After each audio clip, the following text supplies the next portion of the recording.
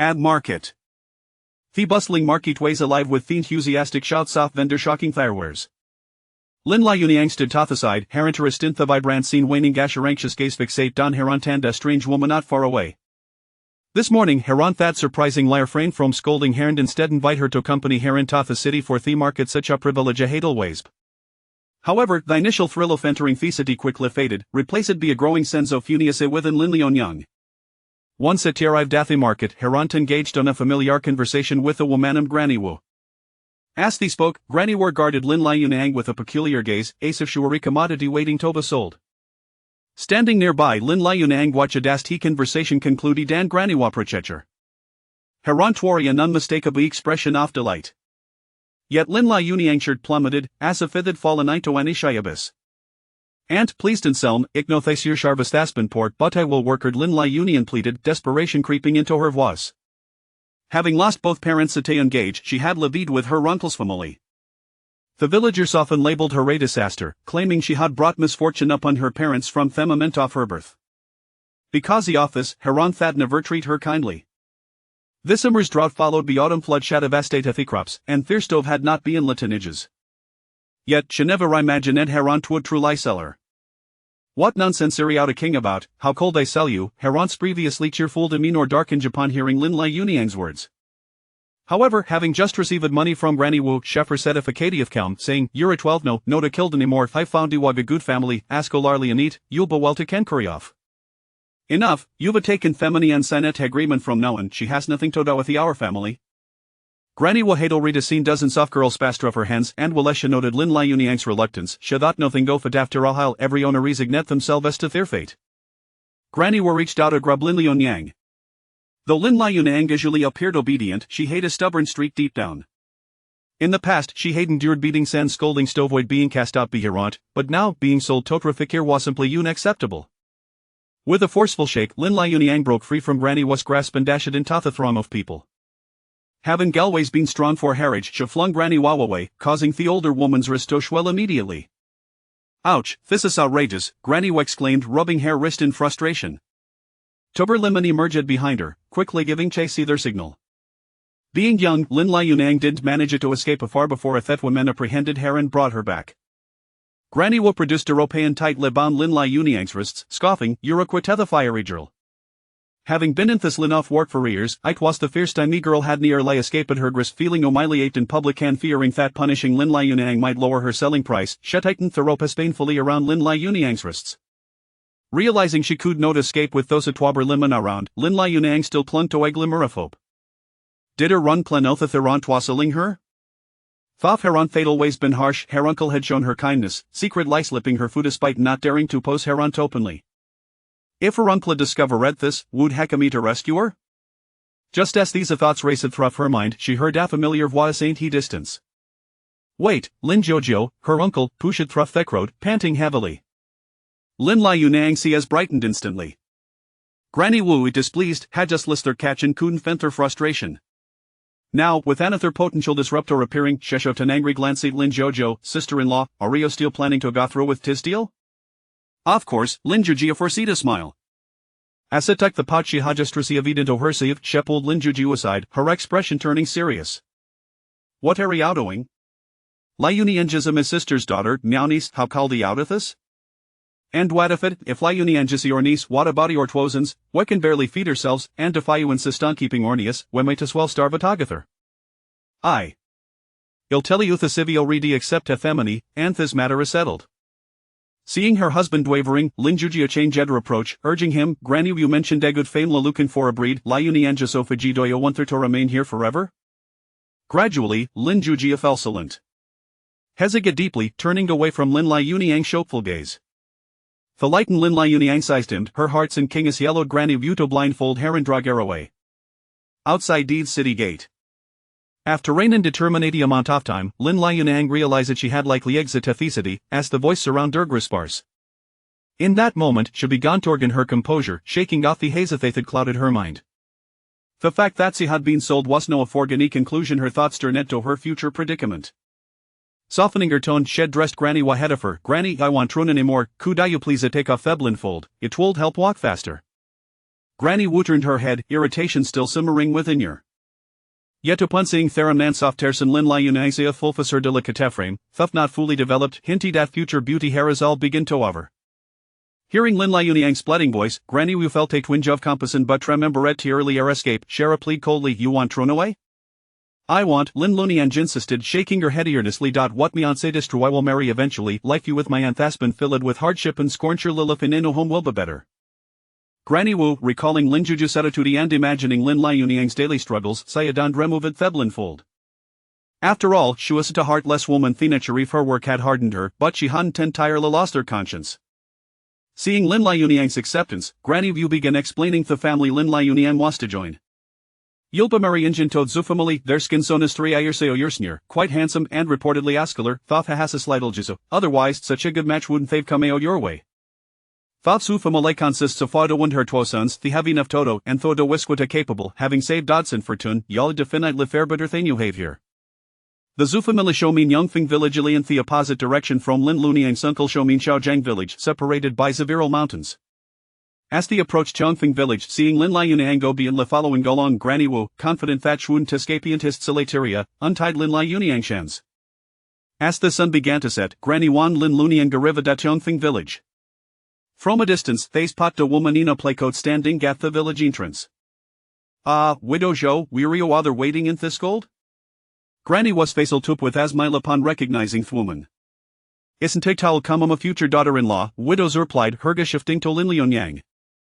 Oh, Thisker Listrala striking, radiating good fortune, Itekian immediate telecking to her. Lin Lai Uniang stood behind Granny Wu, her head slightly bowed, stealing Lin's situidojo. Thwoman appared to bane herfordies, with a kind litamine or tat suggested she was not the type of dobi harsher rung kind. Lin Lai Uniang sangsio shirt settled slightly as you walked along. Liunyang arentio going to call Simeon, Granny Wu gently nudged Thestil figure of Lin Liunyang, reminding her. Mother Lin Luniang hesitated, feeling Gabby tembarrassed. Good girl. To her surprise, the news delighted widow Zhou held her net with satisfaction toward Granny Wu. Very well, it'll take a me daughter-in-law woman now with the weather is cold, and Myson Hekwa needs Simeon be his side. Finally, if found him a caring companion. Ash spoke, she placed a pouch filled with silver soins into Granny Wushins. Granny accepted the heavy, unoblados a pressure smile, pleased to have fulfilled her task. She exchanged readings with widows Wan left Yongfing village. Meanwhile, widows old Lin Lai Uniang Backham, chat and Gammy obly along Thue. I heard from Granny with the Tyrnamius Lionyang, right, widows agrest Lin Lai Uniang shant Lionyang nothatu vecamito tsufamili, consideri or sulphonius, ipromisio won't be mistreated, hetu in is a good boy outwo aliva hapoli together. At this point, widows who hesitated, wondering if Granny Wa had informed Lin Lai Uniang about Hechuan's condition. Yes. Lin Lai Unio nodded, feeling somewhat overwhelmed by widow's housewarmth. However, it seemed that at least her new mother-in-law was pleased with her. Seeing her uncertainty, widows realized that Lin Luniang was soon wary of Hechuan's legisu and said softly. By this time, they had arrived at Zufamali's doorstep. Feller Jigat stood upon, revealing Gatti de courtyard. In the yard, a 4 or 5-year-old boy squatted on the ground, playing with some etchiks. Lin Lai Uniang followed widow Zhou inside, cautiously surveying Thun familiar surroundings. The courtyard, though modest, was well kept, with some vegetables growing ganda kakenku nearby, directly facing Thiardway's Atel brick house that appeared newly built, while it had joining rooms looked some way older. Upon seeing Lin Luniang enter with widow Zhou, the little boy curiously approached her. Are you mine want? Lin Lai Uniang felt a bit flustered, unsure how to respond. Widow Zhou, smiling, Kamado hirade, yes, dear, your grandmother has found a new wife for your skinduncle, soon you'll have a little brother. Unexpectedly, a woman in an apron emerged from the kitchen, eyeing Lin Lai Uniang with a hint of hostility. Oh, Suthas thesis in thought cost mother a fortune? Son Urqui, Clostot falmod hofio yours. Widows, who was well aware of their oldest daughter-in-law had long resented her favoritism toward Theungerson, now having spent a considerable sum to marry off her skinson, fieldest daughter-in-law was even more resentful. Due to speak such nonsense in front of her child, if she didn't support the second branch, the family would surely face difficulties in the future. Liunyang, like you, I's a legitimate wife for Zufamili. I do not want to hear such disgraceful words from my wagain. Enough, how can you speak to your new sister-in-law like that? Son Urqui, visibly displeased, opened her mouth toward her tort, but was interrupted by Zhou went away. Horusha Danup on hearing the commotion. Zhou and Huey offered Lin Lai Uniang an apologetic smile. Sister-in-law, Donna Kitohart, your older sister-in-law is just like that, she means no harm. Lin Lai Uniang glared her head, remaining silent, but she couldn't help but wonder where her husband had not yet appeared. Recalling Sunner Quizier liar words, shuffle tatwin geofangsi, what called be the reason, was it possible that Zhou Hechuan truly had some significant ailment? Otherwise, why would so much money be spent to acquire Harisa breed?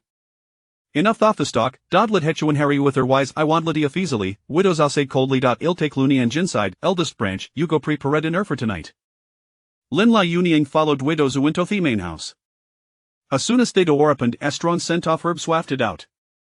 Lin Lai Uniang sa man reclining gante bed, prepet against thepolo a blanket pulled up to his thighs, in grosset in a book. Upon noticing widow Zhou and Lin Luniang's entrance, Theo man lifted haze.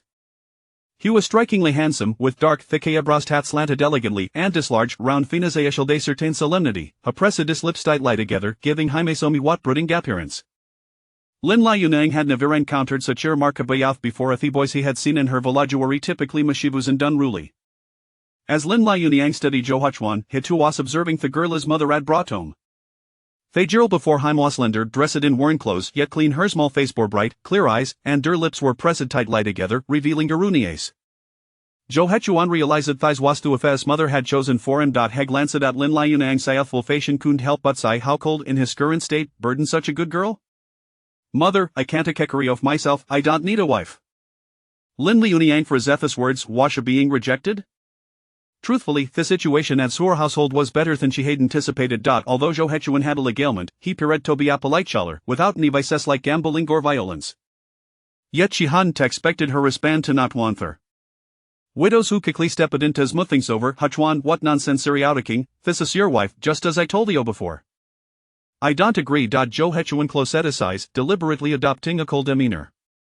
He understood his mother's intentions. Nooni in the village wanted to marry him, Shafirid would remain without care in the future, Sasha bate a girl Tobhai's wife. At this moment, Lin Lai Uniang realized that she had been sold to the family beherent. If the family rejected her, she would have nowhere to go.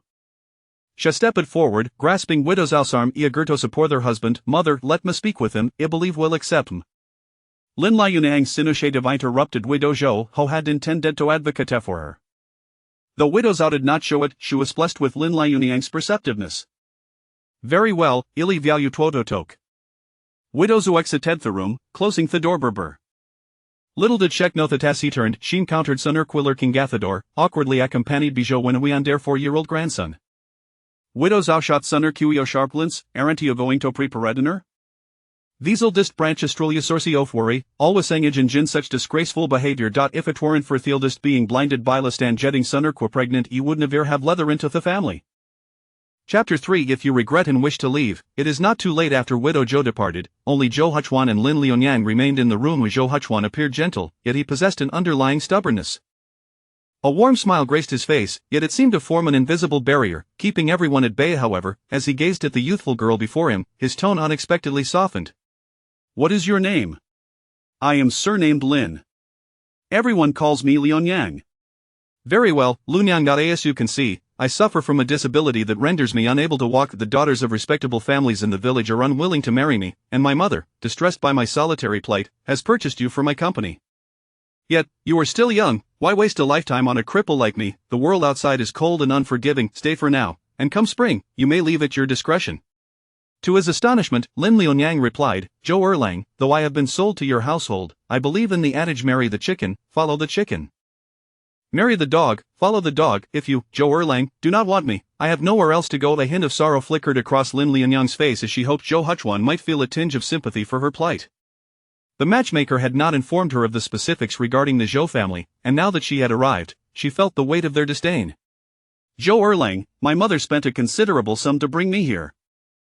It is a kindness to my family. Should you cast me aside, that money will be lost. Might it not be better for me to remain here as a servant, attending to you? Zhou Hechuan regarded Lin Liunyang, who looked at him with pleading eyes. His expression was inscrutable, his gaze deep and contemplative. After a moment of silence, he spoke. Though I am disabled, I am but a country villager, there is no need for a servant. Since you have nowhere to go, you may stay here. As for our relationship, Lin Liunyang quickly interjected, my mother has spent money, and it has been publicly declared that I am the second daughter-in-law. It would not befit us to allow my mother to lose face in front of the villagers. Zhou Hechuan perceived Lin Liunyang's subtle maneuvering to secure her stay. He typically loathed such coyness from young women, yet inexplicably, he found her earnestness not entirely displeasing. A cryptic smile graced his lips as he acquiesced to her suggestion. Very well, we shall refer to each other as husband and wife in public. As for our private matters, whether we are truly husband and wife or not is of little consequence to me. If one day you find a man who captures your heart, I shall not impede your pursuit of happiness. With that, Lin Liunyang felt a measure of relief. At least for the time being, she would not be cast out. As for Zhou Huchuan's subsequent words, there would be time to ponder those later. Once their conversation had concluded, Lin Liunyang offered, "Zhou Erlang, may I assist you with your clothing? Mother mentioned it is time for dinner." Having reached an understanding, Zhou Huchuan did not resist her approach and allowed her to help him dress. Though he feigned calm, he felt his ears discreetly flush with warmth, having never been so close to a woman before. Lin Liunyang assisted Zhou Huchuan into his garments and then retrieved the wheelchair from the corner. She intended to support him as he sat down, but to her surprise, he effortlessly shifted himself into the chair with a practiced ease, using his arms to push himself up from the bed. Lin Liunyang draped a light blanket over his legs and wheeled him to the dining table. Due to Zhou Huchuan's leg condition, Widow Zhou had set up a table in the main room where the family dined. Just as Lin Liunyang completed her tasks, Widow Zhou knocked at the door, calling them for dinner. She opened the door and served the meal onto the table. Once seated, Lin Liunyang was taken aback by the evening repast before them. The table was adorned with several coarse grain buns, a large bowl of scrambled eggs, and a pot of salty broth with a distinct fishy aroma to give them the current famine when many families struggled to find enough to eat, with some surviving on merely 2 meals a day. She was astonished that the Zhou family could afford such a lavish spread. Yet, Lin Liunyang hesitated to reach for the eggs, opting instead for a coarse bun, which she chewed slowly. In contrast, Sun Ercui was unreserved, grabbing her chopsticks to help herself to the scrambled eggs. To her dismay, Widow Zhou swiftly swatted her chopsticks away. "Those eggs are for Liunyang's entrance, they are not for you. Mother, you are being overly biased," Sun Ercui retorted, frustrated. "You have always favored the second son. It was one thing to give him the newly renovated main house for his studies, but now, in these trying times, you have spent so much to marry him off. Since Liunyang has arrived, you treat her more favorably than me. Is one who not your son as well? Bah, Sun Ercui, did I not treat you well when you first entered this household?" Widow Zhou erupted in anger. This eldest daughter-in-law seemed only concerned with her own trivial gains, calculating every detail, despite Widow Zhou's repeated attempts to communicate with her. "Did I not provide you with a proper bridal price when you were pregnant before entering the family? Were you not given daily boiled eggs and even a hen for nourishment?" Sun Ercui fell silent, realizing she had no ground to stand on, and settled down. Lin Liunyang, observing this exchange, kept her head down, quietly eating. As a newcomer, she felt it inappropriate to interject. To her surprise, Zhou Huchuan took the initiative to offer her a piece of egg. Startled, she looked up, and Zhou Huchuan, slightly awkward, avoided her gaze. "Eat more. You are still growing," Mother said. "These eggs were prepared especially for you." He, uncle, are you feeling shy?" Young Zhou Xiang exclaimed, glancing between his uncle and new aunt, as if he had stumbled upon a delightful discovery. "Uncle has a new bride." The child's innocent words shattered the awkward atmosphere at the table, prompting Widow Zhou's expression to soften as she observed Zhou Huchuan's demeanor toward Lin Liunyang become less resistant. A maternal smile graced her lips. Ever since her second son had broken his leg a year prior, though he had shown no signs of distress, a mother could never be oblivious to her child's sorrow. She had watched, pained in her heart, and hoped that by marrying Lin Liunyang to her son, he might find solace and support, enabling him to let go of his burdens and regain his strength. After dinner, Widow Zhou instructed Sun Ercui to clear the dishes while she retained Lin Liunyang in the main room. As the weather turned cold, Zhou Huchuan's legs would often throb with pain. To alleviate her son's suffering, Widow Zhou had learned massage techniques from the village doctor and regularly attended to his legs. Now that Lin Liunyang had arrived, that task could be entrusted to her. Widow Zhou demonstrated the technique for Lin Liunyang, carefully outlining a few key points. Lin Liunyang, quick-witted and adept, soon began to perform the massage with remarkable skill. Widow Zhou observed her proficiency with growing satisfaction before leaving the main room to grant the young couple some privacy. Lin Liunyang devoted herself to massaging Zhou Huchuan's legs, her full attention absorbed in the task. His legs were long and straight, showing no signs of atrophy despite his prolonged confinement to bed, evidence of the meticulous care he had received. As she continued, Lin Liunyang sensed that no matter how diligently she massaged, Zhou Huchuan's legs remained unresponsive. A heavy realization settled in her heart: his legs might never regain their strength. Strangely, a wave of sorrow washed over Lin Liunyang. She believed she had concealed her emotions well, yet Zhou Huchuan, perceptive as he was, saw through her facade. Suddenly, he called her name, his voice gentle like a babbling brook, yet beneath it lay an undercurrent of emotion, as if a fierce beast lurked in the shadows. "Liunyang, now that you have seen and felt for yourself, I shall never stand again. To marry me is to bind yourself to a life of burdens. If you regret this choice and wish to leave, it is not too late. Chapter 4 of the younger sister-in-law generally disdains the second brother and has fled. No. Lin Lunyang abruptly lifted her head upon hearing these words. Zhou Erlang, please do not send me away. I can soon little, can be of service, and will attend to you diligently. I do not intend to drive you away. Upon realizing that Lin Lunyang had once again misconstrued his intentions, Zhou Huchuan felt an inexplicable calm wash over him, dispelling the tumultuous emotions that had surged moments earlier. After all, she was merely an immature young girl, still oblivious to the implications of marrying someone like him. I merely fear that you are too young and may not fully comprehend the consequences of your choice, leading to regret in the future. If you are truly resolute in your decision to stay, I assure you that you shall not suffer any loss. Although my leg is broken and I cannot labor, I do earn a modest income by assisting the villagers with their correspondence. I have made up my mind. I do not regret it, Lin Lunyang replied hastily. Very well. Zhou Huchuan, seeing her steadfastness, accepted this little wife of his. Just as Lin Lunyang had articulated, his mother had invested a considerable sum to secure him a bride, and he could not afford to publicly disgrace her or cause her distress. You need not address me as Zhou Erlang, my name is Zhou Huchuan. You may simply call me Huchuan. Upon hearing Zhou Huchuan finally relent and allow her to remain, Lin Lunyang was overwhelmed with excitement, putting forth all her effort to continue massaging his legs. It must be noted that Lin Lunyang possessed an exceptional aptitude for learning. Having only spent a day with the widow Zhou to acquire the technique of massage, she already surpassed her mentor in skill. Gradually, Zhou Huchuan found himself forgetting the pain in his legs, drifting into slumber unbeknownst to him. Observing that he had fallen asleep, Lin Lunyang gently ceased her ministrations, covered him with a blanket, and quietly extinguished the light before retiring to bed herself. Zhou Huchuan's bed was quite spacious, and Lin Lunyang lay down at the edge. Turning her face to glance at Zhou Huchuan in the darkness, she reflected on her own life. Orphaned at a young age, mistreated by her aunt, and burdened by a weak-willed uncle, the villagers regarded her as a harbinger of misfortune. No one had ever truly cared for her. She thought to herself, returning was no longer an option. Although she had only just arrived at the Zhou household, she sensed that its inhabitants were not ill-intentioned, and the widow Zhou had treated her kindly. If she could remain here, it would provide her with a semblance of refuge. At the break of dawn, Lin Lunyang rose early from her bed. Despite having traveled extensively the previous day and experiencing a whirlwind of events that left her somewhat fatigued, she felt uneasy about Zhou Huchuan's twice expressed desire for her to leave. Fearful of being cast aside, she set to work promptly. She hoped that, should Zhou Huchuan still wish for her departure, the widow Zhou would take into account her industriousness and allow her to stay. Dressed, Lin Lunyang made her way to the kitchen of the Zhou household. There remained some rice in the storage jar, sufficient for porridge, though there was a scarcity of firewood.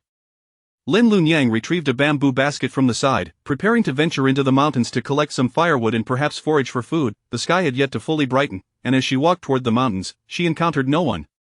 If only I could gather some food from the mountains, Lin Lunyang mused as she traversed the forest. She envisioned delectable wild mushrooms suitable for soup, winter greens perfect for stir-frying or salad, and perhaps a few sweet potatoes to unearth. Sweet potatoes could be roasted over the fire, yielding a golden, oily treat, as sweet as candy, and one could sustain oneself for half a day on just one. As Lin Lunyang ventured deeper into the woods, she began to perspire. The forest was surprisingly warm, akin to spring. The ground was strewn with fallen branches, and as she bent down to collect sturdy twigs, she noticed broad leaves among the scattered debris. Sweet potato leaves. She hurriedly cleared the branches atop them and brushed aside the soil, revealing a large sweet potato buried beneath. Lin Lunyang's heart leapt with joy as she quickened her pace, unearthing the sweet potato, only to discover several more nearby, which she unearthed as well. These sweet potatoes filled Lin Lunyang's embrace, and after weighing them in her hands, she estimated their total weight to exceed 3 pounds. She placed her bounty into the bamboo basket, gathered half a basket of firewood, and, noticing that morning was nearing, prepared to retrace her steps. The return path felt somewhat different from the way she had come. As she walked, doubts crept in. Is this truly the route I took?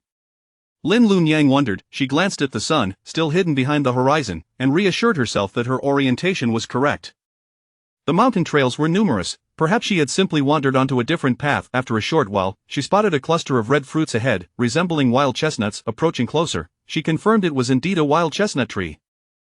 Beneath such trees, one often finds wild mushrooms. Furthermore, wild chestnuts bear fruit in winter, offering a sweet and tangy taste, juicy and refreshing, making them an excellent appetizer. Lin Lunyang gathered 3 handfuls of wild mushrooms into her basket, recalling how little Zhou Huchuan had eaten the previous day and how he had appeared unwell. She resolved to bring him some wild chestnuts as well. The wild chestnut tree, perhaps due to its location in a sparsely populated area of the forest, bore heavily laden branches, and Lin Lunyang carefully selected the two largest and ripest fruits to tuck into her bosom. Having completed her foraging, dawn was approaching, and Lin Lunyang hurriedly shouldered her bamboo basket and made her way back. Before she even reached the Zhou household, she heard the resounding voice of Sun Erchui. "Oh dear, I believe the younger sister-in-law has left out of disdain for the second brother." "Impossible. Lunyang is a good child, and in this bitter winter, where could she possibly go?" The widow Zhou immediately leapt to Lin Lunyang's defense, though her heart was also heavy with concern. Just then, Zhou Huchuan spoke up.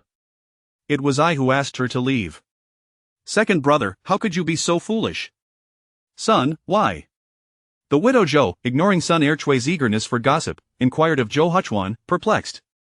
Chapter 5. The second son's wife. Truly fortunate Lin Lunyang felt a slight stir in her heart. She had not anticipated that Zhou Huchuan would speak up for her, and Zhou widow also chose to place her trust in her. She entered through the doorway while I remained outside, claiming I had ventured into the mountains to gather firewood and forage for food. Gather firewood, forage for food. Sun Erchui regarded her with suspicion. "In this frigid winter, who do you think you're fooling? I visited the mountains just a few days ago, and it was barren, with nothing to be found. Surely, you haven't snuck away only to return empty-handed and concoct some absurd excuse? How dare you speak such nonsense? Lunyang is not that kind of person." Zhou widow immediately retorted Sun Erchui, turning to Lin Lunyang with concern. "Lunyang, why did you venture into the mountains alone? It is perilous there during winter with wild beasts lurking about." "Do not heed your sister-in-law's words, she speaks from a place of ignorance. As long as you are unharmed, that is what truly matters. In this bitter cold, there is hardly anything to be found in the mountains." Seeing Lin Lunyang silent, Zhou widow assumed she had been hurt by Sun Ercui's remarks and hurried to comfort her. However, at that moment, Lin Lunyang set down her bamboo basket and emptied its contents onto the ground. At the top lay wild mushrooms, with firewood in the middle and 4 sweet potatoes at the bottom. The eyes of everyone present were instantly drawn to the sight. "Mushrooms!" exclaimed the youngest, Zhou Xianyou, unable to contain his excitement as he eagerly approached to grasp a large sweet potato. "And sweet potatoes? Where did you find these?" Sun Erchui, surprised by the bounty, circled the bamboo basket, though a twinge of doubt gnawed at her. She had been to the mountains just days ago and had seen none of these treasures. Could it be that her sister-in-law truly had such good fortune? "How splendid, we shall have sweet potato porridge today." Sun Erchui thought of the sweet, delightful porridge and could not suppress a swallow. During this year of famine, she had not tasted anything sweet in quite a while. She deliberately chose to forget her earlier jibes aimed at Lin Lunyang. Unexpectedly, Zhou widow, who had been standing by, scoffed, "You have quite the audacity, don't you? Just moments ago, you were saying she ran away, and now you're coveting what she has brought back. Let me tell you, these are the belongings of Lunyang, belonging to the family of the second son, so do not even think about laying your hands on them." "Mother!" Sun Erchui stamped her foot and glanced at the silent Zhou, nudging him. "You ought to say something. Isn't Xianyou your son? He is at the age where he is growing." "When my sister-in-law was throwing around her barbs, she certainly did not regard me as her brother, nor did she consider Lunyang as her sister-in-law," Zhou Huchuan interjected, feeling inexplicably displeased at Lin Lunyang's reticence. "Enough! You ought to keep quiet. As the elder sister-in-law, how can you still have the gall to snatch from your sister-in-law?" Zhou reprimanded, feeling a bit embarrassed that his younger brother had spoken up. "My sister-in-law has misunderstood," Lin Lunyang said, wishing to diffuse the tension. "I was merely out searching for firewood to prepare breakfast, and everything I gathered belongs to the household collectively." "Ah, the second son's wife is quite understanding." Zhou widow felt satisfied as Lin Lunyang took the initiative to ease the atmosphere. This second daughter-in-law was more sensible than the first. Although she had just admonished the eldest daughter-in-law, she did not wish for any discord between the two families over trifles. As a mother, her desire was for the family to remain harmonious. With the air cleared, Lin Lunyang proceeded to the kitchen to prepare breakfast. She took out 2 sweet potatoes for immediate use, saving the other 2. The wild mushrooms were set aside for lunch. She washed the smallest sweet potato, diced it, and added it to the rinsed rice before placing it in the pot over the fire. Soon, a rich, sweet aroma wafted through the kitchen. She boiled a pot of water, washed the largest sweet potato, cooked it, cooled it, mashed it, shaped it into little animals, and steamed them. Before long, she had prepared a plate of delightful pastries, each with its own whimsical form. Meanwhile, Sun Ercui, in the courtyard, caught wind of this enticing fragrance. Her appetite stirred. Even Zhou Huchuan, usually lacking in appetite, felt his hunger awaken. When Lin Liunyang finally set breakfast on the table, the youngest Zhou Xianyo was immediately captivated by the animal-shaped sweet potato pastries, reaching out to grab one and pop it into his mouth. For little Zhou Xianyo, it was the best thing he had ever tasted, soft, sticky, and utterly satisfying. It whetted his appetite. He gazed longingly at the bowl of porridge Lin Liunyang was serving, the aroma more enticing than anything he had encountered before. The others in the Zhou household felt their appetites surge. Sun Ercui consumed 2 bowls in quick succession, recalling the saying that one's mouth is short when one relies on others, and thus felt less inclined to be harsh towards Lin Liunyang. Zhou Widow observed Zhou Huchuan finishing his bowl of porridge, even sampling a piece of sweet potato pastry, and felt a deep sense of contentment. Her gaze towards Lin Liunyang grew warmer. It seemed she had indeed chosen well in marrying her second son to this wife. The second son's wife was truly fortunate. A trip into the mountains had yielded such a bounty. After breakfast, Zhou Widow instructed Sun Ercui to clear the dishes while encouraging Lin Liunyang to spend more time with Zhou Huchuan. Once everyone had vacated the room, Zhou Huchuan could no longer hold back. What audacity you have to venture alone into the depths of the mountains this early in the morning. Though his tone was reproachful, Lin Liunyang discerned the underlying concern in his words. She replied softly, "It's nothing, look at all that I managed to bring back. That was mere luck." Zhou Huchuan, noticing her lack of concern for her own safety, felt an inexplicable irritation rise within him. "Your sister-in-law asked for your things, and you simply gave them to her? These are the fruits of your labor." "Well, I did have someone speaking on my behalf." Lin Liunyang realized Zhou Huchuan's tough exterior concealed a soft heart and responded with a smile. She suddenly leaned closer to him in the wheelchair, producing a hidden wild chestnut from her bosom. "I secretly saved this delightful treasure just for you." Chapter 6. My mother says he is a cripple. What is this? Zhou Huchuan was startled by Lin Liunyang's sudden proximity. Although he feigned calmness while accepting the fruit from her hand, his ears subtly flushed with embarrassment. "This is wild chestnut, which aids digestion and stimulates the appetite. I noticed you had little appetite yesterday, so today I ventured into the mountains and found a wild chestnut tree. I brought some back for you." Lin Liunyang's rosy cheeks glowed with excitement as she added, "This is something I secretly brought for you, not for anyone else." "Silly girl," Zhou Huchuan murmured softly. His voice was barely audible, and Lin Liunyang did not catch his words. Instead, she continued to seek his approval. "I am quite capable, my husband, could you please not drive me away? Since I married you, I am yours." Zhou Huchuan gazed at Lin Liunyang's pitiable expression, and a tender part of his heart was stirred. "I haven't driven you away. Ever since you expressed your desire to stay yesterday, I have regarded you as my wife." In that instant, Lin Liunyang's face radiated a dazzling glow, and Zhou Huchuan, touched by her joy, found his lips curving upwards unconsciously. Just then, Widow Zhou arrived to knock on the door. Today was the day Zhou Huchuan was to receive acupuncture treatment, a task that had previously fallen to Widow Zhou to take him to Dr. Qian's house in the village. Now, that duty was entrusted to Lin Liunyang. Before stepping out, Widow Zhou handed Lin Liunyang a pouch for money, instructing her to pay the doctor's fees. Lin Liunyang confirmed the location of the doctor's house and officially pushed Zhou Huchuan, who sat in a wheelchair, outside. Before departing, she kindly draped a thin blanket over him, covering his inconvenient legs. As they stepped out, the sun was still early, and families had finished breakfast and were preparing for work. A few children played along the village path. Upon seeing Zhou Huchuan in his wheelchair being pushed by Lin Liunyang, the children were both excited and curious. "Look, there's a cripple." "He is not a cripple. My mother says his legs are broken." "He is a cripple, he can only lie in bed, and no one wants to marry him." "You're talking nonsense, isn't that his wife beside him? What do you know, she is just someone he paid for."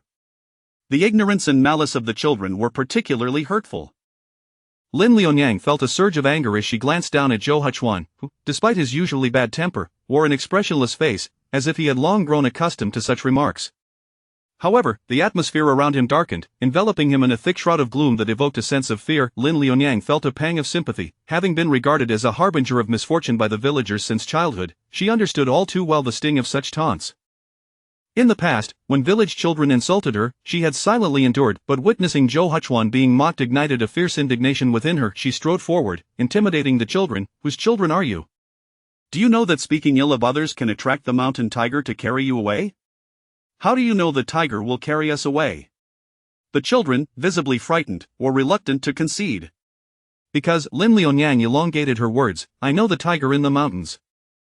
It says that anyone who speaks ill of others will be carried away and eaten." She perfectly mimicked the sound, causing the children to flee in terror. Turning around, she found Zhou Huchuan gazing at her intently, his eyes deep as the night sky, lost in thought. The remainder of the journey was devoid of encounters, and Lin Liunyang successfully pushed Zhou Huchuan to Dr. Qian's residence. Zhou Huchuan visited twice a month like clockwork, making him an old acquaintance of Dr. Qian. Dr. Qian had prepared the acupuncture kit early that morning. However, upon seeing Lin Liunyang instead of widow Zhou accompanying him, he was slightly taken aback. Realizing she was the bride widow Zhou had mentioned for her son, he acknowledged that she was indeed a striking individual. Lin Liunyang assisted in lifting Zhou Huchuan onto the bed, while Dr. Qian withdrew a long silver needle from the acupuncture kit, causing Lin Liunyang's heart to race with trepidation. She anxiously grasped Zhou Huchuan's hand, her worry evident in her gaze. That needle must hurt terribly. The concern etched on her face was palpable, and Zhou Huchuan understood her unspoken thoughts instantly. He wanted to reassure her that his legs were completely devoid of sensation. The needles would not inflict any pain upon him. Initially, when his legs were first broken, he had harbored a flicker of hope, but as time wore on, he had come to accept his reality. Were it not for his mother's persistent urging, he would not have returned for this acupuncture treatment. After the treatment, Zhou Huchuan noticed Lin Liunyang watching him with concern. "Huchuan, do you feel any better?" For reasons unknown, Zhou Huchuan instinctively uttered a falsehood. In truth, he felt nothing at all. "That's wonderful." Lin Liunyang beamed, then turned to Dr. Qian. "Doctor, is there anything my husband can do at home to aid his recovery?" Dr. Qian, meeting Lin Liunyang's eager gaze, momentarily hesitated to shatter her hopes. Zhou Huchuan had been receiving treatment from him for over 6 months, and with the bones of his legs utterly shattered, how could they ever mend? Even the most skilled healer could only treat legs that still retained some semblance of structure. Dr. Qian tactfully advised, upon returning home, daily herbal baths may help slow the atrophy of the legs and be beneficial. Regular massages should also continue to alleviate any stagnation in the meridians. "All right. Please prescribe the medicine for me."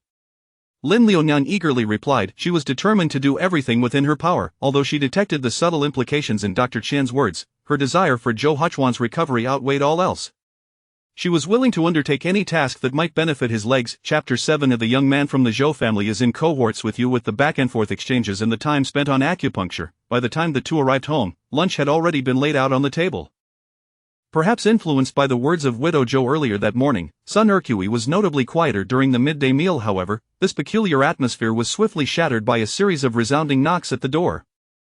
"Knock, knock, knock. Aunt Zhou, is Yichuan home? It's me, San Shunzi. There's a matter in the village that requires Yichuan's presence." Li Shun, the youngest son of the village chief, was in his early teens and had always enjoyed a close relationship with Zhou Yichuan. Widow Zhou sent her grandson, Xiaonyou, to open the door. "Uncle Shun, my second uncle is at home." Li Shun ruffled Xiaonyou's hair, and upon noticing the Zhou family gathered around the dining table, chuckled sheepishly. I've come at an inopportune time and interrupted your meal. However, this matter is urgent. My father is indecisive, and I can only ask Yichuan for guidance." By this time, Zhou Yichuan had finished his meal and set down his chopsticks. "All right, Shun, please bring my wheelchair over." Widow Zhou did not object. "Fine, we've nearly finished eating. Lulu Lang, you take the second child and go with Shun." Only then did Li Shun notice the unfamiliar face at the dining table. After a moment of surprise, he quickly realized, this must be the new wife of Zhou Urge. "Hello, second sister-in-law, I'm Shunzi." Li Shun, with his warm and familiar disposition, recounted the entire situation during their journey. The Zhangyan Li families were neighbors, their fields adjacent to one another. A dirt mound had been raised as a dividing line, marking the boundary between the two households, with 3 feet of pathway left on either side for passage. At some point, the Zhang family had begun to excavate soil from their side of the boundary and disposed of it on the Li family's side, gradually encroaching upon land that rightfully belonged to the Li family. This year, the Li family discovered that they had been pushed back a full 3 feet from the originally marked line, leaving them with no space to walk, which was simply intolerable. Thus, a dispute arose with the Zhang family. Unexpectedly, the Zhang family claimed that the boundary had always been as it was and that they had not encroached. Consequently, the matter escalated to the village chief. The Zhang family suspected favoritism due to familial ties between the Li family and the village chief, prompting the chief to summon Zhou Yichuan. Despite his youth, Zhou Yichuan had distinguished himself by passing the county examination and was recognized by the villagers for his intellect and character.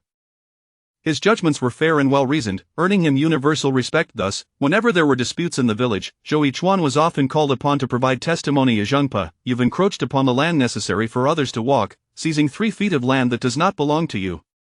This matter is clearly in your disfavor. Who doesn't know that Li Shan is your nephew? Naturally, you favor your own kin. The boundary is right there. I have not moved it an inch." How do we know that it isn't that greedy Lihu, having planted crops on what should be a pathway, now seeks to seize my family's land? Before the three could enter, they overheard the village chief trying to mediate the situation, followed by Zhang Pei's unreasonable retorts. The village chief wore an expression of helplessness. Nearby, Li Shan's face turned crimson. Zhang auntie, how can you distort the truth like this? When my father was alive, I would address you as auntie, but after his passing, you've taken advantage of my youth to repeatedly encroach upon my family's land. The boundary was originally right in the center of our lands, yet you've secretly shifted it toward my family over the past few years.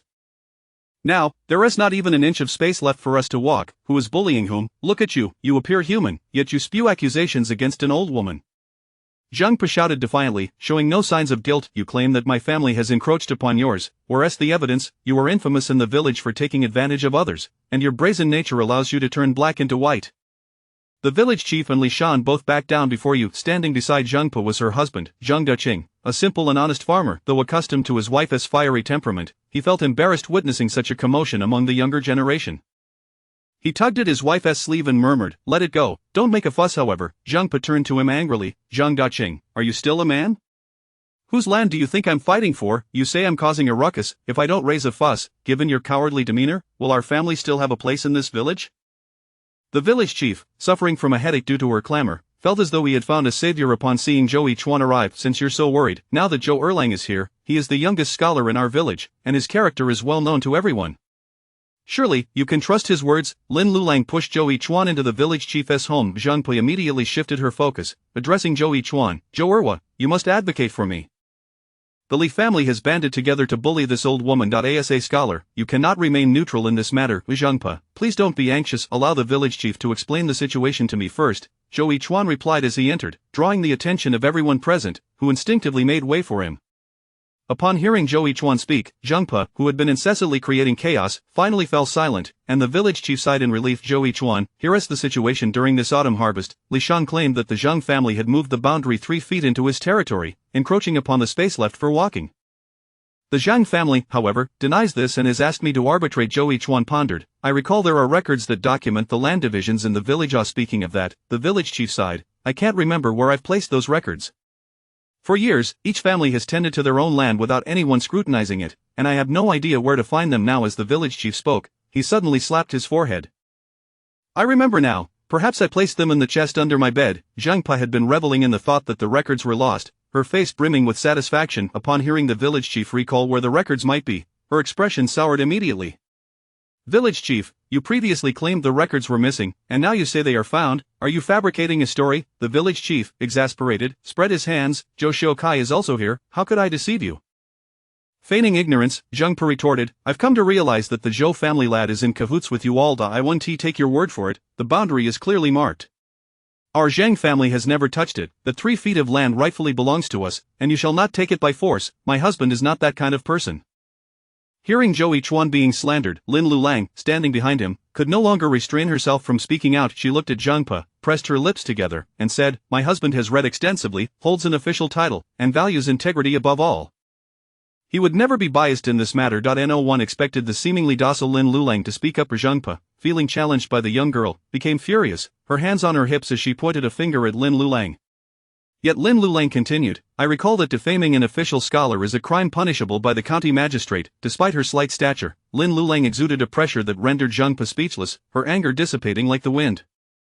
Lin Lulang then turned to the village chief, her youthful face radiating an undeniable determination. Since you've remembered where the records are, let us bring them out. Let everyone see clearly who has encroached upon whom's land. The village chief and Li Shan entered the house together to retrieve the wooden chest from under the bed. Opening it revealed a thick stack of books and papers. The village chief crouched down and began rummaging through the contents of the chest. Li Shan and Lin Lulang aided in the search. As more and more volumes were inspected and stacked outside, the number of books in the chest dwindled. However, the record documenting the land divisions had yet to surface.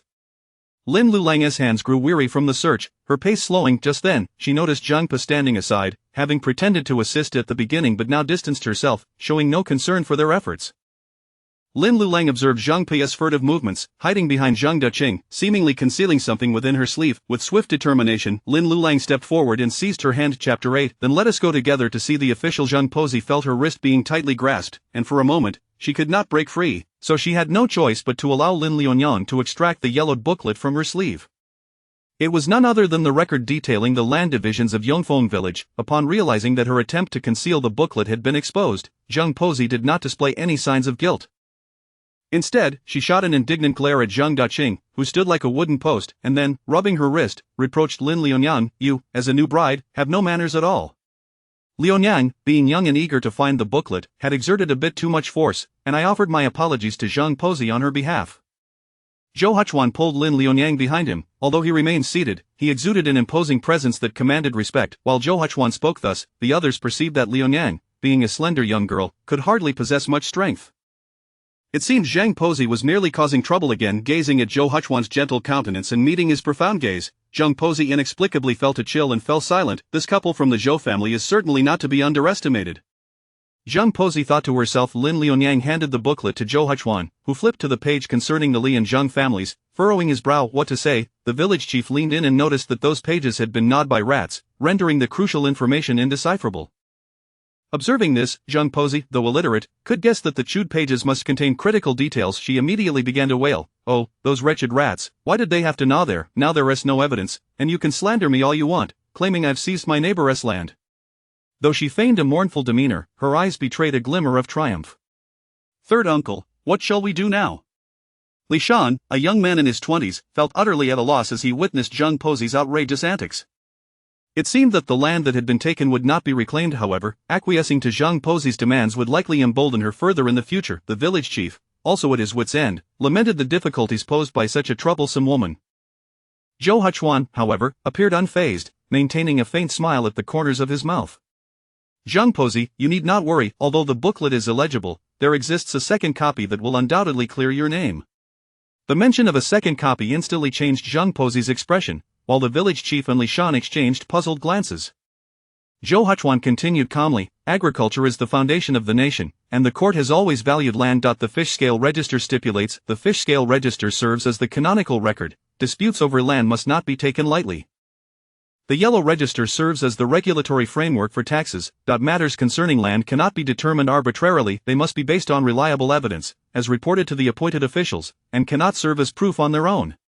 Though Yongfeng village is situated in a remote area, the distribution of land is meticulously recorded at the county level. All that is required is for Zhang Pozi and Li Shan to visit the official and request a judgment from the county magistrate, who will certainly order the retrieval of the fish scale register and send officials to ascertain the boundaries of the land, thus clarifying the matter. Indeed, the village chief exclaimed with delight, "Zhou Erlang is absolutely correct. The court has always placed great importance on land matters, and the records of land divisions in the fish scale register are preserved for many years, overseen by dedicated personnel." "Very well, then, let us go together to see the official." Although Li Shan was a rather unassertive individual, he felt a surge of indignation stirred by Zhang Pozi's antics. Zhang Pozi swallowed hard at the thought of meeting the official. A flicker of apprehension crossed her face, yet she maintained a facade of bravado, declaring, "Let us go see the official. The benevolent magistrate will surely uphold justice for me." "Then I must trouble Zhou Erlang to draft the petition on my behalf," Li Shan said, bowing slightly toward Zhou Huchuan. Seeing this, the village chief hastened to bring a table for Zhou Huchuan, along with paper and ink. Zhang Pozi's complexion grew increasingly grim. Lin Lianyang, catching a glimpse of her expression, turned to Zhou Huchuan and, feigning curiosity, inquired, "Huchuan, I have heard that speaking falsehoods before the county magistrate can lead to severe penalties, and once a person is branded with a crime, their family will also suffer the consequences. Is that true?" Zhang Pozi trembled at the thought, instinctively retreating a step. "What are you saying to frighten me?" Zhou Huchuan regarded Lin Lianyang's animated expression with a hint of affectionate amusement, and deliberately echoed her words, "Lianyang speaks wisely. According to the laws of Dalian, those who conceal the truth or distort facts face 50 strokes of the rod." 50 strokes? Zhang Pozi's voice quivered, and her body began to tremble as well. Finally, Zhang Daqing could no longer contain himself, pulling Zhang Pozi aside and forcing a smile. "Village chief, this old woman has grown forgetful. It was an accident on our part that led to the encroachment on Li's land. We shall return and restore the boundaries at once." Zhang Pozi, indignant, attempted to break free from Zhang Daqing's grasp. However, he turned and scolded her, "Do you truly wish to face punishment from the official? If not for yourself, then think of the future of our family."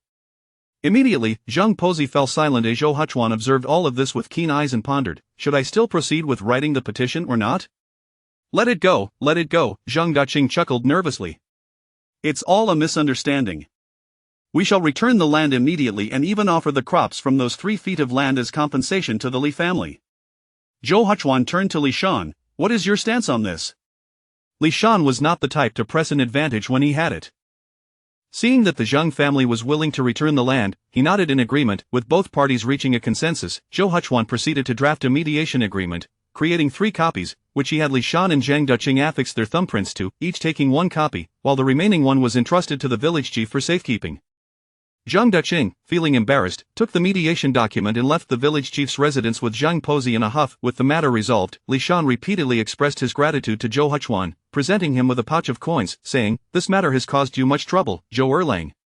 In the village, it was customary for the party that prevailed in a dispute to pay the mediator, especially one of high repute or talent. This was not Zhou Huchuan's first time assisting the villagers in resolving their affairs. He accepted the pouch with gratitude. Lin Liunyang, observing from the side, displayed an expression of admiration. She had always held a deep respect for learned individuals. Her father was a teacher, and before his passing due to illness, she had studied a few characters under his guidance. The wooden box filled with books lay in disarray, scattered across the floor. As Lin Liunyang helped to tidy the books and put them back, her gaze unexpectedly fell upon a book pressed tightly against the side of the box. She withdrew the book. Its cover was quite worn, yet the contents were well preserved. Flipping through a few pages, she discovered illustrations within. Noticing her actions, Zhou Huchuan addressed the village chief. "Village chief, may I inquire if this book is for sale?" The village chief chuckled. "These are merely old books that have seen better days. It would be a waste to let them sit here. If Erlang is interested, please take them all." He then turned to Li Shan. "Shunzi, please help Zhou Erlang carry these books back." Chapter 9. The old patriarch of the family was well versed in the art of subtle manipulation. The village head's household could be considered affluent, with several literate ancestors. This chest of books had been passed down through generations. Although most of the scholarly texts had been lost over time, the remaining volumes were a collection of miscellaneous writings and notes. In this era, books and paper were exceedingly precious commodities. That wooden chest contained no fewer than several dozen tomes, collectively holding substantial value. Ultimately, it was Zhou Huchuan who spoke up to stop the village head, allowing only Lin Liunyang to take a few books with her. Lin Liunyang chose a volume that resembled a cookbook and selected 2 others. For reasons unknown, the sight of that chest of books captivated her, prompting her to make her selections without hesitation. The village head, aware that Zhou Huchuan did not wish to take advantage of him, ceased his insistence, merely stating that Lin Liunyang was welcome to borrow more books whenever she finished those 3. As he sent the young couple on their way, he cheerfully praised Lin Liunyang once more, expressing his surprise that Zhou Er's daughter-in-law was literate, remarking on how well she suited his nephew. In those times, opportunities for boys from common families to receive an education were scarce, let alone for girls. Thus, Lin Liunyang's ability to recognize a few characters was, in their eyes, quite remarkable. Upon returning to the Zhou household, after dinner, with only Zhou Huchuan and Lin Liunyang remaining together, he broached the topic. "Did you study at home?" Lin Liunyang, seated beside the bed, was perusing the cookbook she had taken a liking to that afternoon. Although she had learned a few characters under her father's tutelage during her childhood, her literacy was limited, and she could not recognize all the words in the book. Just as she was feeling frustrated, she heard Zhou Huchuan's question. She replied candidly, "My father was a teacher and taught me some things while he was alive." Lin Liunyang's father had passed away when she was 5. Compared to her mother, whom she never met after birth, she held deep memories of her father. Thus, she spoke of him with pride. "My father was also a scholar, and many sought him out to teach." In the impoverished and remote areas spanning several miles, students were few, let alone a teacher of renown. Zhou Huchuan, who had displayed remarkable intelligence at a young age, had been sent to a private academy in the county by Zhou Guofu, who did not wish to squander his talent, and had found him a scholar as a mentor. Based on Lin Liunyang's information, Zhou Huchuan quickly deduced, "Your father must be Mr. Fang Zhou from Ziyajizwang?"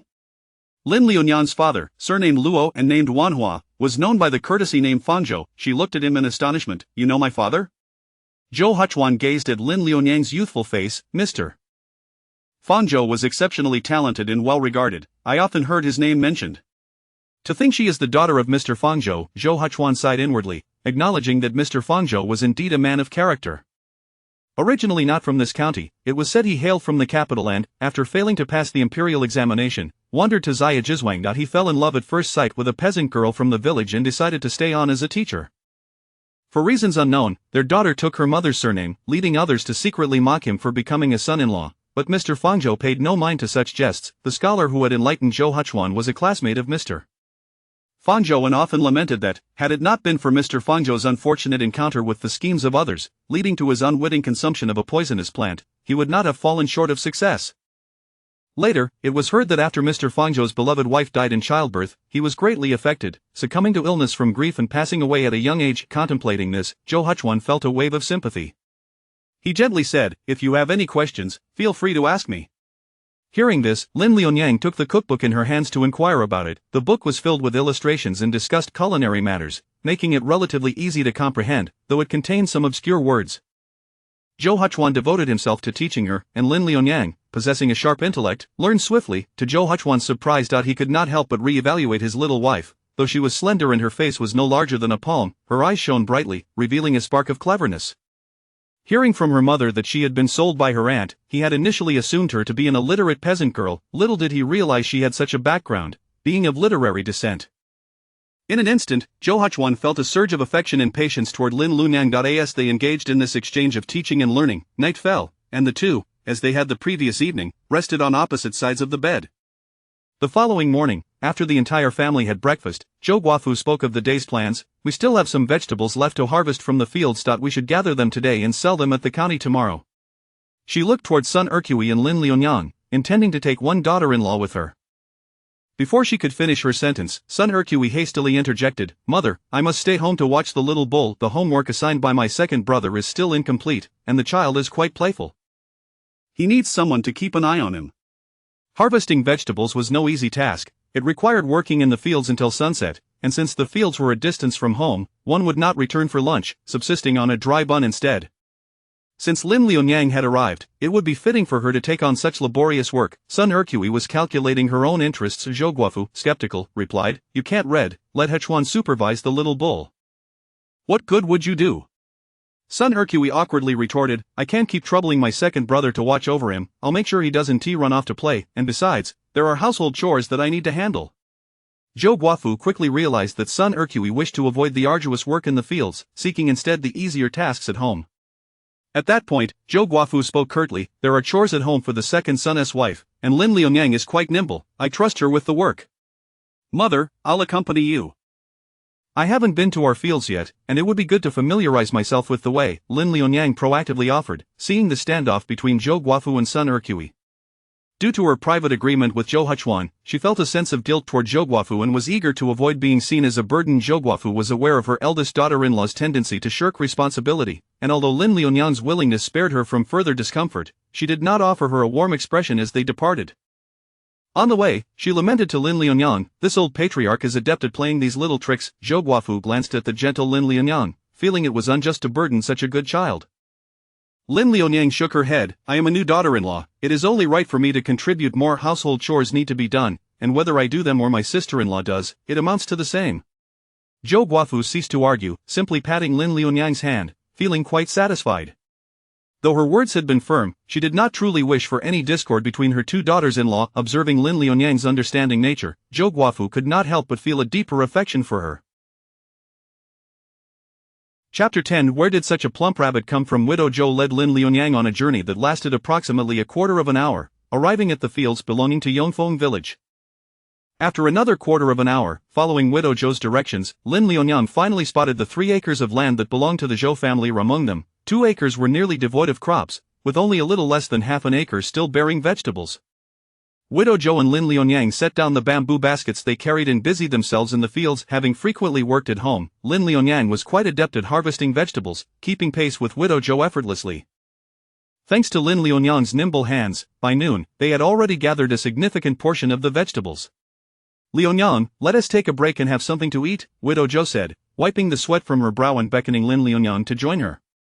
Before they set out, both had brought along some dry steamed buns and now, they would eat them with water as their lunch. Sitting beneath the shade of a tree, Widow Zhou gazed at their 3 acres of land and suddenly let out a sigh. "Alas, our land is poorly situated, far from water, and the soil lacks moisture.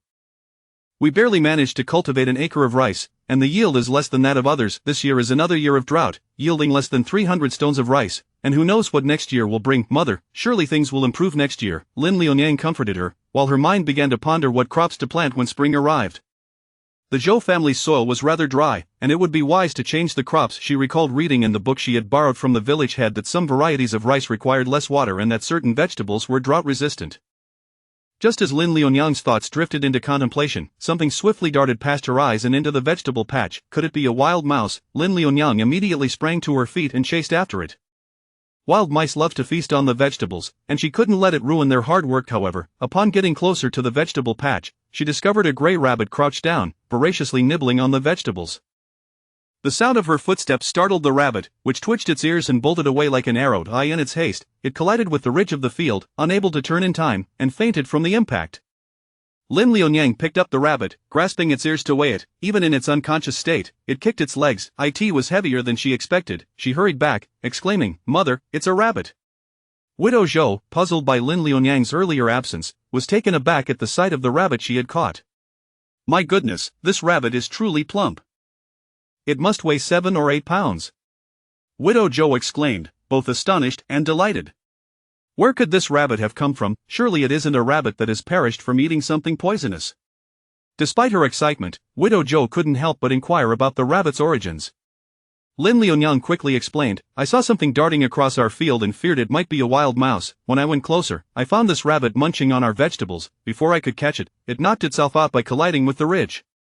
Widow Zhou felt reassured by Lin Liunyang's account and promptly tied up the rabbit with some hemp rope.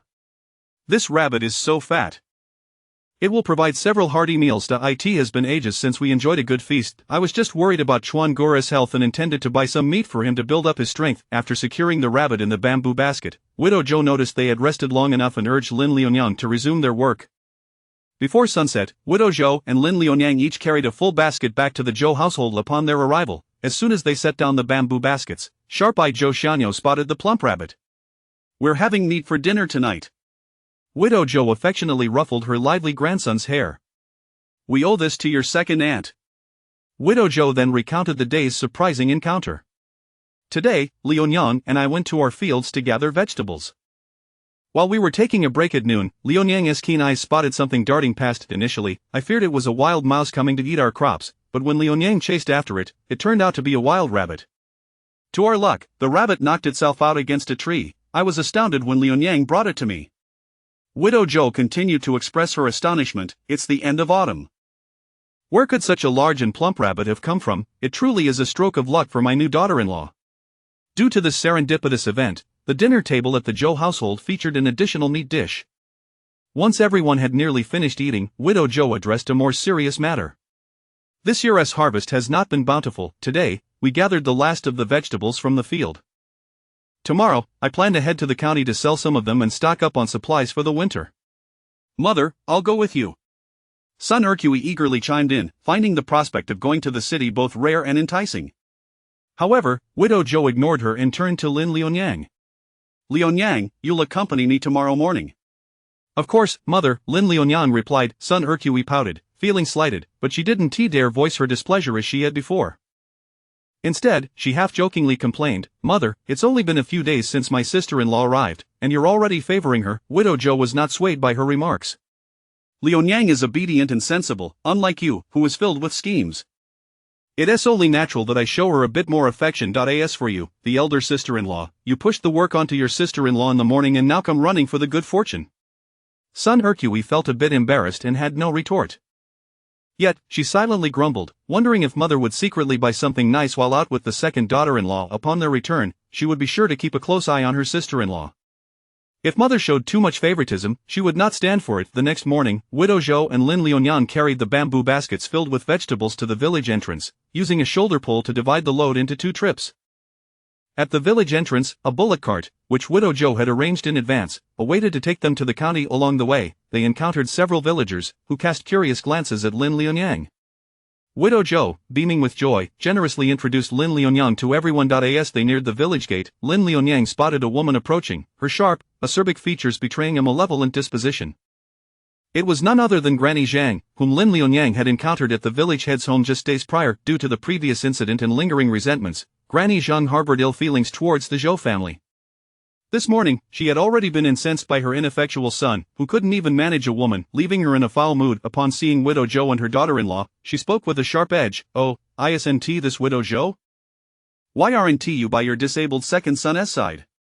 Chapter 11, I shall take all 300 gene of vegetables. Oh, where did this charming young lady come from? Surely, you must have purchased her from your home.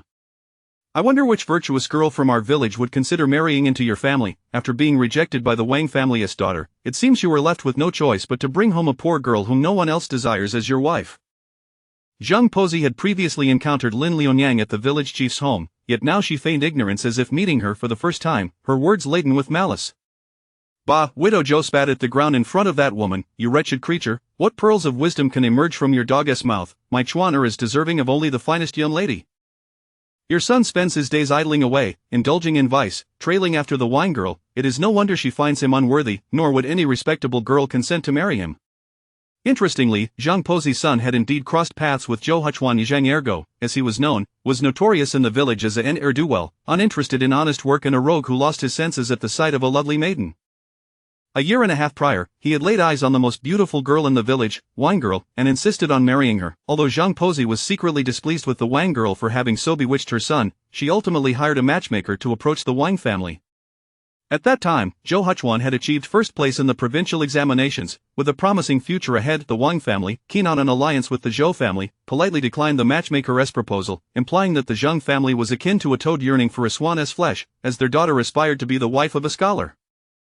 Feeling humiliated, Zhang Pozi harbored a grudge against the Zhou family from that moment onward. When Zhou Huchuan suffered a leg injury, the previously amicable Wang family abruptly severed ties, and the whispers of a potential union vanished into thin air.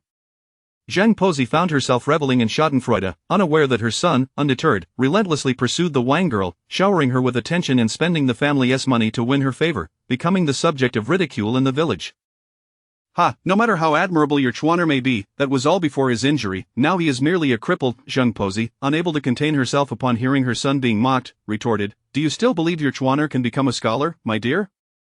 Widow Zhou felt the sting of those words, a painful reminder of her son's predicament, and was left speechless in her indignation. Observing this, Lin Liunyang hastily stepped forward to support Widow Zhou, her patience wearing thin despite her usual avoidance of confrontation. I willingly chose to marry into the Zhou family. Although my husband bears an affliction, his intellect is admirable, unlike those scoundrels who engage in petty theft. How dare you, young lady, speak so impertinently to your elders? Zhang Pozi did not expect the seemingly docile Lin Liunyang to boldly retort, her humiliation transforming into fury as she glared at Widow Zhou. Are you not going to discipline your daughter-in-law? At this juncture, Widow Zhou felt a surge of satisfaction from Lin Liunyang's rebuttal. Her spirits lifted. My Liunyang is exceptional, handsome and capable. Our family has accumulated generations of good fortune to have secured such a fine daughter-in-law, so there is no need for your concern. You should focus on your own son. Times are tough, do not squander your family's wealth on women. With that, she disregarded Zhang Pozi's furious outburst and led Lin Liunyang to board the ox cart waiting at the entrance, setting off for the market.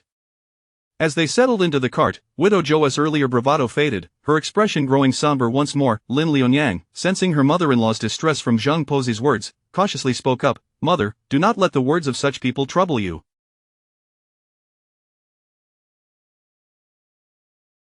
Our lives are lived for ourselves. In my eyes, Chuaner possesses all that is good, regardless of others' opinions. Sighing, Widow Zhou replied, Ah, my dear child, I have not misjudged. It is I who have burdened Chuaner, this fine young man.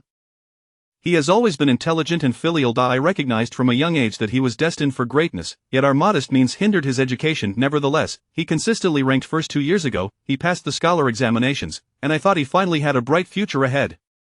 Who would have guessed that he would fall from the mountains while seeking medicine for me? It is all my fault, as a mother, to have hindered him. Do not blame yourself, Widow Zhou. Your son is a reincarnation of the literary star, achieving the title of scholar at such a young age. Even if he cannot continue his studies now, with his talents, will he not always find sustenance? The ox cart driver, hearing their conversation, chimed in. He, too, was from Yongfeng village and felt sorrow for Zhou Huchuan's plight. As their conversation unfolded, they soon arrived at the county town. Upon entering the city gates, the driver slowed the cart and turned with a smile, asking Widow Zhou, Which market shall we visit today, the south or the north? There are 2 markets in the county, the southern market known for livestock and poultry, while the northern market specializes in fruits and grains, albeit with more competition. Widow Zhou typically frequented the northern market but had also visited the southern one, finding both equally satisfactory in sales. Just as she was about to respond, Lin Liunyang gently tugged at her sleeve, Mother, let us go south. For reasons she could not articulate, she felt an inexplicable inclination that the southern market would prove more advantageous. Widow Zhou had no strong preference between the 2 markets, she considered that while the northern market attracted more visitors, it also faced stiffer competition. Conversely, the southern market, though quieter, had less rivalry. Thus, she acquiesced to Lin Liunyang's suggestion and instructed the driver to head south. As the sun began to rise, the market buzzed with activity, the sounds of vendors calling out their wares echoing from afar. The driver helped Widow Zhou and her daughter-in-law disembark at the market entrance, assisting them in carrying their bamboo baskets to their stall before departing. This time, Widow Zhou brought 6 baskets of vegetables, weighing approximately 300 jin. Based on past experiences, selling 200 jin before nightfall would be considered a success. However, no sooner had Widow Zhou and Lin Liunyang set up their stall than a customer approached.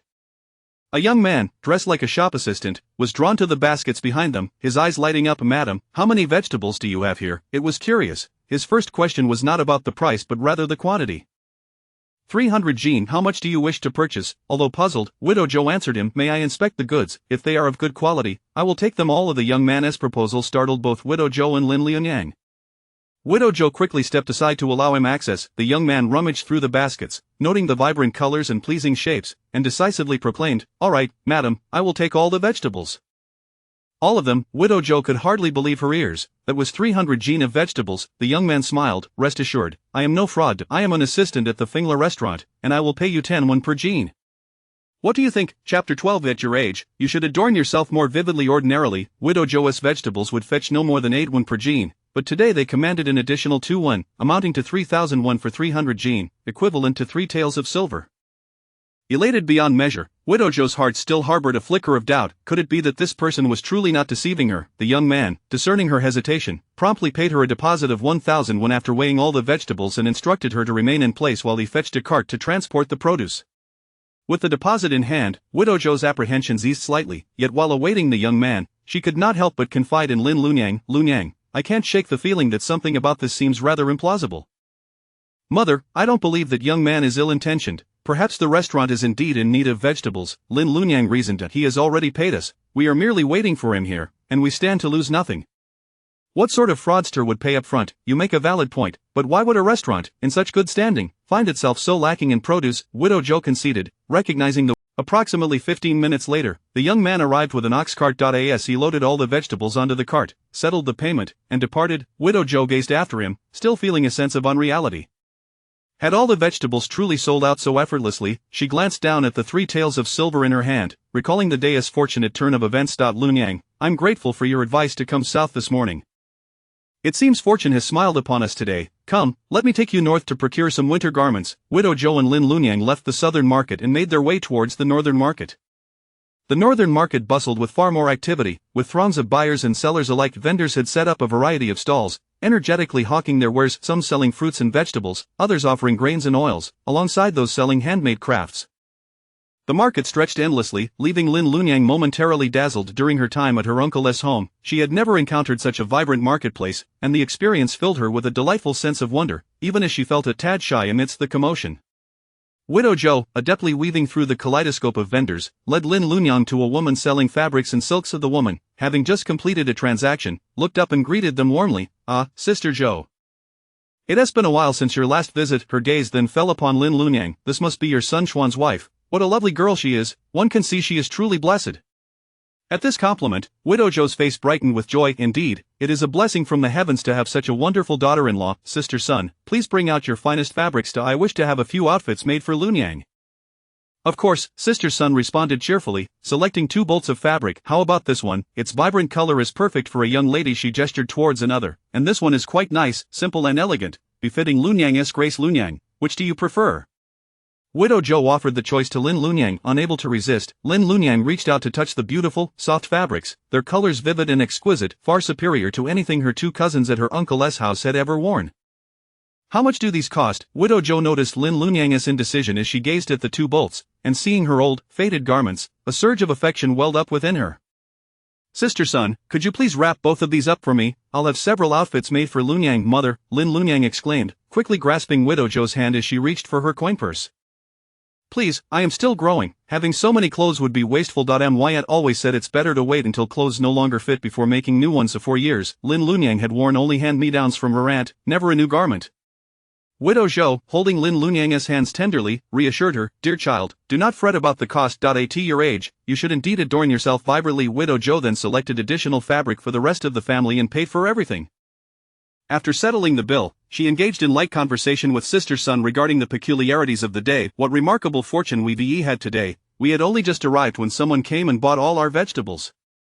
They claimed to be from the Fingla restaurant, and their payment was refreshingly prompt." Fingla restaurant. Sister Sun's expression shifted at the mention of the familiar establishment. "I asked that not the small restaurant recently targeted by Yunla Tavern?" "Indeed, it is," Sister Sun clarified, unraveling Widow Zhou's confusion. "Oh, Sister Zhou, you may not be aware of the recent events in the county. Fingla restaurant has been operating for many years, but with the advent of the new Yunla Tavern, backed by the county magistrate's brother-in-law, they have not only stolen away many patrons but have also purchased all the vegetables that Fingla supplied. The most dire part is that Fingla initially gained its reputation from their fragrant rice wine, yet now the ingredients for that rice wine have also been bought up, forcing them to resort to inferior grains for brewing, resulting in a wine of lesser quality. Consequently, their clientele dwindles day by day." Sister Sun lamented, "With this year's erratic weather leading to poor harvests, fewer people dine out, and those who do are merely drinkers. Without their signature rice wine, I fear Fingla restaurant may not endure much longer." Widow Zhou echoed her sentiment, expressing regret. That young man was indeed forthright. One can only assume the owner of Fingla restaurant is likewise a person of integrity, yet they have been subjected to such unscrupulous tactics. Just then, new customers approached Sister Sun's stall, prompting Widow Zhou and Lin Lunyang to bid her farewell and depart. After leaving Sister Sun's stall, Widow Zhou procured some oils, salts, sauces, and vinegar, as well as various provisions for the winter, before preparing to head home with Lin Lunyang. Having sold their goods early, the sun had yet to set, and as they reached the city gate, they encountered the same cart driver who had brought them there, and they climbed aboard his ox cart to return to their village. Along the way, Lin Lunyang found herself reflecting on Sister Sun's words at the market. She also recalled the wild mountain chestnuts she had seen on the hillside in Yongfeng village. Her uncle, a lover of fine wines, faced financial constraints that prevented him from purchasing quality liquor or side dishes, forcing him to settle for inferior spirits, often pairing them with the free wild chestnuts. The wild chestnuts, with their sweet and tangy flavor, could effectively mask the flaws of the cheap wine. However, as they were cold in nature, indulging in too much wine alongside them could be detrimental to one's health. Concerned for her uncle's well-being, Lin Lunyang devised a plan. She would wash and steam the wild chestnuts, transforming them into pastries to accompany the wine. This would not only enhance the wine's flavor but also be gentle on the stomach. Contemplating the abundant wild chestnut trees on the mountainside in Yongfeng village, Lin Lunyang mused that perhaps she could gather the wild chestnuts and sell them to the restaurant. Chapter 13. At this moment, who has penned a letter to him? Aunt Zhou and Sister Zhou. Wait a moment. As Lin Lunyang and Widow Zhou passed by the village chief's home, they heard Li Shun's voice. Li Shun caught up with them from behind, holding something in his hand. "Sister Zhou, a letter has arrived in the village from Brother Zhou." Li Shun handed a thin envelope to Lin Lunyang. After delivering the letter, he greeted the two with a cheerful smile and departed. At this hour, as the sun dipped below the horizon, it was time for dinner in the village. Upon returning home, Lin Lunyang found the Zhou family's evening meal already laid out on the table. During dinner, Widow Zhou remarked on the success of her vegetable sales that day. "Thanks to Lunyang, I managed to return before dark. Goodness, it's the first time I've met someone so straightforward. At first, I thought I had encountered a scammer, a blind cat stumbling upon a dead rat." Sun Ercui, listening to Widow Zhou's unabashed praise and satisfaction directed at Lin Lunyang, felt a pang of jealousy and muttered under her breath. Widow Zhou, catching Sun Ercui's murmurs, intentionally shifted the conversation. "Today, that person even took the bamboo baskets used for carrying vegetables, which were left unsold from the previous harvest. He paid 50 each for them." 51? Sun Ercui exclaimed in surprise. Her husband, Zhou Wenhu, the eldest son of the Zhou family, was a carpenter who took up furniture-making jobs in the village and county. This past summer, he had cut some bamboo for his wife to weave baskets for sale. However, Sun Ercui was not particularly skillful, and the baskets she produced were rough and unsellable. Ultimately, she had to sell some at a pittance, leaving a few stacked at home. Who would have thought that today, they would be bought for 50 each? As Sun Ercui recalled her own baskets, which she had sold for merely 5 each, she felt a twinge of regret. Just then, she heard Widow Zhou say, "I've decided to give 300 to the daughter-in-law of the second family." Widow Zhou seemed to anticipate Sun Ercui's objection and preemptively stifled her words. "When Liunyang married in, the family's circumstances were poor, and we could not even hold a proper feast for her. This is a form of compensation for the second family. Does the eldest family have any objections?" Widow Zhou posed this question, yet her gaze was fixed on her eldest son. Zhou Wenhu, being a simple-minded and honest man, replied, "Whatever mother says goes." Infuriated, Sun Erqui pinched him hard beneath the table. Lin Lianyang, reflecting on the agreement she had with Zhou Huchuan regarding their nominal marriage, felt a sense of undeservedness wash over her. Just as she was about to refuse, Zhou Huchuan beside her encouraged her to accept. This is also mother's goodwill, you should take it, you are at a fine age and should have some money to buy things you like. His words were sincere, imbued with a hint of concern and affection. Lin Lianyang refrained from further protest after dinner. She did not assist in clearing the dishes, for it was the third day since Zhou Huchuan had undergone acupuncture, and it was time for his first medicinal bath. In fact, Dr. Qian had previously suggested a medicinal bath, but Zhou Huchuan believed his legs to be beyond salvation, deeming it unnecessary to expend effort and money. Moreover, given his condition, he could not move on his own, and Widow Zhou could not manage him alone, creating numerous inconveniences. Now that Lin Lianyang had convinced him to change his mind, Widow Zhou was overjoyed yet somewhat anxious. Lianyang, can you manage on your own? Let me assist you. At that moment, only Lin Lianyang, Widow Zhou, and Zhou Huchuan remained in the room. As soon as Widow Zhou finished speaking, Lin Lianyang unexpectedly lifted Zhou Huchuan from his wheelchair. Zhou Huchuan, standing tall with long limbs, found himself enveloped in the arms of the petite Lin Lianyang, and even he, usually composed, felt a tinge of embarrassment. Widow Zhou watched, dumbfounded, and thought, well, now I can rest easy. Who would have thought that this seemingly frail daughter-in-law possessed such strength? Widow Zhou left the room with a sense of relief. After her departure, Zhou Huchuan gently coughed to catch Lin Lianyang's attention. Lianyang, please set me down. Unaware of the proximity she had with Zhou Huchuan, she initially thought she might have exerted too much force. Did I hurt you? She asked with an awkward smile, gently placing him back in his wheelchair. I've always had great strength. You need not worry about me being unable to lift you. Lin Lianyang's eyes sparkled as she gazed at Zhou Huchuan, her face radiating pride as if to say, look at what I can do. Zhou Huchuan, taken aback by the close proximity of the young girl, felt his heart racing inexplicably. He chuckled inwardly at himself for becoming so easily flustered. After all, she was merely a child. Lin Lianyang moved the wooden tub into the room and filled it with hot water. Despite her delicate stature, her strength was surprisingly remarkable. The heavy tub seemed weightless in her hands. To her, Zhou Huchuan was a patient in need of care, much like how she had attended to her sick father in her childhood. Calmly, she helped him remove his outer garments, and as she lifted him, Zhou Huchuan felt her warm hands pressing against him through the fabric, accompanied by the sound of her strong heartbeat. Due to Lin Lianyang's natural demeanor, even though Zhou Huchuan had initially felt shy, he soon composed himself and allowed her to tend to him. After placing Zhou Huchuan into the bathing tub, Lin Lianyang watched as he settled into the herbal bath, the steam rising to his face. Are you feeling uncomfortable? She asked with concern. Zhou Huchuan felt an intense warmth spreading throughout his body, the steam penetrating his limbs, transforming his previously cold form into one of fervent heat. Maintaining a faint smile, akin to a light cloud, he distanced himself from everyone, saying, it's nothing. Go about your business, no need to stay by my side. It was merely a bit of discomfort. After all, he had endured the pain of broken bones and torn muscles from a fall a year ago. This was merely the heat from the medicinal bath. That his body had indeed grown weaker. Zhou Huchuan felt a touch of self-deprecation, a shadow of gloom flickering in his eyes, unbeknownst to him. However, Lin Lianyang was not at ease, so she fetched a small stool and sat beside him, attentively observing his condition. She understood that Widow Zhou had taken her in to care for Zhou Huchuan. Yet, at present, their relationship was more of a facade than anything substantive, leaving Lin Lianyang feeling somewhat guilty. She felt compelled to care for Zhou Huchuan, especially since she had benefited from his goodwill to remain here. Suddenly, Zhou Huchuan furrowed his brow slightly, a muffled groan escaping his lips. Lin Lianyang immediately stood up, placing her hands on the edge of the tub, and asked anxiously, "What's wrong?" A prickling sensation akin to ants biting surged from the soles of Zhou Huchuan's feet. He each felt as though a swarm of ants was gnawing at his heart. Though Zhou Huchuan had initially revealed his discomfort, he now wore a composed expression, yet this painful and itchy sensation disturbed his peace of mind. His legs had been numb since his injury a year prior. Could it be? He shook his head, lowering his gaze, as a fleeting thought crossed his mind, one that he deemed impossible, before promptly dismissing it. Upon meeting Lin Lianyang's concerned gaze, he sighed, saying, "Why don't you talk to me?" Lin Lianyang pondered that perhaps the medicine was indeed effective, which was why Zhou Huchuan was feeling unwell. It should not be anything serious. She recalled the letter Li Shun had given her at the village entrance earlier that day and quickly retrieved it from her pocket.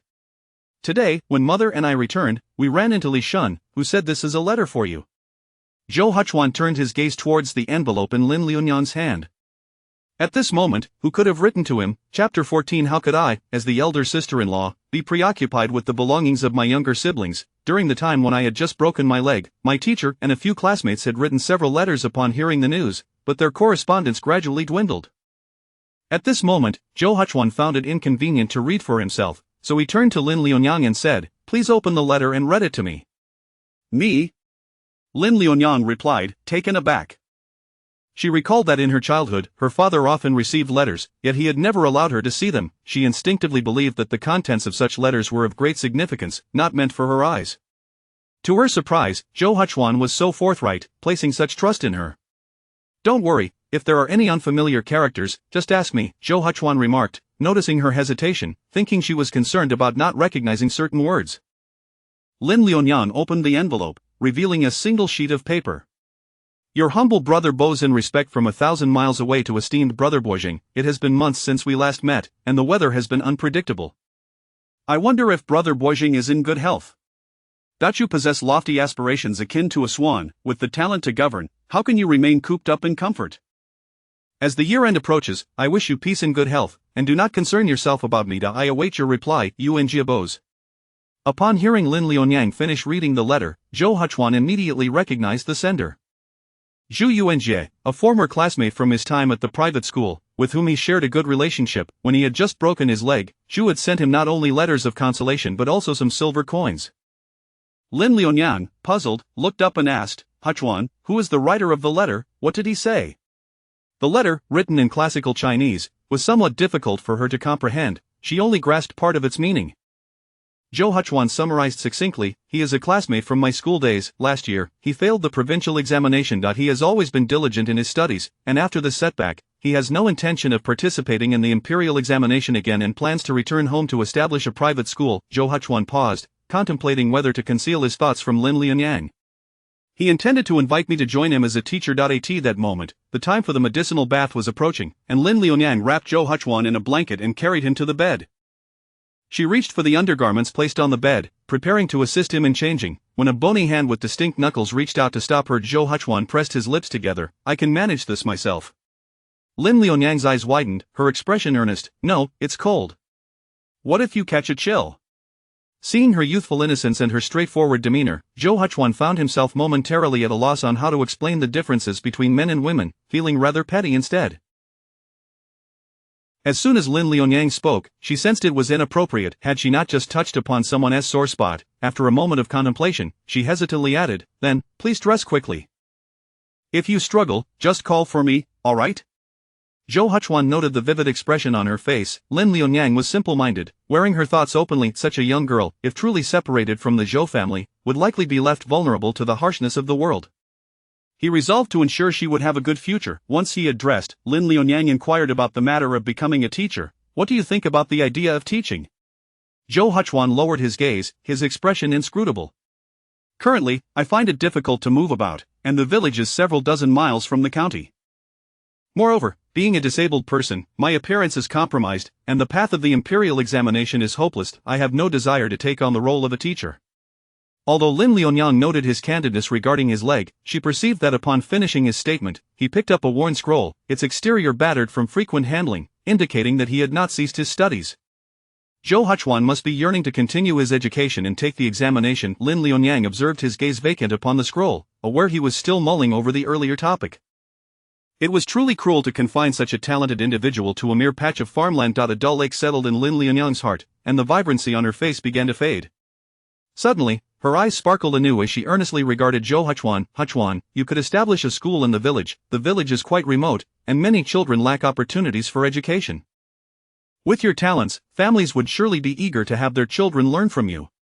Zhou Huchuan did not outright reject the idea but responded, "This year has been a year of famine. When the granaries are empty, who has the leisure to consider education? Furthermore, establishing a school in the village would require the village chief's approval." However, he mused that when spring arrived next year and the village's situation improved somewhat, he might indeed propose it to the chief. Having lived his life this way, if he could establish a school to teach the village children, it would not be a waste of his lifelong learning. Yet, he refrained from voicing this plan, as the intricacies involved required him to discuss it privately with the village chief first. Seeing Lin Liunyang's face contort with understandable conflict, Zhou Huchuan chuckled softly and ruffled her hair. He offered a gentle, sincere smile, less distant than before, infused with authenticity. Do not worry about me. Although I am afflicted, and there are many things I cannot do, I still carry my reputation and will not let you go hungry. Lin Liunyang, reassured by his words, felt confident that he had a plan. She raised her face, her dark, glistening eyes resembling crystal grapes, filled with trust in Zhou Huchuan's abilities, which softened his heart. As the hour grew late, Lin Liunyang emptied the water from the wooden tub and moved it outside. She noticed that the tub appeared aged, with numerous cracks along its walls and some leakage at the bottom. Before lying down to rest, Lin Liunyang thought that since her mother had just given her 300 won, perhaps she could buy Zhou Huchuan a new bathtub. The next morning, after breakfast, Lin Liunyang shared her intention to venture into the mountains to gather wild chestnuts to sell to the Fingla restaurant with widow Zhou. The widow did not find fault with the idea of foraging for fruits, considering that even if they did not sell, they could still be consumed at home. However, widow Zhou was filled with concern. Liunyang, I've heard there are many wild beasts in the mountains, and besides, it is almost winter, where would there be any fruits? The cold weather typically meant a reduction in wild animal activity. Lin Liunyang reassured her, Mother, please do not worry, villagers still go to the mountains regularly with the cold. It should be even safer. That last time I went to gather firewood, I spotted a large grove of wild chestnuts, and I marked the spot when I left. I will go back to that location, alright? Widow Zhou found her reasoning sound and agreed, but added, make sure your sister-in-law accompanies you. It is always better to have a companion. Widow Zhou called into the house. Erchui. Son Erchui emerged, asking, what is it, mother? Today, the second child is going into the mountains to gather fruits. You should accompany her. Into the mountains? Son Erchui expressed reluctance. Is there even any fruit at this time? Once again, she invoked the name of Zhou Xianyo as a convenient excuse. I promised Xianyo I would stay home with him today. Seeing this, Lin Liunyang interjected, Mother, I can go alone. I know the way, and it would be quicker by myself. I will return once I have gathered the fruits. Widow Zhou, aware that her second daughter-in-law had a touch of luck, did not press Sun Erchui further, but gave her a heads up. Since you are not going, if the second child brings anything back, you mustn't eat it, and all the money from selling it belongs to the second child. How could I, as the elder sister-in-law, be concerned about my younger sister-in-law's belongings?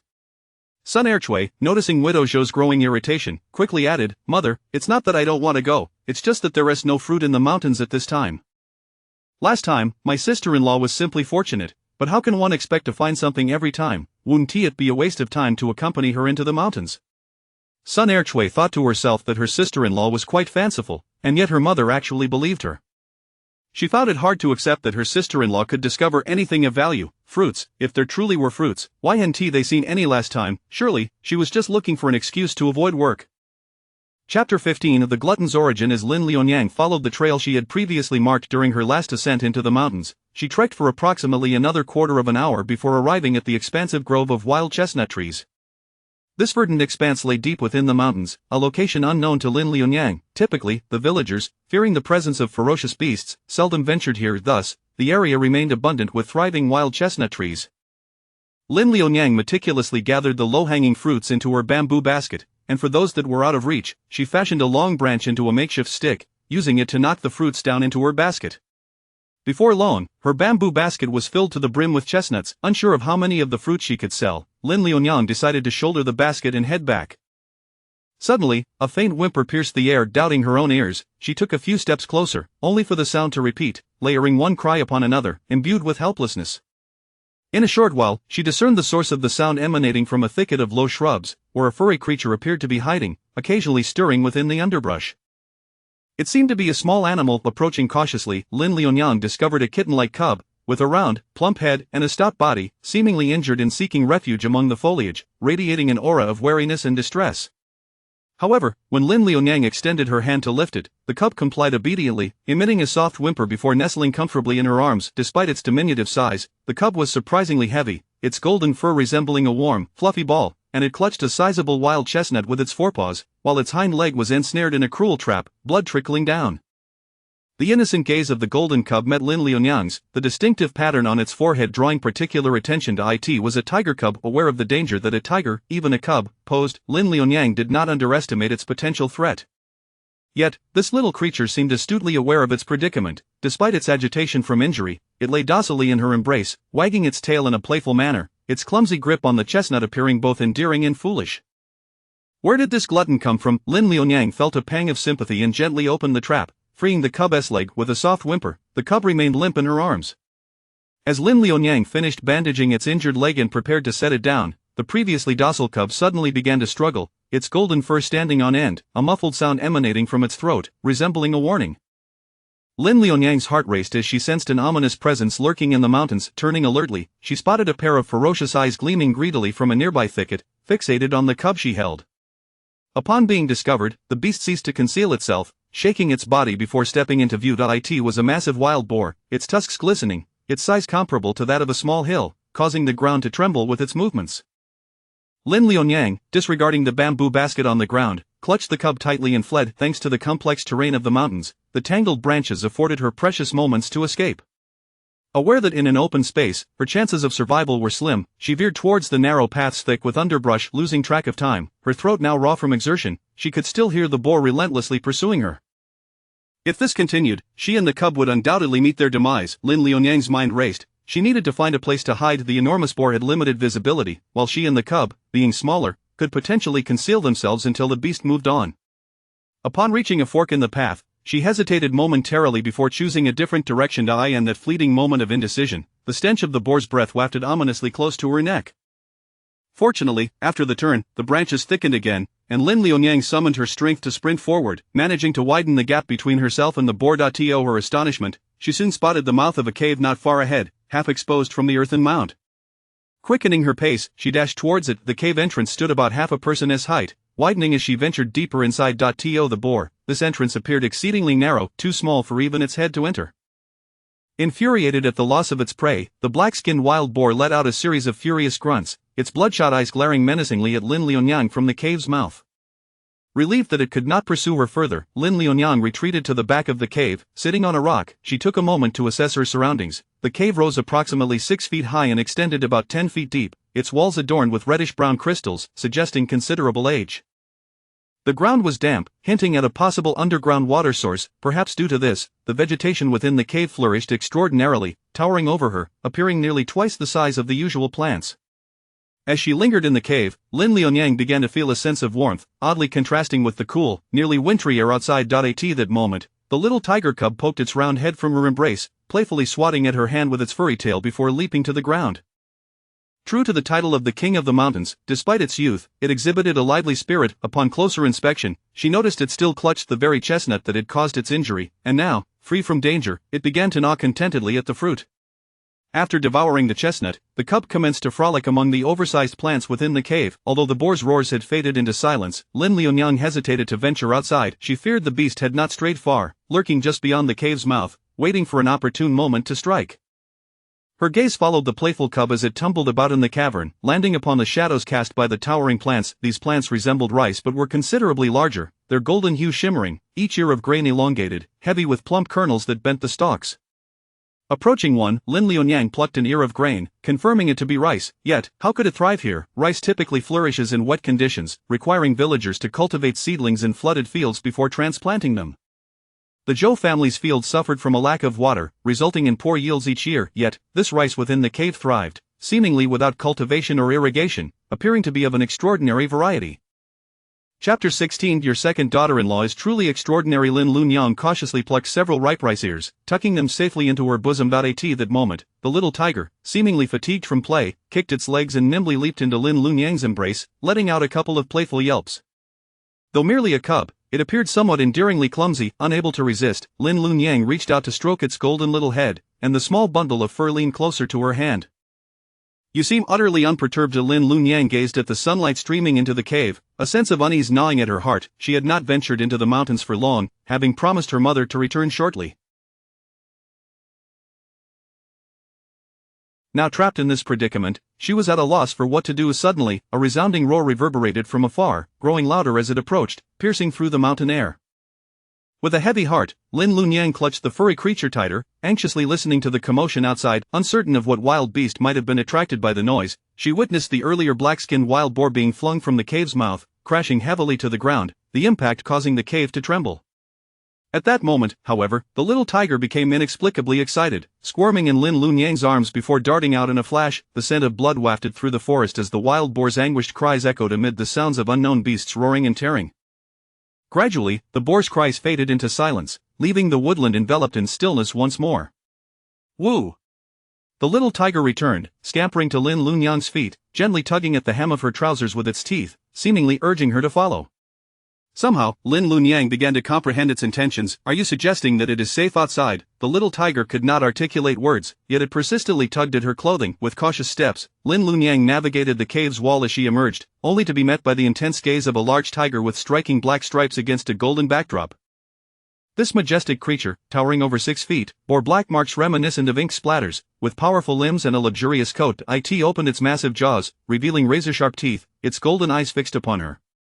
The black-skinned wild boar, which had posed a significant threat moments ago, lay beneath its claws, its neck severed. Lin Lunyang sensed no malice from this formidable tiger, and she watched as the little tiger joyfully bounded toward its parent. Noticing their similar markings, she realized that this grand tiger was likely the little one's progenitor. The great tiger, with a hint of disdain, nudged the little cub with its head, as if chiding, "You troublesome little rascal, look at the trouble you've caused." The little tiger let out a couple of plaintive yelps in response. A smile broke across Lin Lunyang's face, her previously anxious heart finally at ease. She glanced at the sky, noting that the sun was nearing its zenith. At that moment, the large tiger lowered itself, inviting Lin Lunyang to mount its back. Eager to descend the mountain and aware that she could no longer find her way, she complied, climbing onto the grand tiger's back. The little tiger followed suit, leaping back into her arms.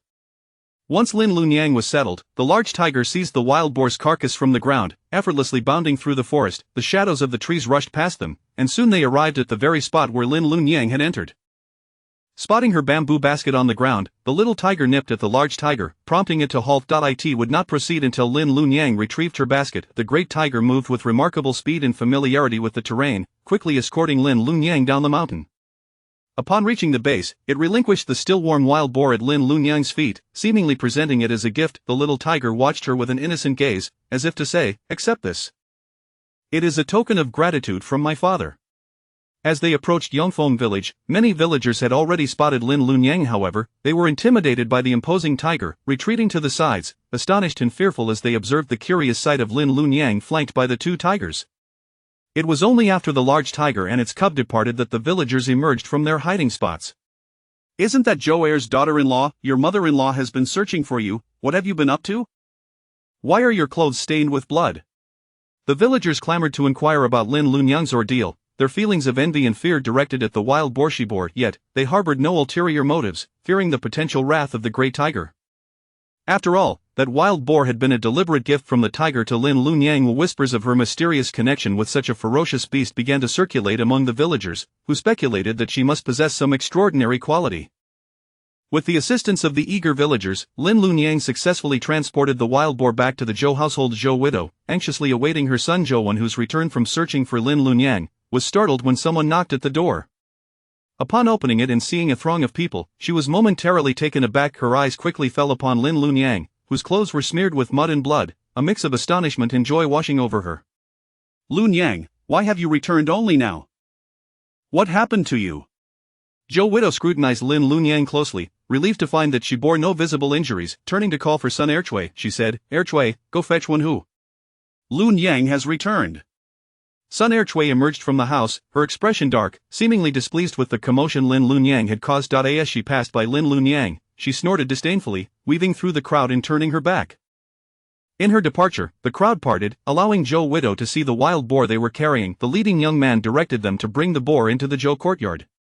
Just as Zhou widow began to ponder the situation, a villager, with a conspiratorial tone, caught her attention, saying, "Zhou Dinyang, your second daughter-in-law is indeed remarkable." Lin Lunyang quickly interjected, explaining to Zhou widow, "Mother, I found this wild boar in the mountains. I'll explain everything in detail shortly." Zhou widow, hearing this, felt a surge of doubt. However, the sight of such a plump wild boar, likely weighing several hundred pounds, brought her joy, assuring her that they need not worry about food for the winter. Overwhelmed with happiness, Zhou widow cheerfully invited everyone. "With such a substantial wild boar, it would be a shame not to offer a meal to those who helped. Let us feast together." Yet, deep down, Although it was claimed to be found by her daughter-in-law, if they were to enjoy it entirely by themselves, it could invite unnecessary jealousy. Thus, it seemed wiser to treat those who had lent a hand to a meal, ensuring that if word spread, those who dined would feel disinclined to add fuel to the fire. To her surprise, the villagers collectively waved their hands in refusal, insisting that they had prepared their own meals and hurriedly took their leave from the Zhou household. Chapter 17. Please intercede for me. Second, and a few hundred pounds of wild boar carcasses lay piled in the courtyard of the Zhou family, taking up nearly half of the space. When Zhou Wenhu returned home, he was taken aback. Had it not been for his mother standing nearby, he might have thought he had entered the wrong household. Where on earth did such a massive wild boar come from? Before the slow-witted Zhou Wenhu could voice his inquiry, Sun Ercui, who followed closely behind, jumped in with her question. Mother, where did this come from? Meat is expensive these days. This wild boar must be worth 7 or 8 taels of silver. Our family could hardly afford to procure such a sum all at once, and besides, Mother, Yu Haven Tea stepped outside today. The only one who went out was Lin Liunian. She glanced at Lin Liunian, whose clothes were somewhat disheveled and smeared with dirt and blood, unwilling to believe that this wild boar was brought back by her. Wasn't she supposed to be foraging for fruits in the mountains? How could she possibly have managed to bring back such a large boar all by herself? Zhou Guofang, caught between joy and concern at this unexpected windfall, felt her good mood diminish upon hearing Sun Ercui's words. She was well aware that her eldest daughter-in-law would undoubtedly try to claim a share of the spoils. Where was she when it came time to toil? Zhou Guofang deliberately recalled what Sun Ercui had said earlier that morning. This is from Liunian. You mentioned you didn't want anything brought back by the second branch, so it all belongs to them now, whether it is sold for silver or otherwise. As the eldest sister-in-law, you should not covet it, lest you become a laughingstock. In her delight, Zhou Guofang did not forget Lin Liunian, who still stood in the courtyard. At first glance, she noticed that Lin Liunian's hair was tousled and her clothes stained with mud and blood. Grasping Lin Liunian's hand, she scrutinized her closely, ensuring she was not significantly harmed. Liunian, what transpired during your excursion into the mountains? Are you well? Lin Liunian shook her head. Mother, I'm fine. Noticing that only her family was present in the courtyard, she recounted the whole tale. Today, while I was foraging for fruits in the mountains, I rescued a small tiger that had been caught in a hunter's trap. Perhaps the small tiger, being injured, attracted this wild boar, but then, a large tiger suddenly appeared, not only killing the wild boar but also escorting me safely back down the mountain. Zhou Guofang, having lived for so many years, had never heard of such an extraordinary occurrence. She gasped in amazement, concluding that the old tiger must have lived long enough to acquire wisdom and knew how to repay kindness. Liunian, you are truly fortunate. Thankfully, you have come to no harm. No wonder she had wanted to invite the villagers to dinner earlier. The ones who usually took advantage of her generosity had not dared to stay after witnessing Lin Liunian's return with the tiger. Sun Ercui, standing nearby, felt a mix of envy and jealousy. Had she known, she would have accompanied Lin Liunian that morning. After all, this good fortune should have been shared. However, Sun Ercui did not believe that their mother would completely deny them any share of the boar. Such a large creature surely belonged to the family as a communal asset. Even if they could not share in the proceeds from its sale, surely they could enjoy some of its meat? Yet, Sun Ercui chose to remain silent. Upon hearing Lin Liunian's tale, she felt a twinge of unease. In her childhood, she had heard the village shaman speak of individuals who possessed good fortune, capable of transforming calamity into safety, and those who offended them would see their fortunes decline. Could it be that her sister-in-law truly possessed such extraordinary luck? Perhaps she should draw closer to her from now on to share in that fortune. Though Lin Liunian had sustained no serious injury, Zhou Guofang felt she must have endured considerable hardship. Tenderly, she patted Lin Liunian's hand, emphasizing that the most important thing was that she was safe. Since you are back, go wash up and change your clothes. I have made you a new outfit, but you can wear your sister-in-law's for now. Once you're changed, we can have lunch. Mother, my clothes are just a little dirty. I often get them soiled while working. It's no trouble. I can wash them tonight, Lin Liunian replied, her heart warmed by Zhou Guofang's concern, understanding that her mother-in-law wished for her to bathe and don clean garments. She also recognized her position and her sister-in-law's discontent. Not wanting to stand out within the family, everyone had to work, and getting dirty was commonplace. Who would have the luxury of bathing in the middle of the day? Zhou Guofang sighed inwardly at Lin Liunian's understanding. The more considerate the second branch was, the more guilty she felt towards them. She glanced at the eldest daughter-in-law, who was certainly not one to be indulged. Just a little kindness sent her soaring. Zhou Guofang did not forget to instruct Zhou Wenhu, eldest, go lock the door. After we eat, we must promptly deal with this wild boar this afternoon. Once the door was locked, the Zhou family entered the house together. Upon entering, they found Zhou Xianyo standing stiffly against the wall, his small frame rigid in apparent punishment. Lin Liunian followed Zhou Xianyo's gaze and spotted the culprit at the desk. Zhou Huchuan was engrossed in writing something. Though his head was bowed, his back remained erect, his smooth, lustrous black hair gathered with a simple blue ribbon, secured with a rudimentary bamboo hairpin. He sat there poised, even his hair meticulously arranged, his bony fingers gripping a bamboo pen, which rested steadily on the rice paper. Noticing their entrance, Zhou Huchuan placed his pen down gently on the inkstone. Are you hurt? His gaze fixed intently on Lin Liunian. He had known she had gone into the mountains early that morning and was aware she had not returned for a long while. Their mother was in a state of worry at home, fearing she might have encountered misfortune, prompting the elder brother to search for her. Yet, Zhou Huchuan appeared calm on the surface, though turmoil brewed within him. Lin Liunian, although formerly his wife, had become someone he felt responsible for. Since her arrival in their household, he had been acutely aware of her contributions and kindness. He had already resolved to find her a good family in the future. The sudden news of her potential encounter with a ferocious beast left his mind blank. He could not bear to contemplate the fate she might have faced. After all, she was but a young girl. Yet, at such a moment, he found himself powerless to venture out in search of her. Zhou Huchuan felt a profound sense of helplessness wash over him. Thankfully, she had returned safely. His gaze remained fixed on Lin Liunian, his eyes revealing a tension he was unaware of. Lin Liunian felt a warmth spread through her. She hadn't anticipated Zhou Huchuan would be so concerned for her. I am unscathed, she reassured him, fearing he might not believe her, and she turned to show him. See, I'm perfectly fine. At that moment, a rustle came from the corner where Zhou Xianyo stood. Everyone turned to look at him. His round, cherubic face wore a glum expression, his dark eyes gazing pitifully at Zhou Guofeng, as if silently pleading for his grandmother to intercede on his behalf. Zhou Guofeng understood that her second son was teaching her little grandson to read and was aware of the child's mischievous nature. Turning her face away, she said, I'll go check if the food is ready in the kitchen. As she walked away, she noticed son Erque's expression of concern and dragged her along. This eldest daughter-in-law truly spoils her son. Zhou Wen, who followed suit, lacking any understanding of scholarly matters. He believed his younger brother without question. Thus, the room was left with only Zhou Xianyo and the couple, Zhou Huchuan and Lin Liunian. Zhou Xianyo did not dare to meet Zhou Huchuan's gaze, instead looking at Lin Liunian with a pitiful expression. Though he said nothing, his eyes seemed to plead, please intercede for me with uncle. Second aunt. Chapter 18 is for this matter. You and your mother should come to a decision together. Lin Lunyang has always possessed a tender heart, and Zhou Xianyo was of a similar age to her younger brother at her uncle's house. However, she is also aware that studying is not a trivial pursuit. She glanced back and forth between Zhou Yichuan and Zhou Xianyo, her heart in turmoil. Zhou Yichuan, observing Zhou Xianyo's fidgeting, wished to spare Lin Lunyang from any discomfort since she had safely returned. He beckoned to Zhou Xianyo, come here. Zhou Xianyo's lips instantly curled into a smile. All right. He scampered over to Zhou Yichuan, appearing obedient. Copy the book 10 times, and if you still can't recite it when I check on you the day after tomorrow, do not expect to pass so easily. What? Zhou Xianyo felt as though he had received a death sentence, his spirits plummeting.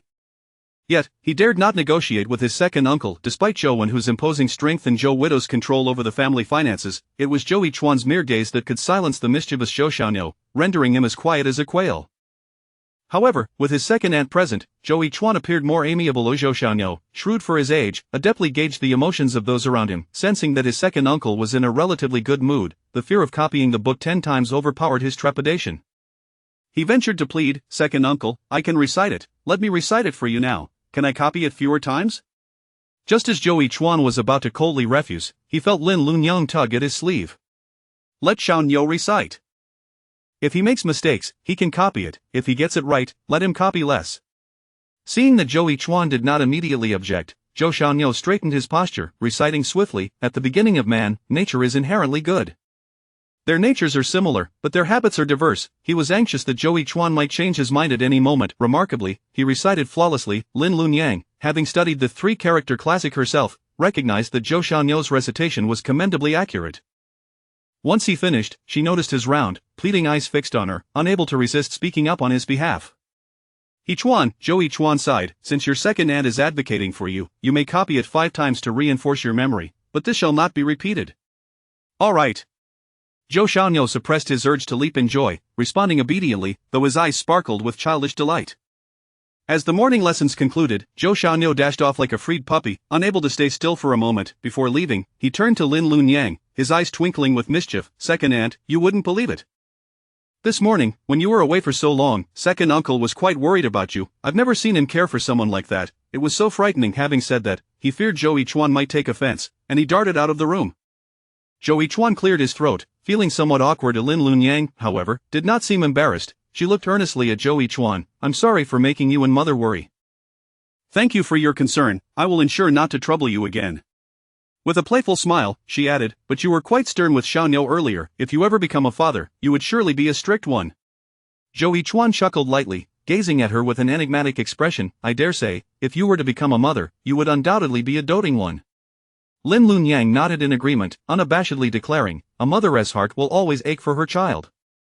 Just look at how you reprimanded Xiaoniu. I could see how much my sister-in-law was pained by it. However, she leaned closer to Zhou Yichuan, resting her hand on the table with a teasing smile. But there you are, the strict father. Besides, the child will surely be as clever and low maintenance as you, requiring no concern. Zhou Yichuan was taken aback by her forthrightness, yet her casual demeanor suggested she merely spoke without deeper meaning. After all, she was still a young girl, unacquainted with the implications of such matters. Nevertheless, a faint blush crept to Zhou Yichuan's ears. In truth, Lin Lunyang had not contemplated much. Though they had agreed to be nominal spouses, where else could she go in this lifetime? Over time, she would inevitably remain with the Zhou family. Thus, having children with Zhou Yichuan seemed entirely natural. Ah! Lin Lunyang suddenly exclaimed as she rummaged through her pocket and produced a handful of rice ears she had gathered from the mountains, presenting them carefully to Zhou Yichuan. I found this in the mountains today. It resembles the rice we cultivate in the fields, but it appears somewhat different. I thought, since this rice can thrive in the mountains, it must be drought-resistant and hardy. Perhaps it would suit our arid fields. Zhou Yichuan took the rice ears from Lin Lunyang, examining them meticulously for a while. A glimmer of insight dawned upon him as he looked up at Lin Lunyang, who awaited his response with a hint of anxiety. You are indeed correct. This is the Kampa rice recorded in books. It has long ears and no awns, produces small grains, grows in various soils, and matures in just over 50 days, predominantly found in the regions of Qian and Shu. Inwardly, Zhou Yichuan was somewhat astonished. His young wife seemed to possess an extraordinary stroke of luck. Upon receiving Zhou Yichuan's affirmation, Lin Lunyang's eyes sparkled with delight. Then I shall plant it in our courtyard to see if it truly works wonders. If it does, I will tell Mother and we can plant this Kampa rice come spring. Mother mentioned that our fields are too dry, resulting in poor yields. Indeed, Zhou Yichuan smiled at her, his standard Danfeng eyes slightly arched, the usual aloofness fading, replaced by a warmth that made him appear more approachable. As their conversation unfolded, lunch was ready at the Zhou household. At the dining table, Zhou widow inquired Lin Lunyang's opinion. Lunyang, what do you think we should do with this wild boar? Whatever you decide is fine, Lin Lunyang replied, knowing that Zhou widow was always prudent with household matters, and thus she felt comfortable deferring to her judgment. She did not wish to overstep her sister-in-law's authority. Zhou widow discerned her hesitation. This wild boar was brought back at great risk and effort by you. While others may see it as an easy task, you have certainly toiled for it.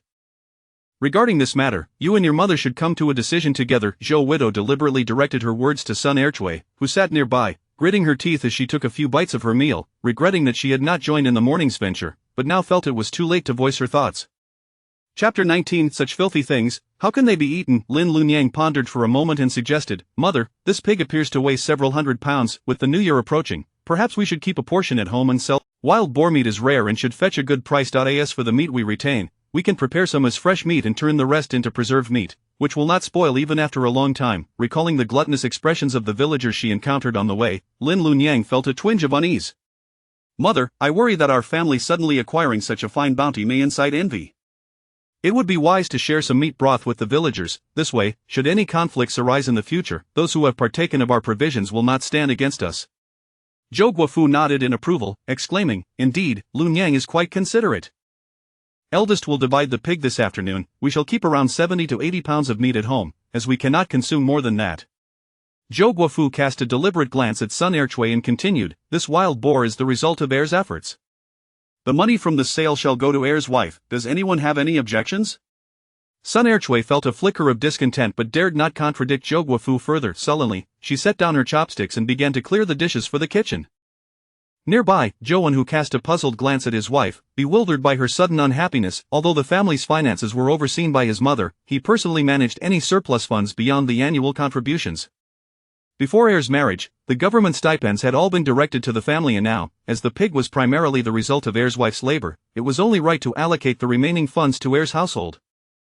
After lunch, Zhou, who sat on a small stool before the wild boar, Sun Erchui approached with a basin of hot water, bending down to pour it over the boar. After 2 applications of hot water, Zhou, who grasped the boar's front legs with one hand and wielded a sharp knife with the other, swiftly scraping away the bristles. Once the coarse black hair was removed, revealing the pale flesh beneath, Sun Erchui poured another basin of hot water over the beast to cleanse it thoroughly, and next, Zhou Wenhu sliced off a ring of meat from the tail, then split the boar's belly to extract the entrails, placing them into the basin that Sun Erchui had prepared. Having already set out several large basins on the floor for Zhou Wenhu to deposit the meat, Sun Erchui, seeing that she had no immediate tasks, took the entrails aside to begin cleaning. Just as Sun Erchui was about to discard the pig's intestines, Lin Lunyang emerged from the kitchen, exclaiming, "Sister-in-law, please do not throw those away, I can use them for cooking." "Cooking?" Sun Erchui gasped, her face contorting in disgust. "Such filthy things, so foul and stinky, how can they be used in cooking?" "Sister-in-law, if you lack the skills, do not overreach and ruin the meat." Lin Lunyang, however, was resolute and smiled gently. "Do not worry, sister-in-law. I have ways to mask their odor." Sun Erchui frowned, ready to retort. At that moment, Zhou Wenhu, having finished cutting the meat for home storage, brought over a large basin. Hearing the exchange between his wife and sister-in-law, he interjected, "We have already seen sister-in-law's culinary skills. You, sister-in-law, are being overly cautious." Sun Erchui let out a barely audible huff, vexed, as she tossed the pig's intestines into the basin held by Zhou Wenhu. Lin Lunyang offered a shy smile, reaching to carry the basin of meat into the kitchen. "That basin is heavy.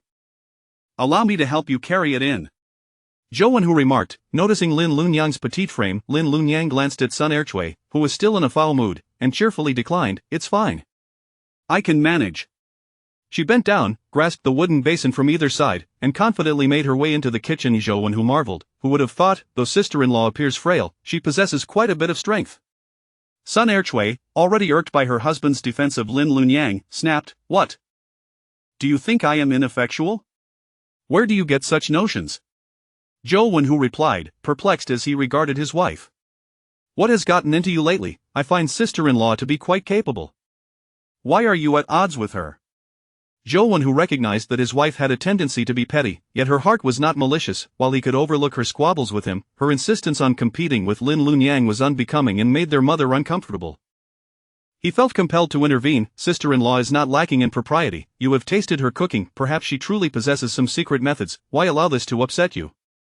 "I am not," Sun Erchui protested, her frustration mounting at her husband's apparent ignorance. "Mother favors heir's family, allowing that newcomer to overshadow me. How am I to hold my head high as the elder sister-in-law?" "That is not a fair assessment. Mother is not so foolish," Zhou Wenhu retorted, his irritation rising. "Heir's family is composed of respectful individuals. They have shown you nothing but courtesy. How can you claim to be made to look bad? I think you have lost your senses. Since sister-in-law's arrival, she has brought many good things to the family, and you have benefited as well. What do you gain from this endless bickering?" Sun Erchui fell silent. Although she was typically headstrong, she was still a woman reliant on her husband. Seeing Zhou Wenhu, who usually treated her gently, speak so firmly, her anger began to dissipate. All right, she murmured, "I understand." Zhou Wenhu, sensing that his wife had taken his words to heart, sighed and moved aside. He raised his cleaver and skillfully continued to chop the remaining parts of the wild boar into large chunks, placing them into a basin in preparation for sale at the market the following day. In the kitchen, Lin Lunyang first cut open the pig's intestines to remove the dirty contents. She then split them down the middle, scrubbing the inner walls clean. Next, she placed the cleaned intestines into a pot of cold water, simmering it over low heat until the water turned reddish, causing impurities to float to the surface, accompanied by a foul odor. Once the intestines were retrieved from the pot, they remained raw. The water warm. Lin Lunyang discarded the water and rinsed them once more with warm water. She placed the cleaned intestines into a clean basin and squeezed the juice from 2 or 3 washed emu fruits, ancient lemons, into them. This special method, gleaned from a cookbook she had found at the village chief's home, would render the otherwise odorous intestines into a delectable dish. Next, she added the prepared sauce to the pot, immersing the emu-soaked intestines in it, adding water to ensure they were fully submerged. She simmered them over low heat, lifting the lid to stir every quarter of an hour. In the meantime, Lin Lunyang added a few handfuls of firewood to the stove, igniting a pot of clear water, adding wolfberries, scallions, coriander, ginger, and other seasonings, before placing the processed wild boar meat into the pot. In addition to braising the intestines, Lin Lunyang also prepared to stew a pot of pork soup within a mere incense stick's time. The fragrant aroma of the cooking meat filled the kitchen. Once the meat was about 80% cooked, she lowered the heat and added wild mushrooms, covering the pot to let it simmer. While monitoring the pot, Lin Lunyang cut the remaining raw pork into evenly sized strips, brushing sauce on both sides and placing them into 10. Once completed, she poured sauce over each jar, ensuring the pork strips were thoroughly immersed in the special marinade. After 3 days of marinating, she would retrieve them to hang in the stove and dry into cured meat. Having completed all these tasks, over an hour had passed to realizing that her work in the kitchen was nearly done and the water in the tank was running low. Lin Lunyang grabbed a yoke and prepared to fetch water from the river. As she passed through the courtyard, Sun Erchui unexpectedly brightened, exclaiming, "Sister-in-law, I shall accompany you to fetch water." Chapter 20 Du Yuner, has your husband struck you again? Although Sun Erchui had previously made life difficult for her, Lin Lianyan was reluctant to create discord with her elder sister-in-law. After all, Sun Erchui had been part of the Zhou family for many years and had given birth to Zhou Xianyo, while she herself was merely a new bride. Being sisters-in-law, they would inevitably encounter each other frequently. If her relationship with Sun Erchui soured, her mother would not be pleased either. On the way, Sun Erchui, influenced by the widow Zhou's recent demeanor coupled with her husband's anger that day, intended to engage Lin Lianyang in conversation, yet her words dripped with bitterness. "Your luck truly makes me envious. If I had accompanied you this morning, I fear it would have hindered your good fortune." Lin Lianyan laughed heartily, seemingly oblivious to the underlying meaning in Sun Ercui's words. "As sisters-in-law, isn't my fortune merely an extension of our family's fortune?" Seeing Lin Lianyan's sincere expression, Sun Ercui found herself begrudgingly acknowledging the truth in her statement. Indeed, the family's fortunes were intertwined. A flicker of guilt crept into her heart, and for the first time, she felt a genuine fondness for Lin Lianyang. This second sister-in-law, appearing as a young girl, did not seem to possess a calculating nature. Rather, it was Sun Ercui who felt her own temperament lacking. As they reached the riverbank to fetch water, Sun Ercui took the initiative to shoulder the yoke, heading back. At that moment, a woman approached, head bowed, carrying a basin. Her hair fell loosely, obscuring her features, and she seemed unsteady under the weight of the heavy wooden basin. Lin Lianyang and Sun Ercui instinctively moved to avoid her, but as the woman passed by Sun Ercui, her foot slipped, causing a collision. Sun Ercui stumbled, and had it not been for Lin Lianyang's quick reflexes in catching her, the filled water bucket would have toppled. Which fool lacks the sense to avoid a collision? Sun Ercui glared angrily at the careless woman. The woman fell to the ground, her clothes spilling from the basin. As she hurried to gather the scattered garments, her face was marked by panic as she apologized profusely. "I'm so sorry." In that fleeting moment when the woman looked up, Lin Lianyang discerned her features. The woman possessed a delicate beauty, yet the red marks on her cheeks were starkly evident, while her arms were marred by intersecting scars. "Du Yuner, has your husband struck you again?" Sun Ercui's reprimands halted abruptly upon recognizing the woman's face. However, her anger intensified. Zheng Duxiong is a coward, lacking any true skills, yet he resorts to venting his frustrations on his wife. Du Yuner flinched, pulling her sleeves forward to cover her wounds. Sun Ercui's fury escalated. Her volatile temperament prompted her to seize the woman's arm and roll up her sleeve, revealing a frail limb riddled with fresh and old bruises, devoid of unblemished skin. "You still shield him." If Du the butcher were to discover this, how heartbroken he would be. Lin Lianyang also noticed the heavy wooden basin filled with the family's dirty laundry. Upon hearing her father's name mentioned, Du Yuner's expression shifted. She pleaded softly, "Sister Ercui, please don't speak of this. My father is old, and I don't want him to worry about me."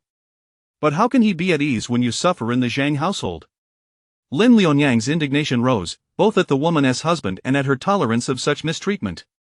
"You are enduring torment in the Zhang family, and regardless of how well you disguise it, your father will surely sense your plight. How heartbroken he would be to know of your suffering." Lin Lianyang thought of her own father, who treasured her above all else, granting her every wish. If he were still alive, he would never allow her to be sold off. Thus, if Du Yuner's father were aware that his cherished daughter was treated in such a manner, how deeply it would pain him. Du Yuner appeared bewildered by Lin Lianyang's words, but marrying a chicken means following a chicken. "Telling my father would be of no use." The irritable Sun Ercui sighed. Indeed, if a wife is ill-treated, a man can simply cast her aside, but a woman wed to a bad husband must resign herself to her fate. Yet, if you inform Du the butcher, he could at least lend you some support, making that Zhang fellow think twice. No, you could seek a divorce. An idea sparked in Lin Lianyang's mind. Since the establishment of the Great Liang dynasty, it had been stipulated in the laws that a man who unjustly beat his legitimate wife would receive 10 lashes, the wife could file for divorce and return to her family. Is that truly the case? Du Yuner's eyes sparkled with hope. She had never harbored feelings for Zhang Duxiong. Had it not been for her sister-in-law's incessant urging, she would not have been so naively wed. Indeed, Lin Lianyang reassured her, but you must ensure your father knows. You need your family to stand behind you. A conflicted expression crossed Du Yuner's face, yet it was the mention of the Great Liang laws that instilled confidence in her. All right, I will tell my father. Du Yun'er expressed her gratitude to Lin Liunyang and Sun Ercui, then lifted the wooden basin and walked in another direction. Lin Liunyang and Sun Ercui resumed their journey home. On the way, Sun Ercui sighed, "What a twist of fate. Du Yun'er, the old butcher's youngest daughter, was cherished like a precious gem at home. Who could have imagined she would end up like this after marriage?" Sun Ercui lamented, however, the butcher's indulgence of his youngest daughter has caused discontent among his eldest son and daughter-in-law, which hastened her marriage. "I heard it was the eldest daughter-in-law who facilitated it. Now, if Du the butcher were to learn of his daughter's situation, the Zhang family would surely be in turmoil. But frankly, they deserve it." Sun Ercui spat vehemently. Lin Liunyang and Sun Ercui returned to the Zhou residence, where widow Zhou observed the harmonious interaction between her two daughters-in-law, revealing a satisfied expression. Sun Ercui, unaccustomed to such warmth from her mother-in-law, felt a mixture of surprise and gratitude. She knew that her early indiscretion had not gone unnoticed, and she had often been scrutinized for it. It seemed that her new sister-in-law had brought her a stroke of good fortune.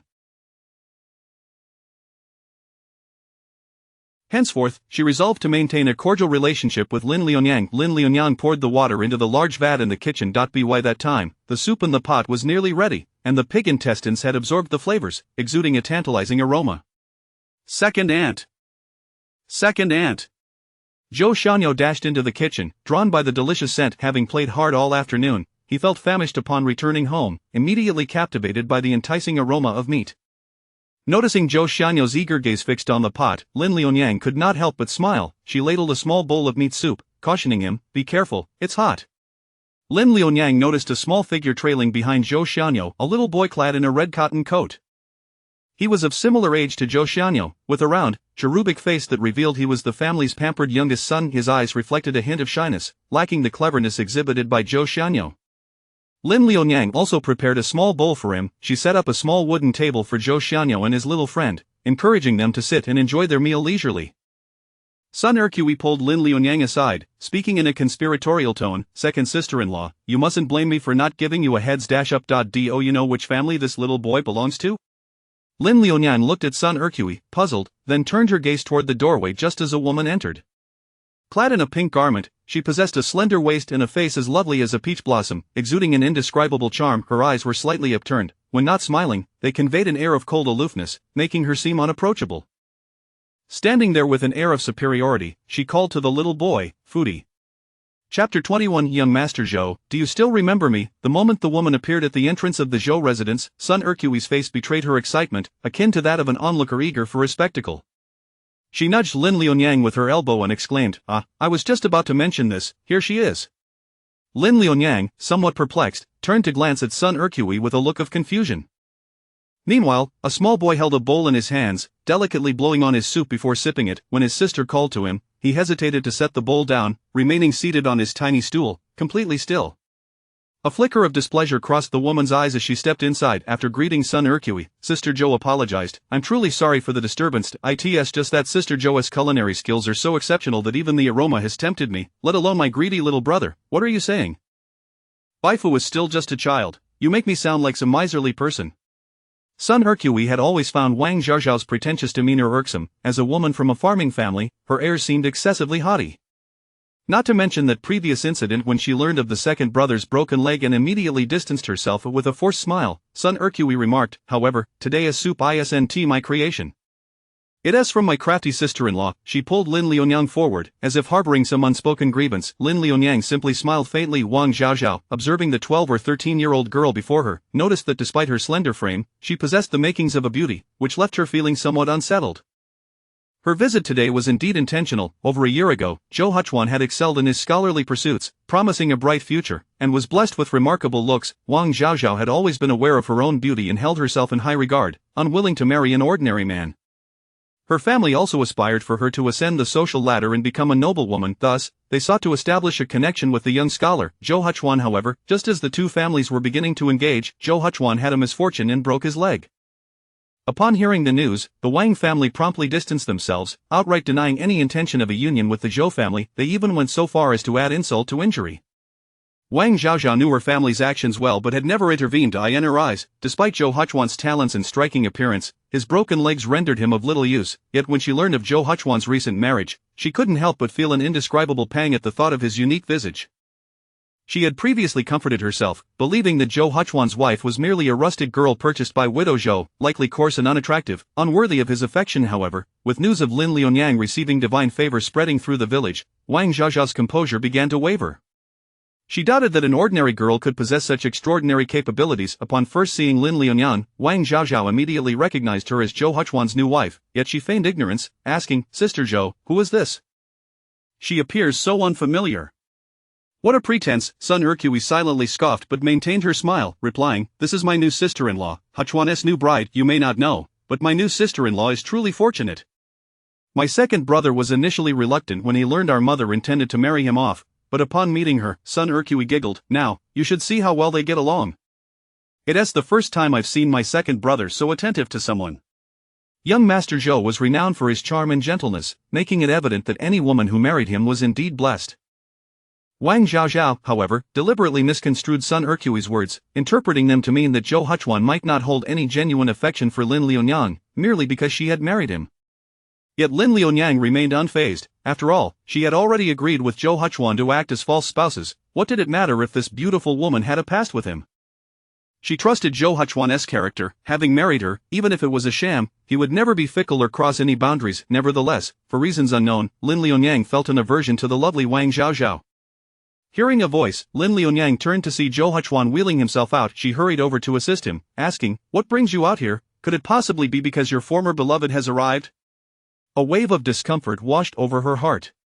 "I heard someone had come, but I wasn't sure who it was, so I thought I'd take a look." Zhou Huchuan deftly deflected any implication of a connection with Wang Zhaozhao, clearly indicating their unfamiliarity.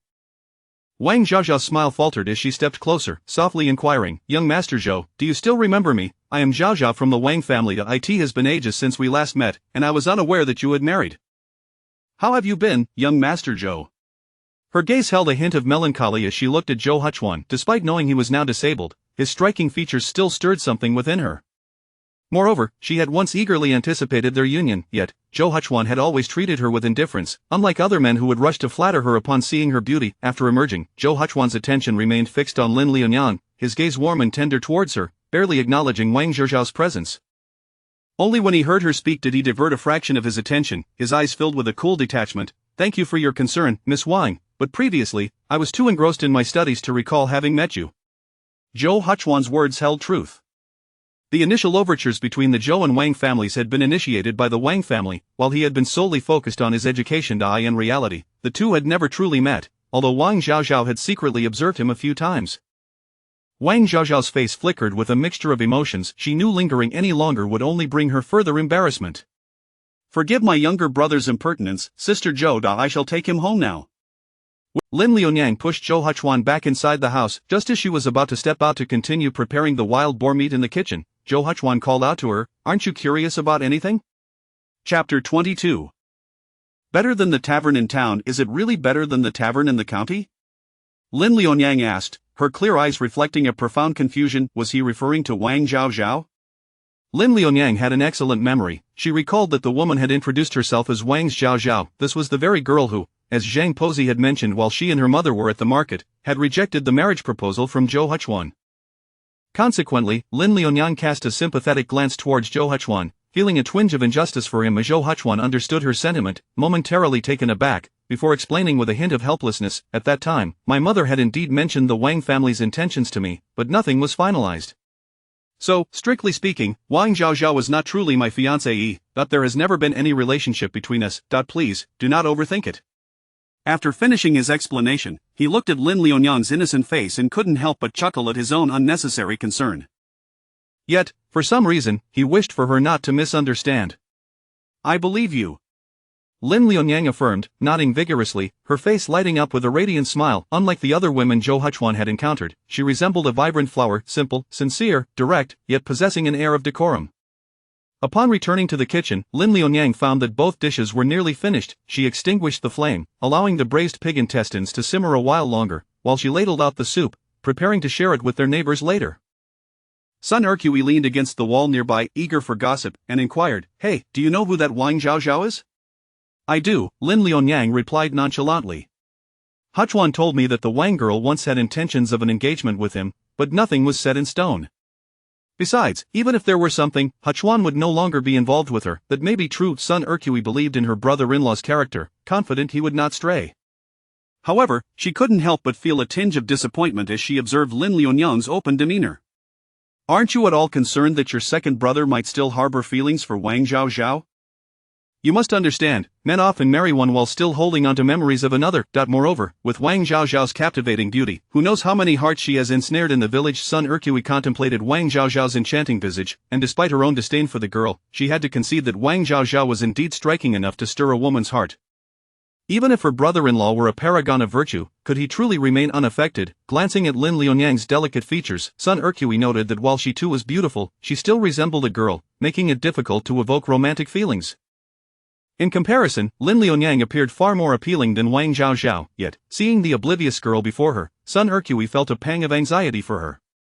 Huchuan is not that kind of person, Lin Liunyang retorted, a hint of irritation creeping into her voice as she picked up her bowl and exited. This was the first time she had displayed any emotion during her previous conflicts with Sun Ercui. Sun Ercui, somewhat taken aback, muttered to herself, why such a sudden outburst? Yet, she recognized that her words were somewhat inappropriate. If Zhou's widow caught wind of her speculations regarding her brother-in-law's character, she would surely face consequences. After preparing the soup, Lin Liunyang sliced some meat and first delivered it to the Li family, their neighbors who had a good relationship with the Zhou family. The door was answered by the Li family's daughter-in-law, a few years her senior, whose sharp eyes suggested a person of efficiency. Upon seeing Lin Liunyang, she beamed and said, "You must be the new bride of Zhou's second son? I've heard that the Zhou family has welcomed a new member. It's delightful to finally meet you. You are indeed a graceful beauty, unlike us rough folk." "Thank you, Sister Li," Lin Liunyang replied graciously, presenting the bowl she held. "Today, we prepared some meat soup at home. My mother said that we should share the good things with our neighbors." "I will certainly convey my gratitude to Aunt Zhou," the daughter-in-law of the Li family responded, accepting the offering with genuine delight. She had heard about Lin Liunyang bringing back a wild boar and was envious of the Zhou family's fortune, not expecting to share in their bounty. In these times, it was rare to encounter such rich fare. The generous bowl of meat soup from the Zhou family was indeed a treat. The daughter-in-law of the Li family smiled even more sincerely, adding, "If you ever have time, do visit my house. My maternal family is from this village, and I am quite familiar with it. Should you have any questions about life here, feel free to ask me." "Thank you, Sister Li," Lin Liunyang happily replied. After ensuring that those with a good relationship with the Zhou family received extra meat, Lin Liunyang began to distribute only soup to those whose ties were more tenuous. The reactions from these families were less enthusiastic. They greeted Lin Liunyang with surprise. However, upon receiving the meat soup from the Zhou family, their demeanor warmed considerably. As for families with a poor relationship with the Zhou family, such as Zheng Pozi's and Wang Zhao's, Lin Liunyang chose to bypass them entirely. After all, their relationship with the Zhou family would not be altered by a mere bowl of soup. The Zhou family's unexpected acquisition of a wild boar would only solidify their standing as long as most villagers remembered their generosity. Upon returning home after delivering the soup, Lin Liunyang found that the pig intestines had absorbed the flavors beautifully. At the moment she stepped inside, she was greeted by the mouth-watering aroma of meat. Zhou Xianyo was perched on a small stool at the door, eagerly waiting. Upon sighting Lin Liunyang, he leapt up in excitement, his previously dull eyes now sparkling with joy. "Grandma, second aunt is back. We can have dinner now." It was evident he had been yearning for this moment. Unable to suppress her laughter, Lin Liunyang hurriedly scooped the braised pig intestines into bowls, ladled out the soup, and together with Sun Ercui, they set the table for dinner. At the dining table, conversation was sparse. The braised pig intestines had soaked up the rich sauce, and after simmering to perfection, they were tender and succulent, offering a subtly sweet flavor alongside an indescribable freshness. Zhou Xianyo eagerly munched on the meat until he was pleasantly full, his round face becoming even more cherubic with his now plump belly. Patting his stomach, he generously praised, "Second aunt, your cooking is exquisite, better than anything at the county tavern." Zhou Xianyo recalled the times when his second uncle was a scholar and often dined with the county officials. As a child, he had been fortunate enough to accompany them on a few occasions, yet, he firmly believed that the county tavern's offerings could not compare to his second aunt's culinary prowess. Though Zhou Xianyo spoke without ulterior motives, Zhou's widow listened with keen interest. She suggested, "Liunyang, how about we consider going to the city tomorrow? With so much wild boar meat at home, it would be a shame if we couldn't sell it all. It might be easier to sell it as cooked food, but after all, you truly are an exceptional cook." Lin Liunyang, however, shook her head, explaining, "Taking it to the city might compromise its flavor, and cooking it incurs higher costs." The average person might not be able to afford it, and those who can would likely prefer the grand taverns. Why would they choose my food? Zhou's widow nodded in understanding, acknowledging her reasoning. After dinner, an unexpected visitor arrived at the Zhou household, Du the butcher and Du Yuner, whom Lin Liunyang had met earlier in the day, still bearing the marks of her husband's abuse. Chapter 23. It must be sold for 100 coins per pound. Du Yuner's face still bore traces of tears that had yet to dry, yet compared to her earlier despondent demeanor, there was a hint of vitality. Beside her, the butcher Du wore an expression of fury, as if he were seething with rage. Widow Zhou, somewhat perplexed, inquired, "Brother Du, is there something you wish to discuss?" The Zhou family and the Du family resided quite far apart, and their interactions were infrequent. It was indeed a rare visit. Upon hearing Widow Zhou's question, a look of regret surfaced on the butcher's heavy countenance. "Alas, it is entirely my fault for misjudging people and causing harm to Yuner." The butcher, robust and broad-shouldered from years of slaughtering pigs, had a fearsome appearance that often quelled the cries of children. His violent temper made the villagers somewhat apprehensive of him, making it all the more unusual to see him in such a self-reproaching state. "Where shall I begin?" Widow Zhou queried, though she observed the fresh tear stains on Du Yuner's face and began to suspect the truth. The butcher, having cherished his daughter Du Yuner dearly in his later years, had meticulously selected her suitor, fearing she would be mistreated if she married far from home. Ultimately, he settled on the Zhang family, who lived in the same village.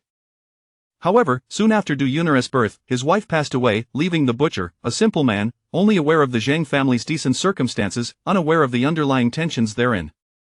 It was not surprising that the butcher had come to realize something troubling. That scoundrel from the Zhang family, when he married my Yuner, made all sorts of promises, yet he resorted to violence and abuse.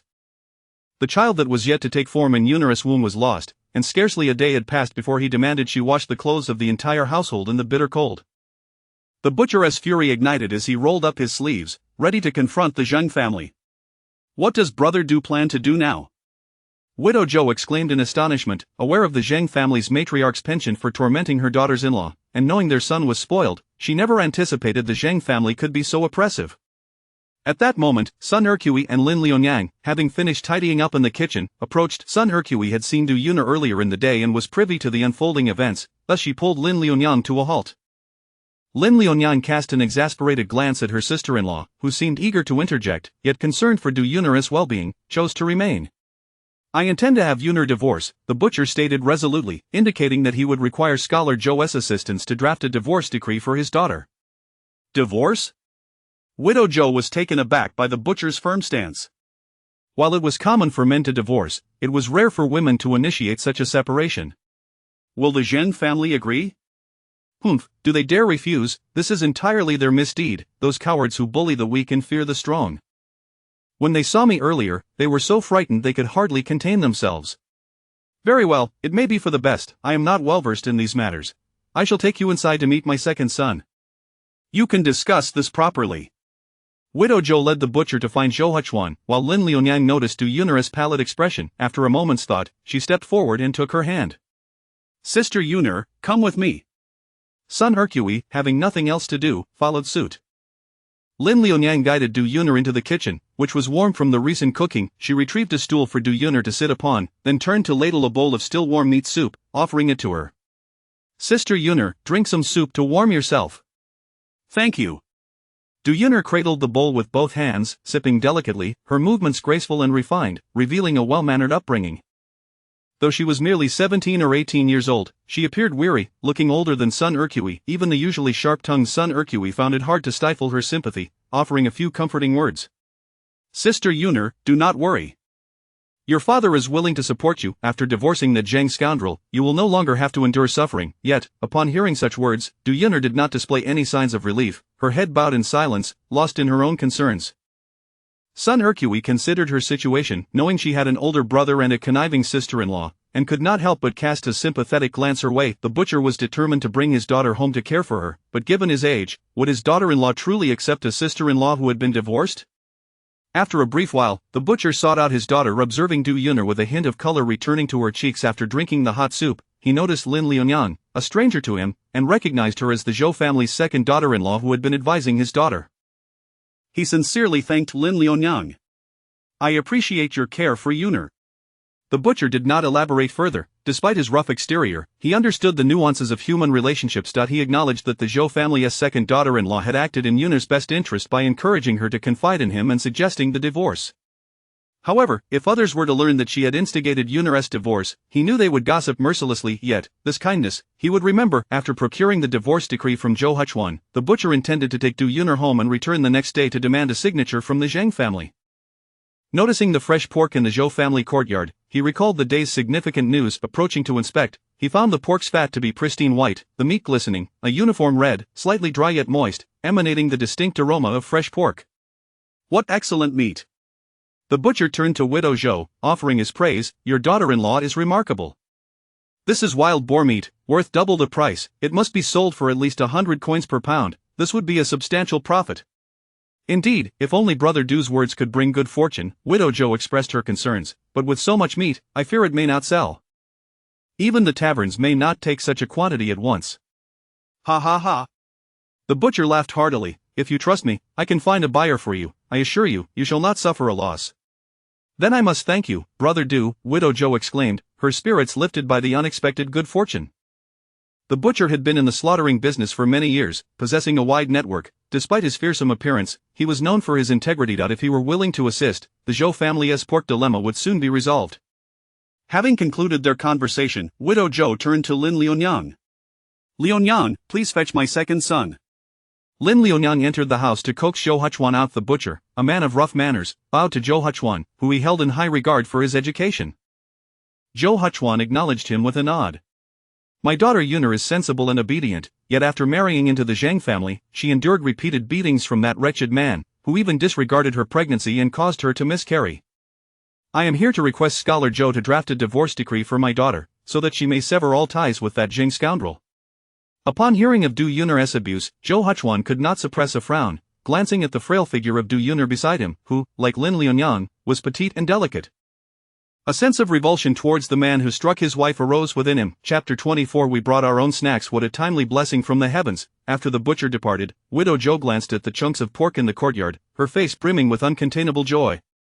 It is worth noting that possessing such a bounty of meat presents its own challenges in terms of selling it. However, with the butcher's connections, not only can it be sold, but at a commendable price as well.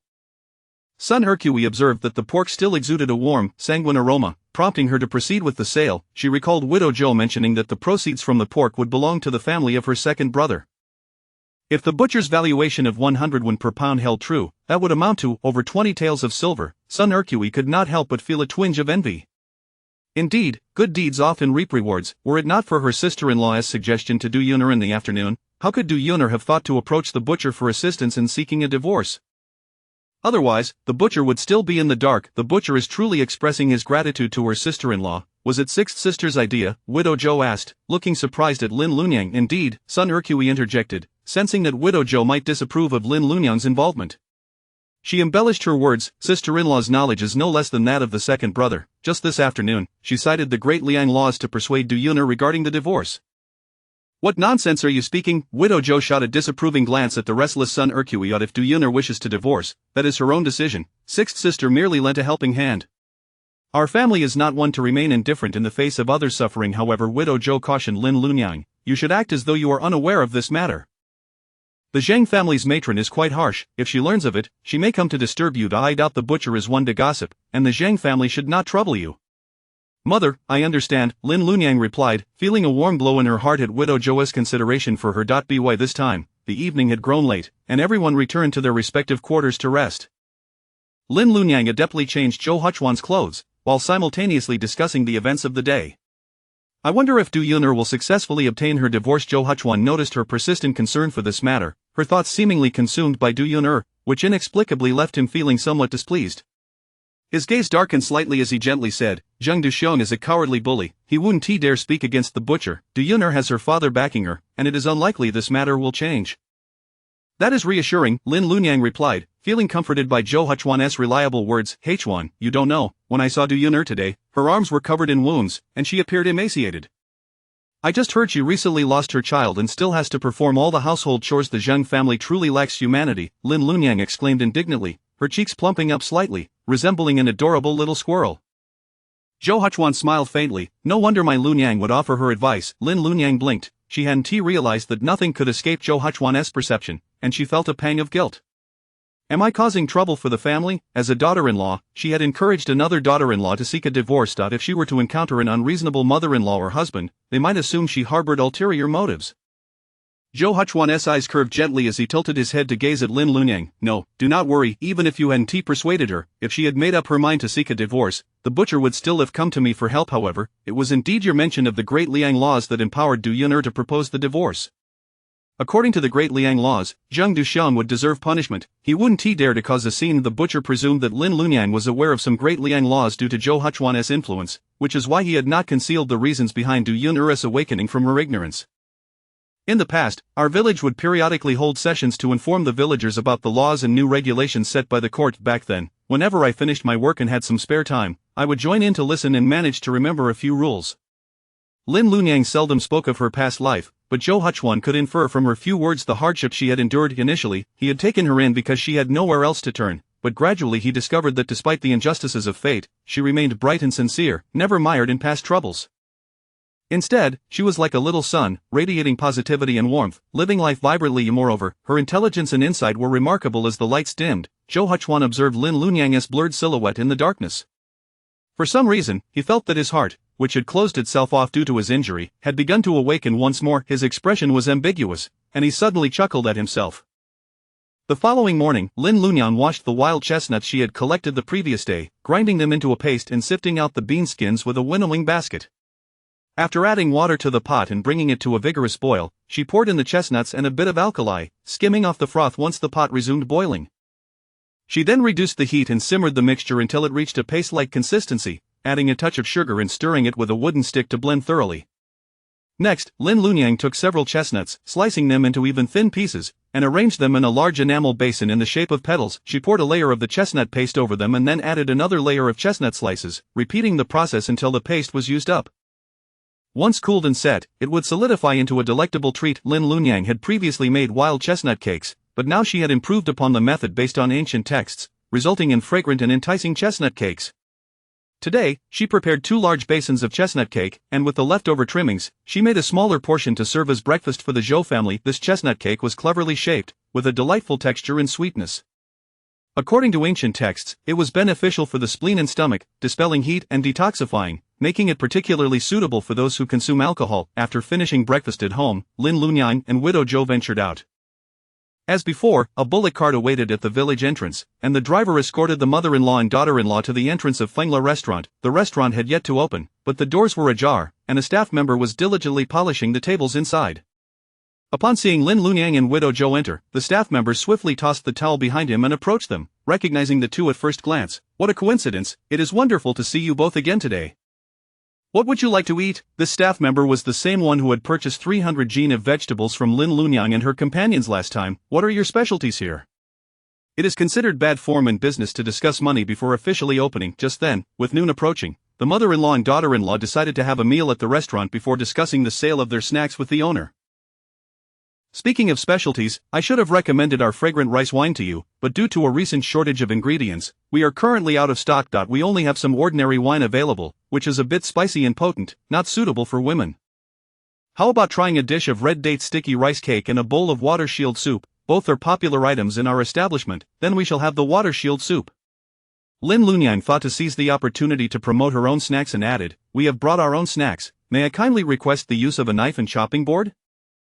Of course, the staff member readily agreed, accustomed to patrons bringing their own food, as this was a small eatery that primarily served common folk, unlike large establishments that catered to officials and nobility with many restrictions. Chapter 25. You may assure to sell exclusively to me. As the small eatery was nearly deserted, with only Lin Lunyang and widow Zhou in attendance, Lin Lunyang chose a spacious table for them to sit down. The waiter soon brought forth a steaming bowl of water shield vegetable soup, along with a knife and cutting board for Lin Lunyang, and an empty plate for the two ladies.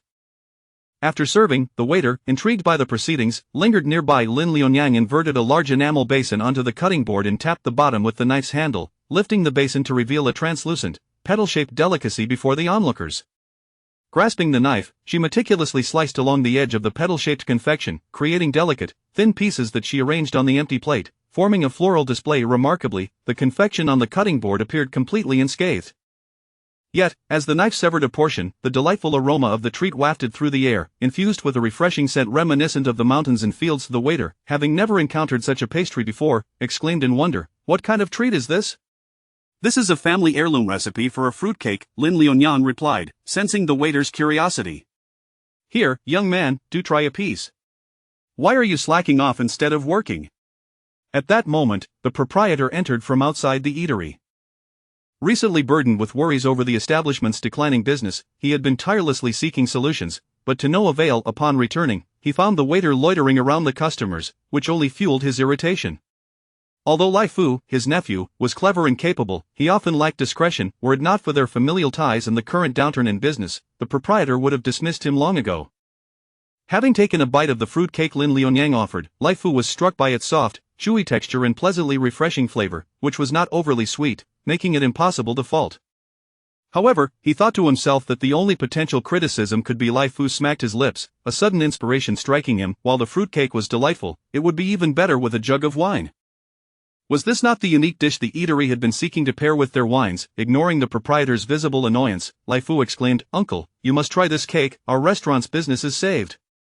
The proprietor, perplexed by Lai Fu's exuberance, approached, wondering what nonsense he was spouting. Before he reached the delicacy, the enticing aroma reached his nostrils, igniting a spark of excitement within him. Upon seeing the exquisitely crafted petal-shaped confection, he recalled tales his father had shared about Chenghua cake. Chenghua cake was renowned as the finest accompaniment to wine, capable of transforming inferior liquor into a delightful experience, while also tempering the drink's harshness, benefiting the stomach. His father had often lamented that their family's inherited fragrant rice wine deserved nothing less than Chenghua cake to showcase its true flavor to patrons.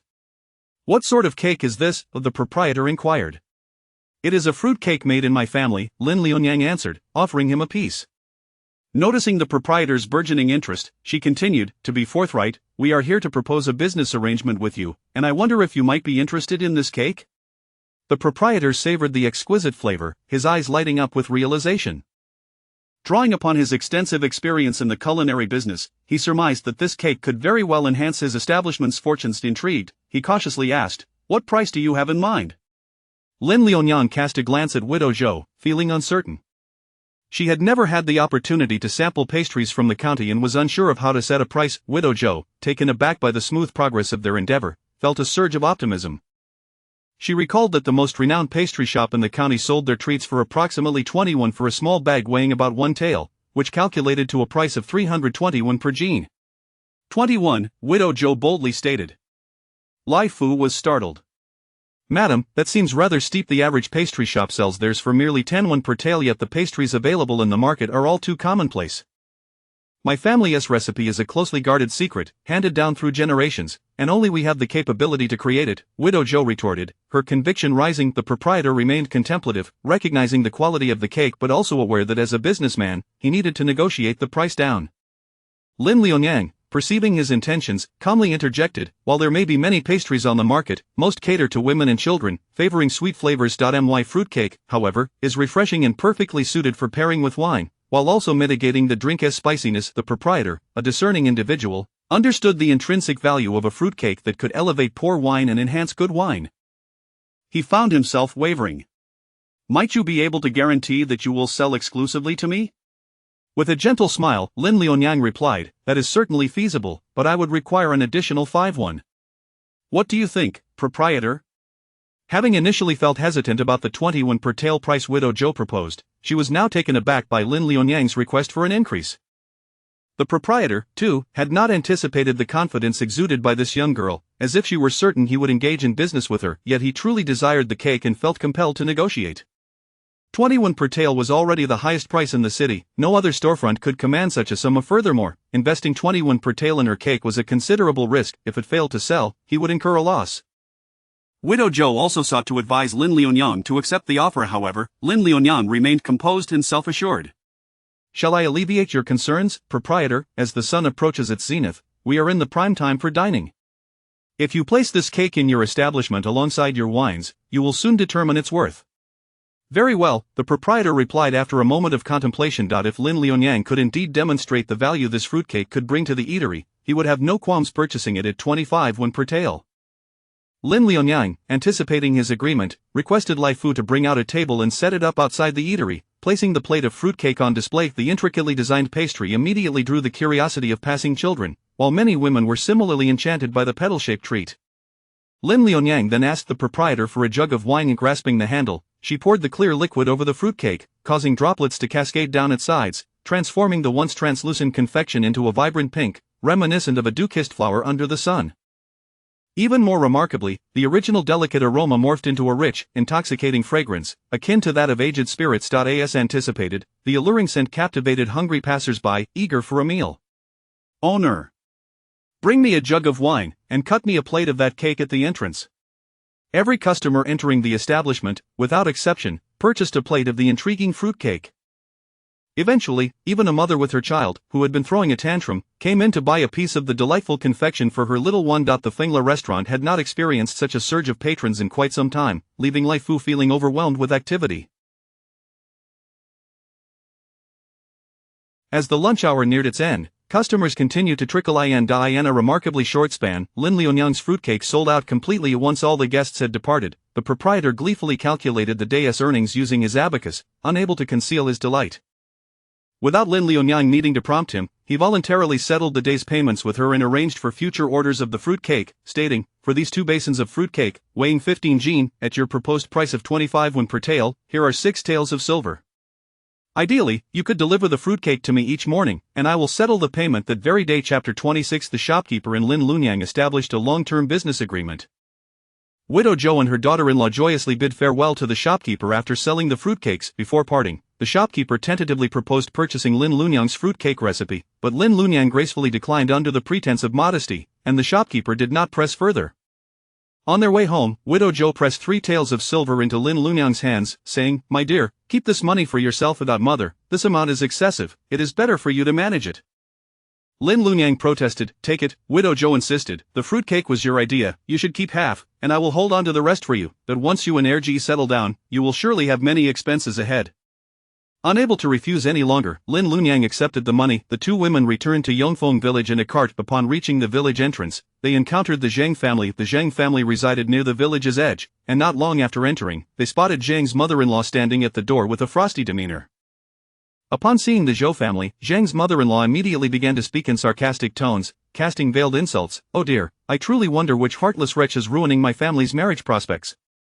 They say, better to dismantle 10 temples than to disrupt a single marriage among neighbors, who could be so cruel as to invite retribution upon themselves." Widow Zhou, having just concluded a profitable transaction, did not wish to engage in a quarrel, and she urged Lin Liunyang to walk past quickly.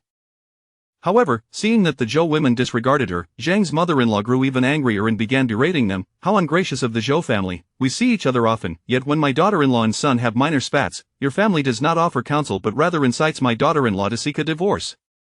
Such acts of moral degradation, do you not fear that retribution will befall your descendants? No wonder your 2 sons are such disappointments, one a boorish ruffian and the other a crippled scholar. Surely, this is the consequence of your family's lack of virtue." Zhang's mother-in-law cast a venomous glance at Lin Liunyang. "I suppose you spent a fortune securing a wife for your second son, who knows if he can fulfill his duties in that regard? With a leg like that, it is truly uncertain." That Widow Zhou, whose sons were her lifeblood, trembled with anger. She turned to Zhang's mother-in-law, pointing an accusing finger at her. "My son is a man of integrity and honor. Your worthless son has tormented a fine girl. What kind of man is that? Is it not natural for couples to have occasional disagreements?" "What nonsense you speak!" Zhang's mother-in-law deliberately distorted the truth, insisting, "When a new daughter-in-law enters a household, it is only right to establish rules.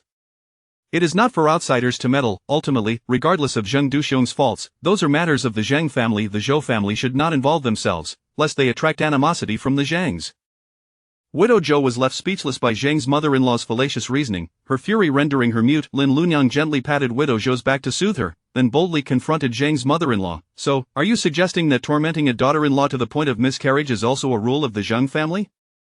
Your daughter-in-law is someone's daughter too. If you truly wish to prevent a divorce, why not speak with the butcher?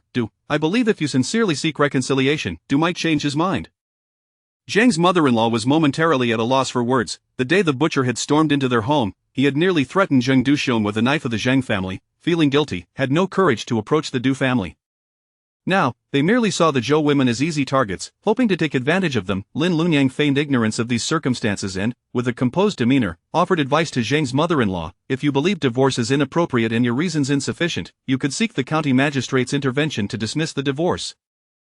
However, the law is quite severe regarding men who unjustly punish their wives. In serious cases, it could lead to branding and exile. Yet, Zhang's mother-in-law was confident she had not wronged the butcher's daughter, so she likely had nothing to fear. Zhang's mother-in-law took a step back, gazing at the bright and cheerful Lin Lunyang, feeling an inexplicable sense of dread in broad daylight. Embarrassed by her own actions, she swallowed her harsh words, retreating in defeat. Widow Zhou felt a surge of satisfaction, grasping Lin Lunyang's hand, her admiration evident. My dear Lunyang, I had no idea you were so knowledgeable, Widow Zhou exclaimed, marveling. It truly pays to be educated. Lin Lunyang pressed her lips together. My father was a teacher, though he passed away early. I did read a few books in my youth. Goodness, how you have suffered. Widow Zhou clapped her hands, surprised by Lin Lunyang's background, her heart swelling with sympathy, realizing she was a more suitable match for each one. They were both well-read, undoubtedly sharing a common language. The two women returned to the Zhou household, just in time for dinner. At the dining table, Zhou who recounted the events of the day. Mother, the butcher Du came by today, saying he has secured a buyer and wants me to deliver the goods this afternoon. Zhou who handed the money he received from Du to Widow Zhou. Son Ercui sat nearby, sullen and silent, clearly having argued with Zhou who earlier. Widow Zhou publicly handed the money to Lin Lunyang, affirming their previous agreement and demonstrating her support for her second daughter-in-law. What Lunyang has done for the family is evident to all. It is not favoritism on my part, Widow Zhou stated, recalling the successful sale of fruitcakes that day. Lunyang's cakes sold for a total of 6 taels of silver, and not only that, the shopkeeper has also established a long-term business arrangement with her. Chapter 27. In merely beholding how easily we too can be bullied in our youth. 6 taels of silver? Son Ercui exclaimed in astonishment, realizing that this amounted to approximately 25 per tael, nearly the same price as that sold at the county's pastry shop. If they could sell this daily, wouldn't that mean a substantial income of several taels of silver each day? Son Ercui's eyes sparkled with excitement. Could her sister-in-law manage such a workload? She quickly donned a cheerful countenance, lavishing praise upon Lin Lunyang, exclaiming, "Oh, this is truly splendid news, sister-in-law. You are indeed our family's lucky star. Ever since your arrival, our household's fortunes have improved." With a request in mind, Son Ercui's words were imbued with genuine sincerity. Sister-in-law, with all the cakes you need to prepare and deliver to the county, how can you possibly manage alone? Allow me to assist you. If the eldest daughter-in-law was willing to lend her aid, it was certainly a boon. The demand at the restaurant was substantial. If Lin Lunyang were solely responsible for gathering the fruits, crafting the cakes, and handling the deliveries, she'd surely be overwhelmed. Over time, one would inevitably require assistance. Thus, with Son Ercui volunteering, Lin Lunyang readily accepted. This outcome was not beyond Widow Zhou's expectations. Her eldest daughter-in-law was a greedy woman with a narrow mind. It was of little use to scold her, better to have her support Lin Lunyang's business, which would also serve to occupy her and soothe her spirit. Furthermore, Lin Lunyang's enterprise contributed to the family's income, and it was far preferable to enlist the help of kin rather than outsiders. Perhaps, by spending more time together, the two daughters-in-law might cultivate a more harmonious relationship. However, Widow Zhou did not forget to establish the rules. Half of the profits from selling the fruitcakes would go to the family treasury, while the other half would be theirs to keep. After all, the recipe belonged to the second daughter-in-law, so a division of 3 to 7 seemed fair. Son Ercui calculated in her mind, realizing that with her share of 3 portions, she would still earn over a tael of silver each day. With a beaming expression, she agreed. Very well, mother, rest assured, my sister-in-law and I will see to it that this matter is handled with utmost diligence. After lunch, Lin Lunyang and Son Ercui tidied up the dishes before shouldering their bamboo baskets and heading into the mountains to gather wild chestnuts. Fengla restaurant required 20 pounds of fruitcakes from Lin Lunyang each day, necessitating at least 20 pounds of fruit. The wild chestnuts used for the cakes could not be overripe, so Lin Lunyang always picked those that were 8/10 ripe, leaving them in the woodshed overnight. By the time she prepared the fruitcakes the following morning, they would be perfectly ripe. As Son Ercui followed Lin Lunyang into the mountains, they traversed a winding path and pushed aside obstructions, revealing a vast expanse of vibrant wild chestnut trees. Oh my goodness! Son Ercui gasped in astonishment, approaching the sturdy trunks with disbelief. Is it possible that there are so many fruit trees here? Though Son Ercui had ventured into the mountains before, she had never encountered this grove, nor had she seen anyone from the village gather such fruit. These were wild chestnuts, which bore fruit in winter and blossomed in spring. The flowers bloomed for a season, leaving only lush green leaves at other times. Lin Lunyang dispelled Son Ercui's confusion, explaining that she too had only known about the winter harvest initially but later learned from ancient texts that these fruits were also called Chenghua fruits, as they bore fruit before flowering. During spring and summer, they resembled ordinary shade trees, making them easily overlooked. How knowledgeable you are, sister-in-law, Son Ercui murmured inadvertently, feeling a newfound admiration for Lin Lunyang. It was no wonder that she often stumbled upon lucrative opportunities. It wasn't merely a stroke of luck. Sun Erkui's restless heart suddenly found peace. With their bamboo baskets brimming, Lin Liunyang and Sun Erkui hurried home while the sun still graced the sky. On their way, they encountered several villagers who, noticing the two women carrying the heavy baskets, could not resist inquiring, "Aren't these the eldest and second daughters-in-law of the Zhou family? What treasures have you two stumbled upon in the mountains?" Sun Erkui stepped forward to shield Lin Liunyang, boldly meeting the villagers' curious gazes. "Oh, it's but a jest, gentlemen. In this frigid weather, the mountains are stripped bare of leaves. What treasures could we possibly find? We merely gathered some useless twigs and leaves to kindle our fire." The villagers, finding no amusement, awkwardly replied, "Ah, I see. In this cold season, there are plenty of wild beasts in the mountains. Do take care." They muttered to themselves, noting how widow Zhou and her two sons were prone to quarrels, yet the eldest daughter-in-law wielded her tongue with such ferocity that even a jest could not be tolerated. Sun Erkui and Lin Liunyang continued on their way home. Lin Liunyang, somewhat anxious, remarked, "Sister-in-law, we cannot hide our frequent mountain excursions from the villagers. If they discover our deception." Sun Erkui burst into laughter. "Oh, dear sister-in-law, fret not. Who in this village would divulge a profitable method to another? Many conceal their means of sustenance even from their own brothers. These villagers merely see us as young and easy to intimidate, probing for information. Pay them no mind. Let their envy fester. If they truly possess the ability to learn, let them do so. The recipe resides with you, and even if they gather the fruits, they won't fetch a good price. But do not expect us to share any information with them." "I understand now. Thank you, sister-in-law, for enlightening me." Lin Liunyang's cheeks flushed from labor, her clear eyes gazing at Sun Erkui, tinged with gratitude. Sun Erkui, feeling a bit awkward under her sister-in-law's gaze, turned her head away. She was unaccustomed to such attention. Wasn't it merely a few words of support? Sun Erkui, motivated by her own self-interest, found it curious how easily this perceptive sister-in-law trusted others. A protective instinct arose within Sun Erkui, and she resolved to keep a closer watch over her sister-in-law to shield her from deception. Upon returning home, Lin Liunyang and Sun Erkui washed the two baskets of fruit before starting a fire to prepare dinner. For reasons unknown, their shared afternoon of fruit picking had fostered an unspoken understanding between them. At the dinner table, Sun Erkui refrained from her usual criticisms of Lin Liunyang, and the meal unfolded in an unusually harmonious manner. After dinner, once the household chores were completed, Lin Liunyang began boiling water to prepare a medicinal bath for Zhou Huchuan. With each experience, he grew more at ease. Of this time, as Lin Liunyang placed Zhou Huchuan in the bath, he remained calm and composed.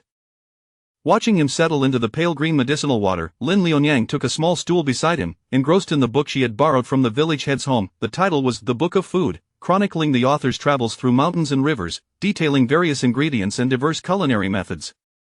As Lin Liunyang read, she shared her discoveries with Zhou Huchuan, her eyes sparkling with delight as if she had unearthed a treasure from legend. "Did you know, Huchuan, the recipe for the fruit cake I made this time comes from this very book? I had always called it wild chestnut fruit, but it turns out it is also known as Chenghua fruit in these pages." Leaning over the edge of the bath, she looked up at him, her expression lively, reminiscent of a playful kitten. "I am so fortunate. Thank you, Huchuan." Chapter 28. Do not speak thoughtlessly. My lady Zhou Huchuan was taken aback by her sudden proximity. The mist hung in the air, dampening Lin Liunyang's hair, her visage rendered indistinct amidst the vapor, save for her eyes, which shone like stars in the night sky. As Zhou Huchuan gazed into her eyes, he saw his own reflection and, feeling somewhat self-conscious, averted his gaze, striving to compose himself, though his ears burned with embarrassment. How could she say such a thing? It was precisely because Huchuan was well-versed and just in his judgments that the village chief entrusted him with the 3 books, yet Lin Liunyang remained blissfully unaware of Zhou Huchuan's shyness. Her nature was one of unreserved candor and openness. With a beaming smile, she clasped the books to her chest, revealing not only this one but also a coverless tome. "Do you remember?" I was instantly drawn to it. It contained descriptions of the delicacies enjoyed by the royal family.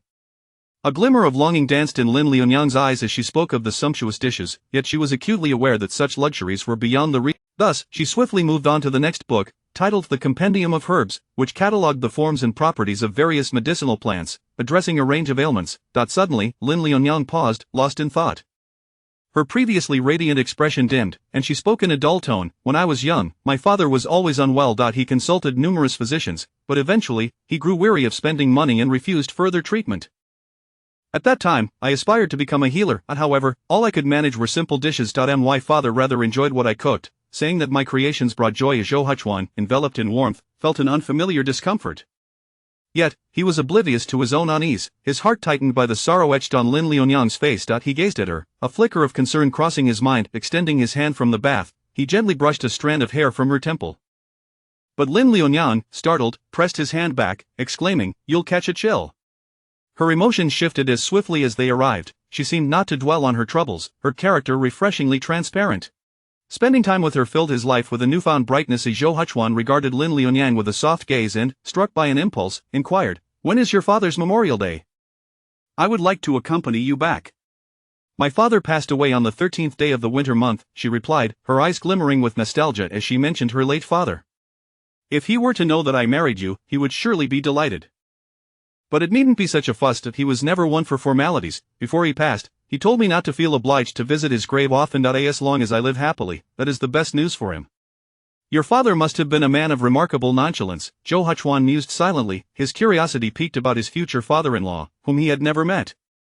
In his studies at the private academy, he had heard tales of Lin Liunyang's father's reputation. Now, through Lin Liunyang, he could glimpse the spirit of a scholar. What kind of reclusive sage could raise such a clear-minded daughter? After a moment's thought, he continued, "Though your father may not adhere to societal conventions, I have married his daughter out of respect and propriety. I should pay my respects at his grave. Tomorrow, I shall speak with my mother and accompany you this winter month." "All right," Lin Liunyang said, touched by his willingness to observe the customary rites.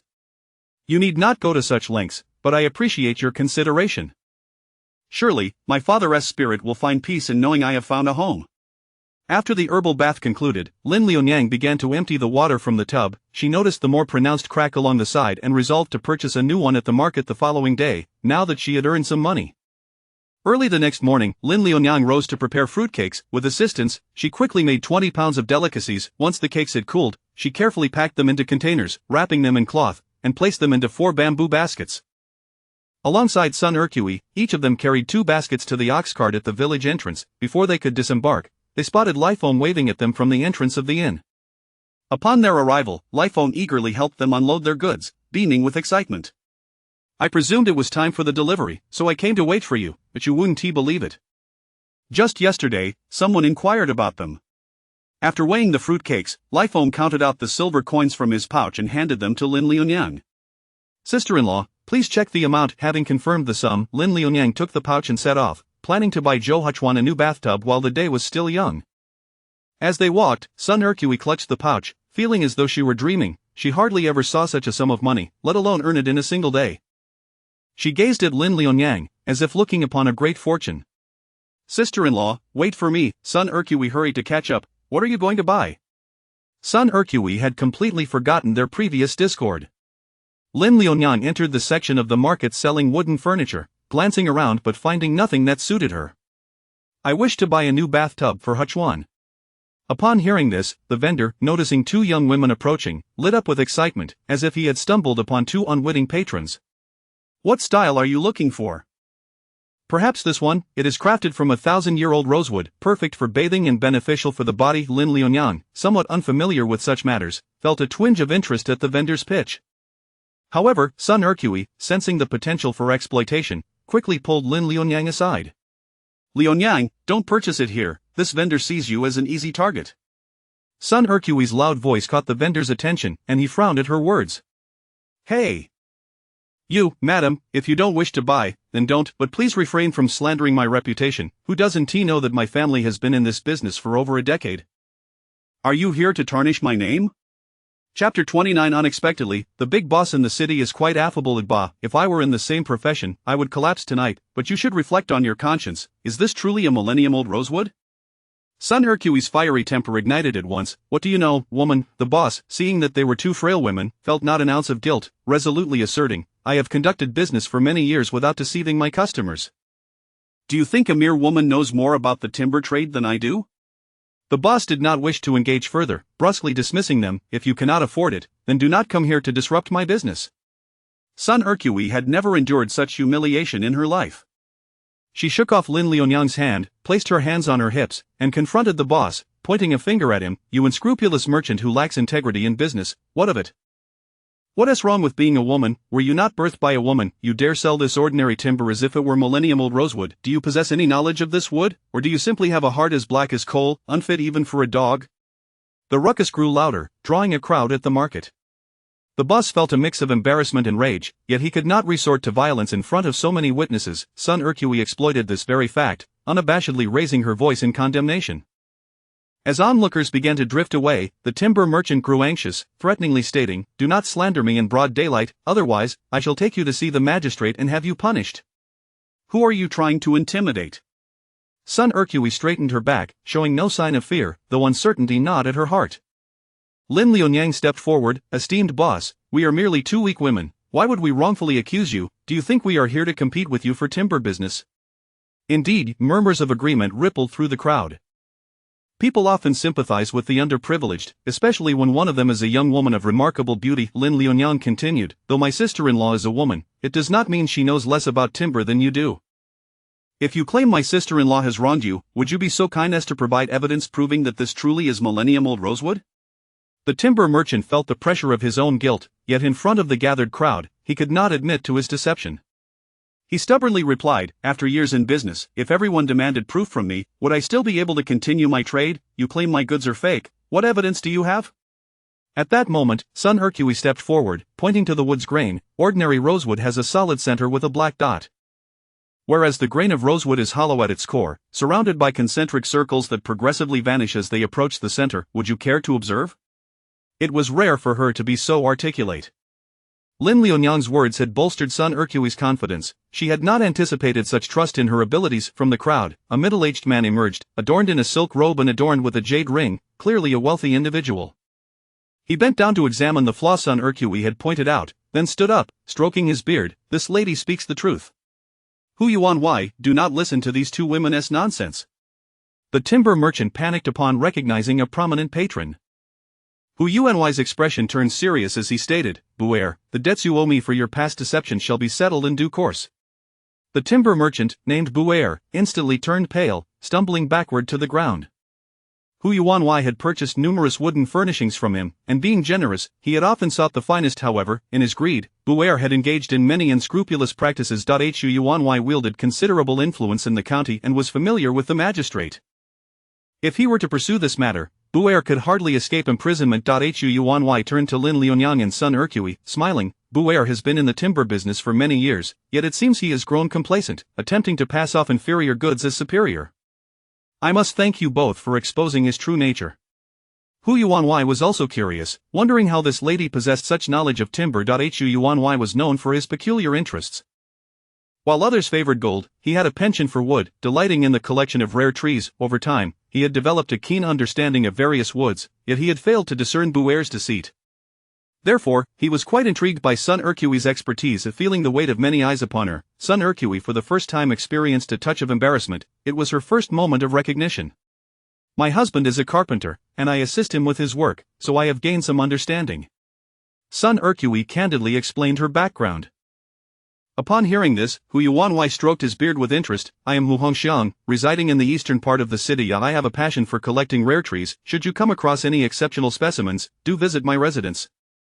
I assure you I will offer a price satisfactory to both of you.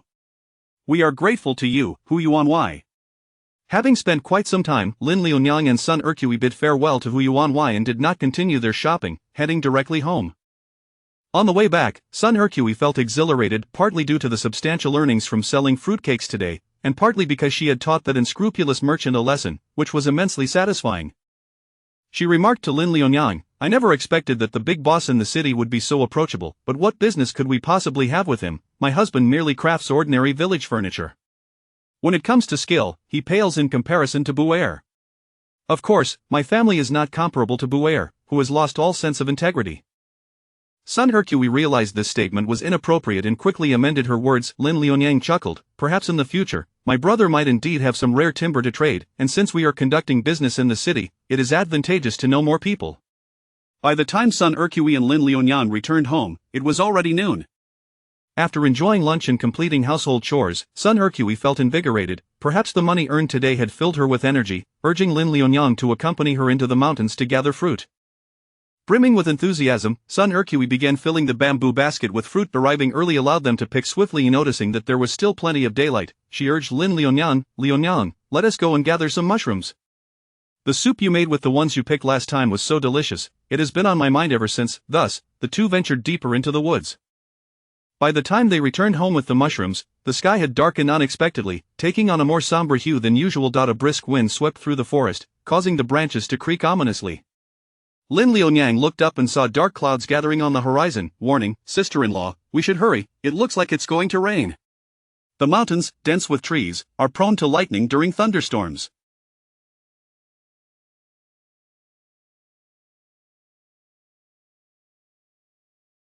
Sun Ercui understood the danger and promptly quickened her pace. Chapter 30 of the legendary Shinon would suddenly, rain began to fall in the mountains. Initially, it was just a light drizzle, but soon it transformed into a relentless downpour.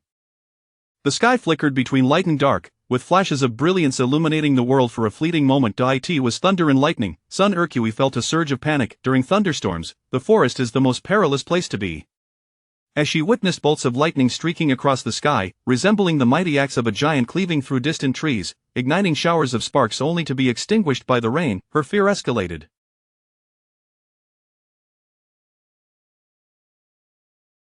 Just then, Lin Liunyang pulled her back, and as a bolt struck perilously close to her feet, she stood there, her heart racing, and exclaimed, "That nearly scared me to death.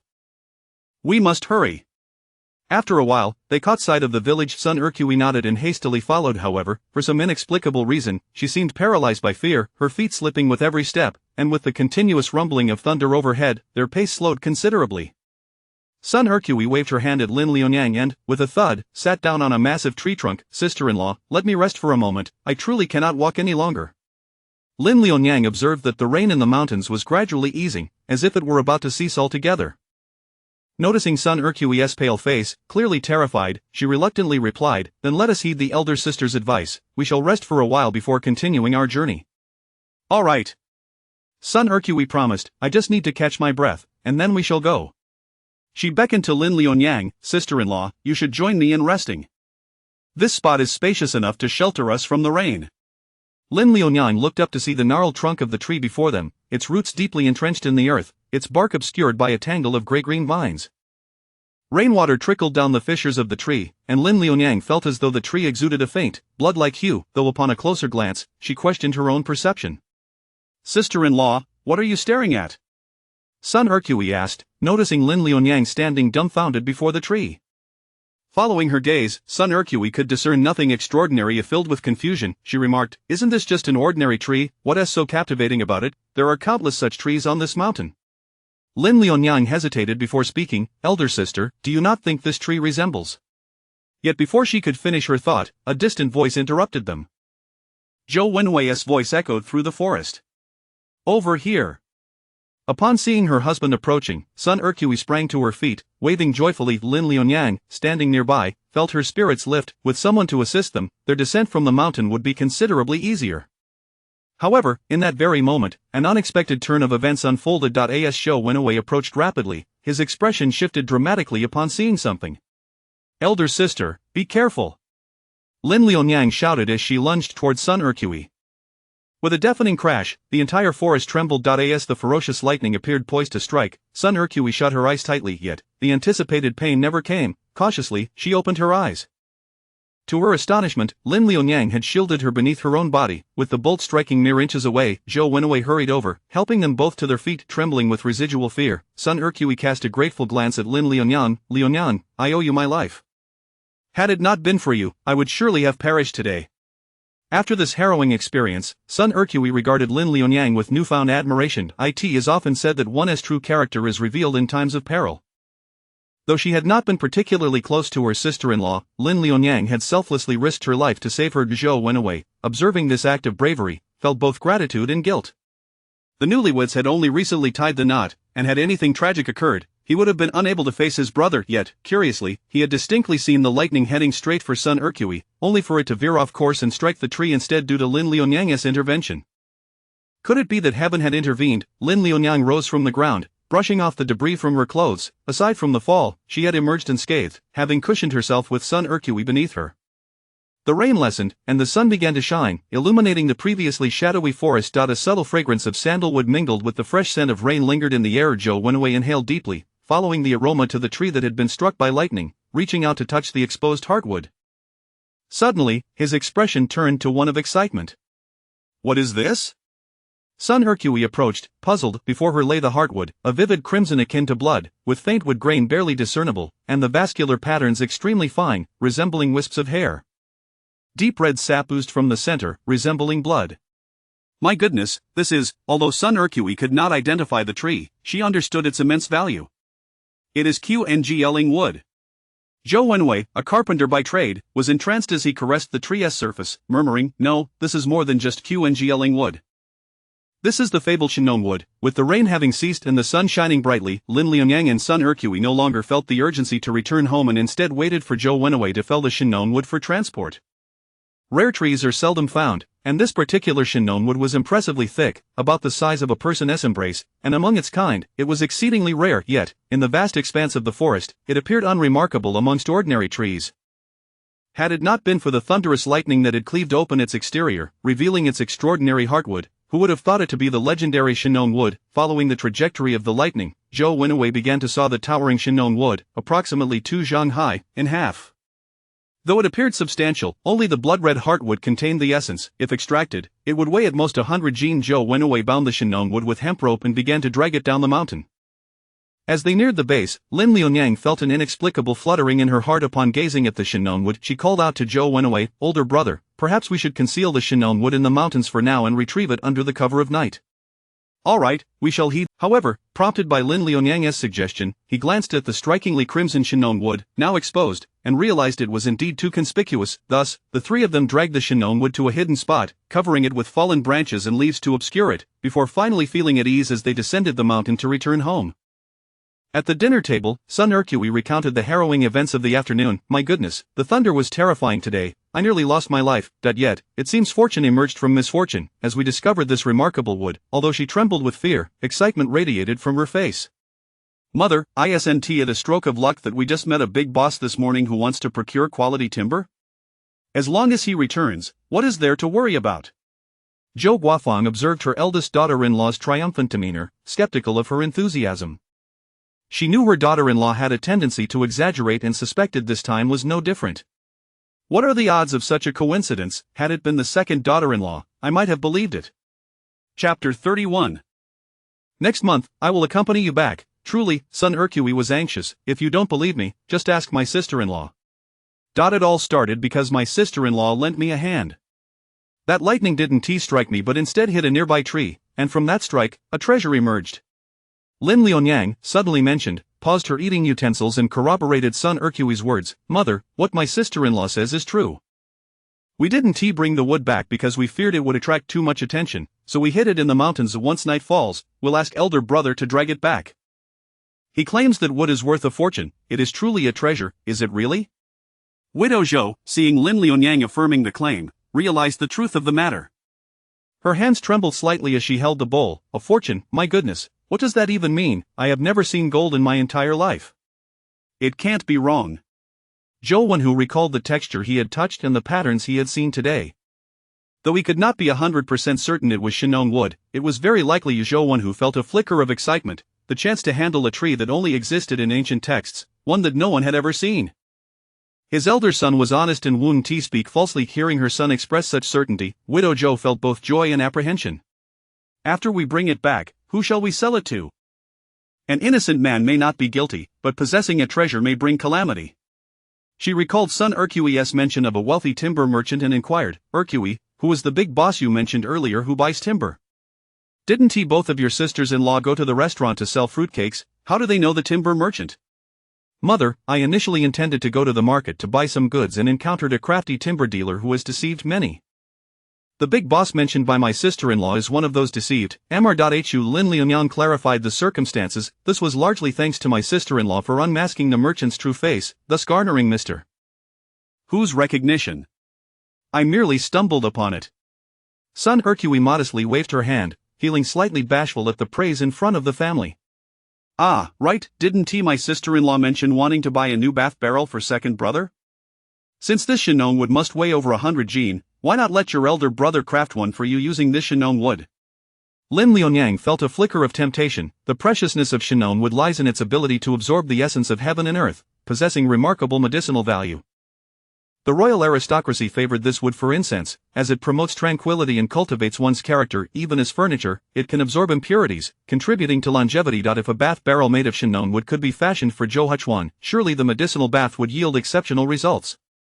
However, this wood was far too precious. She could not make such a decision for the family alone. Seeing her astonishment, Sun Ercui teasingly remarked, "What, do you think I'm the kind of sister-in-law who gets lost in the allure of money? Not to mention, after making the bath barrel for second brother, there would still be over 50 gene left to sell. But even if I used it all for second brother, would I, as his sister-in-law, truly feel pained?" Sun Ercui's usual frugality stemmed from a life accustomed to hardship, leading her to be meticulous. Yet her heart was not unkind. Sometimes her words belied her willingness to sacrifice for the greater good. Moreover, after narrowly escaping death today, Sun Ercui found Lin Lianyang much more agreeable. "Thank you, sister-in-law." Widow Zhou observed the harmonious exchange between her daughters-in-law and nodded in satisfaction. Today, the eldest son had shed his usual stinginess. It seemed that near death had awakened him. This was not without the credit of the second son's wife. Widow Zhou reminded her eldest son, "Wenhu, be cautious tonight. There's a cart in the woodshed, take it and return quickly." "I understand." After dinner, Lin Lianyang dutifully went to check on the rice seeds she had previously sown. She had not found any information about the rice in the Book of Food, but in an unnamed book detailing the dietary habits of the royal family, she found a record that stated it could be cultivated with minimal disturbance, merely sowed directly into the ground without transplanting. Once sown, it did not require water in drought or drainage in flood, nor did it need fertilizer or weeding, simply left to nature. In just a few days, without any extra care, the seeds had already sprouted tender shoots at an astonishing rate. "Sister-in-law, what are you looking at?" Sun Ercui approached with her bowl and chopsticks, noticing Lin Lianyang squatting in the courtyard, lost in thought. Sun Ercui squatted down too, coming closer to see the few delicate sprouts. "What is this?" "These are seeds I found in the mountains," Lin Lianyang briefly explained. Before confirming the viability of cultivating the rice, she did not plan to mention it to her family, fearing a false sense of joy. "Ah. I see." Sun Ercui misunderstood her meaning, thinking it was another precious herb, and nodded knowingly. "Since it's your find, I shall keep a close watch, ensuring the chickens in the yard don't peck at them." After finishing, Lin Lianyang extinguished the lamp, lay on her bed, and pulled up the quilt, when suddenly Zhou Huchuan called her softly from the darkness. "Lianyang?" "Yes?" "I spoke with mother today. I will accompany you back next month."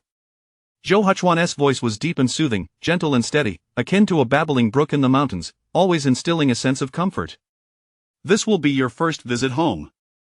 Mother asked us to bring rice, flour, and eggs. We should hire an ox cart to take us there. There is no need for such trouble."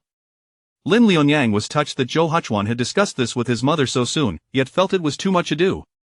After a moment's contemplation, she replied, "I have no relatives left in Shaojiang village. In truth, since marrying, I have not thought of returning." Moonlight streamed through the paper window, casting a gentle glow upon Lin Lianyang's face, while Zhou Huchuan lay in the darkness, quietly observing her. Lin Lianyang's face was perpetually adorned with brightness and joy, seemingly unfazed by the indifference of others, yet Zhou Huchuan felt a pang of sorrow for her. It was the first time in many years that he harbored the desire to protect someone. "This is the proper courtesy that the Zhou family owes you." Zhou Huchuan spoke each word with firm conviction. "You are my rightful wife, Lin Lianyang." Chapter 32. "We are not beggars at your doorstep. Are you not going to chase me away?" Lin Lianyang gazed at him in a daze, uncharacteristically reminded of their mock marriage agreement. This marked the first occasion that Zhou Huchuan acknowledged her identity. Did it imply that he accepted her as his wife? Lin Lianyang could not forget Zhou Huchuan's resolute stance from the past. Her unintentional inquiry fell upon Zhou Huchuan's ears, causing his heart to constrict. "As long as you wish, this place will forever be your home." Zhou Huchuan hesitated momentarily, struggling to continue, his words feeling as though they were lodged in his throat, each syllable a laborious effort. "If you do not wish to remain, and in the future find someone you cherish, the Zhou family will be your maternal home. I shall treat you as a beloved sister and prepare a generous dowry for you." In the darkness, Zhou Huchuan's expression was inscrutable, his lips pressed tightly together, betraying a tension he himself was scarcely aware of, his demeanor unconsciously radiating a hint of hostility. He had always been gentle and courteous, regarded by the world as a refined gentleman, yet only he knew of the ineffable obsession he harbored for those he cherished. His humility stemmed from disinterest and indifference. Lin Lianyang was the first person he yearned to claim. Despite his own shortcomings, he had no desire to yield her to another. The only barrier in his path was Lin Lianyang's disposition. He was unwilling to tarnish the image he held in her heart, reluctant to see disdain and fear reflected in her gaze. The depths of Zhou Huchuan's dark eyes resembled the calm before a storm, profound as a lone wolf, waiting for Lin Lianyang's response. Unbeknownst to Lin Lianyang, who stood with her back to the moonlight, her eyes sparkling like a starry night, she exclaimed without a second thought, "I have no desire for a lavish dowry. I shall not leave, I will forever be the daughter-in-law of the Zhou family, your wife." Lin Lianyang poked her head out from beneath the covers, quickly leaning forward to plant a kiss on Zhou Huchuan's cheek before hastily burying herself back under the blanket. She looked earnestly at him. "Huchuan, you are the finest husband in my heart." In her youth, she had pondered what kind of man she would wed, perhaps someone like her father, a learned scholar.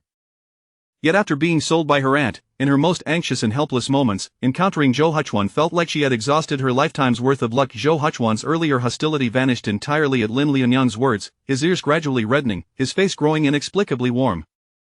The eloquent man found himself at a loss for words. Many years later, having become the youngest grand tutor of the Deliang dynasty, Zhou Huchuan would recall this moment as the time he vowed to never let her down.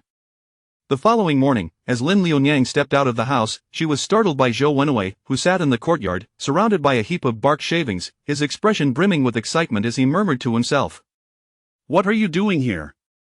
You didn't come back last night." Sun Ercui approached, perplexed as she looked at her husband. "Look," Zhou Wenwei exclaimed, lifting a wooden bowl resting on the ground, inside which lay a small piece of Shinon wood. Sun Ercui gazed at her husband in confusion. "What is it?" Zhou Wenwei excitedly tipped the bowl, and a viscous, blood-red substance flowed forth, forming continuous strands in the air. "This is 1,000-year-old Shinon wood. When placed in wine, it forms danxue, is it true?" Sun Ercui's eyes sparkled with delight as she moved closer to inspect the wooden bowl, noticing that the remaining danxue was a clear, untainted red. Lin Lianyang also approached, observing that the Shinon wood had dwindled to a small piece, now resembling a pale pink crystal. "In that case, let us hasten to," Lin Lianyang said, taking the pale pink wooden stone from the bowl and tucking it into her bosom. "After we sell the fruitcakes, we shall visit the Hu residence." With yesterday's experience in mind, Sun Ercui crafted the fruitcakes with greater proficiency today, capable of independently completing the entire process. Consequently, the two set off for the village entrance earlier than the previous day. After delivering the goods to Laifu of the Fingla restaurant, Lin Lianyang inquired about Hu Yuanwei. "Laifu, do you know where the residence of Hu Yuanwei is located? What kind of person is he?"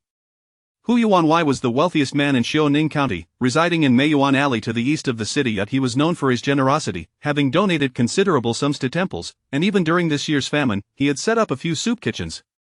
After expressing her gratitude to Laifu, Lin Lianyang and Sun Ercui made their way to the eastern part of the city. Lin Lianyang stepped forward to knock on the door. A young servant clad in blue opened it, scrutinizing Lin Lianyang and Sun Ercui through the crack.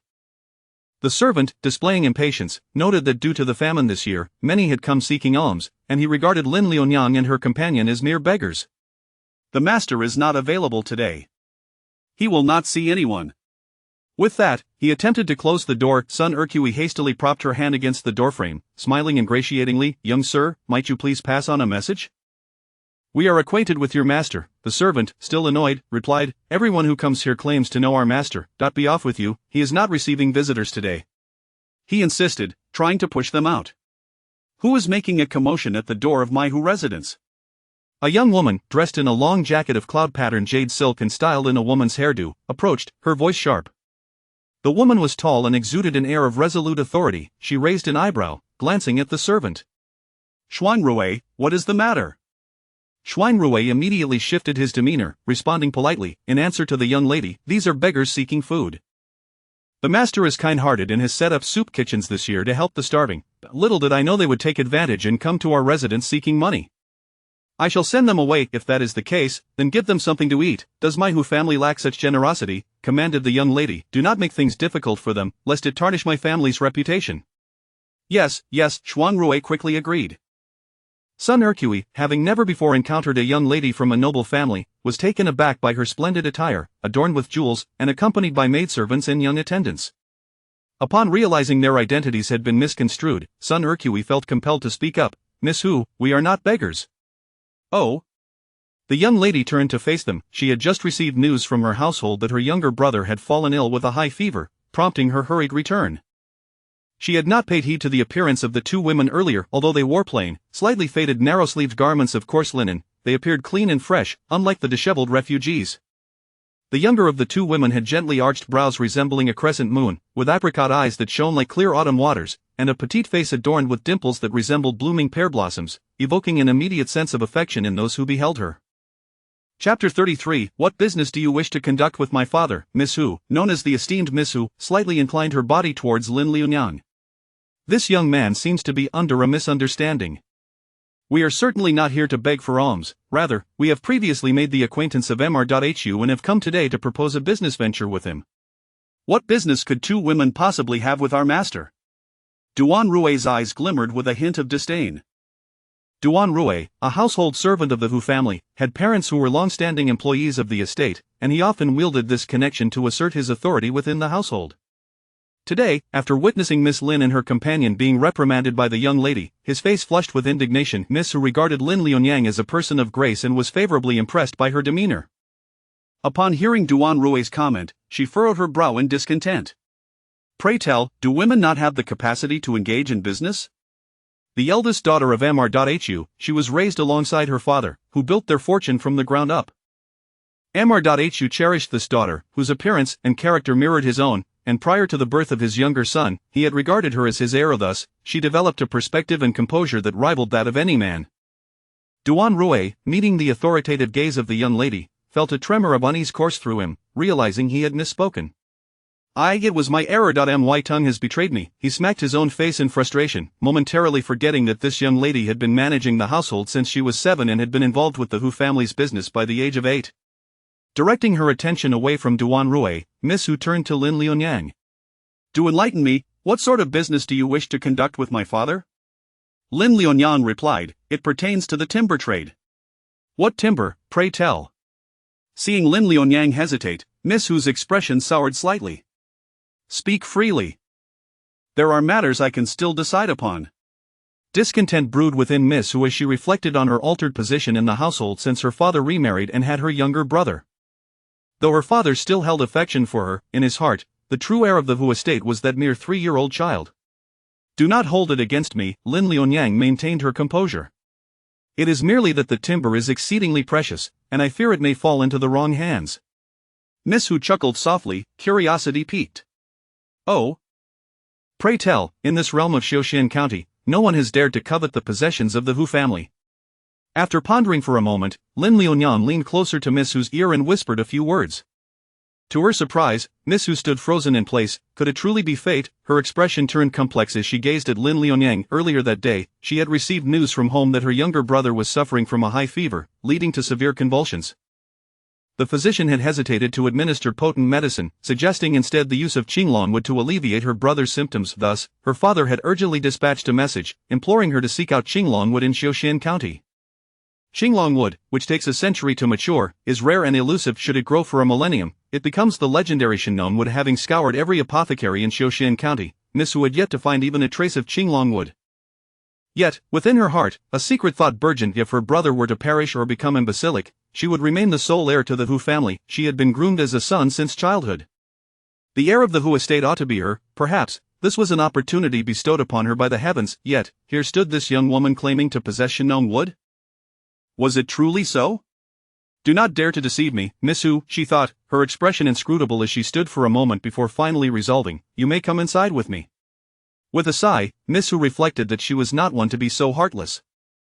Traversing the winding corridors and along the pebbled paths, she was surrounded by the opulence of the Hu estate, with gardens blooming vibrantly and meandering streams flowing gracefully. Sun Erchwei had never encountered such a wealthy household, and her limbs felt constrained, her eyes betraying a glimmer of envy.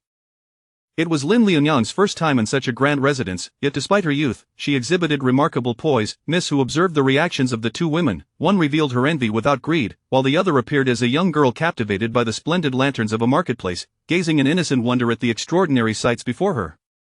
After traversing several flower-adorned archways, they finally arrived at the young master's chamber. Before they could enter, a wailing woman's voice echoed, "My dear son." Miss Hu stepped into the room, maintaining her composure as she greeted her father. "Father." Mr. Hu wore a faintly troubled expression. Upon noticing his eldest daughter's return, he nodded slightly before returning his focus to his ailing son. He had already received reports that no qinglong wood could be found throughout all of Xiaoxian County, and thus he held little hope upon seeing his daughter return. The young son lay upon the bed, his complexion ashen, frothing at the mouth, his small frame occasionally convulsing while muttering incoherently. The physician beside him cast a troubled glance at Mr. Who, sir, shall we administer the medicine or not? Suddenly, the distraught MRS.HU raised her head, reacting vehemently, no, we cannot. MR.HU sighed, his tone resolute, please, Dr. Sun, proceed with the medicine, even if he becomes imbecilic, it is better than losing his life. His words were directed both at himself and at Mrs. Hu. She released her grip and collapsed onto the floor, sobbing quietly. Having endured great hardship to marry into the Hu family and bear such a precious son, she had hoped he would inherit the estate. If he were to become imbecilic, the estate would surely fall into the hands of that wretched Hu Yuqing. Dr. Sun, please wait. What do you intend to do? MRS.HU questioned, bewildered as to why Hu Yuqing would interrupt Dr. Sun at such a critical moment. Did she not find her son's potential imbecility sufficient? Must he die for her to feel at ease? In a state of turmoil, MRS.HU felt both anger and resentment, directing her emotions at Hu Yuqing. You have cursed my son. Your fate is harsh, bringing misfortune to your mother, and now you seek to harm my son. Be silent. MR.HU admonished sternly, displeased with Mrs. Hu's outburst, yet he too glanced at his eldest daughter with a mixture of confusion and concern, unsure of her intentions. Ignoring Mrs. Hu's resentment, Hu Yuqing stepped forward, gently nudging Lin Liunyang into the spotlight. My daughter has found someone who can save the young master. Having faced numerous provocations from MRS.HU, including references to her deceased mother, Hu Yuqing was not one to respond to ill will with kindness. However, for the sake of the innocent child, she chose not to retaliate, yet, she refrained from immediately revealing Lin Liunyang's possession of Shenong wood. This lady has brought the Shenong wood. Shenong wood? Upon hearing this revelation, even Dr. Sun became visibly agitated. All eyes turned to Lin Liunyang. Chapter 34. You saved my young son, you are my benefactor. Who? Indeed. Lin Liunyang stepped forward and retrieved the pale pink wooden stone from her bosom, exuding a faint fragrance of sandalwood. As Lin Liunyang approached, Hu Si on the bed gradually calmed down. Dr. Qian took the wooden stone from Lin Liunyang's hand, his hands trembling with excitement. This, is it the legendary thousand-year Qinglong wood, transformed into Dan Shui after being infused with wine, forming the divine Shenong heart? Dr. Qian, trembling, fetched a golden cup and placed the Shenong heart upon it, igniting this priceless treasure. A delicate scent of sandalwood wafted through the room, clear and tranquil, reminiscent of the sun in winter, gentle and lingering, yet not overly intense. Hu Si's breathing gradually steadied, his stiff limbs softened, and he slowly sank into a deep slumber. Dr. Qian, is my young son out of danger? Hu Yuanwei, witnessing the subsiding of Hu Si's convulsions, was filled with overwhelming joy. The high fever in children is most perilous during such convulsions. Now that the young master's seizures have abated, with a few more doses of medicine and proper rest, he should be well on the mend. Dr. Sun stroked his beard, also relieved, attributing the speedy recovery to this Shenong heart. The efficacy of this thousand-year divine wood surpasses that of ordinary Qinglong wood, allowing the young master to recover so swiftly. Excellent, excellent, a great weight lifted from Hu Yuanwei's heart. He gratefully cupped his hands towards Lin Liunyang. You have saved my young son, you are indeed my benefactor. Madam, please, he gestured towards Jin Yang, take good care of Sierre. Dr. Sun, I hope you will also pay close attention. After giving his instructions, Hu Yuanwei invited Lin Liunyang and Sun Erchui to the main hall. Hu Yuqing followed closely behind. Earlier, Hu Yuanwei had been so preoccupied with his young son that he had not recognized Lin Liunyang, and now, upon closer inspection, Hu Yuanwei smiled. Are these not the two ladies I encountered at the market yesterday? Lin Liunyang, though young, exhibited a graceful composure and spoke articulately, leaving a lasting impression on Hu Yuanwei with her striking beauty. Hu Yuanwei turned to his eldest daughter. Where did you come across these two ladies that led to such a fortunate event for our Hu family? I happened to meet the two ladies at the entrance. They mentioned wanting to discuss timber trade with father. The gatekeeper, however, was blind to their worth and insisted that women cannot engage in business. My daughter was infuriated upon hearing this and took it upon herself to bring them in. Such is your temperament. Hu Yuanwei laughed heartily. Lin Liunyang expressed her intentions. We have come today to conduct business with you, Yuanwei. You have seen it for yourself. I wonder what your thoughts are? You mean, the Shenong wood? Hu Yuanwei was taken aback, then filled with delight. Such a rare item, you wish to sell? Lin Liunyang smiled slightly. Though this Shenong wood is precious, it cannot fill one's stomach. To us common folk, it is worth but a penny. You, Yuanwei, are a connoisseur. In your eyes, this Shenong wood is an invaluable treasure. Rather than let it gather dust in our possession, it is better to find it a discerning owner. We currently possess 1.5 June, about 45 pounds, of Shenong wood. May I inquire what price you would be willing to offer? Hu Yuanwei, feeling subtly flattered by Lin Liunyang's words, found himself in high spirits and immediately flashed 5 fingers. How about this number? 50 taels? Lin Lunyang inquired nonchalantly. Madame Zhou, is this how you perceive me? Who? Hu Yuanwei retracted his hand, 500 taels. What do you think, Madame Zhou? Nearby, Sun Erchui's eyes widened, nearly offering her agreement on behalf of Lin Lunyang. Lin Lunyang calculated in her mind, realizing this was higher than her initial expectations. Indeed, Hu Yuanwei was a generous man, he truly possessed an eye for value. Lin Lunyang discreetly praised Hu Yuanwei, making him feel even more at ease, to the point where, had it not been for Lin Lunyang's age and gender, he might have suggested a brotherly bond on the spot. Hu Yuqing escorted Lin Lunyang and Sun Erchui out of the Hu residence, instructing the carriage driver to take them home. At the entrance of the Hu residence, Hu Yuqing handed Lin Lunyang a box of silver notes. 500 taels is quite a hefty sum. I've exchanged it for smaller denominations for your convenience. But I have yet to deliver the goods, Lin Lunyang exclaimed in surprise. The Shinong wood is still with the Zhou family. Is the Hu residence truly at ease handing over the money? Father has a keen eye, if he appreciates you, then his judgment is undoubtedly sound. Moreover, you saved my younger brother. You are a lifesaver for our family. Hu Yuqing grasped Lin Lunyang's hand, placing the box firmly in her palm. Lin Lunyang understood that in such a prominent household, refusing would only be seen as a slight, so she graciously accepted. As the carriage stopped before the Hu residence, just as Lin Lunyang was about to assist herself into the carriage, Hu Yuqing suddenly called out to her, Madame Zhou. Lin Lunyang turned back. Does your husband support your decision to venture out and make a name for yourself? The usually free-spirited Hu Yuqing found it somewhat difficult to articulate. My husband is a true gentleman. A true gentleman encourages his wife to pursue her aspirations rather than confine her to the attic, Lin Lunyang replied with a smile as she boarded the carriage through the curtain. Lin Lunyang noticed Hu Yuqing standing still for a moment. Seemingly coming to a resolution, she turned decisively and walked back into the Hu residence. Inside the carriage, goodness! Sun Erchui exclaimed, feeling the luxurious woolen blanket lining the carriage, such fine material, used for a carriage, truly remarkable for a wealthy household. As Sun Erchui surveyed the interior of the carriage, her exaggerated astonishment contrasted with Lin Lunyang's composed demeanor, which made Sun Erchui feel somewhat dissatisfied, and she sulkily took a seat. After a while, Sun Erchui nudged Lin Lunyang's arm. Hey, sister-in-law, do you think that Miss Hu wishes to become a self-braided woman? A self-braided woman refers to those who style their hair like married women, symbolizing their lifelong commitment to remain unmarried and live in solitude. Lin Lunyang was taken aback, quickly covering Sun Erchui's mouth. Elder sister-in-law, do not speak carelessly, we are still in the carriage of their household, discussing their family matters. I'm not speaking carelessly. Sun Erchui, reminded of the gravity of the situation, muttered softly, I just noticed that Miss Hu is already 17 or 18 and still unmarried. Chapter 35. Help, thieves have entered the house. The coachman of the Hu residence escorted them all the way to Yongfeng village, stopping right at the doorstep of the Zhou family. The villagers of Yongfeng had never beheld such an impressive carriage. The horses were sleek and glossy, and the driver was clad in a brand new blue cloth attire. As the townsfolk speculated about which noble family this splendid carriage belonged to, it came to a halt at the Zhou family's entrance. How peculiar, ever since the second son of the Zhou family had suffered a leg injury, such a grand carriage had not graced their home. Even more astonishing was when a pair of delicate hands lifted the carriage curtain, revealing the second daughter-in-law of the Zhou family. Following her was none other than the eldest daughter-in-law. What could this mean? The gathering crowd buzzed with curiosity. Among the villagers, Granny Zhang's gaze fixated on the box peeking from Lin Lunyang's embrace, convinced that the Zhou family must have secretly amassed a fortune of late. Just look at Zhou Xianyo, whose face had grown rounder and whose stature had shot up like a sprouting seedling. It was evident he had been enjoying ample good food. Granny Zhang recalled how both daughters-in-law of the Zhou family entered the mountains every afternoon, and she had observed that their baskets were light when they went in but heavily laden upon their return.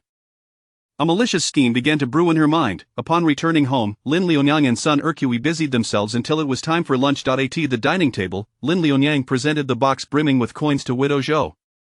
Mother, we successfully completed the business deal today. Mr.Hu paid 500 taels for the Shinong wood. Very well, Wonhu, make sure to deliver it promptly, Widow Zhou instructed her eldest son, momentarily setting aside her chopsticks to count the silver notes. That's odd, why are there 10 extra taels here? She handed the box to Sun Erchui, who counted and confirmed the discrepancy. Could it be a mistake from the Hu residence? It must be a token of gratitude from the Hu family. Lin Lunyang pondered. They are a prominent household, and their finances are meticulously managed. Such errors are rare. Sun Erchui suddenly realized, right, I overlooked that detail. but since you saved Mr. Hu's only son, their gratitude is certainly warranted, but it is merely fortunate that this divine wood could alleviate the young Master Hu's convulsions. I cannot take credit for it. Lin Liunyang waved her hand dismissively. Upon understanding the circumstances, Widow Zhou felt reassured, yet, the sheer amount of money made her anxious. What if a thief were to break in? Mother, we should deposit it in the bank, Lin Liunyang suggested. Our household has seen a substantial income these days, and aside from some small change, we can save the rest in the county bank, which supposedly offers interest. The bank, Sun Erqui expressed her unease. What if they refuse to return our funds? Widow Zhou's face mirrored her concern. The county bank is operated by the government. You and your sister-in-law need not worry, Zhou Huchuan interjected, endorsing Lin Liunyang's suggestion. Indeed, this method is quite prudent. Very well, then it shall be so. With her second son's agreement, Widow Zhou felt at ease and entrusted the matter to Zhou Wenhu, after delivering the wood to old Master Hu, go to the county and deposit the money. Understood, mother, I shall go this afternoon. Zhou Wenhu was aware of the urgency of the matter, that he had nearly finished processing the wood in the morning, and the bathtub for his younger brother was also ready. He would pack it up and deliver it to old Master Hu after lunch. Widow Zhou calculated the household's earnings from the past few days. They had made 3 taels from selling vegetables, used 1 tael for clothing and supplies, sold about 20 taels of wild boar meat, and earned another 20 taels from fruitcakes sold over the past few days. After giving 10 taels to the household, the remainder was divided between Lin Liunyang and Sun Erqui. Today, they had accumulated 510 taels. Ultimately, Widow Zhou set aside 540 taels for Zhou Wenhu to deposit in the county bank.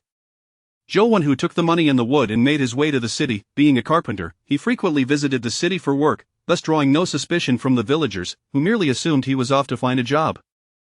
In the afternoon, Lin Liunyang and Sun Erqui followed their usual routine of foraging for fruit in the mountains. Having nearly run out of fruit the previous day, they decided to gather more, returning home with 2 heavy baskets brimming with fruit. Upon arriving home, Lin Liunyang noticed the bathtub that had been prepared in the courtyard. Its surface gleamed like blood-red agate, smooth to the touch. She excitedly brought Zhou Huchuan out of the house, pointing it out to him. Huchuan, do you like it? Zhou Huchuan felt a warmth in his heart. He understood that Lin Liunyang had gone to great lengths for him. While Lin Liunyang admired the divine wood bathtub, his gaze remained fixed on her, his eyes deep and enigmatic like the night sky, both tender and perilous. I've heard that Shinon wood is perfect for medicinal baths. Huchuan, you will surely recover. Zhou Huchuan was momentarily speechless. He had not expected Lin Liunyang to retain such hope for his legs. He believed she, like everyone else, had given up. An inexplicable surge of determination welled up within him. Perhaps he should give it another try. As night fell, the members of the Zhou family drifted into a deep slumber. At that moment, a shadowy figure stealthily approached the Zhou residence. She glanced around cautiously, inserting a thin wooden piece through the crack of the door to disengage the latch, slowly pushing open the front door. Silently, she crept toward Widow Zhou's room and felt around beneath her pillow, discovering a few pieces of silver. The moonlight illuminated the thief's sharp and cunning visage. It was none other than Granny Zhang, harboring a grudge against the Zhou family. Her son, lazy and gluttonous, had recently been led astray by a few ne'er-do-well friends to a gambling den, accruing a mountain of debt, and was now too frightened to return home. Granny Zhang, pained for her son, had no spare funds to settle his debts. After witnessing the Zhou family's recent prosperity, a nefarious idea took root in her mind. Under the moonlight, she counted the meager coins in her hand and frowned. Only 2 taels. She then crept into the room of Zhou Wenhu and his wife. In Sun Erqui's dressing table, Granny Zhang found a greater sum of silver than Widow Zhou had. Cautiously counting, she discovered a full 5 taels. What a peculiar family the Zhous were. The daughter-in-law's private savings exceeded that of her mother-in-law. How utterly disgraceful, Granny Zhang scoffed, reflecting on how imposing Widow Zhou appeared in public, yet at home, she couldn't even keep her daughter-in-law in check. Once her greed was unleashed, Granny Zhang could not restrain herself. She cast her gaze toward the final room. Widow Zhou doted on her youngest son and would undoubtedly have given him her private funds. Sneaking into Lin Liunyang and Zhou Huchuan's room, Granny Zhang tiptoed around, finding nothing but a room full of books. Approaching Lin Liunyang's bed, she wondered if there might be something beneath the pillow.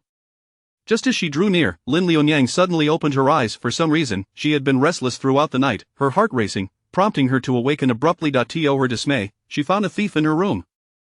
Help! Thieves have entered the house, Lin Liunyang shouted. Granny Zhang instinctively reached out to cover Lin Liunyang's mouth, thinking Zhou Huchuan, being a cripple, posed no threat. If she could silence Lin Liunyang, everything would be fine. At that moment, Granny Zhang locked eyes with Zhou Huchuan's piercing and intimidating gaze. Awakened by Lin Liunyang's cry, Zhou Huchuan, upon seeing the masked intruder poised to attack Lin Liunyang, felt his heart nearly skip a beat. A tempest of fury mingled with a fear he had not anticipated surged within him, akin to a wild beast in the forest poised to lose its most cherished treasure. Granny Zhang's hand trembled, and with Lin Lianyang's unexpected strength, she not only failed to muffle her mouth but also found Lin Lianyang leaping from the bed, reaching out to seize her. Chapter 36. I have a way to uncover the thief. The old woman Zhang was taken aback, lowering her head as she turned to flee. Lin Lianyang chased after her, calling out that a thief had entered their home.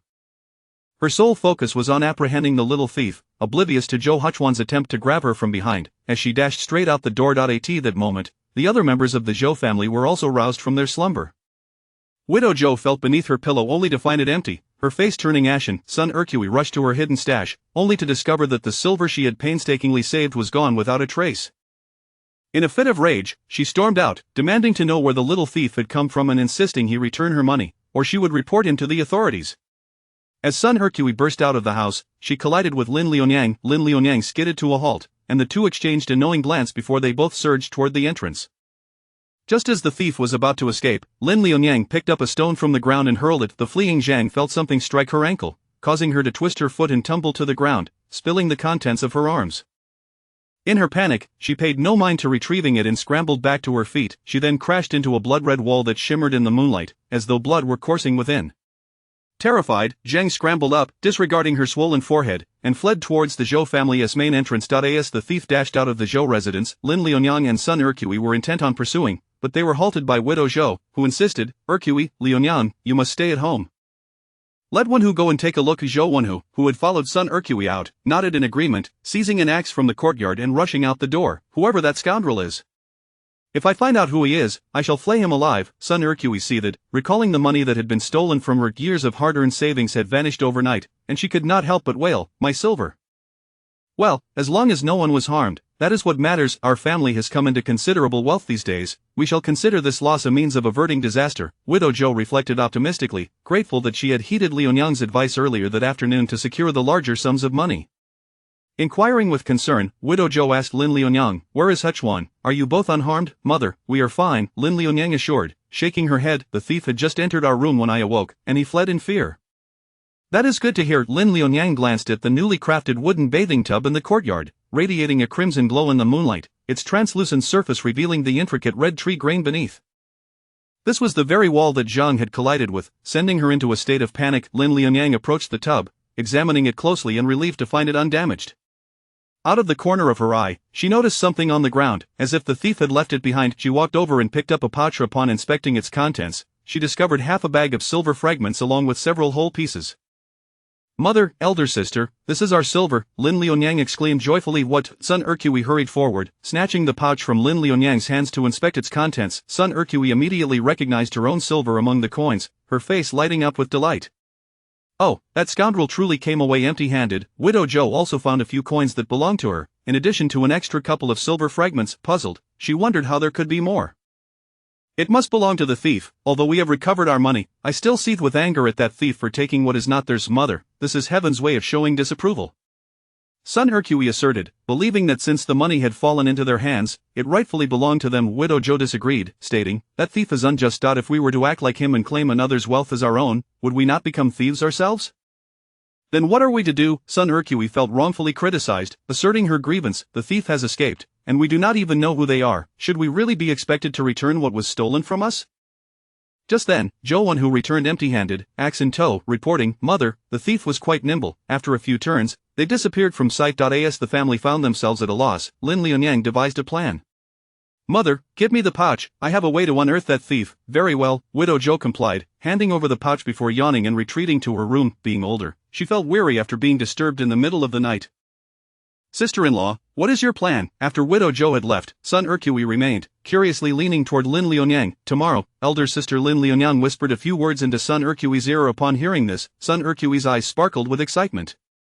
"All right, I will follow your lead." Lin Lianyang returned to her room, treading lightly as she climbed into bed, only to find Zhou Huchuan waiting for her, wide awake. "Are you all right?" He had been unable to calm his heart since she had dashed out to chase the thief, and now, seeing her return safely, he felt a sense of relief wash over him. He realized that whenever matters concerning Lin Lianyang were involved, his usually composed demeanor would falter. "I am fine," Lin Lianyang replied, settling into bed and adjusting her covers. "It was my brother who went out to pursue the thief, but he was unable to catch up or see the thief's face." However, the thief dropped the money pouch in their haste, and fortunately, all our money remained intact. That person must have been a somewhat older woman, Zhou Huchuan suddenly remarked. Lin Liunyang's sleepiness vanished in an instant. She turned to face Zhou Huchuan, her curious eyes glimmering. The thief was wrapped up tightly, with only her eyes exposed. How could you discern that? Zhou Huchuan explained. When she attempted to strike at you, her fingers were slender, indicative of a woman. Her thumb bore thick calluses, suggesting she often engaged in needlework at home. Her skin was dry and wrinkled, lacking the luster of youth, and she had a slight hunch, with her toes pointed inward as she walked, resembling an old crone. Zhou Huchuan possessed an exceptional memory. What he did not articulate was how the moment of confrontation between the thief and Lin Liunyang had been etched deeply in his mind. After Lin Liunyang had rushed out, that perilous moment replayed incessantly within him, leaving his heart suspended in a state of unrest. Yet, in Lin Liunyang's presence, he maintained a remarkable composure, his dark eyes radiating warmth and concern, akin to a gentle spring breeze. Upon hearing his words, Lin Liunyang's mind conjured the image of a woman. Whether it was the same individual remained to be seen, but tomorrow's slight stratagem would reveal the truth. Chapter 37. Has this place recorded your names? On the following morning, Lin Liunyang poured the finely ground chestnut residue into a pot, waiting for it to simmer into a paste. Beside her, son Hercules sifted through the remaining chestnuts in the bamboo basket. Liunyang, we still have 4 or 5 pounds of chestnuts left. What shall we do with them?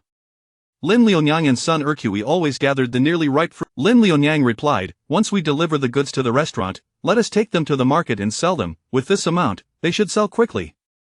All right. Son Hercules went to the yard to fetch the dried bamboo box and spotted her son, who was already awake and playing outside.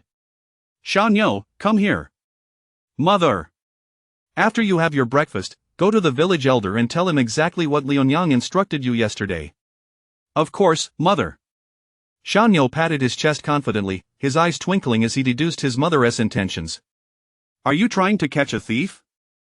Was it Aunt Air who suggested this? You clever little rascal. Son Hercules was taken aback. She had thought Shanyo was asleep when she left last night, yet he was aware of the burglar that had entered their home. Her son was quite astute. Son Hercules felt a mix of pride and joy. I know, mother, I won't say a word beyond what you instructed. Shanyo laughed and ran off. After Lin Liunyang and son Hercules prepared the chestnut cakes, they first delivered the goods to the restaurant before heading to the northern market. The northern market was bustling with stalls and throngs of people. The cacophony of vendors shouting and the clamor of poultry created a vibrant atmosphere. With her keen eyes, son Hercules found an excellent spot among the tightly packed stalls. At this peak time in the market, few stalls remained available, and those that did were tucked away in corners. Remarkably, son Hercules managed to secure a spacious and central location. Lin Liunyang, who had been searching for a spot separately, approached, only to find that before they could set down their goods, someone had already pushed a cart and claimed the space. What's the matter with you? Are you blind? Can't you see we've already claimed this spot? Son Hercules exclaimed, hands on her hips. Has this place been marked with your names? The intruder was a young vendor in his 20s, not very tall, dressed in coarse, homespun clothes, and with a skin darkened by the sun. His small eyes gleamed with a shrewdness reminiscent of Arati. In the meantime, the vendor had already set up his wares, displaying 6 large basins filled with pig offal, completely occupying the space. He moved about with exaggerated gestures, utterly disregarding Lin Liunyang and son Hercules standing nearby. Blood splattered dangerously close to son Hercules, yet the vendor showed no remorse, instead glaring at them defiantly. You scoundrel! Are your eyes planted on your backside? Son Hercules could not swallow her indignation and rolled up her sleeves, ready to confront him. Seeing the curious gazes from the crowd, Lin Liunyang tugged at son Hercules. Let it go, elder sister. Let's South find another place. I don't think this spot is suitable anyway. They had come to sell their goods, and if a quarrel erupted, they risked punishment from the market authorities. Lin Liunyang merely intended to dissuade son Hercules, but to her surprise, son Hercules took her words to heart. What's South wrong with this place? What do you mean it's unsuitable? The vendor, agitated, shouted back. In the morning, we cannot afford to hear such ominous talk. You 2 ignorant women, move aside and don't obstruct my business. Pa! Son Hercules spat at the vendor. My sister speaks with conviction, just wait for your business to fail. With a huff, son Hercules disregarded the vendor's furious antics and pulled Lin Liunyang away. The 2 women moved away from the market center and finally found a vacant spot in the corner. Although it was somewhat isolated, its proximity to the market exit meant that foot traffic was still considerable. Lin Liunyang spread a sackcloth on the ground and piled the chestnuts atop it. The boisterous son Hercules began to call out, wild chestnuts for sale, sweet and refreshing wild chestnuts for just 3 won each. Positioned by the market exit, their little stall attracted curious glances from passers-by. A lady, accompanied by a 3 or 4-year-old boy, paused in front of the stall. "Madam, would you like to purchase some chestnuts? These are wild fruits from the mountains, juicy and delicious. Would you care for some? This stall is quite peculiar, usually fruits are sold by weight, isn't pricing them individually a bit greedy?"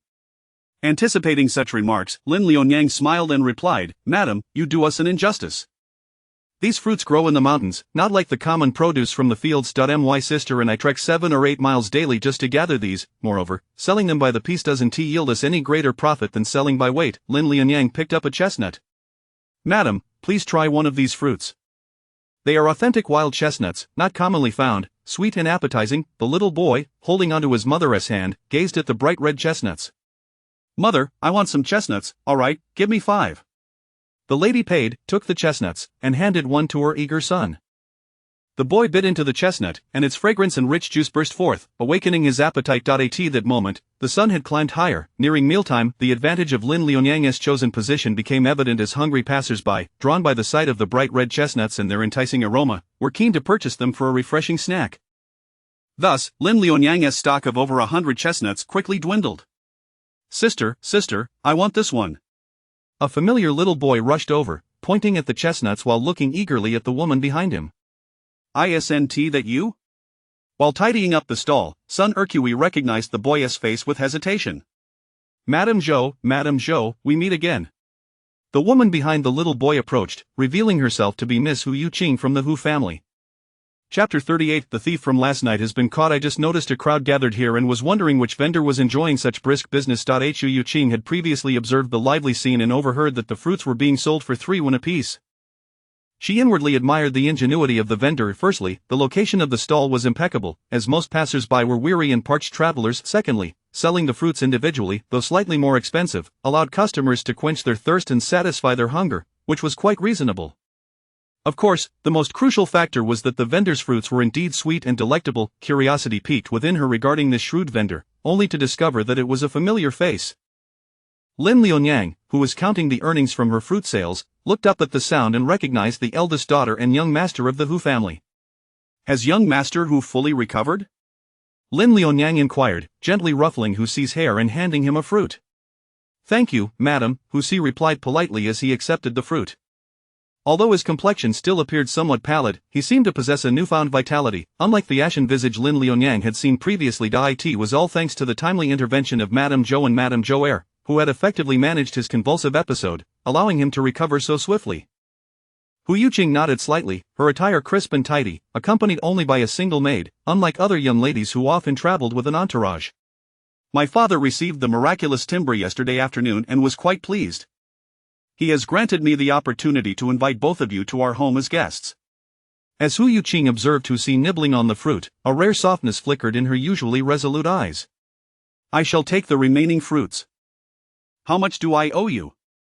"Dear miss, you are being too kind. We are merely common folk. You may call me Lianyang," replied Sun Ercui, adding, "I am no madam, it feels rather odd, just call me Ercui." Lin Lianyang packed the remaining fruits for Hu Yuqing, wishing to cultivate a friendship with her. "We were planning to close up shop and return home anyway. These fruits are hardly worth much, please take them with you."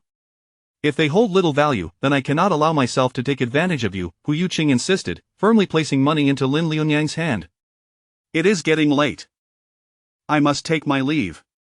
After taking a few steps, Hu Yuqing turned back and said, "Lianyang, should you require anything, you may find me at Yunshang Tower in the city. This is my private establishment. If there is nothing pressing, you may also visit and chat with me." Lin Lianyang smiled in agreement.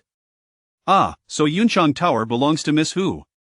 On their way back, Sun Ercui expressed her surprise to Lin Lianyang. Yunshang Tower is the largest establishment in Shihu County for selling women's garments and cosmetics. Miss Hu is indeed an extraordinary woman, no wonder she is reluctant to marry. "However, I heard that before the birth of young Master Hu, Miss Hu was groomed by old Master Hu as his heir," Sun Ercui added, her expression brimming with curiosity. After young Master Hu's arrival, Miss Hu's position within the family business became rather precarious. It is rumored that she harbors a deep disdain for her stepmother and half-brother, yet, from what I witnessed today, her relationship with her younger brother seems quite amiable. Lin Lianyang sighed, "Sister-in-law, from where did you hear such baseless gossip?" Lin Lianyang had begun to sense that her sister-in-law, while lacking in other skills, was remarkably well informed when it came to gossip.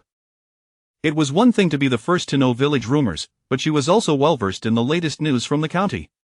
Baseless gossip, you say? Sun Ercui retorted, Sister Meng's husband works temporary jobs at the Hu household. This information cannot be mistaken.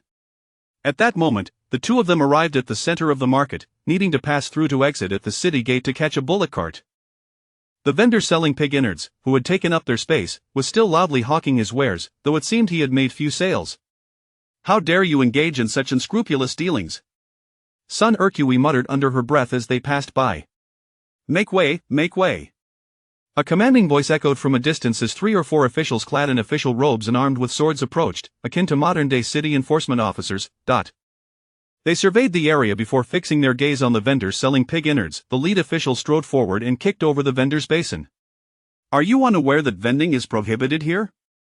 The vendor, who had been so brash moments ago when facing Lin Lianyang and Sun Ercui, now wore a forced smile, stammering, My lord, but everyone else is selling here as well. Have you not inquired about the rules? The lead official, growing impatient, pointed to the vendor's spot and declared, There are already regulations in place in the city, vending is not permitted in designated areas. Offenders will have their goods confiscated. With a wave of his hand, he signaled to his subordinates to advance and seize the vendor's cart and goods. The vendor, on the verge of tears, attempted to protest, My lord, I beseech your mercy. Raising an eyebrow, the lead official retorted, What, do you wish to be punished? The vendor, cowed into silence, could only watch helplessly as the officials dragged away his belongings. Sun Ercui felt a mix of satisfaction and trepidation as they moved away, and once at a safe distance, she remarked with lingering anxiety, We were fortunate not to have been vending there. Otherwise, it would have been quite that you were right, that was truly not a good place to be. Sun Ercui regarded Lin Lianyang with increasing admiration, resolving to heed her sister-in-law's counsel in the future. It surely would not lead her astray. Upon returning home, however, they found the atmosphere within the household to be rather tense. What on earth is going on? Sun Ercui caught hold of Zhou Wenhu, asking, What seems to be troubling mother? She appears rather glum. Zhou Wenhu glanced at them and whispered, The thief from last night has been apprehended. Who is it? Sun Ercui pressed for details. It is Zheng Posey from the village, he replied. What are they murmuring about outside? Come in for dinner. Sun Ercui still wished to inquire further, but they were interrupted by the voice of Widow Zhou from within the house. The 3 of them entered, taking their seats. The atmosphere at the dining table was heavy, especially due to Widow Zhou's sour demeanor. After a moment, Widow Zhou inquired about Lin Lianyang, Why did you take so long this morning? This morning, I discovered that there were still many fruits left from yesterday's fruitcake. I thought they would spoil by tomorrow and we couldn't consume them all at home, so I decided to take them to the market to sell, Lin Lianyang explained. With newfound boldness, Sun Ercui chimed in, Mother, you should know, my sister-in-law has quite the knack for business. Today, we sold those fruits for 3 won each, and we made over 300 won. Lianyang is indeed clever, Widow Zhou remarked, her expression softening somewhat at the mention of their success. Mother, what transpired today? Lin Lianyang cautiously asked Widow Zhou. Humph. Speaking of this, it infuriates me, the thief from last night was caught today, and it was that old hag from the Zhang family. Today, she still refuses to admit her guilt and is trying to turn the tables. What on earth happened? Sun Ercui exclaimed in astonishment. She understood that the capture of the thief must have been a result of the strategy Lin Lianyang had devised the previous night, yet the current situation remained unclear. Chapter 39. The Zhou family stole my money, Grandma, please don't be angry. Zhou Xianyo, perceiving the fury radiating from Widow Zhou, sweetly attempted to placate her. Zhou Xianyo, tasked with addressing the matter, recounted the events of the morning. This morning, following my mother's instructions, I went to the home of the village chief and handed over the money pouch, asking him to inquire among everyone as to who lost it near our home. Before long, Grandma Zhang arrived, claiming she had inadvertently misplaced it near our residence. Why is she so furious? Lin Lianyang found herself perplexed. Since the thief had been apprehended, what further misfortune had transpired to render Widow Zhou unable to even eat her meal in peace? Grandma Zhang asserted that the pouch contained less money than it should have. Originally 5 taels of silver, it now held only 1 tael, and she insisted we compensate her for the alleged theft.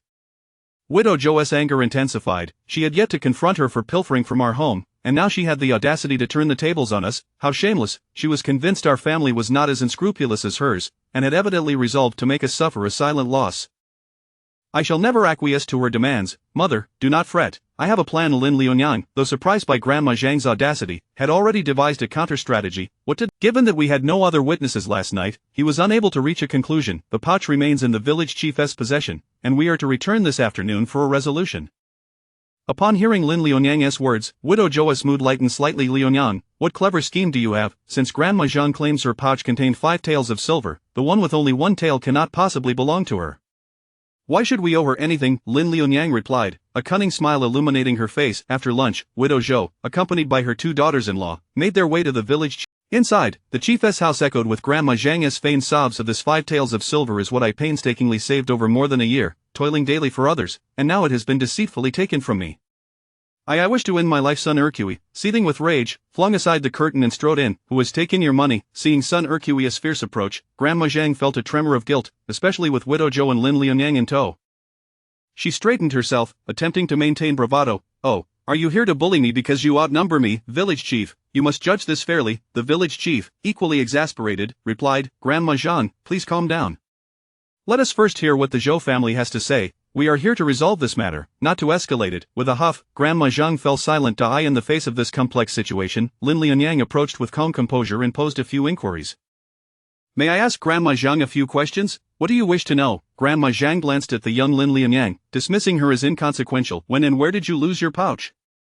I am old and cannot recall clearly. I couldn't find it after returning home yesterday afternoon. Do you remember what was inside? It contained 5 taels of silver that I painstakingly saved. Grandma Zhang emphasized 5 taels, maintaining her composure. Are you absolutely certain? Of course, I am well aware of my own money. Grandma Zhang silently mused, having heard of Zhou family's second daughter-in-law's cleverness, yet now found her lacking in cunning. The Zhou family, known for their pride, had a scholar among them. They could not produce evidence to prove their innocence regarding the non-existent silver, and it seemed inevitable that the 5 taels would end up in her hands. Just then, Lin Liunyang turned to the village chief and declared, Village chief, this matter has reached a conclusion. Why do you say that? Daughter-in-law Liang, the village chief was puzzled, having heard only a few ordinary questions from Lin Liunyang. The pouch that was found does not belong to Grandma Zhang. Her statement sent ripples of shock through the room. Grandma Zhang was the most affected. How can it not be mine? I recognize my own pouch. She protested. The design and pattern are ones I have used for many years. Now, Grandma, do not be hasty. Many women in the village use similar pouches. You claim yours contained 5 taels, yet this one holds only 1. It seems your pouch must be elsewhere. Lin Liunyang calmly replied. The village chief slapped his forehead. Daughter-in-law Liang speaks wisely. He then turned to Grandma Zhang. It appears this pouch must belong to someone else. Is it possible your pouch with 5 taels was lost elsewhere? How can it be someone else's? This is clearly mine, Grandma Zhang exclaimed in rising frustration. Can you prove that this pouch is yours? Lin Liunyang's voice was gentle, leaving no room for error. Grandma Zhang found herself at a loss for words, bewildered as the discussion shifted from whether the Zhou family had stolen the silver to whether the pouch was indeed hers. If it was not hers, then the previous arguments would be moot. Feeling the weight of Lin Liunyang's seemingly innocent expression, Grandma Zhang felt a chill run down her spine. The Zhou family's second daughter-in-law, like Zhou family's second son, was a cunning individual beneath a friendly facade. Indeed, Grandma Zhang, your pouch must be somewhere else. You should hasten to search for it, the village chief kindly advised. Grandma Zhang, feeling as though she might choke on her words, could not muster a rebuttal. Not long ago, she had adamantly insisted she had not misremembered the 5 taels in her pouch. Now, she had inadvertently shot herself in the foot. Overwhelmed with regret, Grandma Zhang departed, clutching her face as she muttered, I shall search for my pouch. As she exited, she nearly collided with someone, quickly stopping in her tracks to find Zhou Wenwei pushing Zhou Huchuan forward. Another member of the Zhou family? What'll fate? She huffed, swinging her sleeve and lowering her head in defeat as she scurried away. Chapter 40. A request from Yichuan. Lin Liunyang stepped forward to take over Zhou Yichuan's wheelchair. Upon seeing him, her eyes sparkled with delight. What brings you here? After lunch, Zhou Yichuan observed the women leaving, aware that they were heading to the village chief's home to confront Zheng Pozi. For some inexplicable reason, his mind kept replaying the scene from last night when the masked Zheng Pozi had attacked Lin Liunyang, leaving him in a state of agitation. Ultimately, he concocted an excuse and hurried over. Upon entering, Zhou Yichuan's first gaze fell upon Lin Liunyang. Noticing that she did not appear to be a victim of maltreatment, he discreetly shifted his attention and greeted the village chief. Greetings, chief. I have some matters to discuss with you, he continued.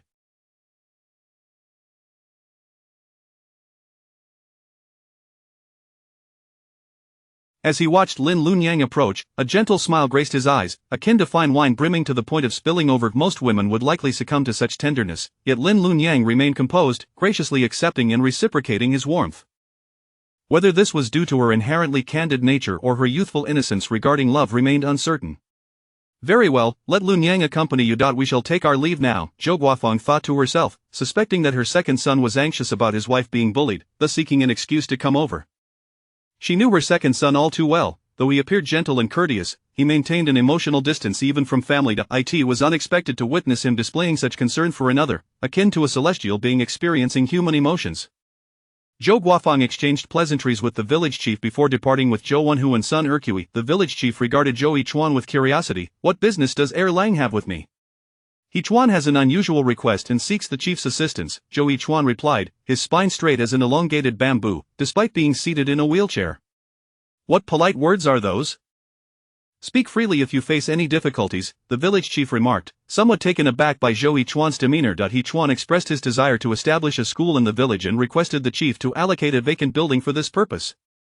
What a splendid idea, the village chief exclaimed, his face lighting up with joy. There are numerous school-aged children in our village. Due to our remote location, many cannot afford the private schools in the county, thus wasting their potential. With Zhou Erlang's vast knowledge and being our village's sole scholar, it would be a tremendous boon for these children to receive your guidance. The emperor himself values education highly, establishing various educational institutions from the highest academic halls to village schools, in addition to privately run academies. In this environment, families with the means invariably send their children to study, aspiring for them to attain scholarly success in the future. Logically speaking, Yongfeng village ought to have its own school. However, its remote location has deterred teachers from coming. Over the years, only Zhou Yichuan has emerged as a scholar from this village. Initially, the village chief had anticipated that Zhou Yichuan, being young and accomplished, would eventually leave for greater opportunities. Little did he know that a sudden upheaval would prevent him from pursuing the imperial examination. Gradually, the chief began to entertain the idea of having him establish a school in the village, but he hesitated to bring it up, fearing it might evoke painful memories. Thus, he was pleasantly surprised when Zhou Yichuan broached the subject. Delighted beyond measure, I shall set this in motion tomorrow. There are several suitable locations in the village for the school. I will have them prepared, the village chief declared. However, I wonder what requirements Zhou Erlang has. What tuition fees should we expect? I need to inform the village. Lin Lunyang, somewhat astonished, regarded Zhou Yichuan. During their time together, she had sensed his lingering discomfort over being unable to continue his studies, leading him to shy away from topics related to education. The last time she had mentioned establishing a school, he had brushed it aside lightly. Who would have thought he was genuinely considering it? After a moment's thought, Zhou Yichuan replied, as for the tuition, it is at the chief's discretion. For those with better means, they may contribute silver. For those who cannot, they may offer grain in lieu. However, he added a stipulation: only students who pass an examination shall be admitted, and those lacking virtue will be outright refused. The village chief pondered briefly and agreed, that is agreeable, I will communicate Zhou Erlang's requirements. With the matter of establishing the village school settled, they prepared to bid farewell. Suddenly, the village chief recalled the money pouch left in his possession and called out to Lunyang, Erlang's wife, what shall we do about the money pouch? Lin Lunyang had already devised a plan. Village chief, it would be best to keep it with you. If someone can accurately recount the amount and the details of its loss, it shall be returned to the rightful owner. If no one claims it, it may be utilized for village needs. Very well, the village chief acquiesced, then inquired, but where exactly was this pouch discovered? He stood there for a moment, and being a man of experience, he quickly connected the dots regarding Zhang Pozi's earlier reaction. Suddenly, it dawned on him, Zhang Pozi had attempted to steal but had ended up with nothing. Chapter 41: The signs of regrowth in the leg bones. Due to the events of midday, when Lin Lianyang and son Erqui returned from the mountains after gathering fruits, the sky had already darkened.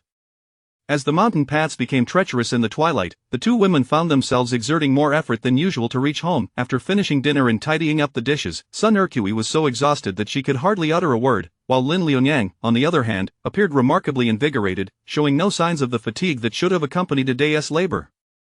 Her spirit remained as vibrant as ever. Not only that, but after completing her chores in the kitchen, Lin Lianyang busied herself with heating water to prepare a medicinal bath for Zhou Huchuan. Son Erqui observed this attentively, feeling a surge of admiration for Lin Lianyang's dedication to Zhou Huchuan, and for a moment, she felt that her brother-in-law was indeed fortunate. Initially, she had thought her brother-in-law, despite being a scholar, had been at a loss marrying Lin Lianyang. However, as son Erqui spent more time with Lin Lianyang, her feelings transformed from disdain to respect, and she couldn't help but find herself leaning in favor of Lin Liunyang.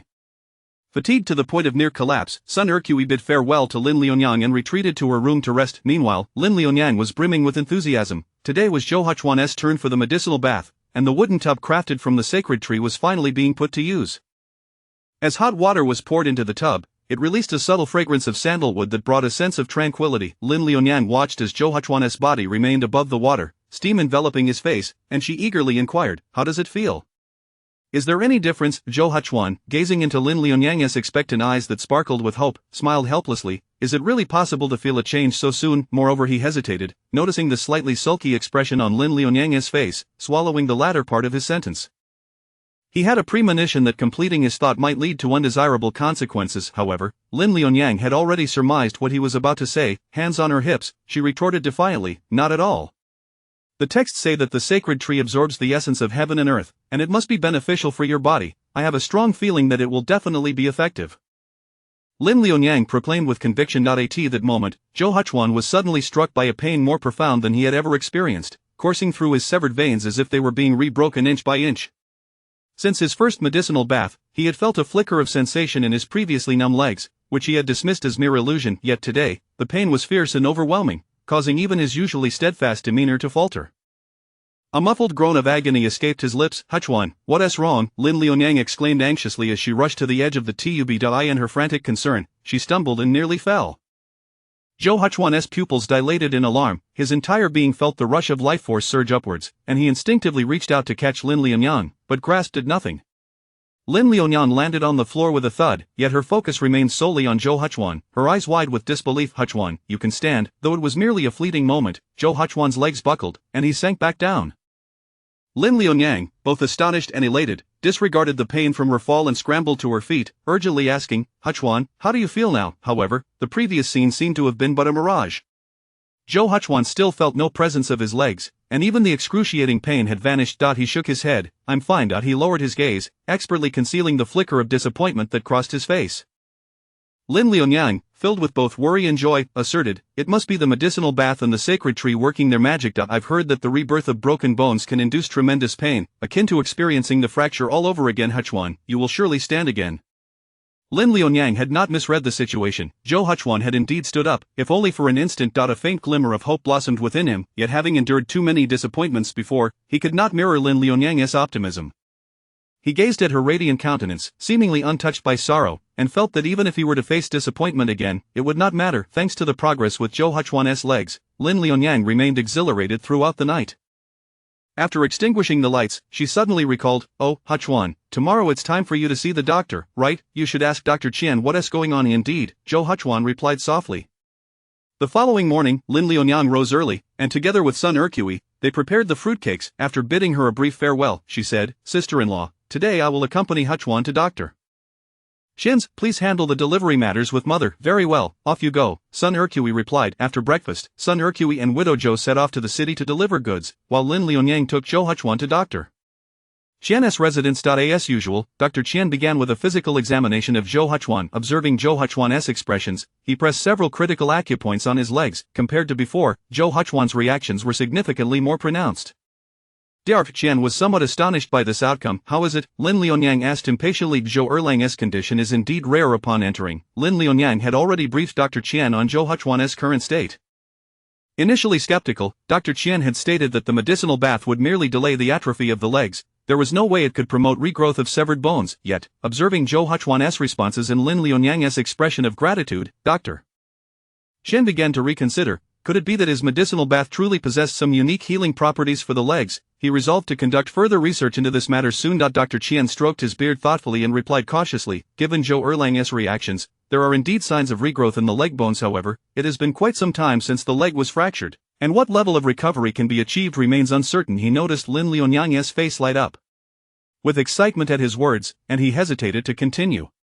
Yet as a physician, he felt obliged to clarify the worst-case scenario to the patient. To fully restore the leg to its former condition is nearly impossible even if the bones reconnect. With daily training, there will inevitably be some lingering deficiencies in mobility. This is the best-case scenario. Generally, considering the circumstances, being able to stand again would be a remarkable outcome in comparison to being bedridden and unable to care for oneself. Dr. Xian's words were certainly a positive perspective. However, Lin Liunyang glanced at the handsome Zhou Huchuan, her eyes filled with earnest anticipation as she implored Dr. Qian, "Doctor, please reconsider. Is there truly no way for my husband to return to normal?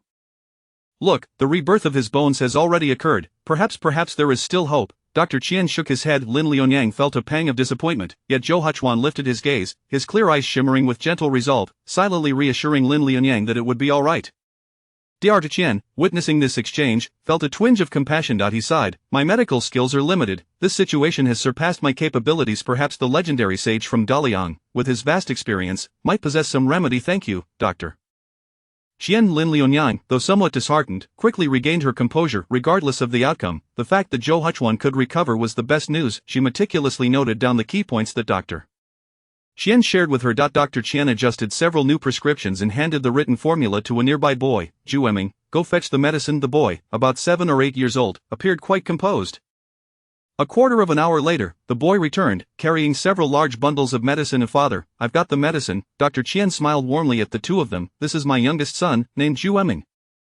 Zhu Eming, come over and greet Scholar Zhou." "Greetings, Scholar Zhou." Though young, Zhu Eming exhibited a maturity beyond his years. No need for formality, Zhou Huchuan replied with a smile and a nod, sensing Dr.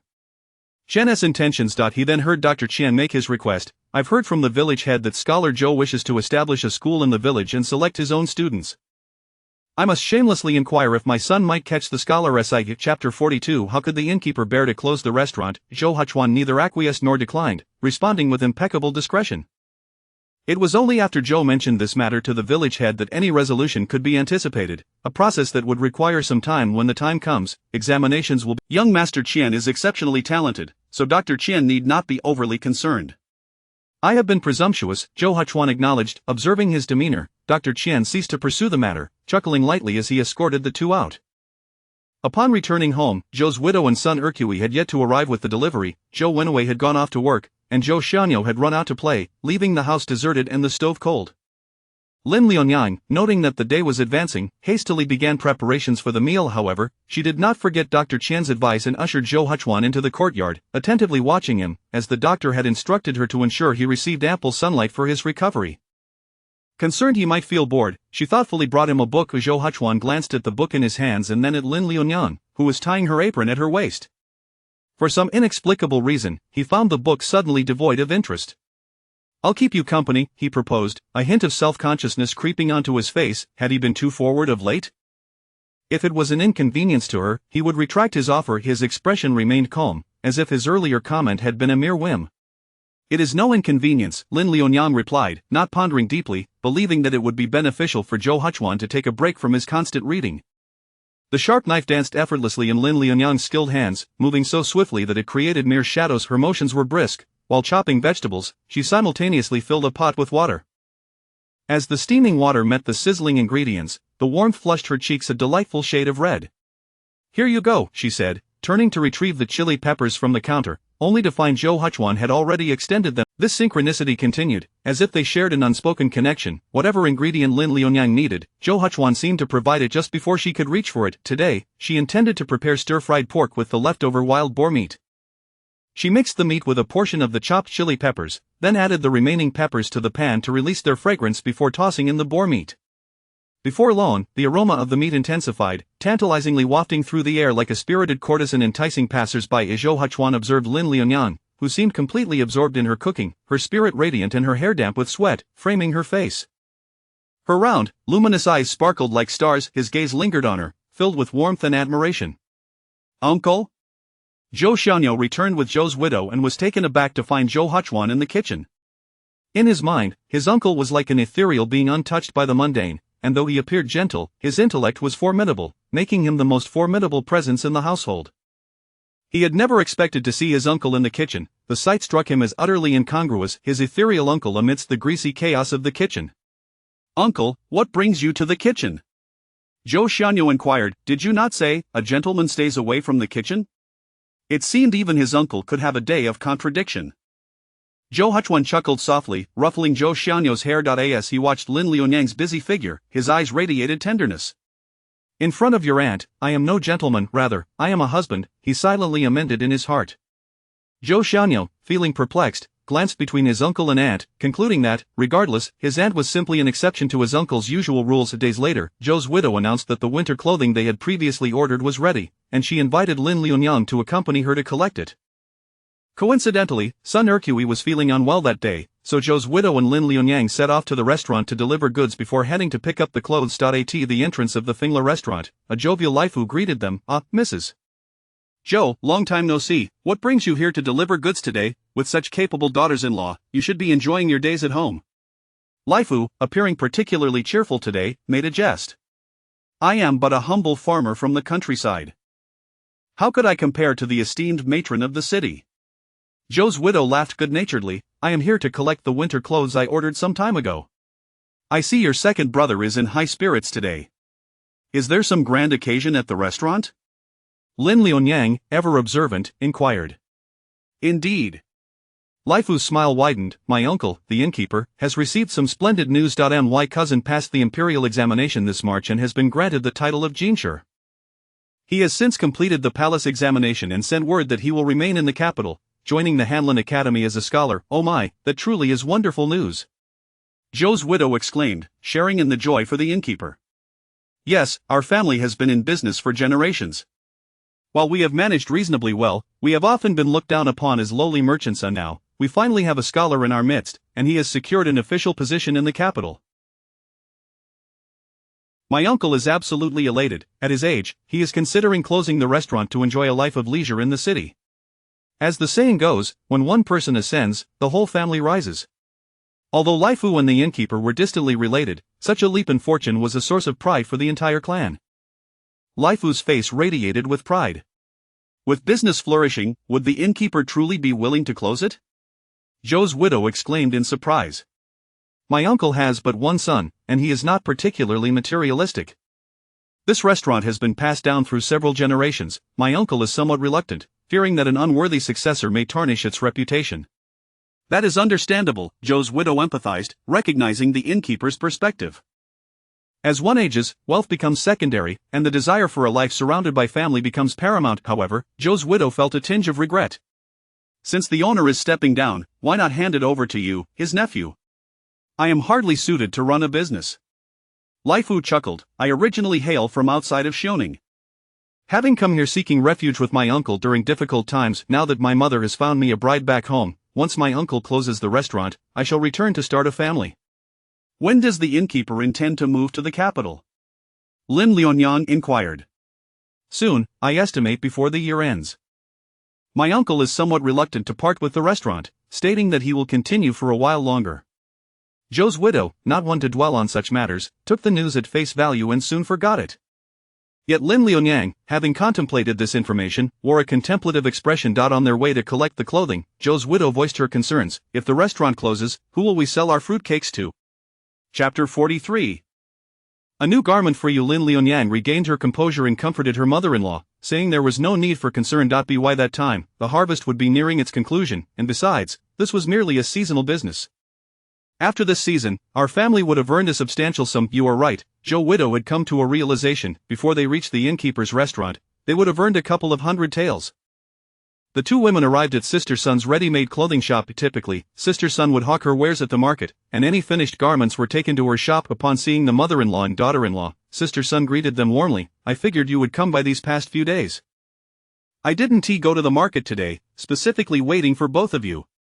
Sister Sun's shop primarily catered to the common folk, and Zhou widow would often purchase several bolts of fabric to make garments for her family, making her a generous customer. Hence, Sister Sun had eagerly awaited their visit. Sister Sun returned from behind the counter, bringing forth the garments Zhou widow had ordered, laying them on the table. Take a look, is there anything amiss?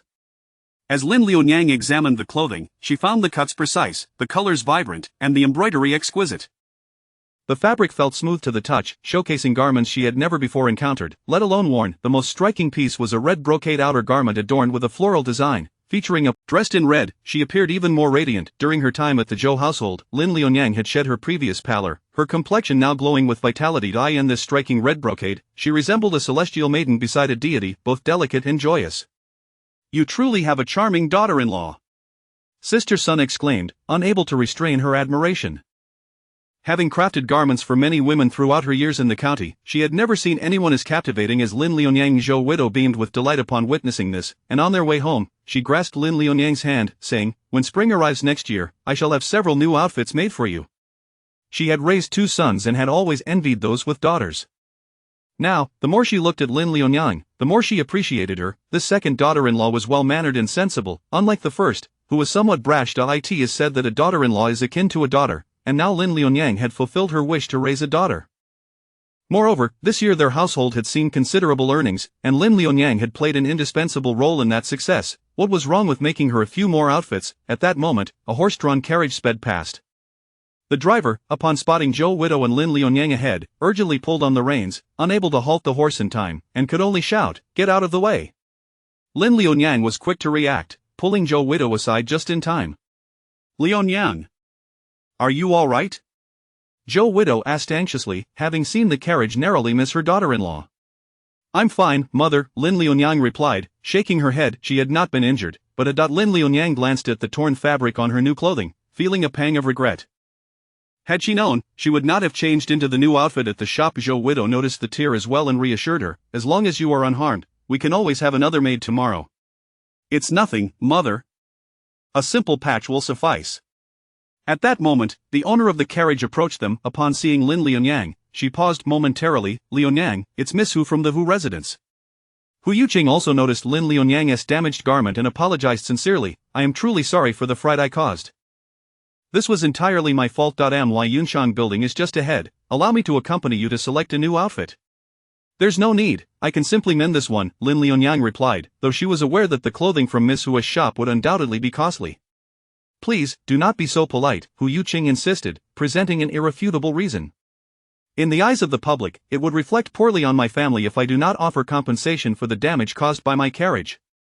Being part of a prominent family, whose household was accustomed to scrutiny, and any misstep could lead to unwarranted gossip." "Then I thank you, Miss Hu," Lin Lianyang replied, having discerned through their previous encounters that this young lady was forthright and generous, genuinely wishing to make amends. "Let us dispense with the formalities. Just call me Yuqing." Hu Yuqing said, for she had only a younger half-brother and no sisters. Raised as a boy, she had few peers of her age. Upon meeting Lin Lianyang, she felt an instant affinity and could not help but draw closer. Hu Yuqing's Yunshang building catered to affluent ladies, offering luxurious silks and fine jewelry. She invited Lin Lianyang and Zhou widow into the carriage, which was lavishly draped in expensive silk, with pale pink veils concealing the intricately carved windows, and the interior adorned with floral carpets and a carved wooden table. This carriage, both inside and out, exuded an air of opulence. Lin Lianyang had previously ridden in the Hu family's carriage, but this one was clearly larger and grander, suggesting it was a private carriage belonging to the young lady. Hu Yuqing poured tea from a pot onto the delicately carved table, the liquid flowing steadily and gracefully into the cups without a hint of tremor despite the rapid pace of the carriage. "I apologize for the fright today. Please accept this humble tea as a token of my regret." "Oh no, miss, you are being too gracious," Zhou widow exclaimed, taken aback, hastily accepting the cup as a woman from the countryside. She was unfamiliar with the nuances of tea etiquette and drank the tea in one go, placing the empty cup back on the table, secretly noting how sweet the water was in such a wealthy household. As Lin Lianyang took her cup, she observed Hu Yuqing's delicate sip and followed suit, savoring a small taste before setting it down. In a short while, they arrived at Yunshang building. As Lin Lianyang disembarked from the carriage, she was struck by the grandeur of the building. Its intricately carved beams and eaves were truly imposing, and a wooden plaque inlaid with gold bore the name Yunshang building in large characters. The interior was equally exquisite, spanning 3 levels. The first floor primarily showcased jewelry and accessories, while the second displayed finished garments, allowing customers to select fabric on the first floor and then proceed to the second for tailoring according to their preferences. The third floor served as a resting area for female guests, typically reserved for those of certain social standing. As Lin Lianyang followed Hu Yuqing into the Yunshang building, she noticed the intricately carved crimson wooden windows on either side, the walls adorned with soft brocades embroidered with gold and silver threads, while a long table made of fragrant wood displayed exquisite jewelry boxes carved with peonies, showcasing a dazzling array of jewelry that left many ladies mesmerized. "Miss, you have finally arrived," exclaimed a well-dressed middle-aged man who approached Hu Yuqing with an expression of relief, as if she were his savior. "What has happened?" "The 6th and 2nd wives of the county magistrate are quarreling over a golden hairpin," the steward replied, his face clouded with concern. Chapter 44. This golden hairpin is unsuitable for the lady. The sixth lady is the newly favored wife of the county magistrate. However, the second lady is not one to be underestimated, as her son is the magistrate's eldest, greatly cherished by him. Recently, due to the first lady's grave illness, the second lady has been elevated to the status of a primary wife, managing the household affairs, and now, both ladies have set their sights on the same golden hairpin, neither willing to yield. "Please wait a moment," Hu Yuqing said, casting a slight apologetic glance at Lin Liunian. Lin Liunian shook her head to indicate it was of no concern and, after a moment's thought, followed suit. Upon entering, they saw the two ladies seated on either side. The sixth lady, youthful and resplendent in a pleated skirt adorned with roses, draped in a satin-embroidered cloak of magnolia, her sleeves embellished with intricate golden patterns, and her hair adorned with pearls and jade. The second lady, in contrast, wore a simple light blue pleated gown, her only adornment a sea-jade hairpin and delicate blue tassels dangling from her earlobes, appearing far more understated than the sixth lady. "Have those in charge arrived?" The sixth lady languidly leaned against the Wanwali table, her eyelids lifting slightly to reveal a hint of impatience. The steward stepped aside, inviting Hu Yuqing forward. Upon seeing Hu Yuqing, the sixth lady let out a soft scoff. "What can a woman possibly manage? Are you trying to deceive me?" The steward, with a forced smile, replied, "Do not be vexed, sixth lady. This is our esteemed proprietor from Yunshang Tower. How could we dare to slight you?" "Oh." The sixth lady lowered her delicate hand from her cheek, regarding Hu Yuqing with a mixture of skepticism and intrigue. "Very well, since someone capable..." Upon hearing the sixth lady's inquiry, she set her teacup aside, her curiosity piqued as she turned her attention to Hu Yuqing. Accustomed to the skepticism often directed at women, Hu Yuqing feigned ignorance of the sixth lady's disdain and approached with a smile. "At Yunshang Tower, we conduct our business with utmost fairness. It is first come, first served. May I inquire which lady had her eye on this golden hairpin first?" "It was I," the sixth lady declared, raising her hand to admire her newly polished pomegranate red nails. "In that case, may I take this golden hairpin?" Before Hu Yuqing could respond, a maidservant behind the second lady interjected. It was clearly Our Lady who spotted it first. "The second lady has been here for a while before the sixth lady arrived." The second lady remained silent, but as is customary in affluent households, maidservants are strictly disciplined, rarely speaking without their mistress's prompting. By allowing a maidservant to speak on her behalf, the second lady not only garnered sympathy but also avoided any backlash, indicating she was not to be trifled with. Hu Yuqing found herself in a precarious situation, realizing that offending either lady could lead to dire consequences. She could easily invoke the status of the eldest daughter of the Hu family, leveraging their considerable influence, even over the county magistrate. However, for reasons unknown, Hu Yuqing refrained from doing so. Having stood before the long table since her arrival, Lin Liunian, seemingly captivated by the exquisite craftsmanship of the golden hairpin, suddenly spoke up. "Sixth lady, if I may, this hairpin is ill-suited for you. Who are you to speak?" The sixth lady, feeling slighted and noticing a younger and more beautiful woman before her, was irked. "What business do you have to address me?"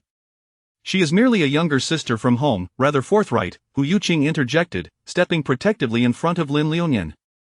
The sixth lady, favored and youthful, could be described as either spoiled or overbearing. It was said that those who served her faced severe repercussions for any perceived slight. Moreover, the sixth lady had a brother who owned an inn in town, a man of dubious repute, navigating both legal and illicit waters. Hu Yuqing feared that the sixth lady might hold a grudge against Lin Liunian and seek to harm her. Undeterred, Lin Liunian stated, "This hairpin is engraved with peonies. According to the laws of the Great Liang, only wives may wear jewelry adorned with peony motifs, and vendors are prohibited from selling such items indiscriminately. Thus, I fear this hairpin cannot be sold to you. The Great Liang places great importance on propriety, particularly regarding the distinction between wives and concubines. Hu Yuqing was taken aback, as she examined the hairpin, realizing it was indeed a stunning piece, intricately designed with a butterfly and double flower. At first glance, the carving appeared to be of a peony, but upon closer inspection, the petals were undeniably round, confirming it to be a peony rather than a shrub rose. The second lady, as the primary wife, could wear this hairpin. The sixth lady, a concubine, should not. Should the sixth lady insist on claiming it, rumors could jeopardize the magistrate's reputation and career. What? Despite her usual arrogance, the sixth lady was not foolish. She recognized the gravity of the situation. Rising abruptly, her jewels clinked audibly with her sudden movement. She approached Hu Yuqing and, without hesitation, snatched the hairpin from her grasp, scrutinizing it closely. The young maid had indeed spoken the truth. It was a peony, not a shrub rose. Flushed with indignation, the sixth lady felt a wave of embarrassment wash over her. Since her rise to favor, she had never faced such humiliation. Lin Liunian, picking up a deep blue hairpin studded with jewels from the side, seemingly oblivious to the sudden tension in the atmosphere, smiled at the sixth lady. Your complexion is radiant. This golden hairpin is rather heavy and may overshadow your beauty. This deep blue hairpin would better complement your exquisite features. Might you consider trying it? Hoof. The sixth lady recognized Lin Liunian's flattery but felt a flutter of. Unable to resist, the sixth lady seized the deep blue hairpin, declaring, "You make a valid point. This golden hairpin does age me. I shall take this one instead. Please have it wrapped for me." As she spoke, she cast a disdainful glance at the second lady, who was no longer in her prime. Chapter 45. You have offended Madame Lu today. Exercise caution very well. The steward, relieved to see the most difficult Madame Lu relent, hastily agreed. Madame Eyre, seemingly oblivious to the challenging gaze of Madame Lu, continued to smile gently and said, "In that case, Steward Wang, please wrap up this gold tassel for me." She was quite pleased with this outcome. Being older and with a son by her side, she had no desire to compete for favor with her husband's new concubines. However, Madame Lu's recent arrogance was becoming excessive, and now that Madame Eyre had been elevated to the status of a primary wife and was managing the household affairs, how could she establish her authority if Madame Lu overshadowed her today? Madame Eyre glanced at Lin Lunyang and noted that she had just invoked the propriety of wives and concubines without resorting to flattery. Despite Madame Lu's current favor, this revealed her adherence to decorum, which naturally endeared her to Madame Eyre.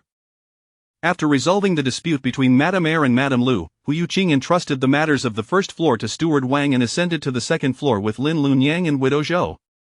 The second floor displayed an array of finished garments, with a few ladies and young misses selecting styles, though there were significantly fewer patrons than on the first floor. Hu Yuqing guided Lin Lunyang through the rows. "Lunyang, do take a look and see if anything catches your fancy." As Lin Lunyang examined the garments, each piece intricately embroidered with gold and silver threads and adorned with precious stones, it was evident that they were of considerable value. Nevertheless, as Hu Yuqing insisted that she select one, Lin Lunyang had no choice but to choose a modestly designed skirt and jacket, embroidered with silver threads and featuring delicate butterfly motifs, which appeared the simplest among the collection, lacking in extravagant embellishments. "Try it on and see if it fits," Hu Yuqing said, immediately discerning Lin Lunyang's intentions upon her selection. However, she refrained from informing her that this seemingly unadorned garment was, in fact, the most expensive in the entire collection. It was crafted from Tianshan snow silk and had taken numerous skilled embroiderers over half a year to complete. This particular piece had been in Yunchang Tower for quite some time. Its high price was secondary to the fact that it was designed by a former court seamstress known for her exacting standards, requiring the wearer to possess a delicate figure and an ethereal grace. Otherwise, donning the garment would render one utterly unremarkable. When Lin Lunyang emerged in the attire, Hu Yuqing was momentarily taken aback. The gown, infused with the seamstress's painstaking effort, seemed tailor-made for Lin Lunyang, accentuating her slender waist with a cinched design. Her petite face was framed by a pristine white collar, enhancing her already fair and delicate complexion. Widow Zhou, witnessing this transformation, felt an indescribable admiration. At that moment, Lin Lunyang appeared as if she had descended from the heavens. Although Widow Zhou had previously found Lin Lunyang charming in her red jacket, it paled in comparison to the current ensemble. Though the dress appeared simple, its luxurious details shone through, and Lin Lunyang, far from being overshadowed by the garment's brilliance, instead complemented it beautifully. Regaining her composure, Hu Yuqing smiled, realizing that this garment was indeed meant for Lunyang. As the hour grew late, Lin Lunyang and Widow Zhou bid farewell to Hu Yuqing. Before they departed, Hu Yuqing cautioned Lin Lunyang, "Lunyang, you have offended Madame Lu today. She is quite petty and will seek revenge. Exercise caution. She has a brother who runs a tavern in the city named Yongla Tavern. He often assists her in dubious dealings, so do be wary. If you find yourself in an unavoidable situation, come seek me out." "Thank you, Yuqing," Lin Lunyang sincerely expressed her gratitude. "Yongla Tavern?" Lin Lunyang mused, feeling a sense of familiarity. Wasn't he that the establishment notorious for monopolizing supplies and usurping business from Fengla Restaurant? Widow Zhou and Lin Lunyang returned home. Sun Ercui immediately noticed Lin Lunyang's new attire, a light-colored skirt adorned with silver thread and subtle butterfly patterns, clearly of considerable worth. Comparing her own clothing to Lin Lunyang's, it was evident that theirs belonged to vastly different realms of quality. Unbeknownst to Sun Ercui that the garment was a gift from Hu Yuqing, she assumed it was a special creation from Widow Zhou for Lin Lunyang.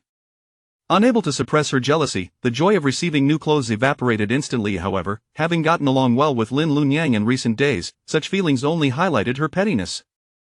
Sun Ercui felt a sense of discomfort wash over her. She said nothing at the dinner table and retreated to wash the dishes after the meal. After dining, Lin Lunyang promptly attended to her cherished seedlings of the Changzhou rice. The seedlings grew remarkably fast, already reaching half her height according to texts. The growth cycle of Changzhou rice was brief, maturing in merely 40 to 50 days. It was now time for flowering, yet these promising seedlings showed no signs of blooming. Had she overlooked some detail in her cultivation? Gazing at her beloved seedlings, Lin Lunyang whispered encouragement, "You must bloom, the harvest for next year hinges upon you." As she stood, she turned to meet the gaze of Zhou Huchuan. He sat in the house, observing her from across the courtyard with gentle eyes, causing an unexpected blush to rise in Lin Lunyang's cheeks. How embarrassing! The following morning in the kitchen, Lin Lunyang crushed wild chestnuts while discreetly observing the unusually silent Sun Ercui.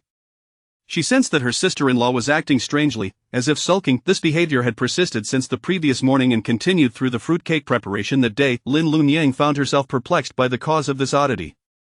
Just then, a sudden barking erupted from the courtyard. An unsettling feeling washed over Lin Lunyang as she hurried out of the kitchen, only to witness an unfamiliar black dog dashing into their yard. To her horror, it made a beeline for her seedlings, clamping down and tearing away a significant portion of the leaves. Faster than Lin Lunyang, Sun Ercui sprang into action.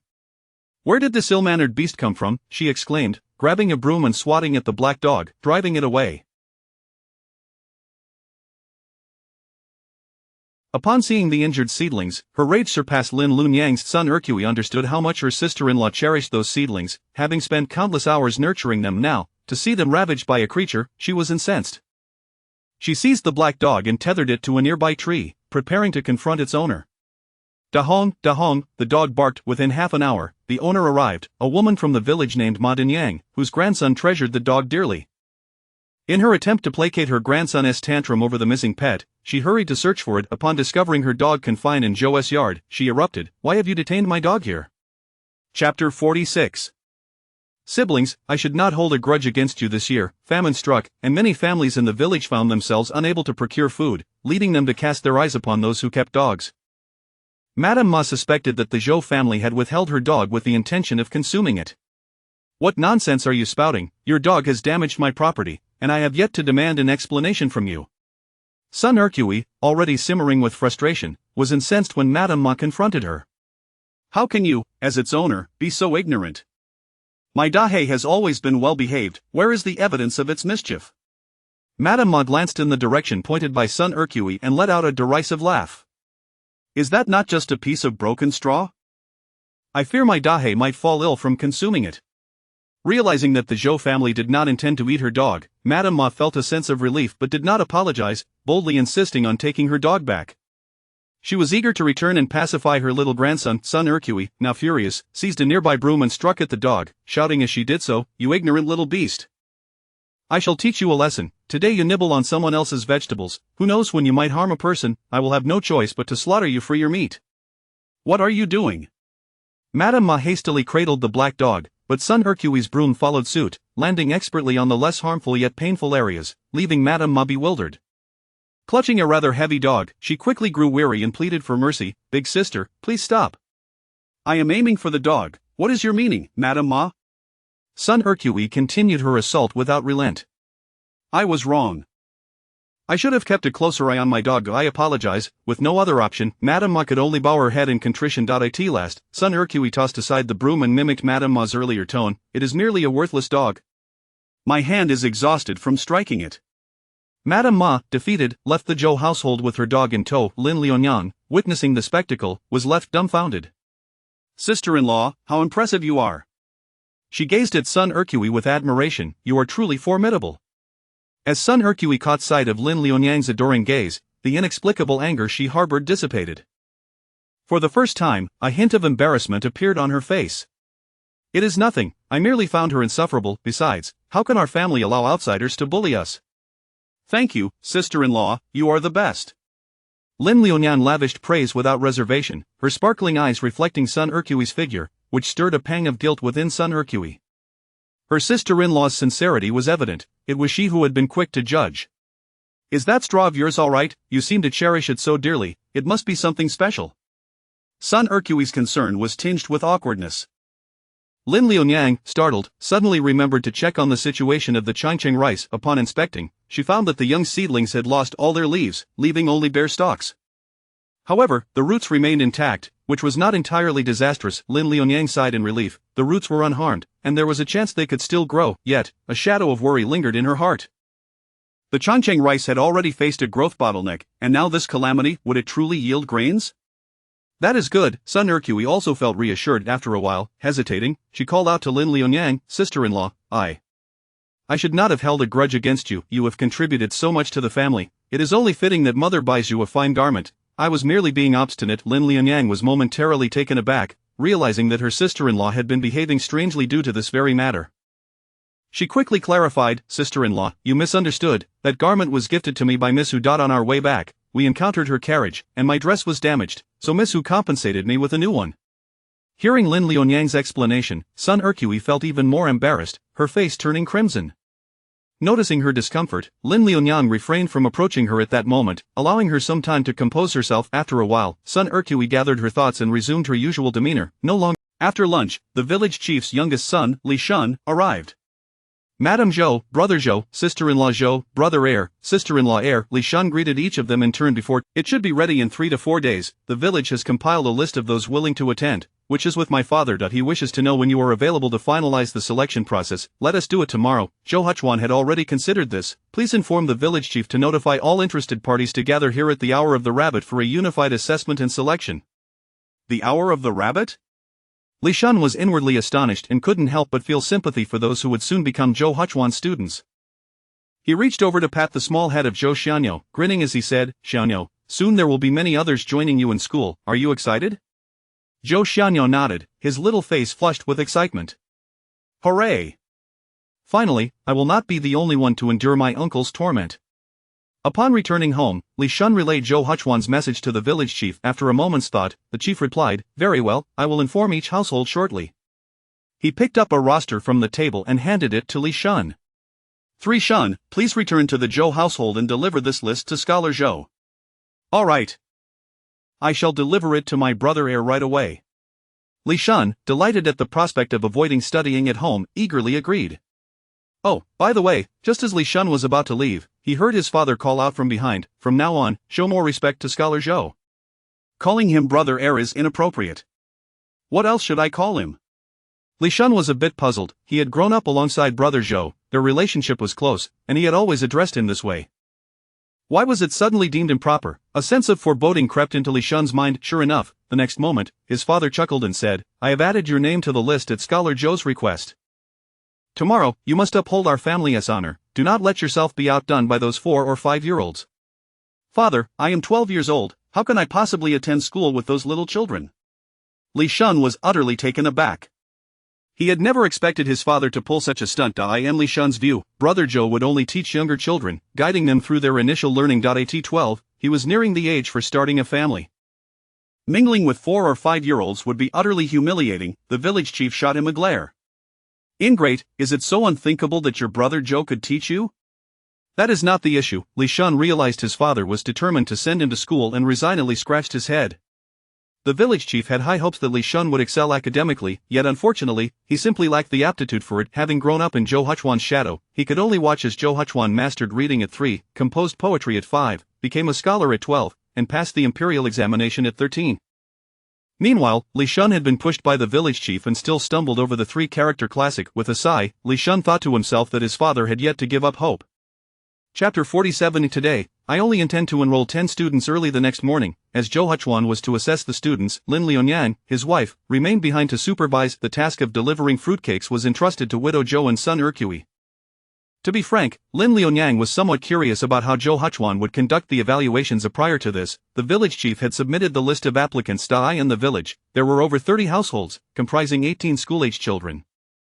However, only 15 had registered. The remaining 3 families, being relatively affluent, deemed Zhou Huchuan too young and merely a figure of hollow reputation, especially now that he was disabled and his appearance somewhat marred. Consequently, they preferred to wait for a spot at the county's private school instead. By the time the rooster crowed in the early morning, only 14 children had arrived at the Zhou residence. The 15th child was leisurely brought in by his mother just as the clock struck the hour. Apologies, Scholar Zhou, I completely lost track of time this morning, please forgive me. The woman entered, offering her apologies to Zhou Huchuan, yet her expression bore little remorse, as if she did not consider tardiness to be of any significance.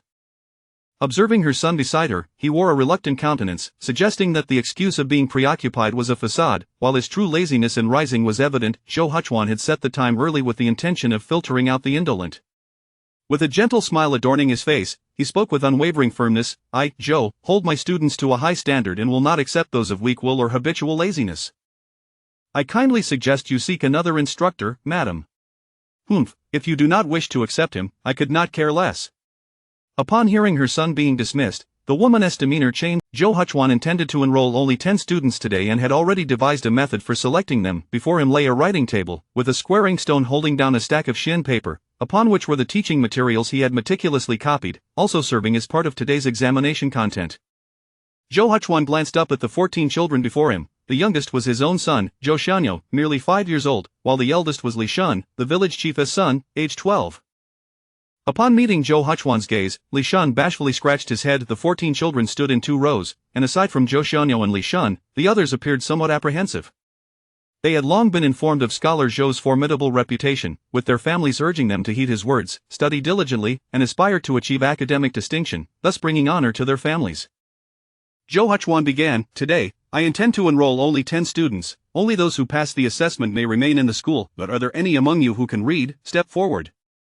6 children stepped forth, 3 of whom Lin Lianyang recognized. Li Shun from the village chief's family, Chen Zhuming from Dr. Qian's household, and her own Zhou Xianyo. Aside from Zhou Xianyo, the others were slightly older. The remaining children stood frozen in place, anxiety etched on their. Compared to those who could read, they felt utterly disadvantaged. Would Scholar Zhou dismiss them due to this? Perceiving the unease among the children, Zhou Huchuan promptly reassured them, "I merely wish to understand your circumstances. Today's assessment bears no relation to your previous studies. Whether you remain depends on your performance today." He picked up the stack of Xin paper on the table and handed it to Lin Lianyang. "Lianyang, please distribute these sheets to the children who did not step forward." Understanding his intent, Lin Lianyang handed out the papers, glancing at them curiously. She discovered they contained merely simple excerpts from the 3-character classic. The children accepted the papers, gazing curiously at the contents. Zhou Huchuan had transcribed only the first part of the 3-character classic, approximately 200 characters. After leading them in a brief reading, he remarked, "In half an hour, I shall return to check your recitation. Only those who can recite it flawlessly will be deemed successful in the assessment." The 8 children, all around the ages of 6 or 7, were at the most impressionable stage of their lives.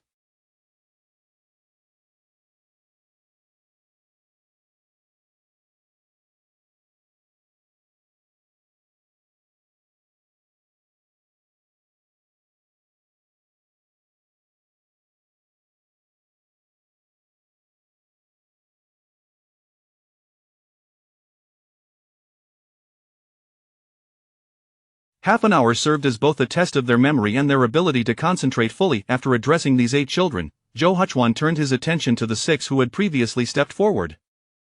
These 6 had been waiting to the side, with 1 or 2 displaying signs of impatience, seemingly perplexed as to why Zhou Huchuan was spending so much time with those who could not yet read. Zhou Huchuan noted their expressions and understood their sentiments. He stated, "Since you can read, you must have studied the 3-character classic at home now. I shall call your names, please step forward and recite it for me." The first to be called was Chen Zhuming, the son of Dr. Qian. At 9 years old, Chen Zhuming was not the oldest among the children, yet he appeared the most composed. He offered a respectful bow to Zhou Huchuan and stood tall, his posture reminiscent of a young pine tree, confident and unflinching as he recited the entire text of the 3-character classic without a single pause or error. "Excellent," Zhou Huchuan remarked, a slight smile gracing his lips. However, he did not declare Chen Zhuming successful just yet but continued with a probing question. "In the 3-character classic, there is the line, learning youth, act in maturity, serve the ruler above, benefit the people below. How do you interpret this?" Chapter 48.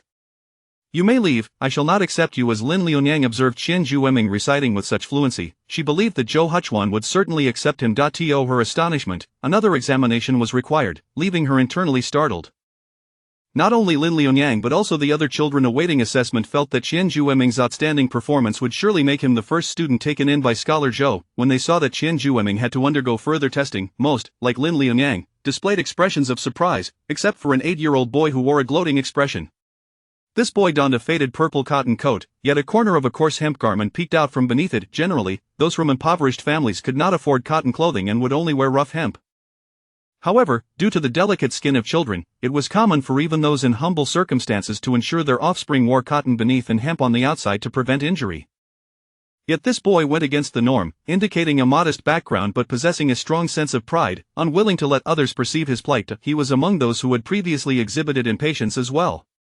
The malice on the boy's face was too apparent to be concealed. Lin Liunyang noticed his expression and reflected that when Qian Jueming was reciting, this boy had maintained an unsavory demeanor, and now, witnessing Qian Jueming's failure, he displayed a sense of relief. At such a tender age, having read little of the sage's texts, he had already developed such jealousy. Nevertheless, Qian Jueming remained unaffected, responding with poise to the esteemed teacher. This sentence pertains to the path of learning, signifying that we ought to diligently pursue knowledge in our youth, so that upon reaching maturity, we can apply what we have learned, thereby repaying our sovereign and benefiting the populace. Excellent, Zhou Huchuan nodded slightly. You have answered admirably. This sentence is also the first piece of wisdom I impart to you. I hope you engrave it in your heart. Thank you, esteemed teacher. Hearing Scholar Zhou's words, it seemed he would indeed be accepted. No matter how mature Qian Jueming appeared for his age, he could not suppress a flicker of excitement. Subsequently, Zhou Huchuan examined another child, who, though not as fluent as Qian Jueming, recited without error. The questions posed by Zhou Huchuan were met with somewhat halting but adequate responses, allowing him to pass successfully. However, the third candidate encountered difficulties. This third child, named Zhang Zhen, was 11 years old, making Zhang Zhen appeared somewhat dull, and when standing before Zhou Huchuan, he stuttered for quite some time, unable to articulate a single word. It turned out he was entirely illiterate, having never studied the three-character classic at home, and, due to his age, felt too ashamed to admit his inability to read among those younger than himself. Thus, he had resorted to deception. Zhou Huchuan shook his head, saying, I cannot accept you, you may leave. Sir! Zhang Zhen exclaimed anxiously, kneeling and pleading, my family is impoverished, and I lack the means to learn. I beseech you for leniency. Zhou Huchuan remained unmoved, stating, I made it clear from the outset that the standards for assessment do not relate to your prior knowledge. Whether you were literate before coming here is inconsequential. However, your deliberate deception reflects a flaw in character. I shall not accept such a student. Zhang Zhen's face turned crimson, rendered speechless, and he left Zhou's residence with his head bowed. Lin Liunyang sighed as she watched Zhang Zhen's retreating figure. This boy, too clever for his own good, mistakenly believed that claiming literacy would increase his chances of being accepted by Zhou Huchuan, unaware that the scholar did not base his admissions on such criteria. Yongfeng village, situated in a remote area, had most families living in poverty, making it difficult to acquire literacy. Zhou Huchuan understood this well and would not insist that all students had prior instruction. Indeed, one of his reasons for establishing a school was precisely because most children lacked even the opportunity for basic education. Thus, for Zhou Huchuan, the character and disposition of his students were paramount.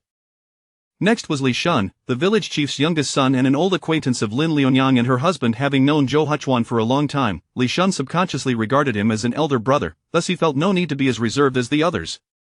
With a beaming smile, he recited the three-character classic, and managed to respond to Zhou Huchuan's few questions adequately. After completing his recitation, Li Shun stood there feeling quite pleased with himself, thinking that he had done his utmost, and his father would surely. However, had the village chief been present, he would have been infuriated by Li Shun's self-satisfied demeanor.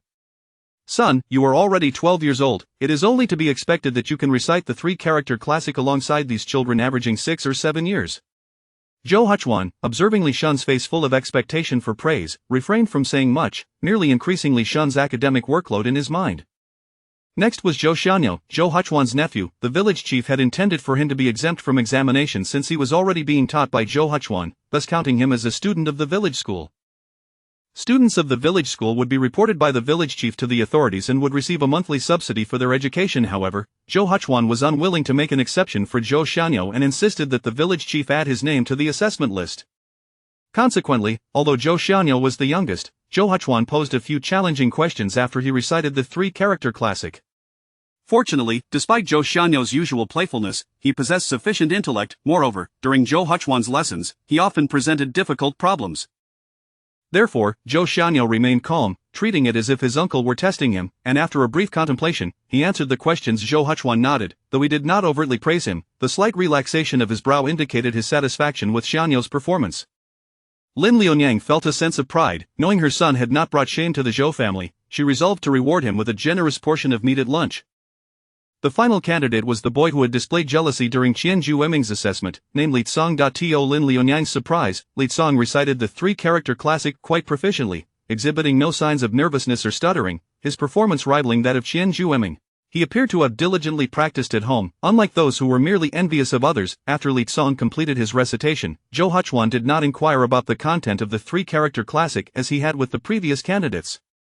Instead, he asked, in the eyes of the sage, what is the purpose of studying? Without hesitation, Li Tsong replied, to pursue fame and success. And what does one seek in fame and success? He continued, with fame and success, one need not toil as a common laborer or serve in forced labor. One may become a disciple of the emperor. A fervent desire sparkled in Li Tsong's eyes. Zhou Huchuan could not help but furrow his brow. This child, so young, harbored such a strong ulterior motive, displaying a somewhat obstinate character. Such a disposition lacked benevolence and was not suited for the pursuit of knowledge. After a moment of contemplation, Zhou Huchuan stated, "You may leave, I shall not accept you." Chapter 49. Don't cry, shall we exchange places, sir? Li Tsong abruptly raised his head, believing that, given his performance, his acceptance was a foregone conclusion. Yet, to his astonishment, the outcome was otherwise. He looked up to see Zhou Huchuan's expression, which was devoid of any visible emotion, akin to an otherworldly immortal looking down from on high. A sudden wave of trepidation washed over Li Tsong. Had Zhou Huchuan discerned the unsavory thoughts that had crossed his mind? Was that the reason for his rejection? Surprisingly, Li Tsong did not make any further futile attempts to plead his case. Instead, he left the Zhou family's courtyard in silence, utterly dejected. His departure stirred no ripples, much like Zhang Jian before him. Meanwhile, the 8 children in the yard were fervently reciting their verses, aware they had but half an hour until Zhou Huchuan concluded his assessments of the 6 before them. As time elapsed, Zhou Huchuan's voice, though not loud, resonated with authority, and as his words fell, the courtyard fell into immediate silence. Lin Liunyang descended to collect the sheets of xian paper from the 8 children. Given their tender ages, Zhou Huchuan opted not to call them out directly as he had with the previous candidates. Instead, he gently inquired, "Who among you would like to be the first to recite?" The children exchanged glances, hesitating. At last, a boy clad in a blue cotton coat stepped forward, saying, "Sir, I am willing to give it a try." This boy, around 7 years of age, bore a hint of timidity upon his face. Nevertheless, his initiative indicated a mind of his own and a measure of courage. A flicker of appreciation shone in Zhou Huchuan's eyes. Initially nervous, the boy soon relaxed, reciting with greater fluency than some of those Zhou Huchuan had previously assessed. Zhou Huchuan nodded in acknowledgement, signaling that he had passed. "What is your name?" he inquired, replying, "Sir, my name is Sunwei." The young Sunwei's face brightened with excitement upon hearing his name acknowledged. With his example set, the other children, emboldened, stepped forward one after another to accept the assessment. As it progressed, a subtle sense of competition began to emerge among them. After all, with Zhou Huchuan's limited slots for students and 7 already filled, those at the back realized that even if they succeeded, there might not be a place for them. Lin Liunyang, observing the subtle tension brewing, swiftly intervened, organizing the children into a queue based on who had raised their hands first. Soon, only 3 remained unassessed, while Zhou Huchuan had already accepted 8 students. This implied that even if all 3 remaining children succeeded, only 2 could secure a coveted position. The last child in line, realizing this predicament, could not help but shed large tears. Before departing, he had been admonished by his parents to pass Zhou Xiucai's assessment and gain entry into the village school. Yet although heartbroken, the child, displaying a sense of decorum, refrained from wailing, merely letting tears and snot streak his face, which tugged at Lin Liunyang's heartstrings. Just as she was about to approach and wipe his tears, the second-to-last child turned around, producing a small handkerchief to dab at his tears. "Don't cry, shall we exchange places?" This child, a tad older than Zhou Xianyo, sported 2 little tufts of hair tied with red ribbons and donned a red cotton coat, his round figure and cherubic face evoking the image of a plump and joyous deity, instantly endearing him to those around. Lin Liunyang recognized this second-to-last child. He was Wang Zhaozhao's younger brother. "Wang Fu, really or really?" The last child, with tear-filled eyes, gazed at Wang Fu. "But what about you?" Wang Fu's face revealed a flicker of confusion, as if he had not considered this dilemma. After a moment, he cheerfully replied, "It's all right, I'm still young. I can come back when Mr. Zhou accepts students again." Oh, this naive child, the slots for the village school were limited, and Zhou Huchuan might not accept students again in the future. Did Wang Fu truly understand what he was relinquishing? Lin Liunyang could not help but sigh inwardly. Yet, her role was merely to assist Zhou Huchuan with certain inconveniences, and she felt it inappropriate to interfere in the children's heartfelt exchange. In truth, Zhou Huchuan's assessments for these young candidates were rather simple. As long as they could focus and complete the recitation of the content on the xian paper within half an hour, it was hardly a challenge.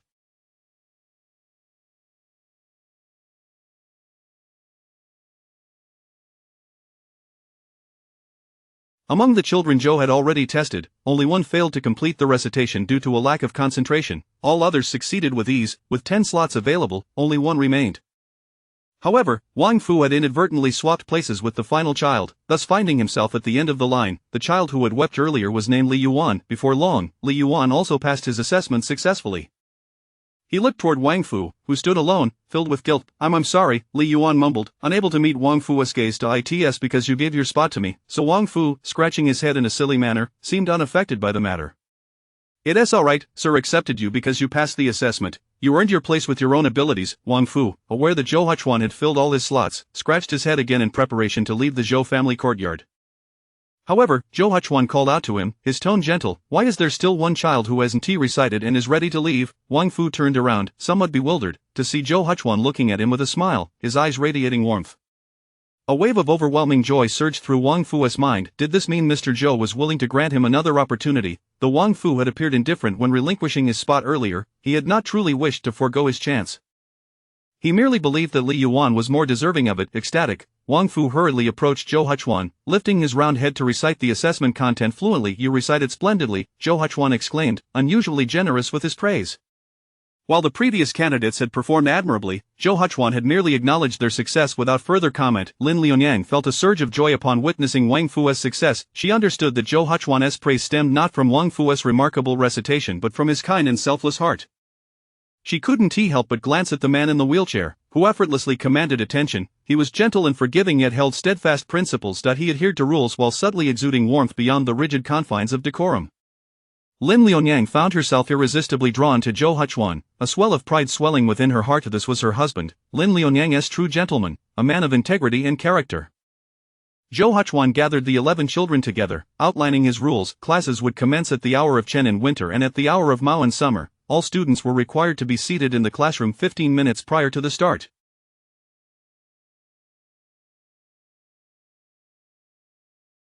Tardiness would incur a penalty of reciting 200 verses. Unexcused absences would result in a beating and a fine of 10 sheets of paper. Chapter 50. The village head appeared to have some pressing matter to discuss with Zhou Huchuan. Subsequently, Zhou Huchuan instructed them to perform the customary rites of apprenticeship and succession. Lin Lianyang brought out the altar dedicated to Confucius, and the children were required to pay their respects first, kneeling on both knees and performing 9 kowtows.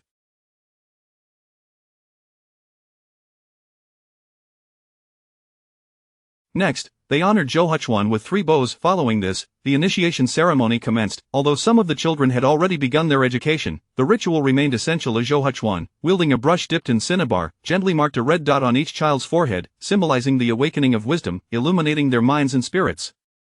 Under his guidance, they then used the brush to write the character for person. Afterwards, the 11 children presented Zhou Huchuan with their offerings. Those from more affluent families brought silver and cured meats, while others contributed eggs and vegetables.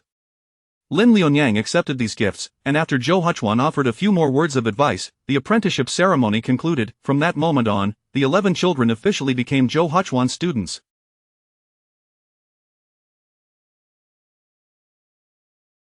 After their departure, a significant portion of the morning had already elapsed. The widow Zhou and son Ercui, who were delivering goods, returned. Upon entering, son Ercui first patted her son's head, inquiring how he fared during his uncle's assessment. Zhou Xianyang looked up, declaring, "Uncle said I performed remarkably well." In truth, Zhou Huchuan never uttered such words, though that was indeed the implication. Zhou Xianyang, feeling somewhat guilty, cast a sidelong glance at Zhou Huchuan, who had returned to the house. Really? Son Ercui asked, her faith wavering, as the statement did not seem characteristic of her second brother. Indeed, she was aware that her son had been learning under his second uncle's tutelage, yet she was acutely conscious of his tendency to be playful and lack seriousness in his studies. Participating in the assessment alongside so many children left her feeling uncertain. Lin Lianyang nodded with a smile. Do not let pride cloud your judgment. Continue to study diligently under your second uncle's guidance, understand? Although son Ercui was elated, she did not forget to admonish Zhou Xianyang, playfully tugging at his ear. Come, sister-in-law, let us prepare the meal together. Buoyed by this good news, son Ercui approached her tasks with renewed vigor, as if infused with boundless energy. However, after lunch, an unexpected visitor arrived at the Zhou household. The village head? The widow Zhou opened the door in astonishment. What brings you here? If there is something to discuss, you could have sent Shunzi to inform me. Why come in person? The village head offered a wry smile. I have come to seek Zhou Xiuzai. This matter is somewhat embarrassing for me, but a widow and her orphan child. I had no choice but to humble myself and implore Zhou Xiaotsai for help. The widow Zhou understood that the village head sought her second son for a troublesome matter, one that Zhou Huchuan might not readily agree to. The village head's demeanor suggested he hoped to intercede on behalf of the widow. The widow Zhou stepped aside, inviting the village head in. Zhou Huchuan is inside. You are an elder, one who has watched over Huchuan as he grew. I may not comprehend these matters, but Huchuan is a sensible and understanding child. He would never entertain notions of asking or not asking. Although the widow Zhou was illiterate, she never imposed her elder status on her son's decisions. In this regard, she possessed great wisdom. The village head sighed, recognizing that the widow Zhou was reluctant to involve herself. He entered the courtyard of the Zhou home and made his way directly to Zhou Huchuan's room. The widow Zhou lingered in the courtyard for a moment, gazing at the tightly shut door of Zhou Huchuan's room, before hurrying to the kitchen to find Lin Liunyang. Liunyang. The widow Zhou strode into the kitchen, where she found Lin Liunyang and son Erqui washing dishes. She quickly took the bowl from Lin Liunyang's hands, saying, "The village head has come to discuss a matter with Huchuan. Please fetch 2 cups of water for them, leave the chores to me, and hurry." Lin Liunyang, bewildered by the sudden urgency, was pushed out of the kitchen by the widow Zhou. Noticing the look of confusion on her face, the widow Zhou whispered in her ear, "It seems the village head has a challenging issue he wishes to discuss with Huchuan. Go and keep an eye on things, lest Huchuan feels compelled to acquiesce to something out of obligation." The village head, as the overseer of village affairs and a respected elder, held considerable sway. Regardless of what he proposed, Zhou Huchuan would find it difficult to refuse. However, the widow Zhou understood her second son well. Despite his outwardly gentle demeanor and amiable nature, he was remarkably stubborn. If the village head merely raised a commonplace issue, it would be manageable, but she feared the possibility of him suggesting something that contradicted her son's principles, compelling him to agree, which could leave him feeling quite uncomfortable. Due to her deep compassion for her second son, particularly concerning his leg, the widow Zhou was unwilling to see him endure any further grievances. "All right, mother, I understand," Lin Liunyang replied. Village head.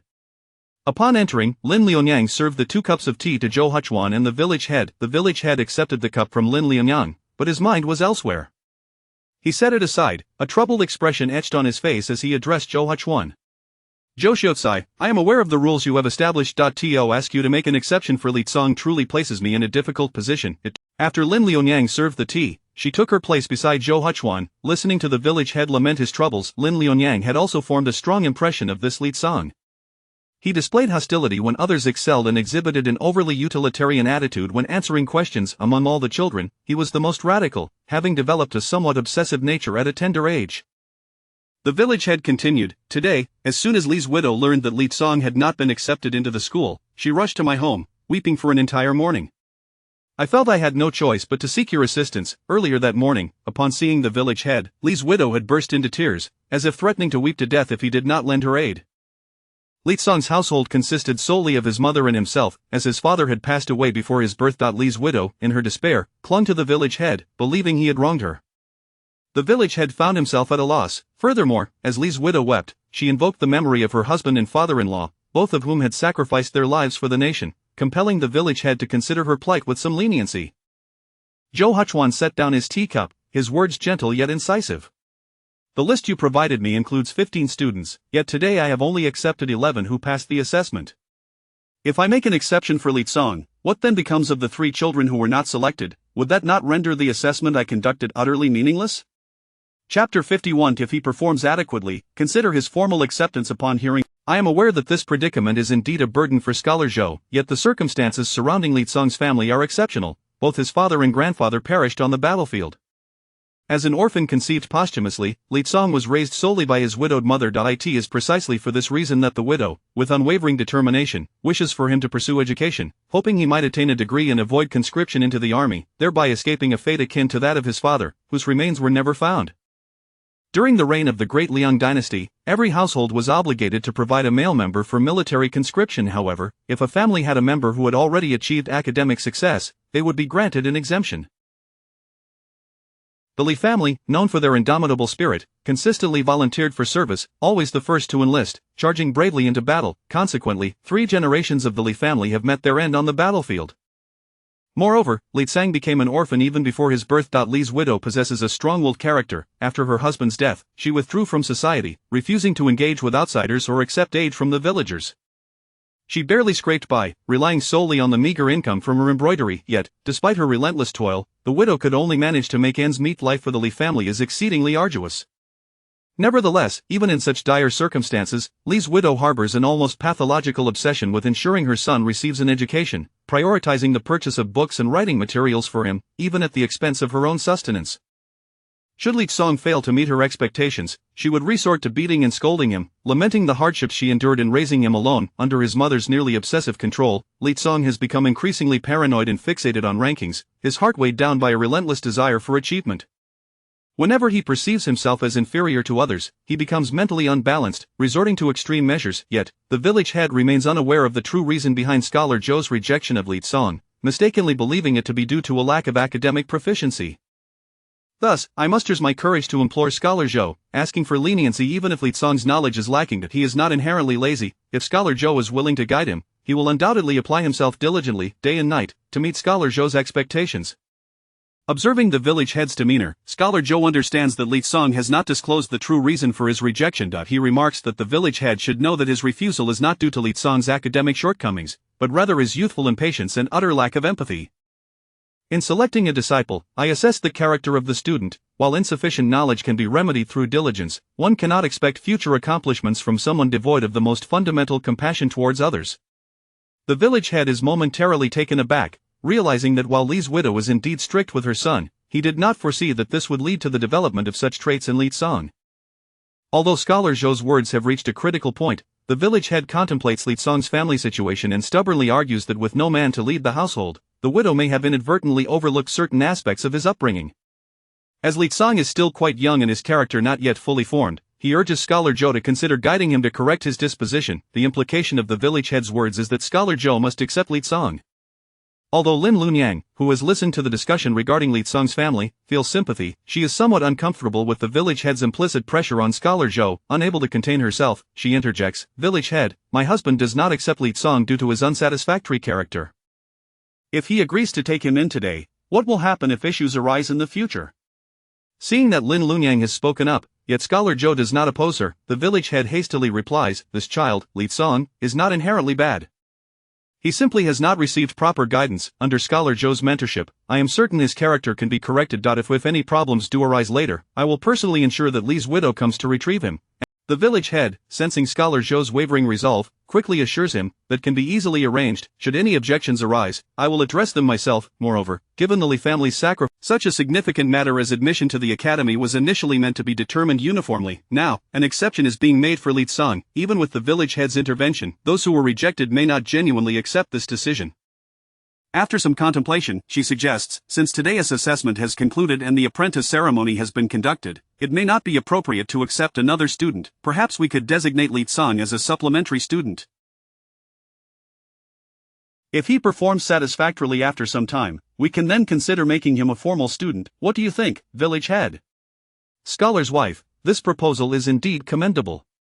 Directly admitting Li Song would undoubtedly attract attention, likely inciting discontent among the families of other rejected candidates. Even if the village head cites the Li family's unique circumstances, it may not quell their dissatisfaction. However, by merely granting Li Song the status of a supplementary student, it sounds far more palatable. After some deliberation, Scholar Zhou concedes, in light of Li Song's lineage as a descendant of loyal martyrs, I shall make. Should he demonstrate commendable performance in the future, I will reconsider his formal admission. Upon receiving Scholar Zhou's agreement, the village head is overjoyed and bows in gratitude, exclaiming, "Thank you, Scholar Zhou." In the Great Liang dynasty, the emphasis on civil governance elevates the status of scholars significantly. Scholar Zhou, having achieved academic distinction, is not required to bow before even the county magistrate. In social standing, the village head ranks below him. If Scholar Zhou were truly unwilling, the village head could not compel him. The village head is also aware that he is subtly exerting pressure on Scholar Zhou in his capacity as a village elder. However, Scholar Zhou's integrity prevents him from leveraging his scholarly status, thus facilitating this arrangement. Feeling somewhat embarrassed, the village head concludes the matter and takes his leave. Lin Lunyang accompanies him to the door, and upon noticing that the kitchen affairs have been sufficiently managed, she returns to Scholar Zhou. As she steps into the room, she finds Scholar Zhou, seated in his wheelchair, gazing at her with uplifted eyes, resembling the graceful plume of a phoenix, the gentle warmth of his, Dan Fengyan, holding a glimmer of tenderness. Lin Lunyang cannot help but smile. She hastens over to collect the village head's teacup, expressing her relief, How fortunate that I came in today. Your gentle nature makes it difficult for you to refuse others. Had you made an exception today, who knows how many more might come seeking your favor? Although he has agreed to accept Li Tsang, it is still a provisional arrangement, providing a rationale for any subsequent disputes that may arise among those who were not selected. Indeed, I owe my gratitude to you, Lun Yang. You are the most formidable. Scholar Zhou's eyes twinkle with affection and, without argument, he speaks with a hint of indulgence. Nevertheless, Li's widow would rather see her son suffer than allow others to look down upon him, which speaks volumes about the stringent expectations she has for him. It is no wonder he has developed such a disposition. Chapter 52. It has been rumored that the second brother remains infatuated with Wang Zhao. As for the matter concerning the Li family, I am genuinely unaware. When Zhou Huchuan mentioned this, he expressed a hint of regret. After all, my family does not hail from Yongfeng village, and thus I am not privy to its affairs. At the tender age of 5, I accompanied my mother and brother to escape the famine that beset us. I am aware of your compassionate nature, which is why, upon learning of the Li family situation, you have already altered your decision, intending to make an exception for Li Tsang. Though Lin Lunyang may appear carefree, she possesses an astute mind and quickly discerned Zhou Huchuan's sense of guilt over reprimanding Li Tsang today. She offered her consolation, stating that Li Tsang's character was a result of the overly strict upbringing imposed by his mother, and that his assessment was conducted fairly, with no fault on his part. Zhou Huchuan was somewhat taken aback. He had not anticipated that despite their brief acquaintance, Lin Lunyang could understand him so well, recognizing that his inclination to make an exception stemmed from Li Tsang's lineage. In that instant, his gaze towards Lin Lunyang softened considerably. With such a wife, what more could a man desire? Li Tsang's family, I toil tirelessly to provide for your education, and yet, where has it led you? You cannot even compare to a child of 5 or 6. Upon returning from the village head's residence, Li Guafu found Li Tsang standing there like a wooden post and, unable to contain her frustration, raised her hand to deliver a sharp slap. Li Tsang turned away, listening to his mother lament the hardship she endured in raising him, an involuntary flicker of darkness crossing his eyes, yet he merely lowered his head, remaining silent. Since your father today, for your sake, I lowered myself to plead for help. At just over 30, Li Guafu appeared as though she were nearing her end. Devoid of vitality, years of late-night embroidery had taken a toll on her eyes, leaving them sunken and clouded, and the hardships of life had hollowed her cheeks, giving her a fierce countenance that made her seem unapproachable. She fixed her cold, unfeeling gaze upon Li Tsang and stated, "The village head has informed me that Scholar Zhou has consented to your enrollment. However, he requires a period of assessment before making a final decision." Li Tsang suddenly raised his head, astonished. Scholar Zhou has changed his mind. He recalled the dignified Zhou Huchuan he had encountered earlier, a man of remarkable poise and wisdom. In the presence of such nobility, Li Tsang felt a mix of shame and admiration.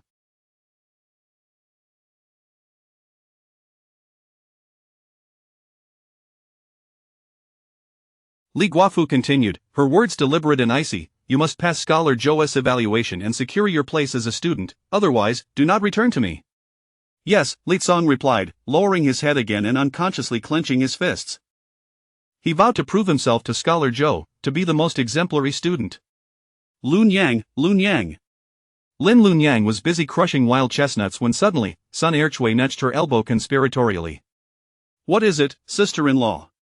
Lin Lunyang asked, puzzled. "Have you heard the recent rumors circulating in the village?" Lin Lunyang shook her head in confusion.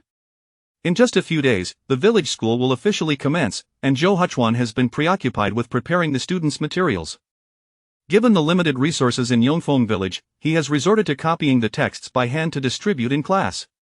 In the past few days, Lin Lunyang had been either making fruitcakes or assisting Zhou Huchuan with the copies, leaving her little time for leisure. As for Sun Erchui, despite her busy schedule, she made it a point to engage in village gossip, relaying the latest tales with enthusiasm. "Oh dear!" Sun Erchui exclaimed, slapping her thigh in exasperation at Lin Lunyang's obliviousness. "Sister-in-law, why are you so naive? If you continue like this, your husband may be swayed by another." Over time, Sun Erchui had come to realize that her sister-in-law was devoid of guile, treating others with sincerity and never harboring malicious thoughts. However, witnessing Lin Lunyang's lack of awareness made her anxious. The villagers were indeed whispering about the second brother's lingering feelings for Wang Zhao. Lingering feelings? Lin Lunyang was taken aback. Her husband rarely ventured outside, so how could such rumors arise? "Oh dear sister-in-law," Sun Erchui lamented, "you are truly innocent. While a man may physically remain at home, who can say where his heart may wander?" Seeing Lin Lunyang defend Zhou Huchuan without any suspicion, Sun Erchui felt a mix of frustration and concern. This foolish girl was oblivious to the need to keep a watchful eye on her husband. Though Zhou Huchuan had suffered an injury, he possessed a handsome visage and had earned a degree. With the government's provisions at his disposal, it was not inconceivable for others to covet his wealth given Wang Zhaozhao's striking beauty, and considering the past connection between her and the second brother, who could guarantee that she might not attempt to ensnare him? Sun Erchui glanced at Lin Lunyang, noting that while she was not unattractive, indeed, she was poised and elegant, she still lacked the allure of a mature woman, resembling more of a youthful girl. My husband is not that kind of man. Although Sun Erchui's intentions were to defend her, Lin Lunyang felt a twinge of displeasure. It was one thing for outsiders to spread baseless rumors, but how could her sister-in-law lend credence to such slander, doubting her husband's character? I'm only relaying what the village women are gossiping about. Sun Erchui replied sheepishly, rubbing her nose. It's about how the second brother recently accepted students. They say Wang Zhaozhao's brother was initially not eligible for the school, but due to the second brother's past affection for Wang Zhaozhao, he made an exception for Wang Fu, allowing him to be the 11th student. Curiosity piqued, Sun Erchui could not help but ask Lin Lunyang, who had been present that day, sister-in-law, is this true? Chapter 53. How did Zhou Huchuan suddenly begin to investigate? Where did these absurd rumors originate? Lin Lunyang felt a surge of anger, not because the villagers claimed that Zhou Huchuan harbored lingering feelings for Wang Zhaozhao, but rather due to the slander that suggested he would act out of personal affection. It is not only that Zhou Huchuan had no past with Wang Zhaozhao, even if he did, he would never compromise his integrity for personal matters. He treated everyone, including Shan You, with equal sternness. How could he possibly show leniency towards Wang Fu? Wang Fu was accepted only after passing Zhou Huchuan's rigorous evaluation. How could this be twisted into a narrative of exceptional acceptance? For reasons unknown, Lin Lunyang felt a vague discomfort, a sensation she herself was unaware of. This unease was fully awakened when she went to the riverbank to wash clothes and encountered villagers engaged in conversation. Hey, did you hear that Scholar Zhou is opening a school? Yes, I've heard. Originally, only 10 students were to be accepted, but Li Guofu's son got in because the village head interceded. However, Wang Zhaozhao's brother was accepted as an exception. I heard that too.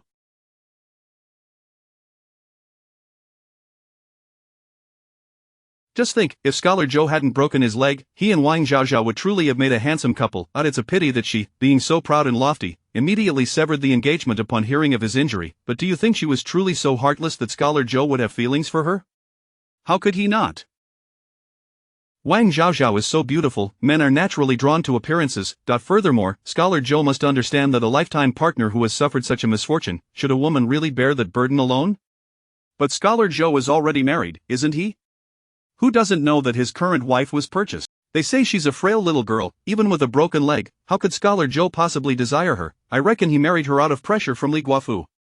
3 or 4 women by the riverbank busily washed clothes while chattering animatedly about the latest village gossip, oblivious to the presence of Lin Lunyang, one of the subjects of their gossip. As she walked home with the freshly washed clothes in her arms, Lin Lunyang couldn't help but reflect on the idle talk of the villagers. For some reason, she recalled her early days at the Zhou household and the reluctance Zhou Huchuan had shown towards her. Did he truly harbor dissatisfaction with her? Lin Lunyang had always been a carefree individual, one who seldom took matters to heart. Otherwise, she wouldn't have developed such a candid and jovial disposition despite her aunt's harsh treatment.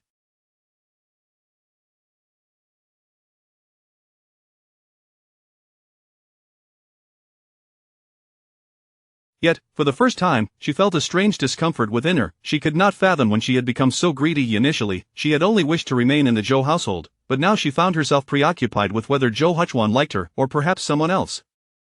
This was the first time Lin Lunyang harbored secrets in her heart, and though she maintained an outward appearance of nonchalance, Zhou Huchuan discerned her inner turmoil as they lay down to sleep. Is something the matter? His gentle gaze boring, fearing he might doubt her, she made a point to look into his eyes and emphasize, really, there is nothing. However, Zhou Huchuan only saw the flicker of guilt in her round, bright eyes. He did not press further but simply said softly, if you wish to speak, do tell me. After nodding, Lin Lunyang suddenly realized that she had unwittingly fallen into Zhou Huchuan's trap. Wasn't this an admission that she had something on her mind? She quickly closed her eyes and attempted to sleep, realizing she was no match for Zhou Huchuan's cleverness. The more she spoke of her thoughts, the more she risked revealing her inner feelings. Zhou Huchuan observed Lin Liunyang's tightly shut eyes, his gaze turning deep, akin to obsidian at the bottom of a dark lake, both alluring and perilous. Lin Liunyang was not one to conceal her emotions, despite her belief that she was doing so effectively. Upon her return today, it was evident to her that she was not as lively and cheerful as usual. She often seemed lost in thought. What could be troubling her? But Zhou Huchuan noted the slight furrow in her brow even in slumber and suddenly felt a twinge of displeasure. When did Lin Liunyang begin to keep secrets from him? Yet, soon enough, Zhou Huchuan's questions found their answers. In the dead of night, he was roused from sleep by Lin Liunyang's murmurs. "Aunt, please, don't sell me." Zhou Huchuan observed her long eyelashes fluttering restlessly, as if she were caught in an unsettling dream. He gently took her hand in his, hoping to provide her with some semblance of comfort. Lin Liunyang's hand was small and soft, entirely enveloped in his grasp. Zhou Huchuan felt his ears grow warm. This was the first time he had taken the initiative to hold a woman's hand. He had always been well-versed in the ways of gentlemen, keeping a respectful distance from women. Though Lin Liunyang was now his wife, they had yet to consummate their marriage. For Zhou Huchuan, engaging in such an act without Lin Liunyang's awareness was unbecoming of a gentleman. Yet, it seemed that Lin Liunyang began to relax, her brow unfurling slightly at his gesture. Just as Zhou Huchuan was about to breathe easy and return to sleep, Lin Liunyang fell into a deeper nightmare. She appeared to be dreaming of something frightful, tears spilling from her tightly shut eyes.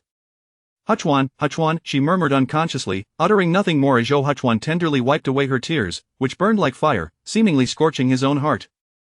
What could possibly distress the typically optimistic Lin Liunyang to such an extent? It seemed this matter was somehow intertwined with him. Zhou Huchuan set his sights on questioning her the following day. The next afternoon, Lin Liunyang had just finished her chores in the kitchen and was preparing to take a break before heading to the mountains with her sister-in-law to pick fruits when Zhou Huchuan unexpectedly called out to her. "Liunyang, accompany me to the village head's house this afternoon." "All right, I'll let mother and my sister-in-law know, so they can cover my chores for the day." Lin Liunyang went inside to inform her mother and sister-in-law. Neither Zhou Guofu nor Sun Ercui suspected anything amiss. They assumed Zhou Huchuan had matters to discuss with the village head regarding the upcoming school. Lin Liunyang shared this assumption as well. When she wheeled Zhou Huchuan to the village head's house, the village head greeted them with a look of surprise. "Scholar Zhou, what brings you here? Is there a problem with the school?" Aside from matters concerning the school, the village head could hardly fathom why Zhou Huchuan would come to him unprompted. To his surprise, Zhou Huchuan set aside his usual smile and spoke with a gravity that was uncharacteristic of him. "I have come to address the unfounded rumors circulating in the village." "Rumors?" The village head glanced between the serious Zhou Huchuan and the evidently unaware Lin Liunyang. Suddenly recalling that rumors had been spreading rather vigorously in recent days, he realized they had been a common occurrence in the small village, as bored women often indulged in gossip. Why, then, was Zhou Huchuan suddenly taking such an interest? Chapter 54 of The Second Uncle. Women need to be pampered. However, the ignorant women in the village have spread these rumors in such an outrageous manner that it indeed warrants some intervention, as it adversely affects the relationship of the young couple.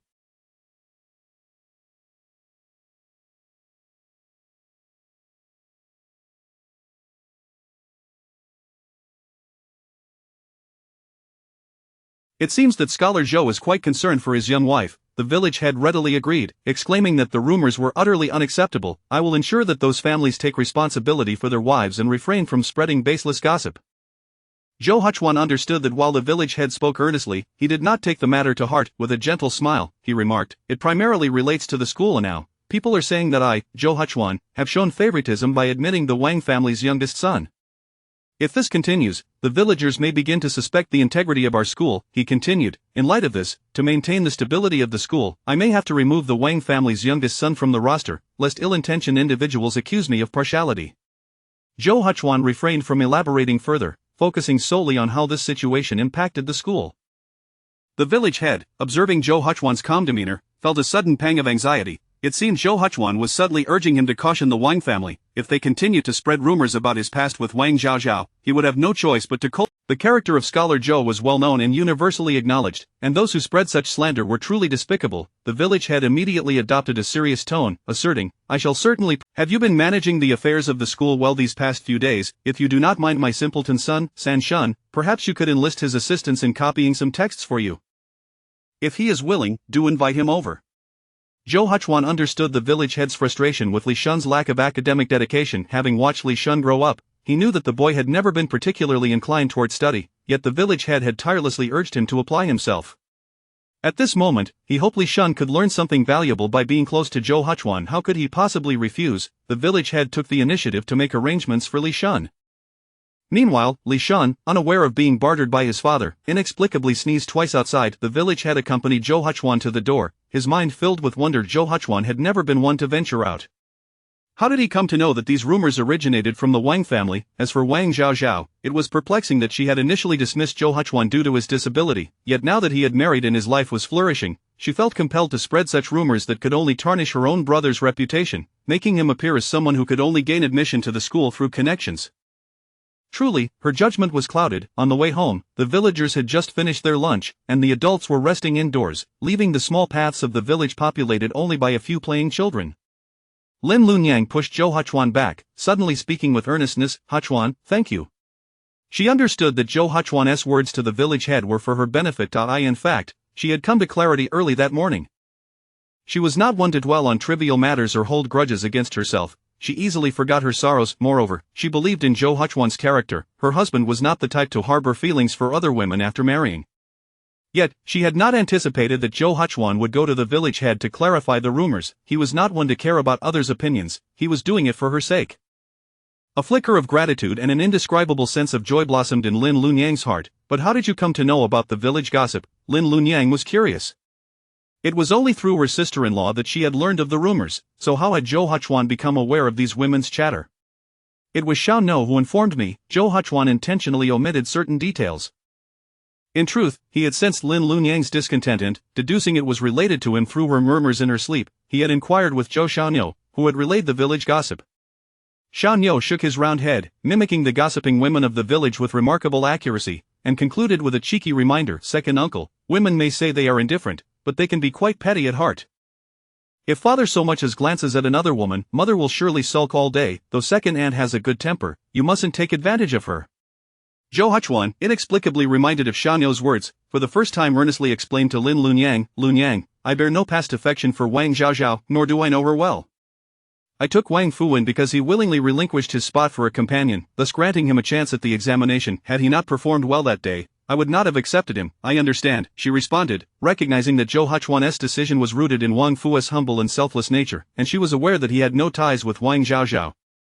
However, upon hearing the village's gossip, which depicted Zhou Huchuan and Wang Zhaozhao as a perfect match, she couldn't help but feel a twinge of jealousy. Seeing Zhou Huchuan's earnest explanation, Lin Lunyang felt her earlier discomfort dissipate entirely, and she felt a bit embarrassed, stammering, Huchuan, I'm sorry.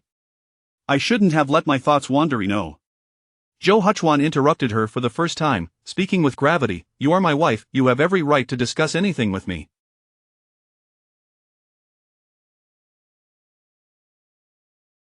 You should not keep your feelings hidden. If you harbor grievances in silence, it would pain me. Recalling Xiaoniu's words about how women needed to be pampered, he inexplicably uttered, you know, if you indulge second aunt a bit, she might forget this matter. Lin Lunyang found herself instinctively slowing her pace, her hand loosening its grip as they paused on the rural path.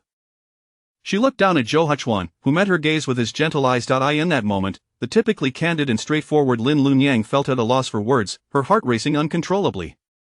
Having lost her parents at a young age and lived under the care of others, no one had ever truly cared about her feelings. Over time, she had developed a carefree demeanor, not dwelling on her emotions. Now, with Zhou Huchuan assuring her that she need not be sensible or suffer silently, Lin Lunyang felt an unprecedented joy, akin to being cherished in someone's heart, reminiscent of the times when her father was still alive and she was a beloved little girl. Chapter 55. What a big carp. It was none other than the three mischievous children who had previously encountered Lin Lunyang and Zhou Yichuan on their way to Dr. Qian's house, only to be frightened away by Lin Lunyang with a fierce show of bravado. For several days, they had been apprehensive, fearing the repercussions of their encounter. However, upon realizing that nothing had come of the incident, they discovered that Lin Lunyang had merely been playing tricks on them, and their arrogance quickly returned. Now, upon seeing Lin Lunyang and Zhou Yichuan, they recalled the embarrassing scene of their hasty retreat, and the three rascals resolved to teach them a proper lesson. What a cripple! How could you confuse that with a disabled person? One of them jeered. Yes, indeed, a disabled person, and yet he has a wife, another chimed in. That's just a nobody, a yellow-haired girl, who was bought back by a widow. Though these children were merely 6 or 7 years old, their words were laced with venom, reflecting the character of their upbringing. As Lin Lunyang listened to their increasingly outrageous taunts, her temper flared, and she was ready to confront them, yet before she could approach, the children escalated their antics. They picked up damp clumps of mud from the ground and hurled them at Zhou Chuan and Lin Lunyang. Upon witnessing Lin Lunyang's furious expression, the three rascals gleefully made faces at her. This was utterly intolerable. Lin Lunyang positioned herself protectively in front of Zhou Chuan, her new attire splattered with mud. Enraged, she shoved Zhou Chuan behind a large rock and seized a handful of mud from the ground, turning to retaliate against the miscreants. How can you, at such a tender age, speak and act with such malice? If your parents want to teach you, allow me to discipline you on their behalf. And what of your so-called disabled person? So what? My husband is a talented scholar of the great Liang dynasty, while you, with all your limbs intact, are utterly useless, merely playing in the mud. Within Lin Lunyang's petite frame resided an inexhaustible vigor. She hurled mud with remarkable accuracy, while the three children, though numerous, failed to land a single hit on her. Soon enough, the trio was transformed into muddy little figures, their initial bravado giving way to a hasty retreat. As Lin Lunyang watched them scamper away, her anger still simmering, she placed her hands on her hips and scolded, "I wonder where such unruly brats come from, barking like ignorant little wild dogs." Zhou Chuan, observing her indignant expression, found her ire to be charmingly animated rather than crude. He retrieved a handkerchief from his pocket and offered it to Lin Lunyang, suggesting she wipe her face. Having been engaged in a mudslinging skirmish, her face was now smeared, resembling a little calico cat. Lin Lunyang glanced at the neatly folded, pristine white handkerchief he extended, and without a second thought, declined it. "I'll just wash up by the river later," she said, lowering her gaze. Zhou Chuan, perceiving her reluctance to soil his handkerchief, couldn't help but chuckle. It was merely a handkerchief, how could it possibly hold more value than her? Lin Lunyang noticed Zhou Chuan gesturing for her to lower her head, feeling puzzled yet obediently complying. Gently, he took the handkerchief and meticulously wiped the mud from her face, treating her as if she were a rare treasure. All done. At his words, Lin Lunyang stood obediently, like a child, feeling bashful as she accepted the soiled handkerchief from him. "I'll wash it for you by the river later." Since the village river lay along their path home, they took a slight detour to visit it before returning. This winter was colder than usual. Barely into the season, a layer of ice had already formed on the river's surface. Lin Lunyang picked up a stone from the side and struck the ice, creating a hole, through which she washed the mud from her clothing. "How vexing. Even the new dress my mother made for me has gotten dirty." As she scrubbed, her frustration resurfaced. She had barely worn the new attire a few times, then, as if coming to terms with her situation, she reassured herself, "At least I haven't yet worn that set of clothes that Ching sent me." Although Miss Hu had gifted her an entire new outfit, the silver-threaded embroidered dress adorned with butterflies seemed too extravagant for their modest village. Lin Lunyang couldn't bear to wear it, so she had asked Du Yun'er to mend the tear in her red embroidered outer coat, which she now wore. Zhou Chuan, observing her puffed-up cheeks, couldn't help but smile. "If it's dirty, so be it, I'll buy you a new one tomorrow." "Absolutely not," Lin Lunyang exclaimed, springing to her feet, her expression earnest. "We must be frugal with our household funds." She gazed at Zhou Chuan's handsome, ethereal face, feeling a twinge of concern. It seemed her husband was not well versed in the art of thrift. Zhou Chuan, suffering from a leg ailment, meant their household income was limited. Although she had recently earned some money selling fruitcakes, it was still unstable, and she needed to save for a renowned physician to treat his leg. Yet, gazing into Zhou Chuan's gentle, unworldly eyes, Lin Lunyang swallowed her next words, fearful of inadvertently hurting his pride. Though Zhou Chuan was not a petty man, she simply did not want him to be burdened by worldly concerns regarding finances.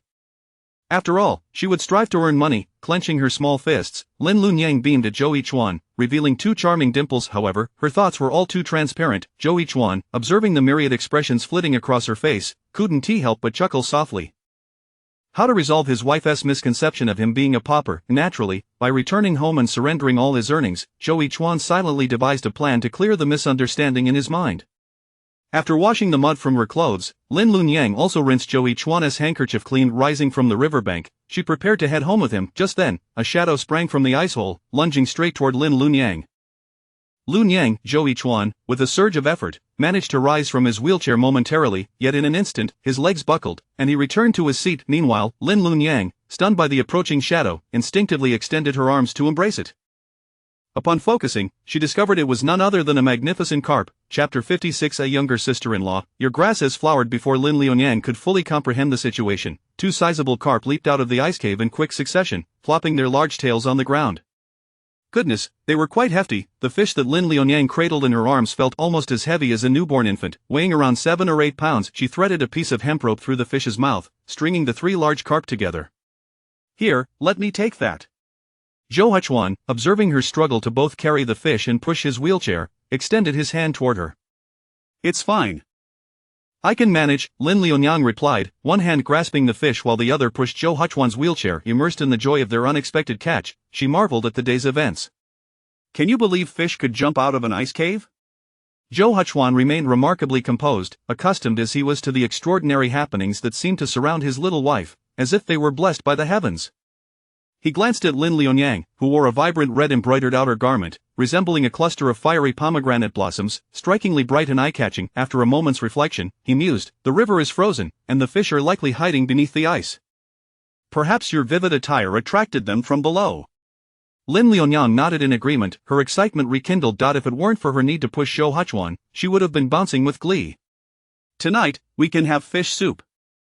I read that eating fish soup in winter is incredibly nourishing." Upon returning home, Lin Liunyang hurried into the kitchen. She took one of the carp out, placing the remaining 2 in the water tank. First, she stunned the large fish by striking it with the back of a cleaver, then scaled it, removed the gills, cleaned out the entrails, peeled away the black membrane from the belly, and extracted the white sinew from its back. With cold water in the pot, she added salt, half a head of vegetable greens, and a few stalks of scallions, covering the pot to commence the simmering process. During this time, following the ancient recipes, Lin Liunyang refrained from stirring with a spoon to prevent the fish from disintegrating or losing its shape. When the fish reached a semi-cooked state, she mixed ginger juice, radish, and white wine in a bowl, pouring it into the fish broth to continue cooking. Just as the fragrant soup was ready, Zhou Guofang and Sun Ercui returned home from outside. Before Sun Ercui stepped in, Lin Liunyang heard her booming voice, "Younger sister-in-law, what delectable dish are you preparing?" As Lin Liunyang poured the fish soup into a bowl, she greeted Sun Ercui with a portion. "Big sister, please taste this soup and see how it is." With winter's chill enveloping the outside world, especially in the mountains, Sun Ercui felt the cold dissipate as she sipped the steaming fish soup. The broth was a pristine white, thick and creamy like milk, with an exquisite flavor that retained the fish's freshness without a hint of fishiness.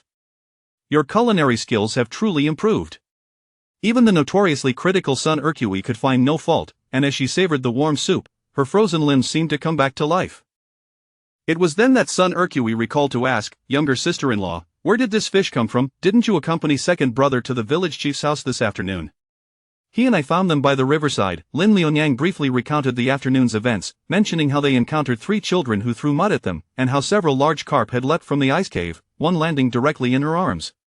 "Were those 3 rascals around 6 or 7 years old and dressed rather well?" Sun Ercui's attention quickly shifted from the carp to the children who had dared to throw mud at her family. "Yes, do you recognize them, big sister?" Lin Liunyang continued, having met nearly every family in the village while distributing meat, except those on poor terms with the Zhou family. She noted that the 3 children had not been present when Zhou Huchuan was assessing students, indicating that they hailed from a family at odds with the Zhou clan. Sun Ercui, already suspecting the identity of the children, felt her temper flare upon hearing Lin Liunyang's account. "I knew it. Those 3 troublemakers from the Luo family, they have the audacity to look down on us poor folk just because they have a little money, raising their children to be tyrannical little brats." She continued, "A few days ago. Yet, where are they now? Do they even have a spot in the county's private school?" Sun Ercui's anger flared as she recalled this incident, feeling that the Luo family's dismissive attitude was a slap in the face to the Zhou family. "Humph. Even if they come to regret their behavior and seek second brother's help in the future, our family wouldn't stoop to accepting such impudent children," she added, unable to contain her frustration. "Big sister, please don't be upset. Huchuan is exceptionally talented, and it won't be long before the Luo family comes to regret their words," Lin Liunyang reassured her. Having spent much time with Sun Ercui, she found her fiery temperament endearing. Though Sun Ercui was quick to anger and often spoke harshly, she stood resolutely in defense of the Zhou family against any external threats. Observing Sun Ercui's indignation on her behalf, Lin Liunyang felt her own anger dissipate and encouraged her, "Big sister, please help me carry this soup over first. Let everyone warm themselves with a bit of soup." "All right." Sun Ercui took the bowl of fish soup, noting the considerable weight of the carp, which required a large bowl to hold. Just as Lin Liunyang prepared to carry the remaining dishes to the table, Sun Ercui re-entered with a mysterious look on her face. "Younger sister-in-law, your grass has flowered." "Has the rice grass flowered?" Lin Liunyang exclaimed with joy, placing the dish down, wiping her hands on her apron, and rushing to the courtyard.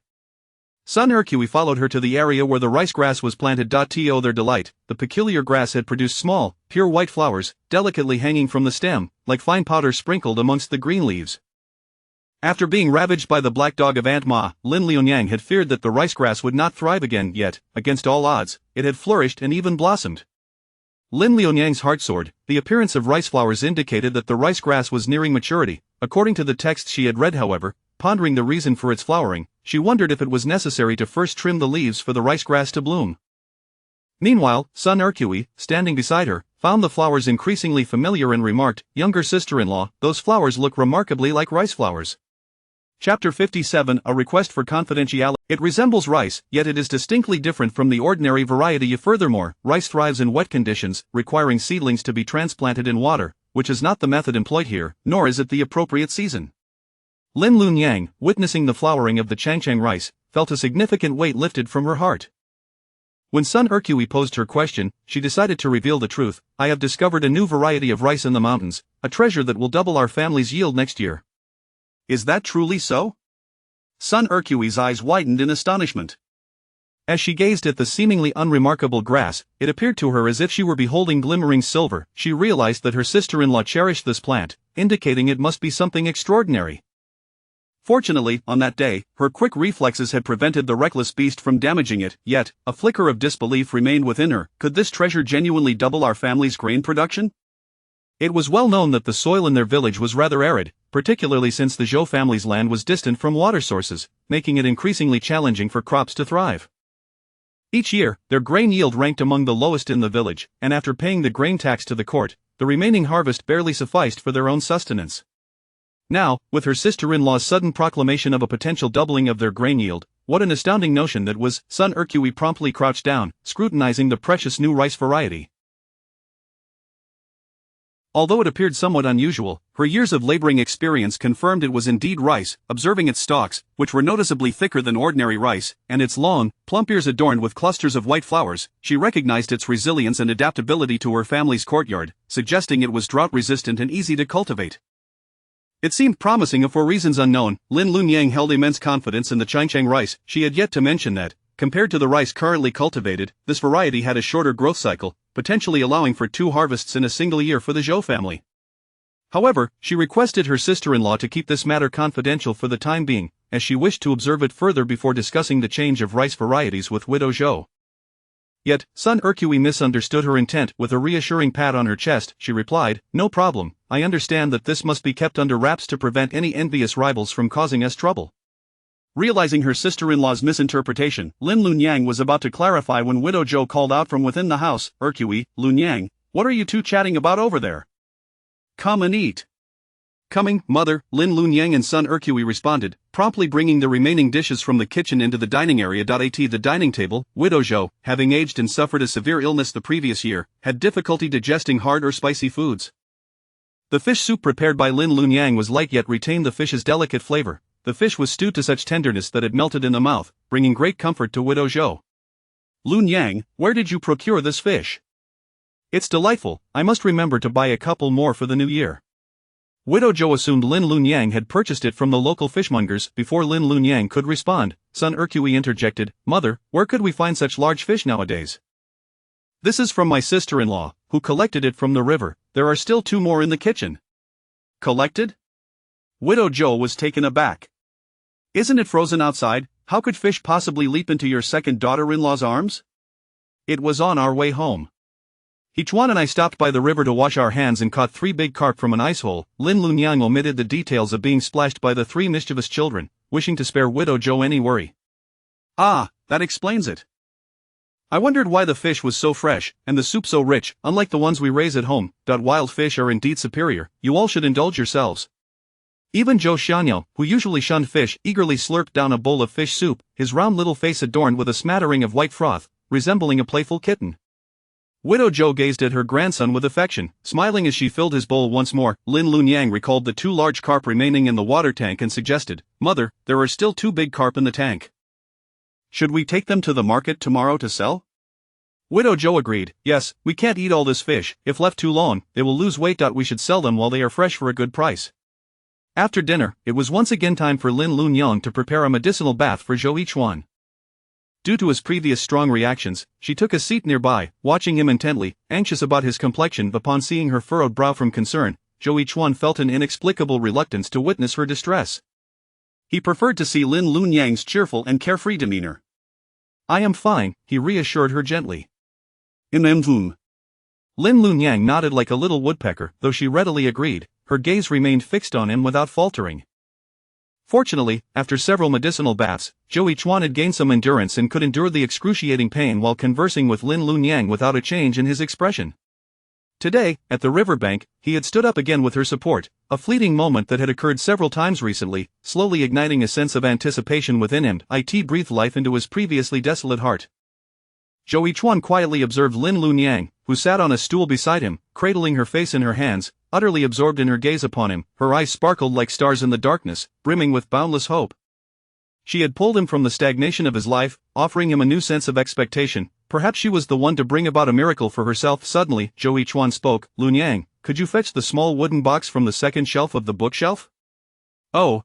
Once her figure disappeared behind the bookshelf, Zhou Yichuan's expression subtly shifted. Just as before, a wave of intense pain surged from the joint of his leg, spreading outward as if a torrent of blood was violently coursing through his veins, cleansing the withered and decayed tendons. Zhou Yichuan's hand clenched involuntarily in the water. At such moments, the unbearable agony always stirred the restlessness within him, akin to a ferocious beast shackled deep within his soul. Is this it, Yichuan? But upon seeing Lin Lunyang emerge from behind the bookshelf, cradling a wooden box, his heart instantly settled, and his expression returned to its usual gentleness. Yes, please open it. Lin Lunyang, holding the wooden box, hesitated. Yichuan, how do I open this? She searched for a considerable time but could not find the box's opening. Only a floating wooden sphere adorned the front, appearing merely decorative. First, press down on that floating wooden sphere, then push inward and twist. Zhou Yichuan nearly forgot that this box was a contraption crafted by his elder brother based on his design. It contained a secret lock concealed inside, and only by rotating the outer wooden sphere could it be unlocked. Following Zhou Yichuan's instructions, Lin Lunyang managed to open the wooden box, revealing a collection of silver coins, a jade fan, a jade pendant, and even a hollowed-out orchid hairpin. Lin Lunyang's eyes widened in astonishment as she looked up at Zhou Yichuan, perplexed by the significance of these items. His face, flushed from the steam, radiated a gentle warmth akin to the soft glow of moonlight on an autumn night. This is all my worldly possessions. Chapter 58. Should I give you a little pocket money every month? Zhou Yichuan was presenting his finances to her, asking her to manage their funds. Back in Shaojiang village, Lin Lunyang had frequently heard married women share their wisdom with their younger sisters. A man, you must seize his purse. Only by capturing his purse can you truly capture his heart. A man would only entrust his purse to you if he genuinely wished to build a life together. Yet, despite this wisdom, Lin Lunyang had never contemplated managing Zhou Yichuan's finances, nor had she imagined he would voluntarily surrender them. At this moment, however, Lin Lunyang suddenly comprehended the joy her aunt must have felt when receiving her uncle's monthly allowance. She gently closed the box and said, Yichuan, perhaps you should keep it. Your intention is enough for me. To her surprise, Zhou Yichuan was quite insistent. Lunyang, please accept it. I am not adept at managing money, and I have little need for it. It is of no use to me. You are the one managing the household affairs. It is far more appropriate for you to have it. Besides, a husband's money is meant for his wife. I had simply overlooked this matter. My legs are not in good condition, and I cannot accompany you often. If there is something you desire, feel free to purchase it as if it were a gift from me. Thank you, Yichuan. Lin Lunyang understood this was Zhou Yichuan's way of providing her with a sense of security. Moved, she suddenly felt a spark of curiosity. Then, Yichuan, should I give you a little pocket money every month? Even a straightforward man like her uncle would secretly hide away some savings from her aunt each month. Zhou Yichuan had entrusted all his money to her. How would he manage otherwise? I shall heed Lunyang's wishes. Zhou Yichuan gazed at her with indulgence. The following morning, Lin Lunyang awakened earlier than usual, as she planned to sell fish at the market today. Zhou Yichuan, anticipating the school term's commencement in a few days, had been busy copying books to prepare his teaching materials and rose even earlier than Lin Lunyang. As was her custom, Lin Lunyang dressed herself first, then assisted Zhou Yichuan into his garments before carrying him to his wheelchair. However, just before Zhou Yichuan could settle into the chair, a minor mishap occurred. Lin Lunyang inadvertently stumbled over something, causing her to lose her grip, and Zhou Yichuan slipped from her arms. Yichuan, Lin Lunyang gasped, instinctively reaching out to catch him, but instead ended up grasping his waist. She gazed up in astonishment at Zhou Huchuan, who towered over her by a head's height, only able to see his chiseled chin from her vantage point. Something was amiss. Lin Liunyang suddenly realized she had overlooked a crucial detail. She looked at Zhou Huchuan with delight. Huchuan, can you stand? Though he relied on her support, he was indeed standing. Lin Liunyang cautiously steadied him. Huchuan, try to take a few steps. Last time, Dr. Chen had mentioned that practicing standing and walking would aid in his recovery. Lin Liunyang carefully supported him, but after several attempts, she discovered that Zhou Huchuan could only manage to stand with assistance and was unable to take any steps. Her spirits dampened, yet, seeing Zhou Huchuan's concern for her rather than for himself, the burdens that had weighed heavily on his heart suddenly lifted, and he comforted her. It's all right, this is already a significant improvement. Liunyang, thank you for always being by my side. Lin Liunyang nodded vigorously at Zhou Huchuan, who had settled back into his wheelchair. You will surely recover. At that moment, a knock echoed from the Zhou family's front door. It's me, Zhou Dage, San Shunzi. Lin Liunyang approached to open the door. You've been arriving earlier these days. Since the village chief had spoken to Zhou Huchuan, he had assigned Li Shunzi to assist Zhou Huchuan with his book copying. Li Shunzi scratched the back of his head and chuckled. My father finds me bothersome at home, so he dragged me out early to help second brother Zhou. Has second brother risen? Li Shunzi peered into the house. He is inside. Lin Liunyang pointed him in the right direction before heading to the kitchen to prepare breakfast. Today, she intended to make fish porridge using the leftover fish fillets from yesterday's soup. The method for making fish porridge was quite simple. First, rinse a handful of rice, soak it for a while, then place it in a pot with water, bringing it to a boil over high heat, before reducing to a simmer. Once the fragrant aroma of the rice filled the air, she added the chopped mushrooms and fish fillets. When the porridge reached a creamy, thick consistency resembling milk, it was ready to be served.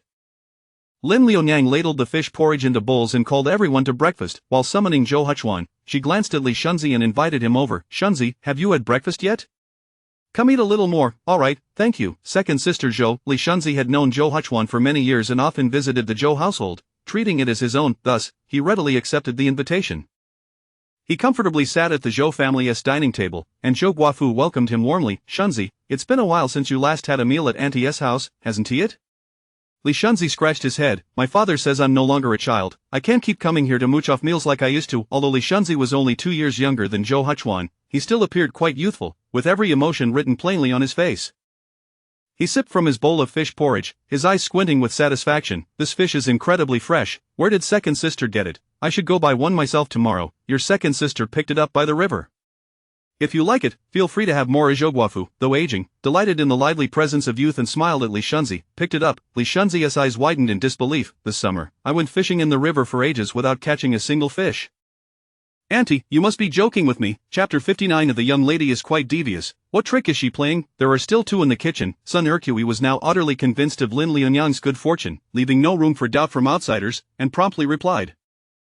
Upon hearing that it was not just one fish, but 3, Li Shun's eyes widened even further in astonishment. After a long pause, he finally regained his composure, realizing that they would be feasting for quite some time. Just the thought of it made him envious. Li Shun mused that he would arrive early at the Zhou family for breakfast tomorrow. If necessary, he could simply offer a bit more in terms of payment to Zhou Urge. But how could one indulge in such extravagance? Sun Ercui chuckled at him, saying that aside from the one they were discussing, the other 2 were actually meant for sale today. What a pity to sell them! Currently, the market offers only 6 to 7 won per pound for fish. It would be a loss to sell such fine specimens. If we desire them later, the price will surely double, Li Shun replied without a second thought. He was no stranger to the market, often mingling with the crowd. Strangely enough, though he had little interest in books and could not remember a single verse of the 4 books or 5 classics, he had an uncanny knack for remembering the prices of various items and their fluctuations with the seasons. Even the village head was unaware that his notoriously mischievous son possessed such a unique talent for mathematics. This fish is from the river. We cannot sustain it at home, widow Zhou pondered, finding herself in a bit of a dilemma. Li Shun had a point. Rather than sell it at a loss, they might as well enjoy it themselves, especially since they were not in dire need of the few coins from selling fish. What if we made fish soup? Lin Liunyang suggested, recalling her previous experience selling fruits. The market was bustling with people, many of whom would rush to the fair without having time for breakfast. By the time they finished shopping, they would be ravenous. Let us kill one fish today and prepare fish soup to sell at the market. Zhou Er's sister-in-law approved of this plan. Li Shun remembered how, during his visits to the city market, he would often find himself quite famished by the end of his shopping. He thought that if a stall selling fish soup appeared at that moment, he would certainly pay for a bowl, provided the price was reasonable. With this impromptu idea in mind, Lin Liunyang hurried into the kitchen after breakfast, with Sun Ercui assisting her in gutting and scaling the fish, as she was not much help with cooking. Initially, she had been eager to try her hand at cooking after witnessing her sister-in-law's skills, but after attempting it herself, she realized that despite following the same steps, her dishes lacked the delightful flavor of Lin Liunyang's. It seemed that Lin Liunyang had an extraordinary sensitivity to the proportions and quantities of ingredients of the fish soup cooked quickly, and since they had risen an hour earlier than usual that day, they finished just in time to leave. A cart at the village entrance took Lin Liunyang and her companion to the Fingla restaurant. Due to the heavy load that day, the driver waited a moment at the restaurant's entrance until they completed their delivery, then transported them to the market. Drawing from her past experience, Lin Liunyang chose a stall near the market entrance. She then arranged 2 wooden tubs and a bamboo bucket on the ground. The large wooden tub contained the freshly made fish soup, enough to serve 30 people, while the smaller tub held live fish, as Lin Liunyang wanted to see if she could fetch a fair price for them at the market. The bamboo bucket held a stack of lotus leaf bowls, left over from Zhou, on whose previous excess production of wooden utensils. Lin Liunyang lifted the lid of the tub containing the fish soup just slightly. They had intentionally chosen an upwind spot, allowing the enticing aroma of the soup to waft through the air. Fish soup for sale, fresh and delicious wild carp, only 8 won a bowl. The fragrance of the fish soup was indeed tantalizing, and with many passers-by feeling famished, even though Lin Liunyang's price was somewhat steep, it was not long before someone approached to inquire. "Young lady, you are rather unscrupulous. Fish is only 6 to 7 won a pound now, and you charge 8 won for a bowl of soup. That's too expensive." The man was clearly tempted by the aroma of the fish soup, yet still wished to haggle. "Good sir, my carp is not farm-raised. It comes from the river and weighs a hefty 6 to 7 pounds, and if you were to buy ordinary carp elsewhere, you would not achieve the same flavor I offer. Besides, preparing this fish does require time and the cost of ingredients." Lin Liunyang replied with a soft smile, her tone unwavering. Noticing that the man seemed genuinely hungry and eager to buy, she added, "At present, a simple bowl of plain noodles at the noodle shop costs 5 won, my fish soup contains meat, and selling it for 8 won is quite reasonable." Moreover, Lin Liunyang retrieved a lotus leaf bowl from the bamboo basket and held it out, saying, "If you purchase our fish soup, you also receive a lotus leaf bowl. When you calculate it, we're merely covering our costs." With her persuasive words, Lin Liunyang left the man somewhat dazed. After a moment's thought, he concluded that receiving a bowl with his fish soup was indeed a good deal, and he nodded, saying, "All right then, I'll take a bowl." Having completed their first sale, Lin Liunyang's fish soup stall began to thrive. Many initially hesitated at the price, but, seeing the complimentary bowl, along with the hungry shoppers at the market, they soon set aside their concerns over a few won and opted to buy a bowl to satisfy their hunger. Lin Liunyang was responsible for serving the fish soup, while Sun Ercui managed the cash, and the two quickly developed a smooth synergy, depleting the first tub of soup in no time. Observing the brisk sales, Sun Ercui gazed at the large carp in the water bucket, hesitating. "Sister-in-law, perhaps we should hold off on selling the carp. Let us wait until tomorrow to make fish soup and sell it then." Agreed, Lin Liunyang nodded. Li Shun had been correct, selling fish alone would yield little profit. Even though their fish were a bit larger, they would only fetch an extra 1 or 2 per pound compared to ordinary carp, which was not worthwhile. Lin Liunyang glanced at the remaining fish soup. Noting there was just 1 bowl left, she decided to tidy up and take this extra bowl home for the cart driver. They had been traveling with a familiar cart from the village, which charged reasonably and sometimes even accommodated them by dropping them off at convenient locations. As Lin Liunyang bent to tie the lid of the tub securely, a pair of soft blue pearl-embroidered shoes caught her eye. Looking up, she recognized the second madam of the county magistrate. The second madam was adorned in a pleated skirt adorned with auspicious motifs, draped in a delicate green-patterned brocade cloak, flanked by 2 maidservants, appearing quite out of place amidst the bustle. However, upon spotting Lin Liunyang, a hint of surprise flickered across the second madam's face. "Is it you?" It seemed that the second madam had specifically come to find them, yet her expression revealed her astonishment at seeing them.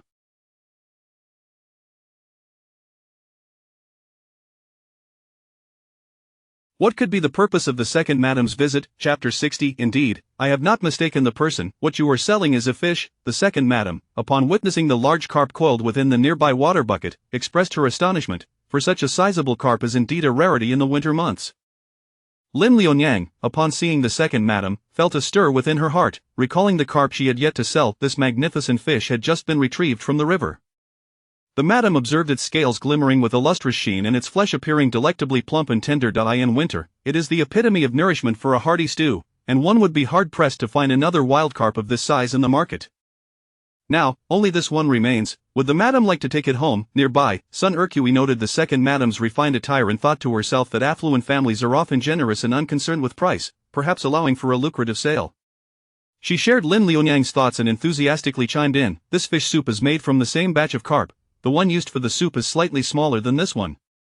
A taste will reveal that its flavor is incomparable to the ordinary carp found in the market." Before the second madam could respond, her young maid displayed an expression of disdain. "How could our madam, of such esteemed status, partake in such fare?"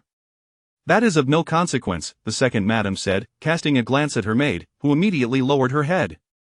Turning to Lin Liunyang, the second madam smiled, "In that case, please serve me a bowl."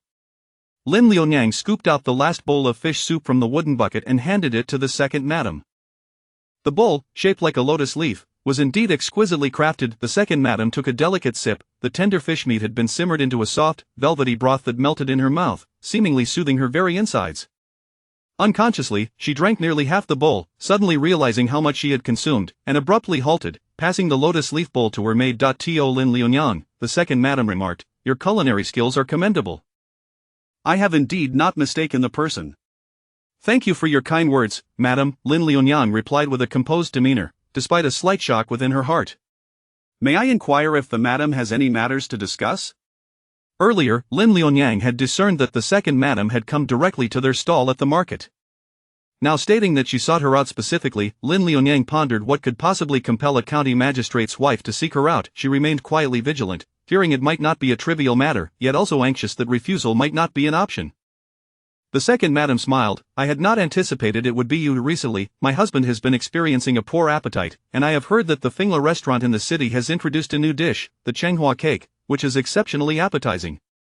I wish to invite the person who makes this cake to our residence. I inquired with the staff at Fingla restaurant and learned that you had come here, so I sought you out, only to find that you were someone I had encountered before." Recently, sixth madam has been in the limelight, monopolizing the affections of County Magistrate Zhou. Not only that, but she has been subtly undermining the second madam by implying that her eldest son is indulgent in leisure and neglectful of his studies. County Magistrate Zhou has long harbored dissatisfaction with his eldest son's languid disposition, believing that the second madam has overly indulged him, resulting in his indecisiveness, lack of masculinity, and absence of ambition. Particularly after he failed to pass the scholar's examination last time, County Magistrate Zhou grew increasingly critical of him, convinced that this son would never achieve greatness. The second madam, seeing sixth madam meddling with her child, could hardly tolerate it. She learned from a servant close to County Magistrate Zhou that he had recently caught a slight chill and was experiencing a diminished appetite, prompting her to take action to win back his favor. The second madam's subordinate suggested that the Chenghua cake at Fingla restaurant, which has recently gained popularity for its light and appetizing qualities, might appeal to County Magistrate Zhou's tastes. Thus, the second madam sought out Fingla restaurant to request the maker of the Chenghua cake. Initially, the owner of Fingla restaurant hesitated to disclose Lin Liunyang's whereabouts, fearing it might create trouble for her. However, upon perceiving the second madam's sincere demeanor and her intention to invite Lin Liunyang for the cake, the owner relented and revealed their location to her. The second madam, with a gentle and amiable countenance, appeared exceedingly approachable, yet beneath her soft tone lay an undeniable firmness that was difficult to refuse. Aware that she could not decline the second madam's request, Lin Liunyang deemed it wiser to acquiesce readily, hoping to leave a favorable impression. However, Lin Liunyang found herself in a quandary.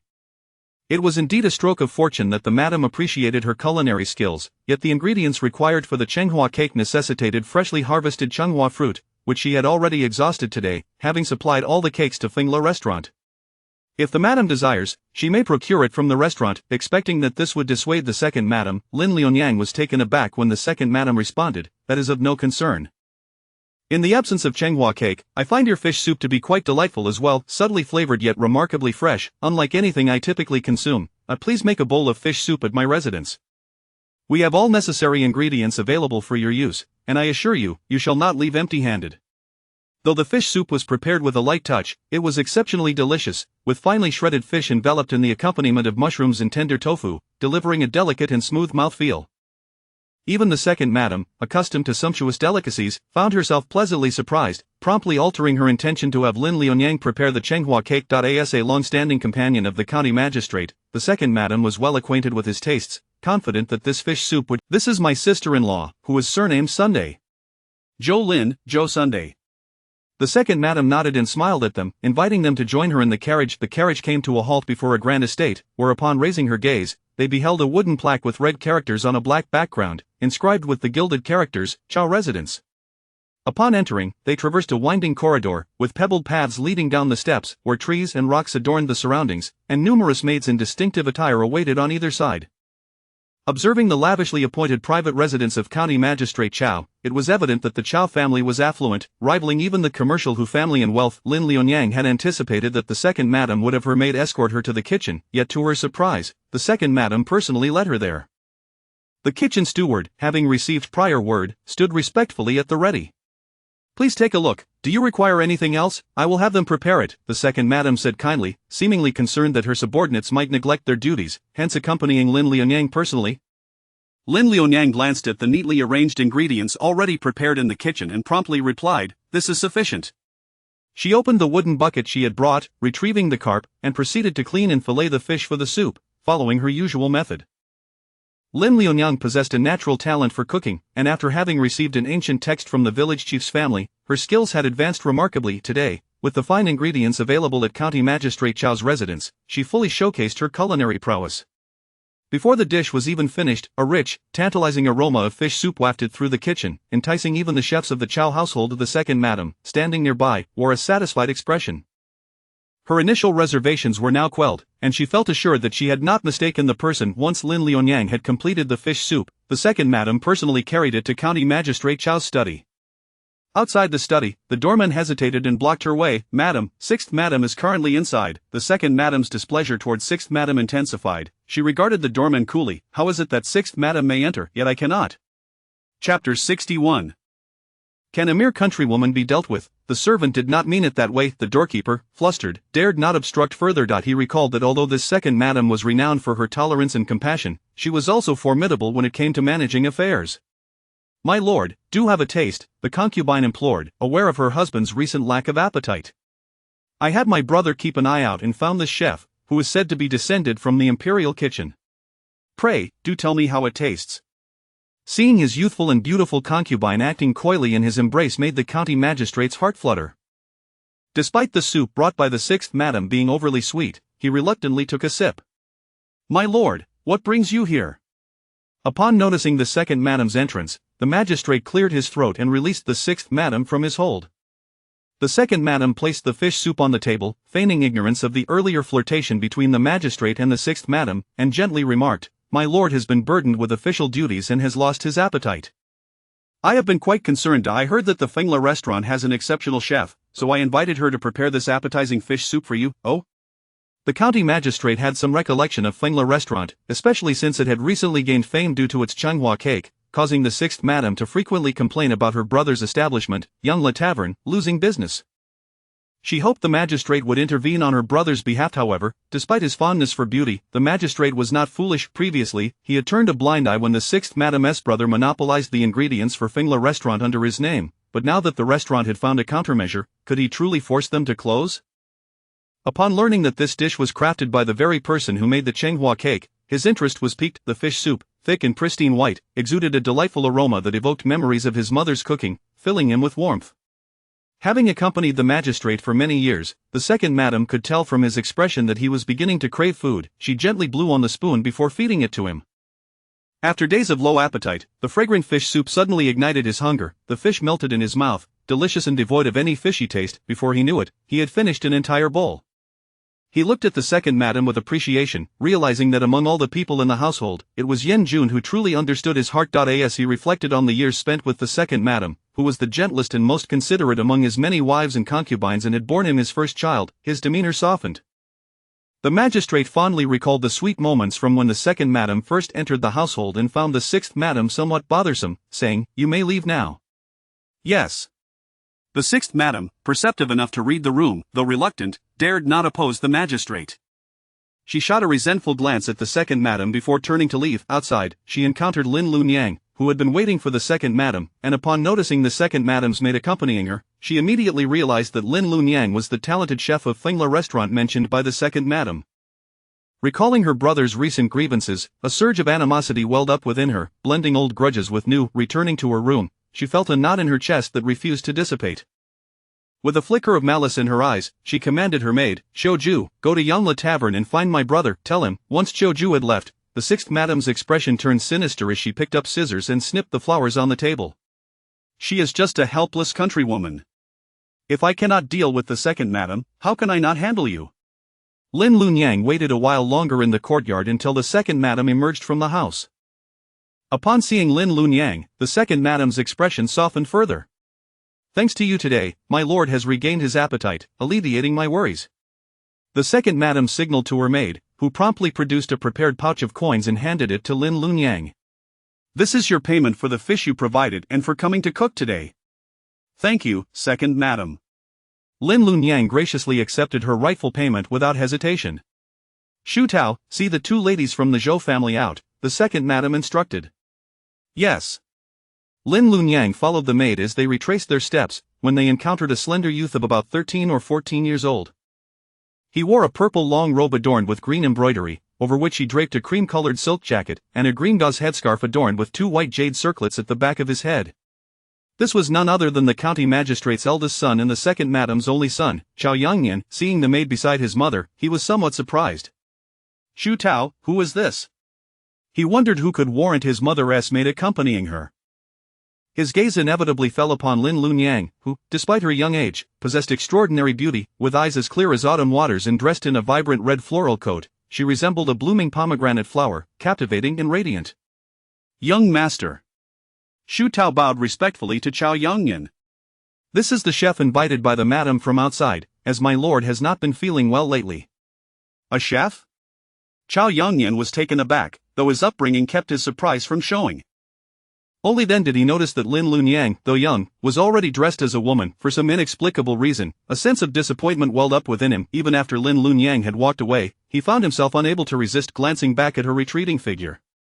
The second madam, ever thoughtful, arranged for a carriage to take Lin Lunyang and son Erchui back to Yongfeng village. Learning from past experiences, Lin Lunyang and son Erchui disembarked from the carriage when they were still a distance from the village entrance. Along the way, son Erchui began to tease Lin Lunyang, saying, "Sixth sister, that young master Chao seemed quite taken with you, staring at you like a fool." Sister-in-law, Lin Lunyang sensed something amiss and quickly interrupted her. Son Erchui often spoke without thinking, only realizing her slip after the words left her mouth. Noticing Lin Lunyang's untroubled expression, she brushed it off, relieved not to have caused any trouble. Upon returning home, Zhou Guofu was surprised to see Lin Lunyang and son Erchui returning with 3 empty buckets. "Did you manage to sell that large carp?"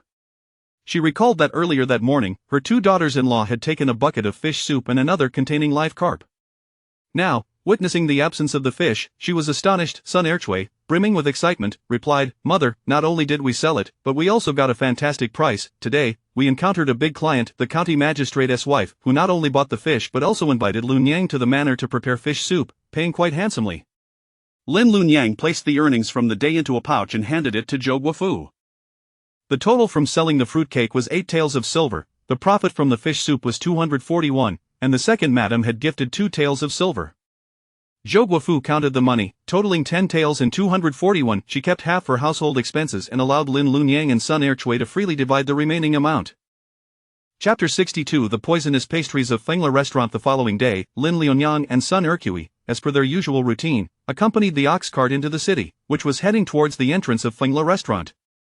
However, before they could reach the establishment, they spotted a crowd gathered outside from a distance. As Lin Lunyang and son Erchui pushed through the throng, they beheld a woman clad in a coarse, narrow-sleeved gown, cradling a 3 or 4-year-old child in her arms as she sat on the ground, vociferously lamenting. Beside her stood Lai Fu, an employee of Fengla restaurant, seemingly attempting to console the distressed woman, yet unable to find the opportunity to interject. The woman was wailing, "Yesterday, after consuming your Chenghua cake, my child has been suffering from incessant vomiting and diarrhea since last night, with a high fever that refuses to abate.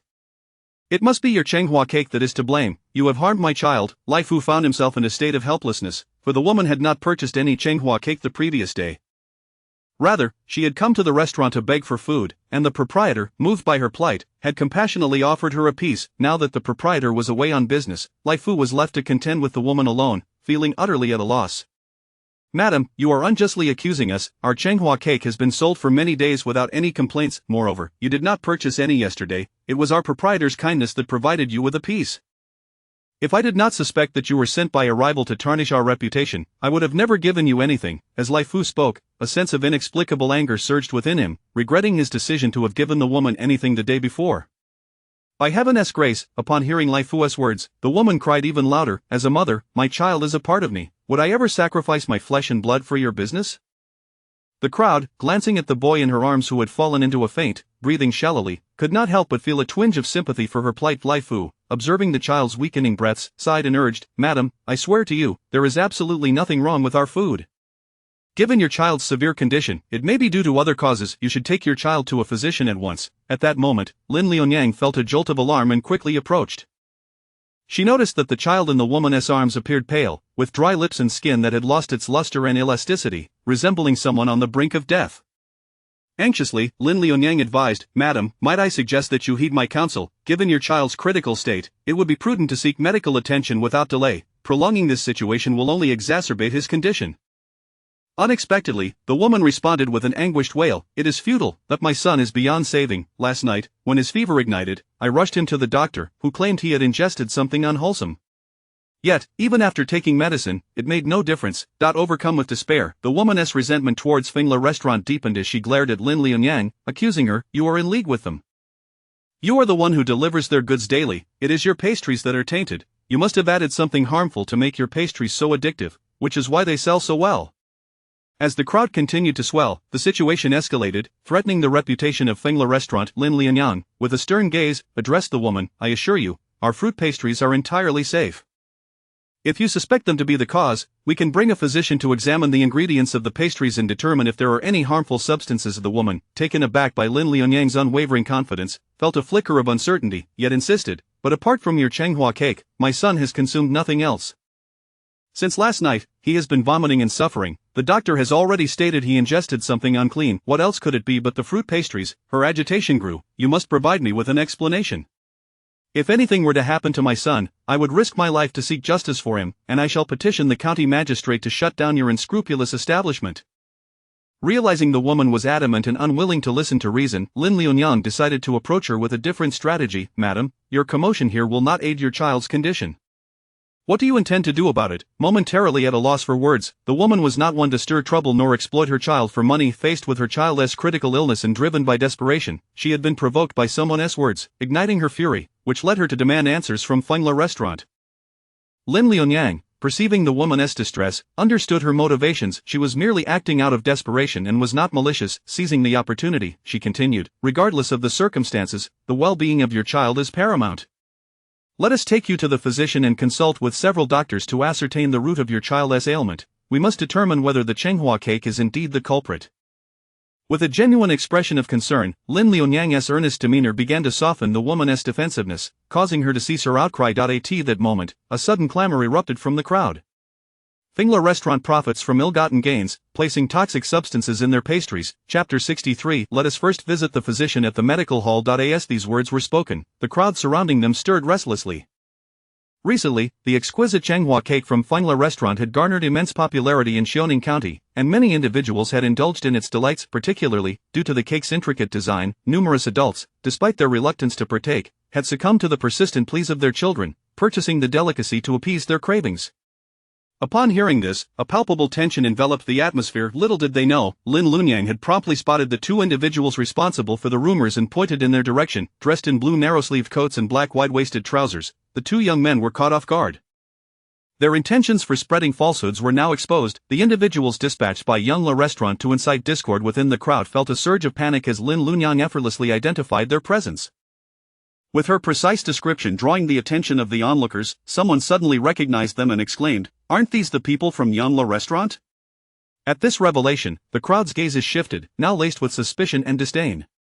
It was evident that Young La Restaurant had been targeting Fingla Restaurant for some time, and it appeared that yet again, they had resorted to underhanded tactics. Realizing their scheme had unraveled, the agents from Young La Restaurant hastily fled the scene. Turning her attention back to the distressed woman, Lin Liunyang extended her hand, saying, "Allow me to carry your child. Let us first seek the physician at the medical hall." The woman hesitated momentarily, yet upon observing Lin Liunyang's earnest expression, filled with genuine concern for her child, she felt a flicker of hope. It seemed as though she had grasped onto a lifeline, and thus she resolved to take a chance. Lin Lunyang gently took the child from the woman's arms, who slowly released her tight grip, nearly stumbling as she did so, only to be steadied by the nearby Lai Fu. The woman, having endured a sleepless night, appeared haggard. Had it not been for her child's resilience, she might have already succumbed to faintness. This observation led Lin Lunyang to conclude that the woman was not the type to cause a scene for monetary gain. Cradling the child, Lin Lunyang suddenly noticed something amiss. The child's complexion was pale, and his pulse was rapid and weak. At first glance, it resembled symptoms of dehydration caused by unclean food. However, a closer inspection revealed something peculiar. Around the edges of his irises were butterfly-shaped red spots, obscured by his eyelids, resembling strands of blood. Lin Lunyang recalled from her readings that if a child consumes Chenghua fruit and white apricot fruit, it could lead to such toxic symptoms, potentially resulting in vomiting, diarrhea, and even dehydration. Urgently, she inquired of the woman, "Madam, prior to and after consuming the Chenghua cake, did you happen to eat anything else?" The woman instantly became wary, questioning, "What do you mean by that? Are you attempting to shirk responsibility? I assure you, my son consumed nothing but your Chenghua cake yesterday." Lin Lunyang hastily clarified, "Dear sister, please do not misunderstand. I noticed the red spots in your child's eyes and suspected it might be a result of food incompatibility causing a toxic reaction. I merely wished to inquire if your child had ingested anything else yesterday." Upon hearing this, the woman quickly lifted her child's eyelids, and indeed, a ring of red spots was visible. Stunned, she stood frozen for a moment, fear and astonishment washing over her. After a lengthy pause, she spoke, "Yesterday, I heard that Young La Restaurant has been distributing free pastries recently, so I went to collect some." As the woman looked into Lin Lunyang's concerned eyes and the patient demeanor of Lai Fu, her previously clouded judgment began to clear. She pondered upon the animosity between Young La Restaurant and Feng La Restaurant and found herself wavering, muttering, could it be that the pastries were tainted? After all, the Chenghua cake from Feng La Restaurant had been sold for some time without incident, while Young La Restaurant had only recently launched its free pastry giveaway. The woman quickly dismissed this thought, stating, "But today, Young La Restaurant is still distributing free pastries, and I am not the only one to have collected them. If there were an issue, surely others would." Lin Lunyang and Lai Fu exchanged a grave glance, their expression serious, for it appeared that Young La Restaurant had orchestrated a deliberate scheme to undermine Feng La Restaurant. Accompanying the woman, they made their way to the local medical hall. This establishment had been operating for over a decade, staffed by seasoned physicians. Upon their arrival, the doctor first took the child's pulse and discerned it to be indicative of poisoning. "When did these symptoms begin?" he inquired. "Since last night," the woman replied. "Initially, my son only complained of stomach pain, and I assumed he had overeaten. However, he soon began to experience diarrhea and vomiting, ultimately developing a high fever. This morning, although the fever has subsided somewhat, he remains in a state of unconsciousness. Doctor, you must help him." The physician, upon hearing her account, examined the child's pulse again, revealing a look of disbelief. The pulse indicated that the child had likely ingested something toxic. Typically, such poisons would inflict severe damage to the internal organs, leading to rapid deterioration within a single night. Yet, although the child's pulse was weak, there seemed to be no significant harm to the internal organs.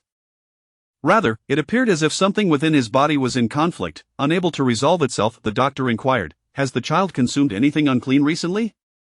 "From yesterday until now, he has only eaten the Chenghua cake from Feng La Restaurant," the woman responded. Glancing at Lin Lunyang, she added, "And also the pastries from Young La Restaurant, but I too consumed them, and I experienced no adverse effects. Doctor, what is the condition of my son?" The woman gazed at the physician, filled with hope. The doctor stroked his beard thoughtfully. "According to your account, these pastries should not contain any harmful ingredients. It is likely that your child has a weaker constitution compared to adults, and that he has reacted poorly to unclean food, resulting in gastrointestinal distress. I shall prescribe some medication to alleviate vomiting and diarrhea. Let us see if that brings about any improvement." However, as soon as the doctor finished speaking, the woman collapsed onto the ground, her eyes devoid of light. "Last night, when I took my son to see a doctor, he said the same thing. Yet after taking the medicine, my son's condition worsened instead of improving." Being of humble means, the woman had already exhausted her meager savings on the consultation and medication the previous night. This morning, witnessing her son's condition deteriorate further, she found herself without the means to seek further medical assistance. Desperate and misled by others, she had resorted to creating a scene outside Feng La Restaurant. Now, having consulted the doctor, she was met with the same disheartening verdict, plunging her into despair. This was the most renowned medical hall in Xiaoning County. Suddenly, Lin Lunyang interjected, "Doctor, I have heard that certain foods, much like medicinal herbs, can either complement or counteract each other. Is it possible that the child's consumption of both types of pastries has led to a conflicting reaction, resulting in these poisoning symptoms?" Chapter 64 It was all my misunderstanding. Incited by others' words during the era of the Great Liang dynasty, medicinal herbs were distinctly recognized as such, while culinary ingredients were regarded in their own right, with no confusion between the two. Healers were aware that certain medicinal substances could counteract one another, hence they would not be administered simultaneously. However, the notion of conflicting food ingredients lacked documentation in medical texts. The concept of incompatible food was something Lin Liunyang had gleaned from a book titled The Culinary Canon. The author opines that both food and medicine arise from the earth, differing only in their applications, a fact often overlooked by many. Food incompatibility, the physician's eyes brightened. Despite his years of practice, he had never encountered this notion, though he had observed similar occurrences, previously addressing only common cases of diarrhea. Lin Liunyang elaborated, stating that the principal ingredient of the Chenghua cake was the Chenghua fruit, while she suspected that the pastries from the Yongle restaurant were made from white apricots. She recalled reading in a book that consuming white apricots and Chenghua fruit together could produce indigestible substances that linger in the intestines, resulting in symptoms of vomiting and diarrhea, which would not resolve spontaneously, and could even manifest butterfly-like spots on the scara. The remedy for such afflictions was simply to administer fresh goat's milk to the child, facilitating the dissolution of the white apricot. Ordinary diarrhea stemmed from poor digestion and absorption of food within the gastrointestinal tract, whereas food incompatibility resulted from substances that could not be broken down, irritating the stomach and intestines. The underlying causes of these conditions were distinct, thus, treating food incompatibility with methods designed for standard diarrhea would only exacerbate the ailment. The physician stroked his beard thoughtfully, coming to recognize the validity of Lin Liunyang's assertions, and promptly summoned an apprentice to procure goat's milk. The doctor administered the goat's milk to the woman's child. Initially, due to a lack of awareness, the child exhibited some vomiting, but gradually calmed down. After half an hour, the physician checked the child's pulse again, noting a gradual stabilization in its rhythm, and the child's breathing became increasingly discernible. The woman's anxious heart finally found solace, tears streaming uncontrollably from her eyes. "Thank you," she said, overwhelmed with emotion. "Today I am so ashamed. I misinterpreted others' incitements, causing you all inconvenience, and yet you bear no grudge." "I truly am others?" Lin Liunyang seized upon the key term in the woman's words. "Did someone say something to you?" The woman dried her tears, grasping Lin Liunyang's hand tightly. "Benefactor, you must be cautious. This must be the work of the Yongle restaurant." Once her son was out of danger, the woman regained her composure, swiftly connecting the events of the past 2 days. "Yesterday, after this young man gifted me the Chenghua cake, I couldn't bear to eat it, and gave it all to my son. While he was eating, I overheard them mention that the Yongle restaurant was distributing free pastries. At that moment, I thought nothing of it, merely attributing it to the restaurant's wealth and their desire to attract customers. Now that I reflect, how could such a coincidence occur? It must have been someone from the Yongle restaurant deliberately whispering in my ear, tempting me to claim those free pastries. I went to the Yongle restaurant to collect a portion of the pastries, and upon returning, shared it with my son. Soon after, he began to experience vomiting and diarrhea. I took my son to seek the physician, who claimed he had consumed something unclean, leading me to suspect the Chenghua cake. Yet, I thought about it and realized both my son and I had eaten pastries from the Yongle restaurant, and I suffered no ill effects. It cannot be the Chenghua cake at fault." The woman spoke bitterly. That physician must also have been bribed by the Yongle restaurant. The owner, relying on his sister's marriage to the county magistrate, has long engaged in unscrupulous activities. Yet, what sin have my son and I committed to be treated as mere pawns? Nearby, Lai Fu's expression darkened. The Yongle restaurant's malicious monopoly on ingredients was one matter, but now they risked lives. Infuriatingly, there was no evidence to substantiate such claims. After all, the white apricots used in the pastries were non-toxic. It was merely coincidental that they clashed with the Chenghua cake, making it impossible to prove their intent. It is worth noting that both the Chenghua fruit and white apricots were not commonly found in Zhou County, and few would consume both simultaneously. Particularly, the combination was chiefly harmful to children. Adults would only experience mild diarrhea, which was not life-threatening. Yet, the Yongle restaurant had deliberately employed the white apricot, which clashed with the Chenghua fruit, a coincidence that raised suspicions of malicious intent. The rarity of knowledge regarding the incompatibility of these two fruits made it remarkable that the Yongle restaurant's people had devised such a nefarious scheme. As Lin Liunyang prepared to depart, she noticed the woman's tattered clothing, understanding her impoverished circumstances, and seeing her haggard expression filled her with compassion. Thus, she offered to cover the medical expenses. However, Lai Fu preemptively paid the fee, asserting, "Today's events were largely thanks to you, otherwise, the restaurant's reputation would have been irreparably damaged. I cannot allow you to bear the cost. Let this serve as my good deed on behalf of our manager." Lai Fu and Lin Liunyang walked back to the Fengla restaurant together, where they were met by Sun Erqui, who approached them with concern. Sister-in-law, are you both alright? We're fine. The woman's son is no longer in serious danger, Lin Liunyang replied with a smile. Sun Ercui sighed in relief. Good, the day is growing late, let us return now. Very well, Lin Liunyang agreed. As they prepared to leave the Fingla restaurant to meet the ox cart at the city gate, they spotted the eldest son of the Chao family approaching them. Miss Lin, Chao Yangyan greeted with a smile. Chao young master, Lin Liunyang responded, somewhat puzzled. Are you here to dine at the restaurant? Chao Yangyan shook his head, saying, no, I have come to find you. Chapter 65 Master, does the teacher dislike me for seeking him out? Chao Yangyan suddenly realized that he had unwittingly voiced his innermost thoughts and hurriedly added, no, it is that my mother learned of some disturbances occurring at the Fingla restaurant, and specifically asked me to come and take a look. In truth, this incident was indeed orchestrated by Madame Lu, who conspired with her brothers to create this ruckus. The second madam had been closely monitoring Madame Lu's movements, particularly since Lin Liunyang had recently established some rapport with her. Thus, whenever Madame Lu made a move, the second madam was quick to notice. However, the second madam also intended to have Lin Liunyang owe her a debt of gratitude, which is why she delayed sending someone for so long. Originally, the second madam had no intention of sending her son.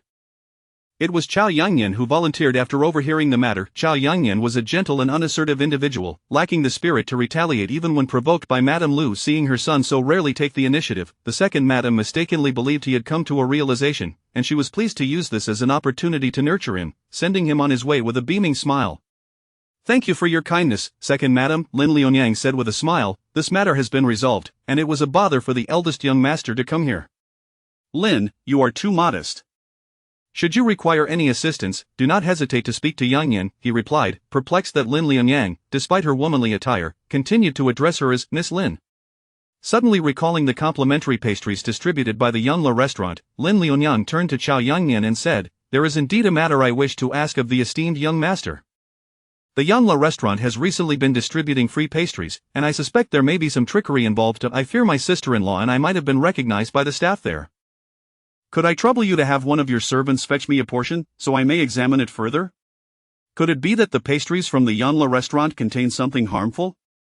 Chao Yangyan's expression hardened. He was aware that the Yangla restaurant was owned by the brothers of Madame Lu, and he knew well of their unscrupulous nature, often abusing their father's name to bully others. He had advised his father multiple times, yet the latter, enchanted by Madame Lu's whispers, had consistently dismissed the issue. It was not inconceivable that the brothers might resort to incorporating addictive substances into the pastries to lure customers. However, if they truly engaged in such nefarious activities, he would have to inform his father and prevent them from continuing to harm the people of Xiaoning County. Lin Liunyang shook her head and clarified, you misunderstand, esteemed young master. I merely suspect that the pastries may contain bitter apricot kernels, which conflict with the orange flour cakes, particularly for children. Consuming both simultaneously could lead to poisoning. Upon hearing this, Chao Yangyan understood her intent and quickly replied, very well, just call me Yangyan, he insisted. Lin Liunyang smiled but did not acquiesce. Though she spoke thus, it felt illogical. Moreover, propriety dictated a distinction between the sexes. Should she agree, she would likely become the subject of gossip. On the ox cart ride home, Lin Liunyang opened the pastry from the Yangla restaurant. She scrutinized the square-shaped treat, which appeared rather unremarkable, resembling a common pastry. However, drawing closer, she detected a faint aroma of bitter apricot. As she broke off a piece and placed it in her mouth, Liunyang, Sun Ercui exclaimed, reaching out to stop her. This pastry from the Yangla restaurant clearly presents a problem. What if it is poisonous? Lin Liunyang chuckled reassuringly, sister-in-law, do not fret. The Yangla restaurant is, after all, a reputable establishment in Xiaoning County. They would not dare to include genuinely toxic substances in their pastries. If they did, County Magistrate Chao would certainly not let them off lightly. This pastry aligns with my initial suspicions. It merely contains bitter apricot kernels, which counteract the orange flour cakes. Consuming them separately poses no significant risk. That is a relief, but your courage is rather excessive. Where has your usual caution gone? Sun Ercui remarked, finally easing her concerns. After a while, Sun Ercui, feeling somewhat hungry herself, saw that Lin Liunyang had eaten without incident and decided to take a piece for herself. The two of them disembarked from the ox cart at the entrance of Yongfeng village. Today marked the first day of classes at Zhou Huchuan School, conveniently located at the village entrance. As Lin Liunyang returned home, she happened upon the school and decided to bring Zhou Huchuan back with her. Upon reaching the school entrance, an 8 or 9-year-old boy, with his head lowered and not paying attention to his surroundings, hurriedly walked forward, nearly colliding with Lin Liunyang, who was engrossed in conversation with Sun Ercui. Looking up, Lin Liunyang recognized him as Li Song. Upon seeing her, he respectfully bowed, "Madam Teacher." He kept his head down, obscuring his expression, appearing rather sullen. "Have your classes concluded?" "Today's lessons have ended, but the teacher remains inside," he replied. As Lin Liunyang prepared to enter in search of Zhou Huchuan, Li Song hesitated, lingering momentarily before speaking. "Madam Teacher, does the teacher not particularly like me?" Lin Liunyang felt a pang of sympathy for the sensitive boy and wondered why he harbored such thoughts. "Why would you think that?" Li Song murmured, "I know the teacher was initially reluctant to accept me. It was my mother who persuaded the village head to allow me to enroll. Is it possible that the teacher dislikes me for it?" Perceiving his apprehension, Lin Liunyang sighed inwardly and reassured him, "He treats all his students equally. Since he has accepted you, he bears no ill will. Do not dwell on such thoughts, focus on your studies instead." "Yes," Li Song replied softly, uncertain if he truly absorbed her words. Suddenly, his stomach grumbled audibly. Recalling the difficulties faced by Li Song's family, Lin Liunyang felt a surge of compassion. After all, he was merely an innocent child with a pitiable background. She extended the pastry in her hand towards him, saying, "Here, have a bit to fill your stomach." In Lin Liunyang's bright eyes, there was neither condescension nor pity. Her demeanor suggested genuine concern. Li Song, accustomed to the pitying gazes of villagers, felt a wave of relief wash over him at Lin Liunyang's normalcy. He quickly took a piece of pastry from her hand and popped it into his mouth. "Thank you, Madam Teacher," he said before departing. "Sister-in-law, please head back first. I will go in to find Huchuan." Lin Liunyang turned to Sun Ercui. "All right then." Sun Ercui smiled and waved her farewell. Leaving on her own, she understood well enough not to linger like a lantern next to the young couple. As Lin Liunyang entered the school, she spotted Zhou Huchuan organizing the books on his desk. Though seated in a wheelchair, his posture remained remarkably upright. Lin Liunyang approached him and gently called out, "Huchuan." "Liunyang." With light footsteps, Lin Liunyang walked over. "Mother noticed that I returned home around the same time as school dismissal, so she asked me to pick you up on the way. I let sister-in-law head back first. You take your time organizing, I will wait for you here." After a moment, Lin Liunyang helped Zhou Huchuan gather his belongings, pushing him back home. On their way, she inquired about his day at school. "Was everything all right today? How was the class?" Perhaps I should assist you tomorrow. Mother and sister-in-law could handle the deliveries just as well." Since Zhou Huchuan's intention to open a school, Lin Liunyang had been contemplating this. Given his mobility issues, she worried about potential mishaps while he taught, and thought it prudent to be nearby to offer assistance. Zhou Huchuan could clearly perceive Lin Liunyang's concern and gently reassured her, "It is quite all right. My brother brings me each morning, and you come to pick me up when you are free. There is no need to confine yourself to this place. Besides, my legs have improved significantly compared to before." This was indeed true. During these past days, Lin Liunyang had been helping Zhou Huchuan practice standing and occasionally walk a few steps. She had not yet shared this progress with the rest of her family, as Zhou Huchuan preferred to wait until the situation improved further, to avoid raising false hopes. "Yes," Lin Liunyang nodded vigorously. "Huchuan, your legs will surely continue to get better." Chapter 66. We cannot prevent others from picking fruits. In the magistrate's office of Xiaoning County, Father, Magistrate Chao, lifted his gaze upon hearing a sound, and upon seeing his eldest son enter, he set aside the official documents in his hand. "Yangyan, what brings you here instead of studying?" Chao Yangyan had always harbored a certain trepidation toward his father. Hearing the displeasure in his father's tone made him falter, yet inexplicably, the image of Lin Liunyang's radiant smile surfaced in his mind, bolstering his courage. He had come to report an urgent matter to his father. "What is it?" Magistrate Chao, somewhat surprised, wondered at his son, who typically resembled a mouse in the presence of a cat. This was precisely why he found it difficult to cultivate any paternal affection for him. Today, however, his eldest son had taken the initiative to approach him with a matter of significance. Chao Yangyan spoke. "Recently, Yangla Restaurant has been distributing free pastries. I discovered that these pastries contain bitter apricot kernels, which are harmful when combined with the Chenghua cakes from Fengla Restaurant. Should someone consume pastries from both establishments simultaneously, they might suffer from poisoning. I implore you, Father, to investigate Yangla Restaurant thoroughly and put an end to this insidious practice." "Are those bitter apricot kernels truly toxic?" Magistrate Chao inquired, revealing no signs of the furious outrage that Chao Yangyan had anticipated. "Not at all," Chao Yangyan shook his head. "Then what leads you to assert that it targets Fengla Restaurant? What if it is merely a coincidence? What justification do you have for prohibiting Yangla Restaurant from distributing or selling these pastries?" Magistrate Zhou intended to enlighten his son, however. He continued, "You are aware of Yongle Restaurant's notorious practices, father. Bitter apricot kernels and changhua fruits are not commonplace. Such a coincidence could not possibly arise without intent." In his anxiety, Zhao Yongyan inadvertently implied that his father might be shielding Yongle Restaurant merely because it was operated by the brothers of his concubine, which elicited a sharp rebuke. Impudent! Magistrate Zhao's anger flared.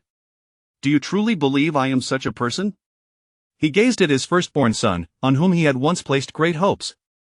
This son, though born of a secondary wife, was still his first child and a boy. He had once held high expectations for him, only to find him dull-witted and indecisive, unable to comprehend even the simplest of matters.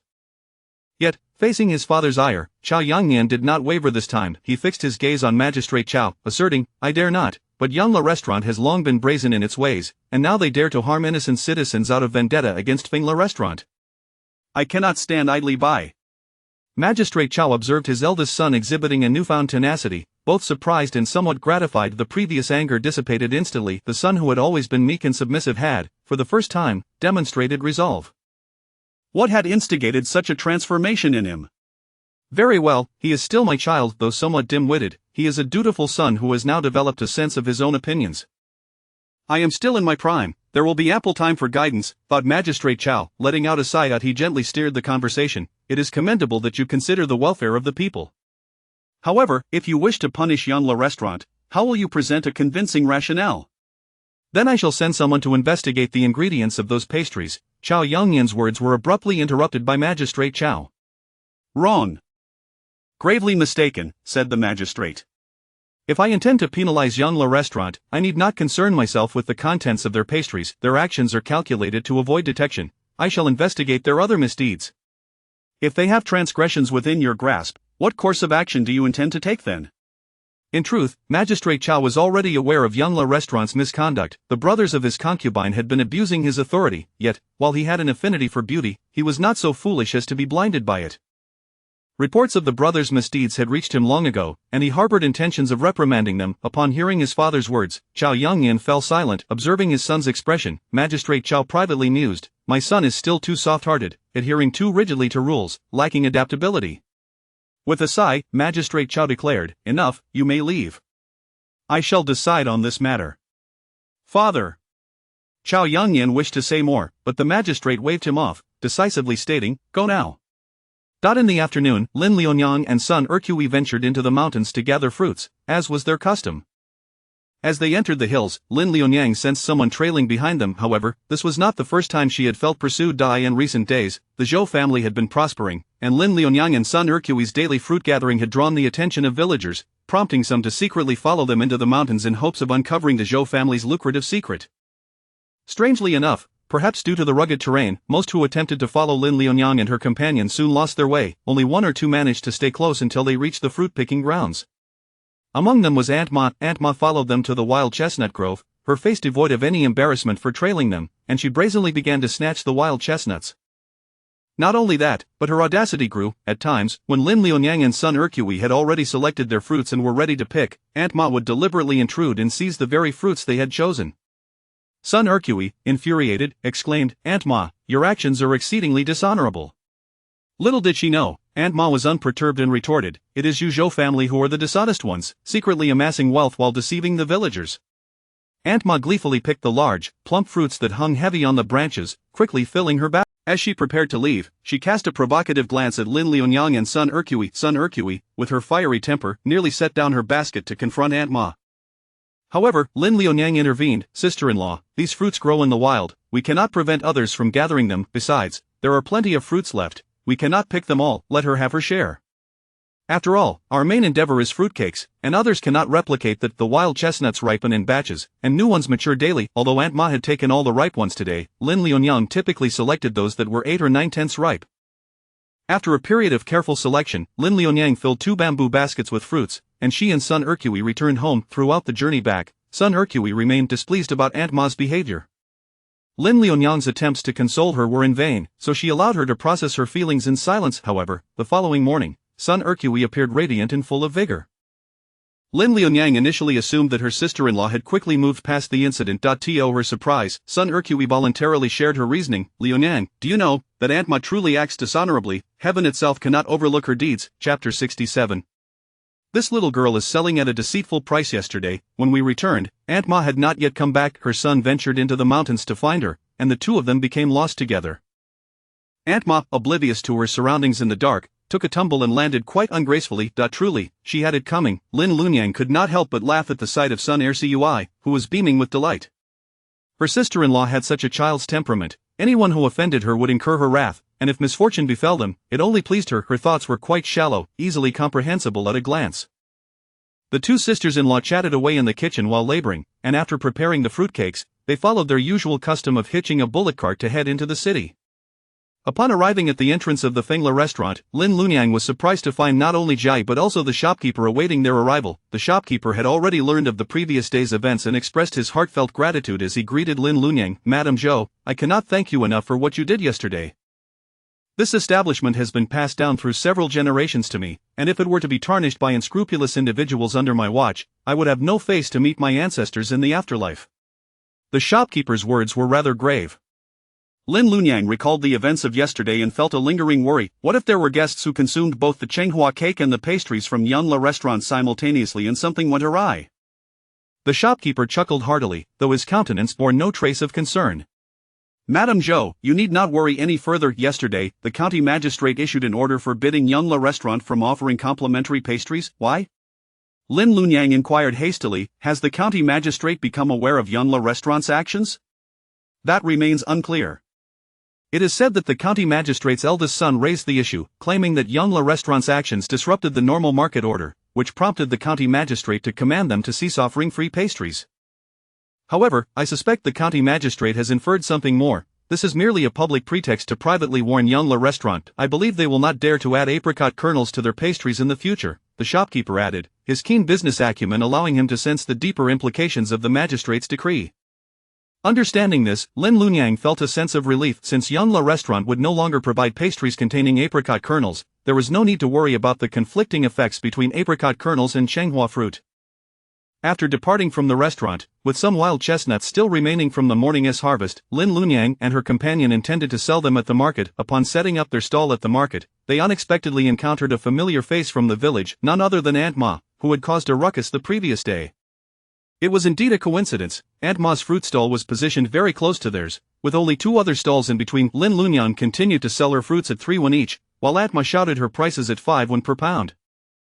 Due to Aunt Ma's lower pricing, she quickly attracted the attention of passers-by. Fortunately, during these past few days, Lin Lunyang and Sun Ercui had occasionally brought surplus fruits to the market, and Lin Lunyang's warm and friendly demeanor had garnered her a loyal customer base, preventing Aunt Ma from monopolizing all the business. However, as time passed, customers began to notice that Aunt Ma's fruits were often overripe and not as fresh as Lin Lunyang's offerings, gradually shifting their patronage back to Lin Lunyang. It turned out that wild chestnuts ripen rapidly once harvested. They are difficult to preserve. Aunt Ma had deliberately selected the largest and ripest fruits, which, after being left overnight, had become overly mature, many bursting open and leaking thick juice. In contrast, Lin Lunyang had chosen fruits that were only slightly underripe. They had transformed into tender and plump delights after resting overnight, making them exceedingly tempting. Thus, despite Aunt Ma's lower prices, customers eventually gravitated towards Lin Lunyang. Moreover, Aunt Ma's harsh demeanor paled in comparison to Lin Lunyang's amiable nature, which endeared her to customers who were more inclined to patronize the cheerful and kind-hearted young woman. By the time Lin Lunyang had sold nearly all her fruits, Aunt Ma still had half of hers left unsold. Growing anxious, Aunt Ma hurriedly began to solicit customers, sometimes even attempting to lure them away from Lin Lunyang's stall. At that moment, a familiar face approached Lin Lunyang's stall. It was Hu Yuqing, though this time she was alone, without her brother or maidservants accompanying her. I will take all these fruits, Hu Yuqing declared, exuding the air of a significant patron. However, before she could finish her sentence, Aunt Ma interjected, Miss, this little girl is selling at a deceitful price. She charges 3 won for chestnuts that cost nothing in the mountains. How can there be such a price? Why not take a look at my fruits? They are only 5 won per pound. For 3 won, you could get several.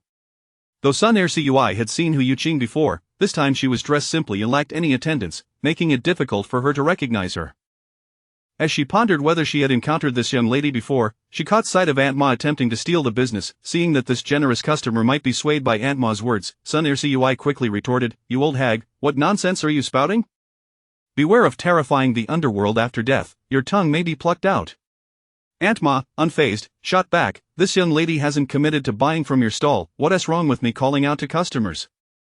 Besides, my fruits are indeed cheaper than yours. If you have nothing to hide, why worry?" Turning her attention back to Hu Yuqing, Aunt Ma donned a sycophantic expression, saying, "Miss, why not take a look at my fruits? They are fresh and large, just picked from the tree." Aunt Ma had quickly discerned that Hu Yuqing must be the daughter of a wealthy family, especially since she had immediately displayed a willingness to spend generously.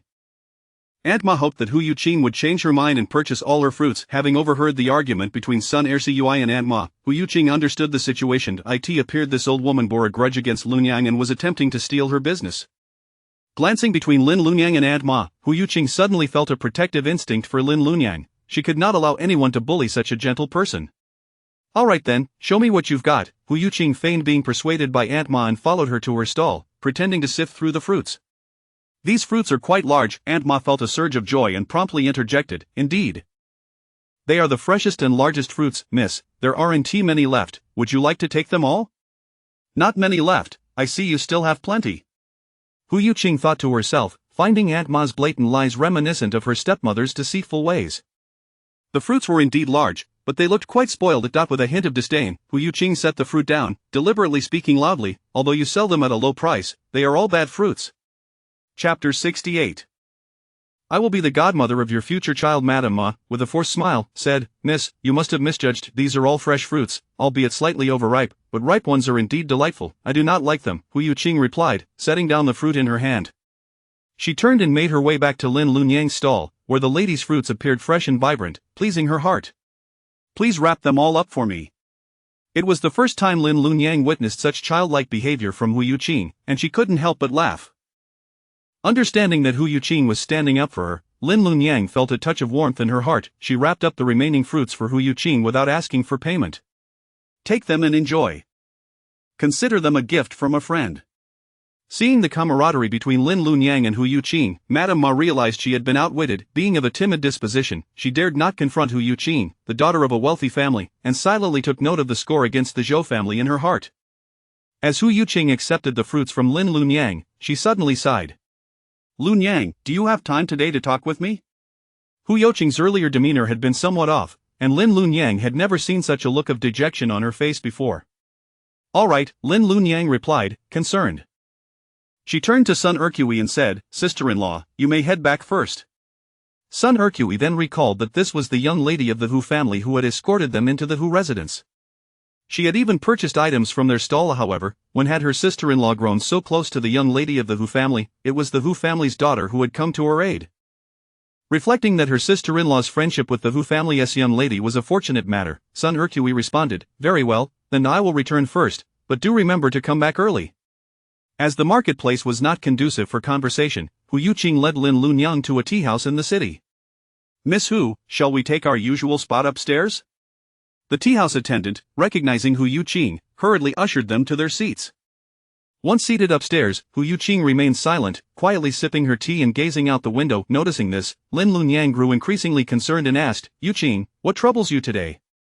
To Lin Lunyang's surprise, Hu Yuqing did not answer her question but instead inquired, "Lunyang, do you know about my background?"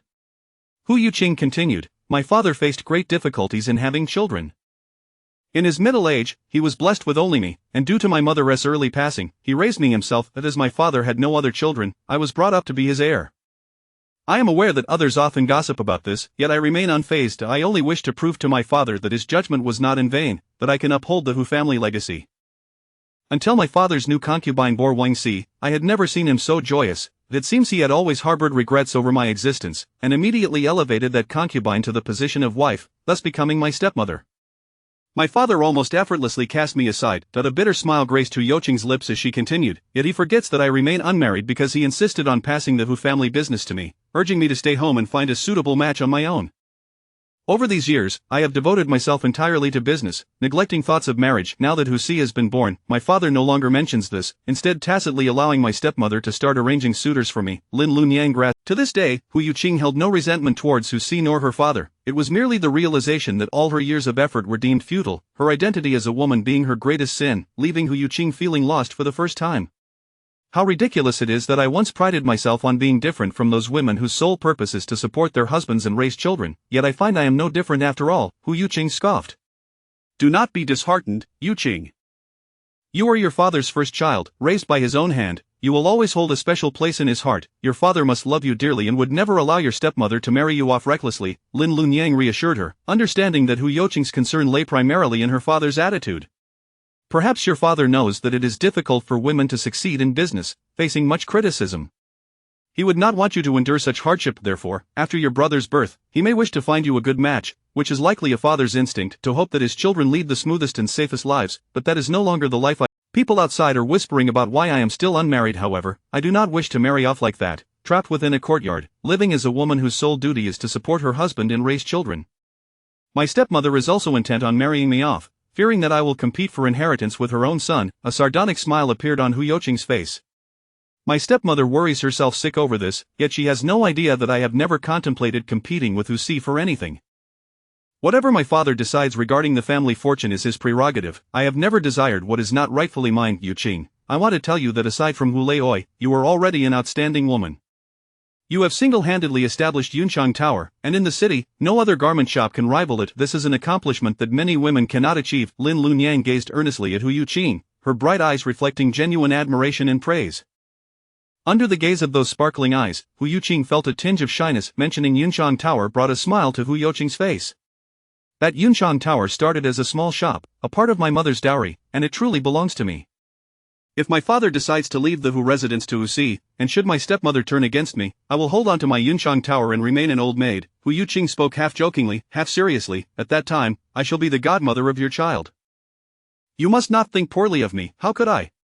Lin Lunyang eagerly seized upon the notion. If my future child were to know that they have such a beautiful and generous godmother, they would be overjoyed. Chapter 69. Daring to entangle a virtuous woman. The more Hu Yuqing beheld Lin Lunyang, the more she found herself enchanted by her. Having grown up without a close confidant, she found solace in Lin Lunyang's company. Moreover, the noble ladies of the city, though outwardly polite, secretly looked down upon her as the daughter of a merchant, tainted by the scent of copper, and deemed her unworthy of their companionship for daring to engage in business. Although Lin Lunyang hailed from the countryside, her demeanor was poised and graceful, her perspective broad, making her far more appealing to Hu Yuqing than the city's aristocratic misses. In a moment of candor, Hu Yuqing could not help but share her innermost feelings with her. Lunyang, at times I find myself envious of you. Even though you are married, your husband does not hinder your entrepreneurial pursuits, nor does he feel embarrassed by your public endeavors. It is worth noting that while the customs of the Great Liang dynasty are relatively liberal, permitting women to conduct business, most men prefer their wives to remain within the confines of their homes, focused solely on family and domestic duties. My husband is indeed a remarkable man, well-read and cultured, yet he does not elevate himself above others nor treat them with disdain. He treats everyone with respect. He values and appreciates me, embodying the true essence of a gentleman. Upon mentioning Zhou Huchuan, a sweet smile graced Lin Lunyang's face. Are there truly such men in this world? Hu Yuqing pondered, surprised. Having accompanied her father on business ventures for so long, she had witnessed the darker sides of men, those who wielded double standards and were often duplicitous. Consequently, Hu Yuqing harbored deep skepticism towards men. Yet, hearing Lin Lunyang speak of her husband filled her with both astonishment and envy. Indeed, Lunyang, you seem to lead a joyous life. Although I lack for nothing and the people outside dare not openly criticize my actions due to my status as the daughter of the Hu family, I am acutely aware that their respect is primarily for my father. Now that my father is increasingly preoccupied with Hu Si, striving to mold him into his successor, I can't help but feel that my father and stepmother constitute a true family, while I am increasingly estranged from the Hu residence, which no longer feels like home. You are so beautiful and kind. Surely you will encounter a worthy suitor who cherishes you, Lin Lunyang reassured her. If not, as you mentioned, embracing a life devoted to Yunshan Pavilion is a splendid alternative. You possess ample wealth and capability. One can indeed find joy in solitude, and should you fear loneliness in your later years, my children would gladly recognize you as their godmother. Hu Yuqing was taken aback by Lin Lunyang's earnestness, realizing that she had genuinely contemplated this matter. She chuckled lightly, never expecting her offhand remark to be taken so seriously by Lin Lunyang. This was the first time someone had reassured her that not marrying was acceptable, as long as she found happiness, rather than insisting that a woman's destiny lay solely with a man, and that unmarried women were somehow incomplete. How endearing Lunyang is. What if she were to be deceived by others? How could she be so trusting? Hu Yuqing felt a surge of affection and gratitude for Lin Lunyang's sincerity. Lunyang, I wouldn't want to impose on you. Noticing the faint hint of disappointment on Hu Yuqing's face, Lin Lunyang, unable to suppress her compassion, blurted out, "It's quite all right, my family would be delighted to welcome you." Only then did Lin Lunyang realize that she had genuinely come to regard the Zhou family as her own. In the Great Liang dynasty, whether married or single, women often invited their close friends to visit, yet, in her aunt's household, Lin Lunyang had never taken the initiative to invite anyone, perhaps because she had always felt that her aunt's home was not truly hers, and that she had no right to extend such invitations. However, this time, she felt an undeniable certainty that her mother, elder brother, sister-in-law, and Huchuan would warmly welcome her guest. But does your father know? Lin Lunyang inquired, noticing that Hu Yuqing had come without a maid. Shall I send someone to inform him? There's no need to tell him. My father is accustomed to it. Sometimes, when the Yunchang pavilion is busy, I stay there. Hu Yuqing refrained from mentioning that she and her father had quarreled that day. It was the first time in many years that such a conflict had arisen between them. Feeling that her years of effort paled in comparison to the privilege of gender, Hu Yuqing resolved not to play the dutiful and independent Hu family heiress any longer. She yearned to indulge in a brief moment of rebellion.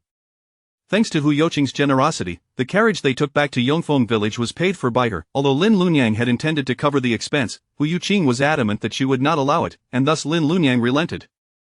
Not far from the village entrance, Lin Lunyang and Hu Yuqing alighted from the carriage. Hu Yuqing curiously surveyed the houses and pathways of Yongfeng village, finding the surroundings both novel and unfamiliar.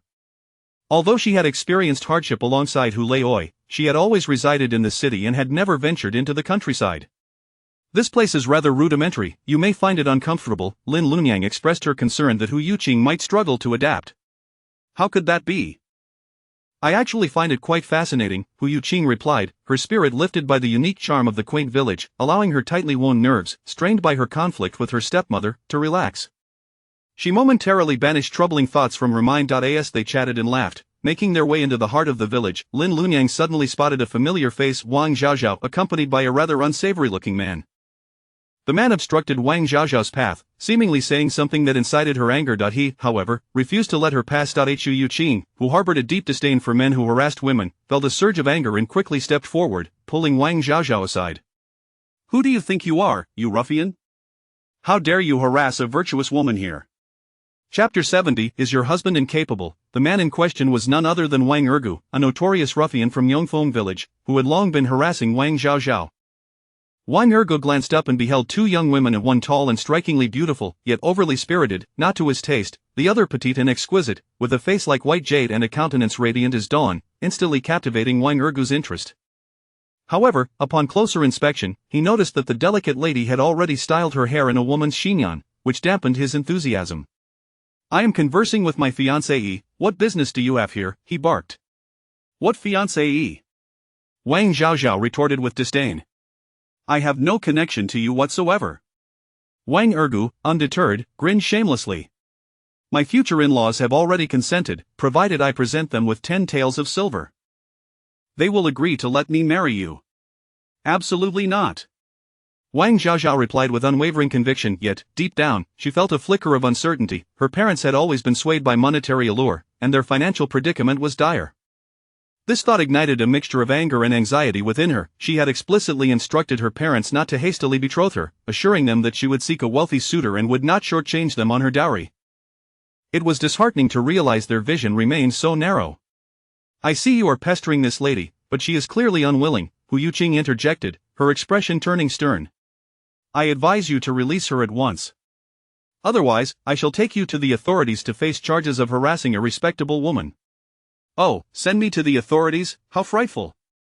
Wang Ergu feigned mock terror, adding with a smirk, "Which noble family does this remarkable young lady hail from? I have never laid eyes upon you before." Wang Ergu found it odd. If such a beauty existed in the village, he would surely be aware. Suddenly, he recalled the village gossip about the Zhou family's acquisition of a beautiful bride. "You wouldn't be the Zhou family's crippled bride, would you?"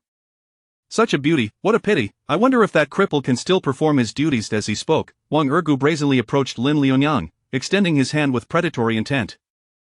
Upon hearing Wang Ergu's derogatory remarks about Zhou Huchuan, Lin Lianyang's anger surged. When she saw his hand reaching out towards her, she swiftly grasped his wrist. With a strength she had possessed since childhood, Lin Lianyang, who was petite but powerful, tightened her grip, rendering Wang Ergu immobile.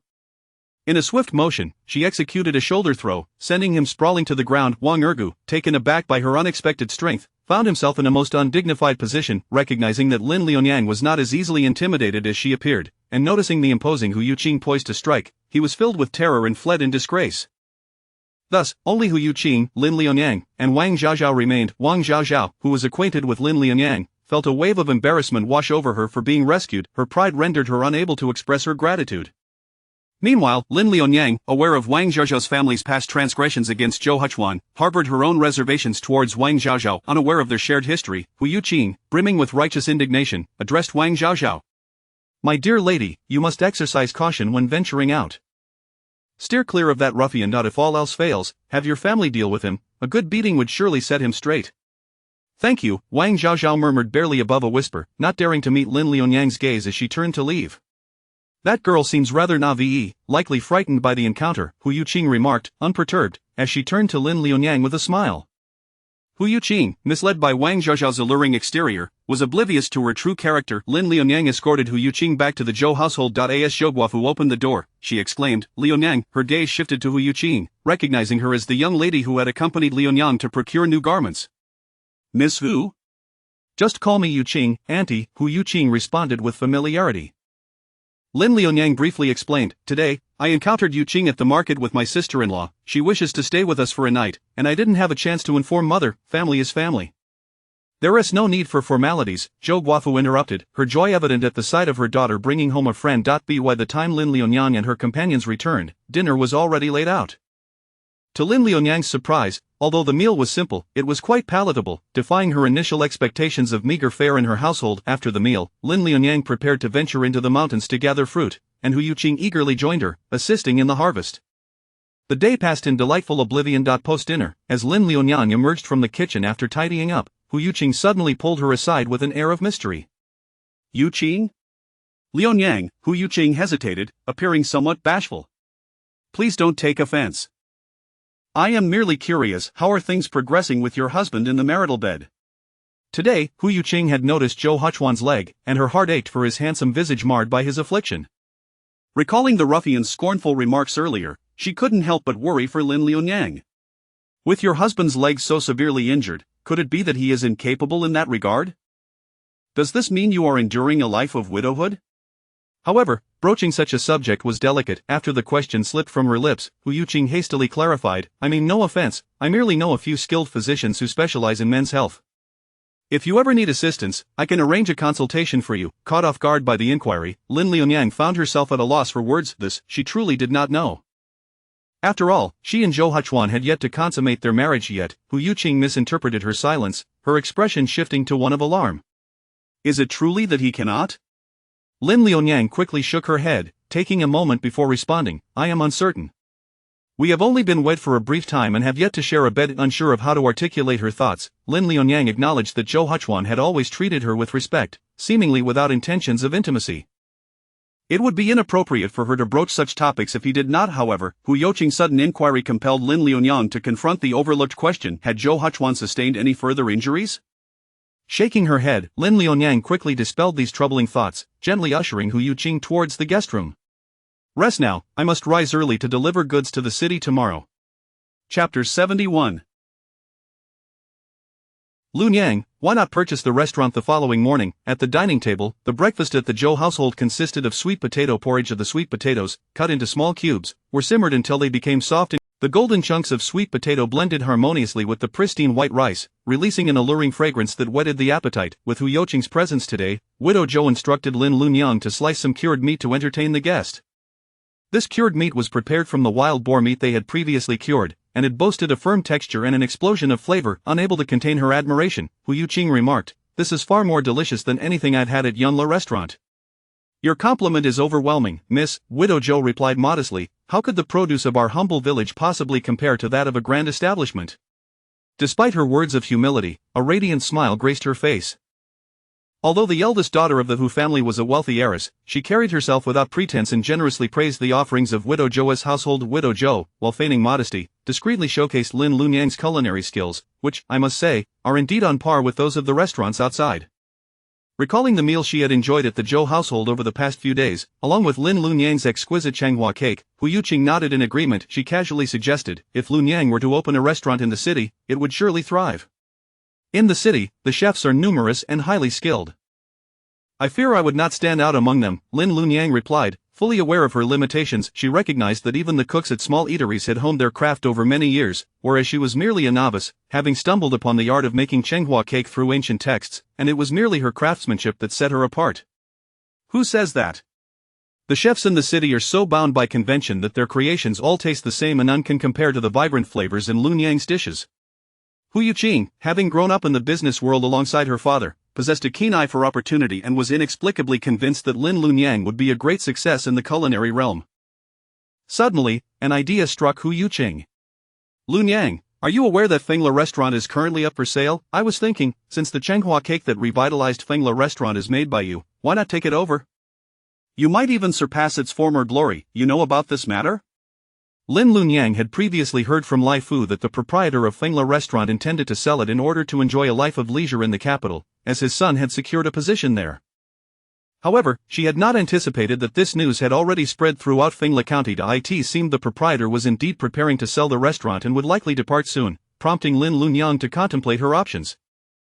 Hu Yuqing continued, this isn't a secret in the city, especially considering my family's connections in this line of business. However, the proprietor of Fengla Restaurant is quite discerning. Many potential buyers have been turned away.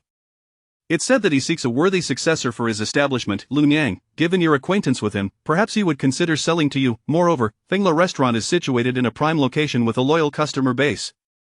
If you were to acquire it, your culinary skills would surely yield excellent results. Hu Yuqing's analysis was astute, and Lin Lunyang found herself genuinely intrigued. In truth, when she first heard from Lai Fu that Fengla Restaurant was for sale, the thought had crossed her mind.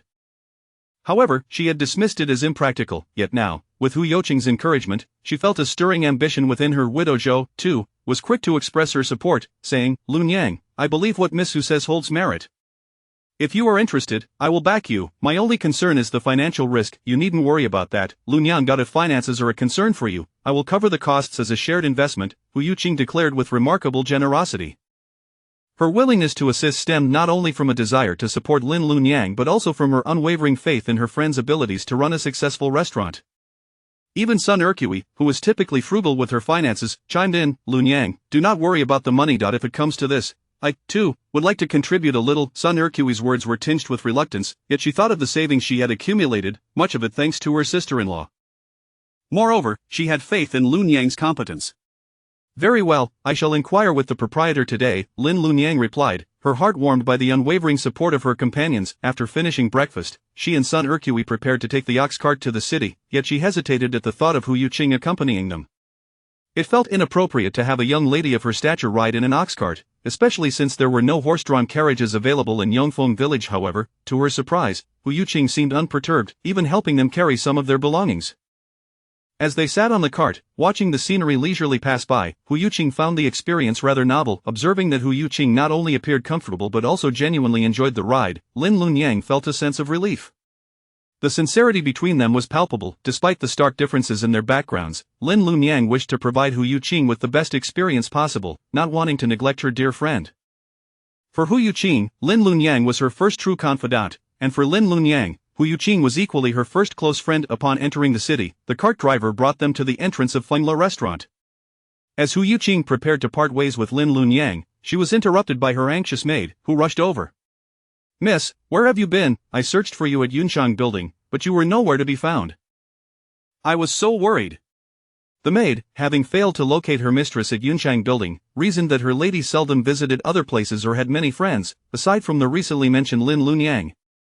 Understanding her mistress's nature, the maid surmised that she might have spent the night at her new friend's home and decided to check at Lin Lunyang's restaurant for luck. Seeing her mistress now calmed the maid's anxious heart. I merely stayed over at a friend's house, Hu Yuqing replied nonchalantly. What about my father? Did he inquire about me?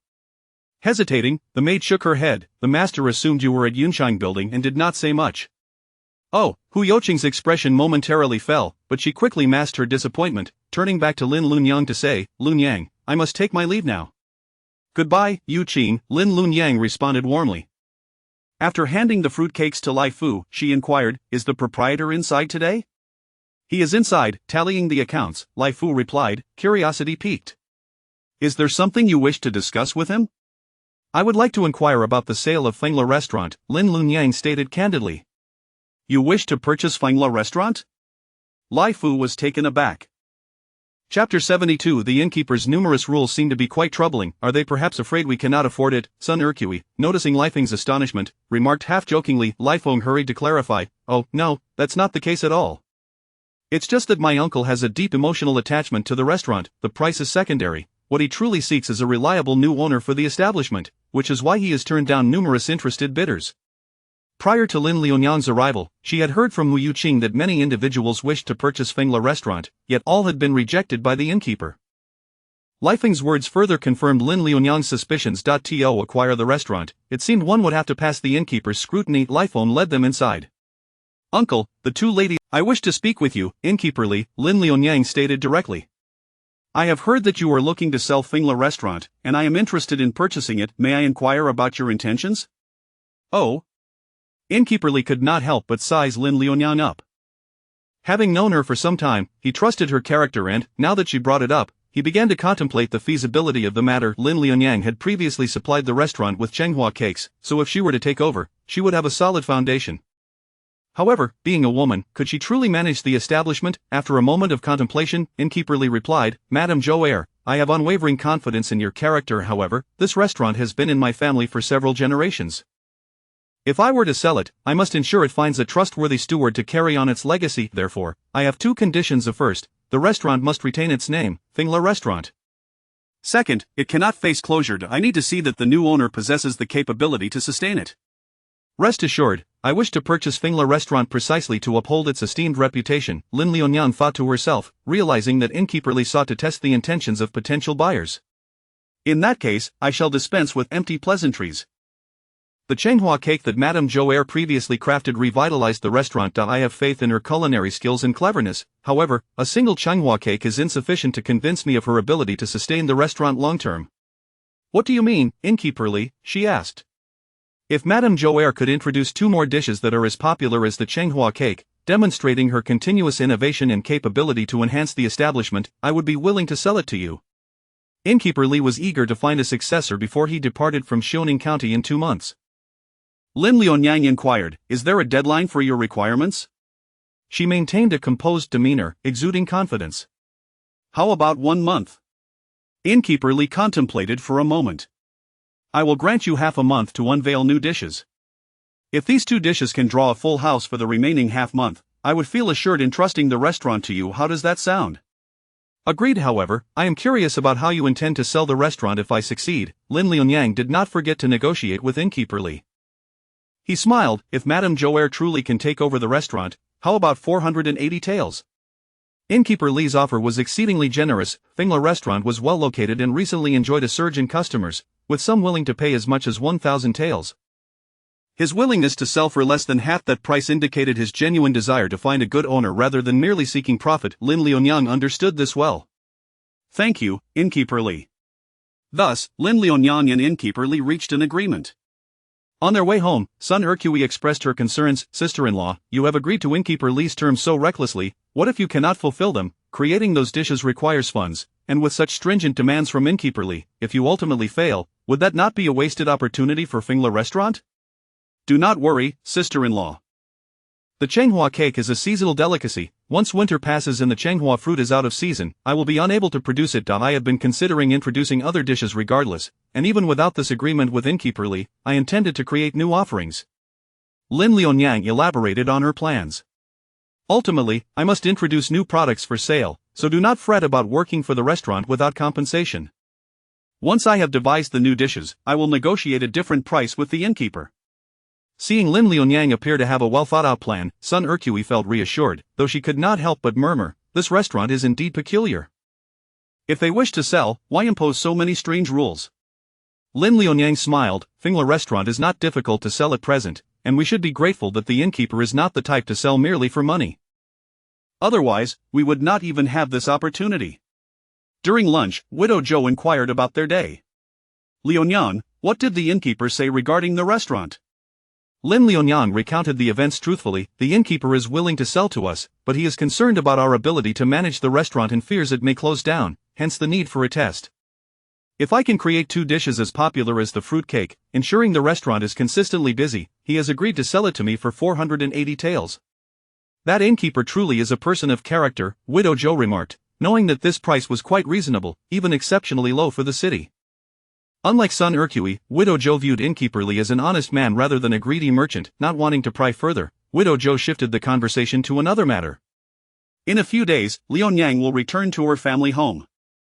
Hechuan's leg is not well, so I plan to have one who accompany them. In a few days, it would be the anniversary of Lin Lianyang's father's passing. Widow Zhou had remembered this after Hechuan mentioned it previously. All right, mother, Wenhu readily agreed. The others at the table did not react strongly to this news. After all, Lin Lianyang had been married for some time, and though they lived in a remote village, they did not place much importance on such formalities. It was time for her to return home. Lin Lianyang, however, paused, reflecting on the tranquil days she had spent with the Zhou family. Remembering her past life felt as distant as a previous existence. Her uncle had tacitly allowed her aunt to sell her. While she understood her uncle's reasoning, from that moment on, she had considered herself to have repaid their kindness in raising her. As she returned to pay her respects to her father and encounter her uncle and aunt once more, Lin Lianyang planned to treat them as ordinary relatives. She had grown indifferent towards her aunt's actions of selling her, though she still held a few lingering feelings for her uncle. As for her 2 cousins, whom she had raised and shared a close bond with, she wondered if they were aware of the circumstances surrounding her sale. Chapter 73. This is your first return home. 2 days later, Widow Zhou rented a spacious ox cart for them and prepared a generous supply of rice, flour, vegetables, and eggs for their journey. Lin Lianyang intended to refuse the offer, but before she could utter a word, Widow Zhou interrupted her. This is your first return home. I fear I may not have provided enough for you. You must not decline. This is a mother's goodwill. If you do not take these, others will gossip, saying our Zhou family lacks propriety and that your mother-in-law is dissatisfied with you as a daughter-in-law. Lin Lianyang felt a warmth in her heart. She understood that Widow Zhou was deliberately trying to uphold her dignity, not wanting the women in the village to speak ill of her, and she silently thanked her mother-in-law. Yongfeng village and Shaojiang village were quite distant, so the 3 of them set off early in the morning with the ox cart, arriving at Shaojiang village just before noon. Upon reaching the village entrance, guided by Lin Lianyang, the cart took them to the doorstep of the Lin family home. Lianyang approached and knocked on the door. Knock, knock, knock. It was her younger cousin, Lin Dazhu, who opened the door. Sister? Lin Dazhu exclaimed in surprise, calling into the house, Father, my sister has returned. As Lin Dazhu turned back, he noticed that Lin Lianyang was accompanied by 2 men. One of them sat in a wheelchair, yet his striking appearance and ethereal aura made one almost overlook the chair beneath him. The other was more robustly built, with a physique evident beneath his clothing, yet he appeared honest and kind-hearted, his demeanor not at all intimidating. Lin Dazhu was puzzled as to why his sister had arrived with such 2 men. Sensing Lin Dazhu's confusion, Lin Lianyang introduced them. This is my husband, Zhou Hechuan, and this is his elder brother, who brought us here. She then introduced Zhou Hechuan. This is my elder brother. It's cold at the door. Please come inside, Lin Dazhu quickly urged them. At that moment, their uncle emerged from the house, looking significantly more haggard than when Lin Lianyang had left. Ever since he had tacitly allowed his wife to sell Lin Lianyang at the market, he had been haunted by dreams of her, recalling her sorrowful and disbelieving gaze as she was taken away. Additionally, he had dreamt of his deceased sister and brother-in-law, who questioned him in his dreams about the fate of their daughter. Burdened by fear and guilt, Uncle Lin had lost considerable weight over the past days. When he heard his son's voice calling out, Uncle Lin initially doubted his senses, yet, filled with an inexplicable anticipation, he stepped out of the house. At that moment, Lin Dazhu entered the main hall with the 3 visitors, and Uncle Lin was startled to see a girl of about 12 or 13 years. She bore a striking resemblance to their Lianyang, yet appeared much fairer than before, adorned in a red embroidered cloak, resembling a celestial being beside a deity. Uncle Lin hesitated to recognize her. Aunt! It was Lin Lianyang who called out first. Lin Lianyang then introduced Zhou Hechuan. Hechuan, this is my uncle. Zhou Hechuan followed suit, addressing him respectfully. Uncle Lin's gaze fell upon the young man seated in the wooden wheelchair beside Lin Lianyang. He appeared to be around 14 or 15, with clear, bright eyes and lips like spring blossoms. His beauty was unlike anything Uncle Lin had ever seen, akin to that of an immortal. Clad in a blue-patterned robe with delicate, intricate designs at the collar, he exuded an air of understated luxury, yet he seemed well-matched with Lun Yang. Though Uncle Lin could not help but worry about his niece's future with such a man, how would they navigate the long days ahead? Since Lun Yang has married me, and now comes to see you, I hope you will not hold it against us. Zhou Huchuan's voice interrupted Uncle Lin's thoughts.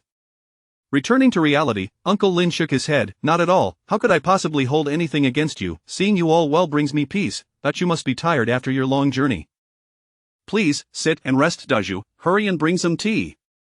Uncle Lin spoke sincerely. Ever since he had sold Lun Yang, he had been plagued by guilt, uncertain of her fate, and now, seeing her in good spirits, he finally found some solace in the thought that she had not suffered. Still holding the rice, flour, vegetables, and eggs that Widow Zhou had sent with her, Lun Yang said, Uncle, these are gifts from my mother-in-law, please accept them to nourish my 2 younger cousins. Seeing the wan and haggard appearances of both Zhou and Uncle Lin, she understood that they had been enduring difficult times. I cannot accept this, Uncle Lin firmly insisted.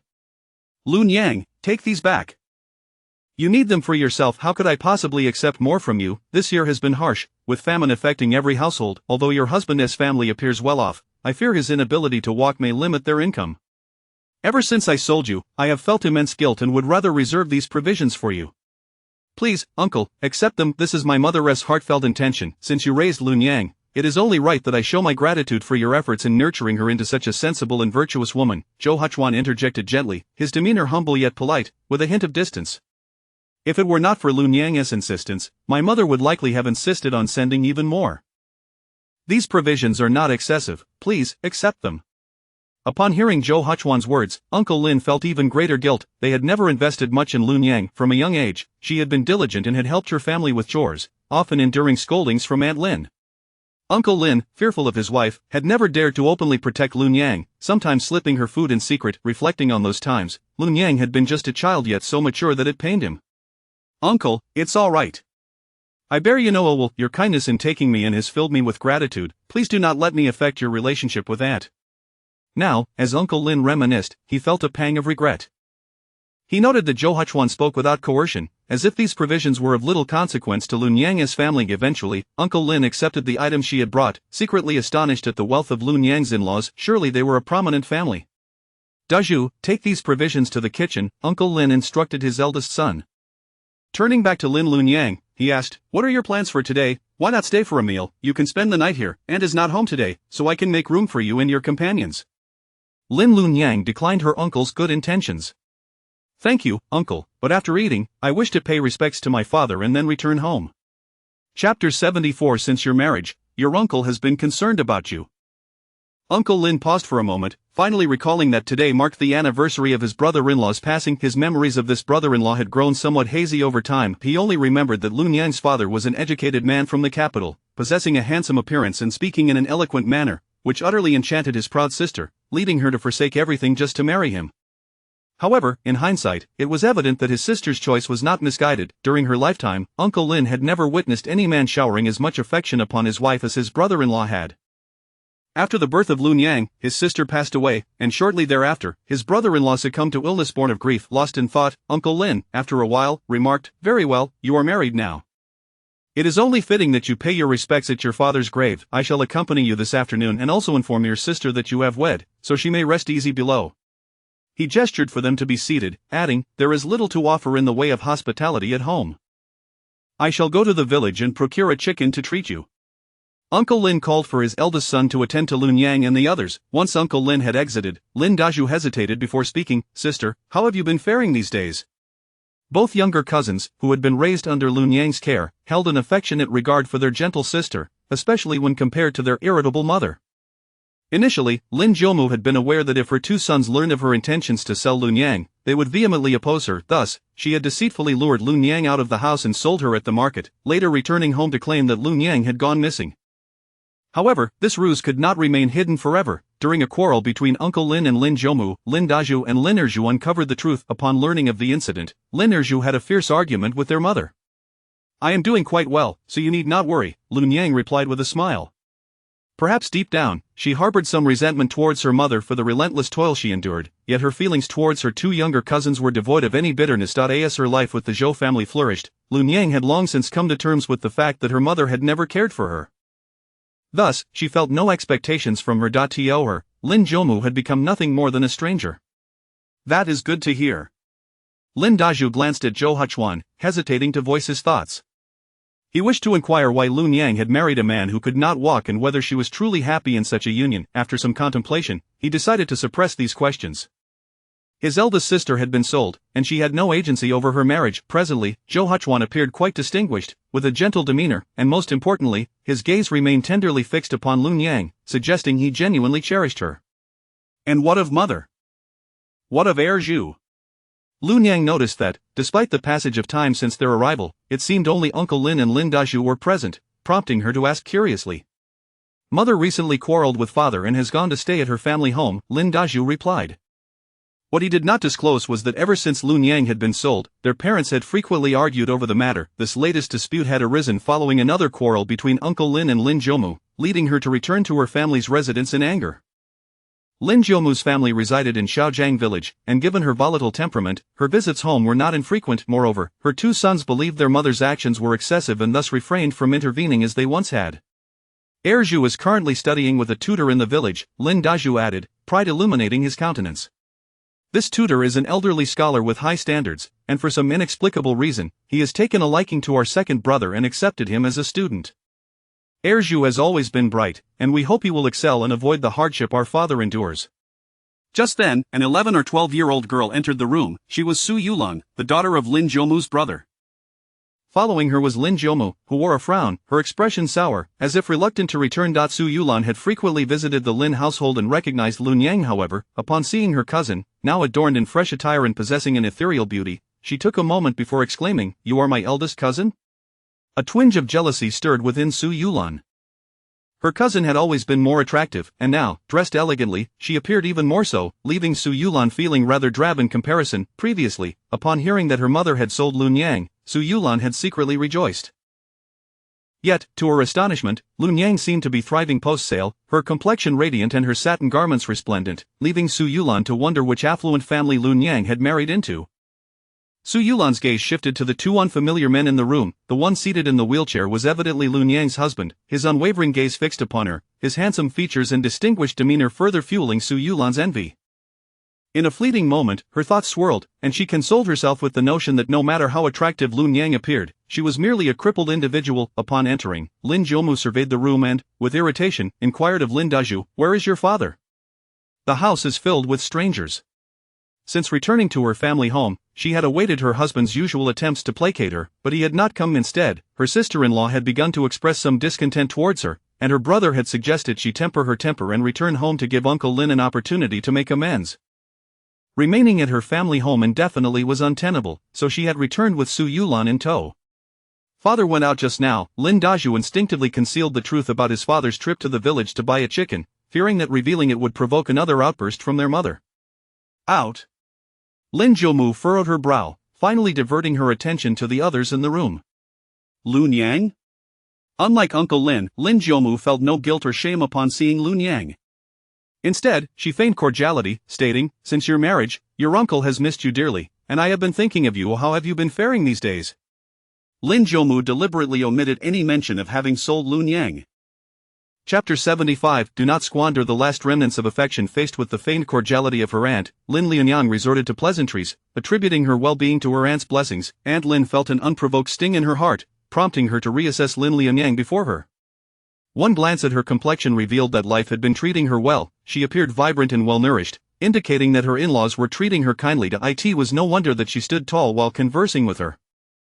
Aunt Lin felt a sense of discomfort, realizing that the once subservient girl who thrived on her whims now seemed unmanageable. Then, her husband, Uncle Lin, returned home clutching a freshly slaughtered hen.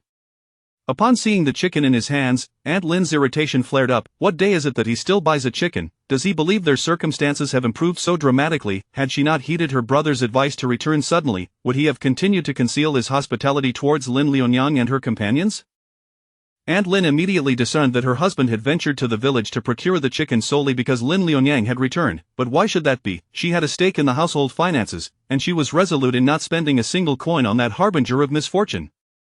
Uncle Lin was taken aback by his wife's outburst, feeling somewhat awkward as he sheepishly addressed Lin Liunyang. Your aunt is simply accustomed to being frugal, it's nothing personal, so please don't take it to heart. He then turned to his wife and added, this is Liunyang's first visit home. It would do you well to refrain from unkind remarks. What do you mean by that, Lin Hongmao?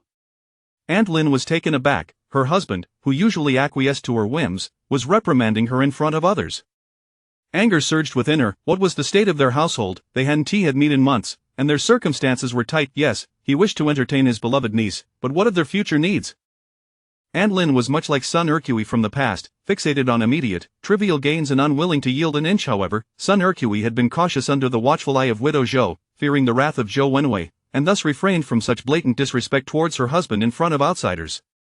Aunt Lin, having lost her mother-in-law at an early age, had not been tempered by her guidance, and having grown accustomed to domineering behavior, she disregarded Lin Liunyang's presence and began to quarrel with Uncle Lin openly. This time, Uncle Lin was unwilling to indulge his wife further. However, mindful of the younger generation present, he suppressed his anger and said sternly, you know full well the misdeeds you've committed. Liunyang is not one to hold grudges. She even brought gifts for us. Do not squander the last remnants of our affection. What misdeeds? Did you not agree back then? Aunt Lin recognized that Uncle Lin was referring to the time she had sold Lin Liunyang, yet she felt no remorse or guilt, only impatience. Can I be blamed for that? Did you not benefit from the money earned? If you truly cared for your niece, why did you consume the grain earned from that transaction? I bore the brunt of the wrongdoing while you reaped the rewards, and now you pretend to be the virtuous one. Uncle Lin was momentarily rendered speechless by Aunt Lin's sharp retort. After a brief pause, he quietly implored, Shanyan, I beseech you, the children are present, let us not quarrel. Liunyang harbors no resentment towards us, she even brought gifts, please accept them graciously. Aunt Lin, witnessing her husband yielding to Lin Liunyang, felt a twinge of discomfort. Was she truly the irredeemable villain in this narrative? She opened her mouth to speak again, only to be interrupted by her niece. Su Yulan, with a bright smile, redirected the conversation, inquiring what delightful items Lin Liunyang had brought on her visit. Lin Dazhu quickly joined in, attempting to ease the tense atmosphere. Sister has returned with quite a few things. Father and I were quite astonished at first. We never expected her in-laws to be so generous. Well, she came back. What of it? What did she bring? Aunt Lin's skepticism resurfaced. These are difficult times. I see you are not faring well yourself. Why must you put on a fade? Aunt Lin doubted Lin Liunyang's ability to bring anything of value, especially with a husband who appeared to be a cripple. What wealth could he possibly contribute? Even if her in-laws were well off, it was unlikely they would send her back with much. At that moment, Zhou Huchuan interjected, I am but a humble teacher in the village. Our household manages to get by, so there is no need for you to worry about us. Having witnessed the earlier argument between Uncle and Aunt Lin, Lin Liunyang felt little emotional turbulence. However, she was taken aback that Zhou Huchuan, a man who preferred to remain in the shadows, chose to speak up on her behalf, revealing his profession to avoid being underestimated. A teacher? Aunt Lin's eyes gleamed with interest. This was a lucrative profession, not to mention, the tuition fees from students could accumulate significantly. Alongside the customary gifts during festive occasions, her own second son was learning under a local teacher, and the tuition fees were quite a burden. She had high hopes for her son to eventually become a scholar, paving the way for a brighter future. Unexpectedly, Lin Liunyang had struck a stroke of luck, finding a decent husband even after being sold, albeit one who was a cripple, yet still a scholar. In Aunt Lin's limited understanding, simply being a scholar was commendable. She had no idea that Zhou Huchuan, despite his youth, was already a successful candidate in the imperial examinations. Reflecting on her past, Aunt Lin recalled that before marrying into back then, people from neighboring villages would come to pay their respects to him as a teacher. However, after Lin Liunyang's mother passed away during childbirth, her father fell into despair and eventually ceased to take in students. Rumor had it he had amassed a considerable sum of money, and Aunt Lin had harbored suspicions about Lin Liunyang, treating her with kindness. In the first month she arrived in hopes of uncovering the whereabouts of that fortune. However, Lin Liunyang seemed oblivious to this matter, and upon realizing there was no silver to be found, Aunt Lin's attitude toward her shifted. Chapter 76. Your family must be quite well off. Regarding the matter of Zhou Huchuan being a teacher, Aunt Lin wished to inquire further, but at that moment, Uncle Lin interrupted her.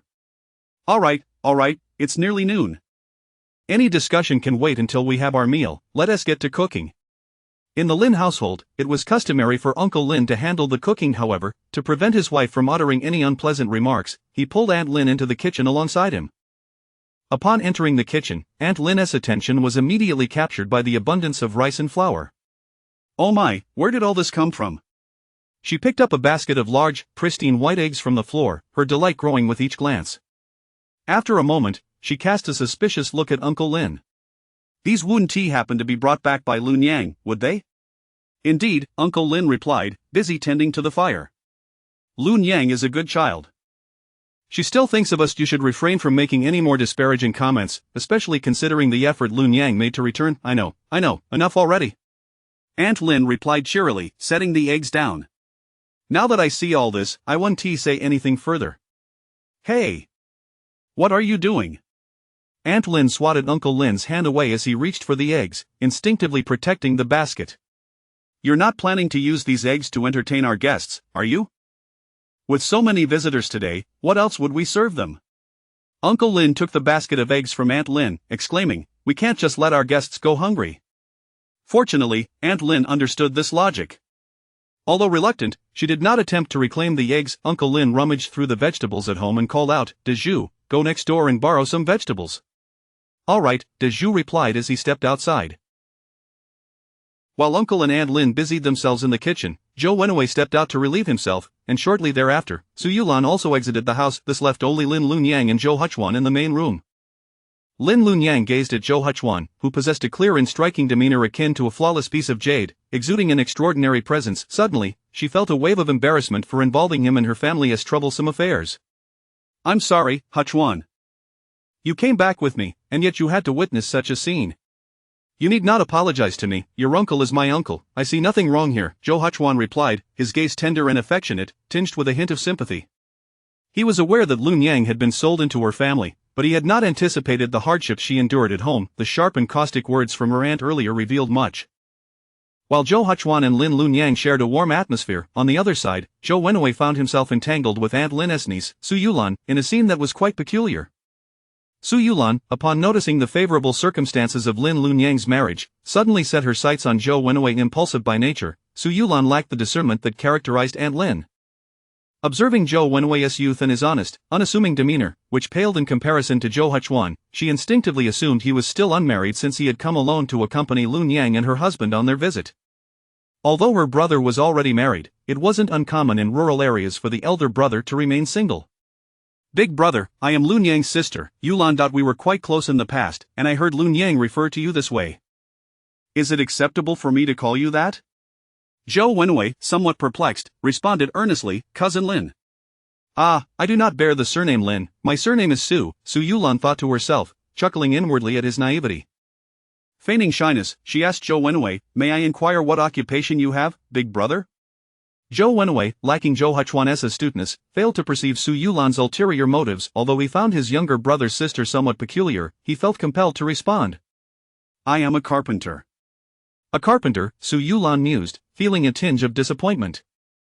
It was merely an ordinary profession with modest earnings, yet, recalling the splendid items Lun Yang had brought, her spirits lifted. Then surely your family must be quite well off, right? Su Yulan's eagerness and directness were such that only Zhou Wenwei's simplicity allowed him to overlook her intentions. He believed she was concerned that Lun Yang would not fare well in their household, and he wanted to avoid bringing shame to his younger brother by giving the impression that they lived poorly.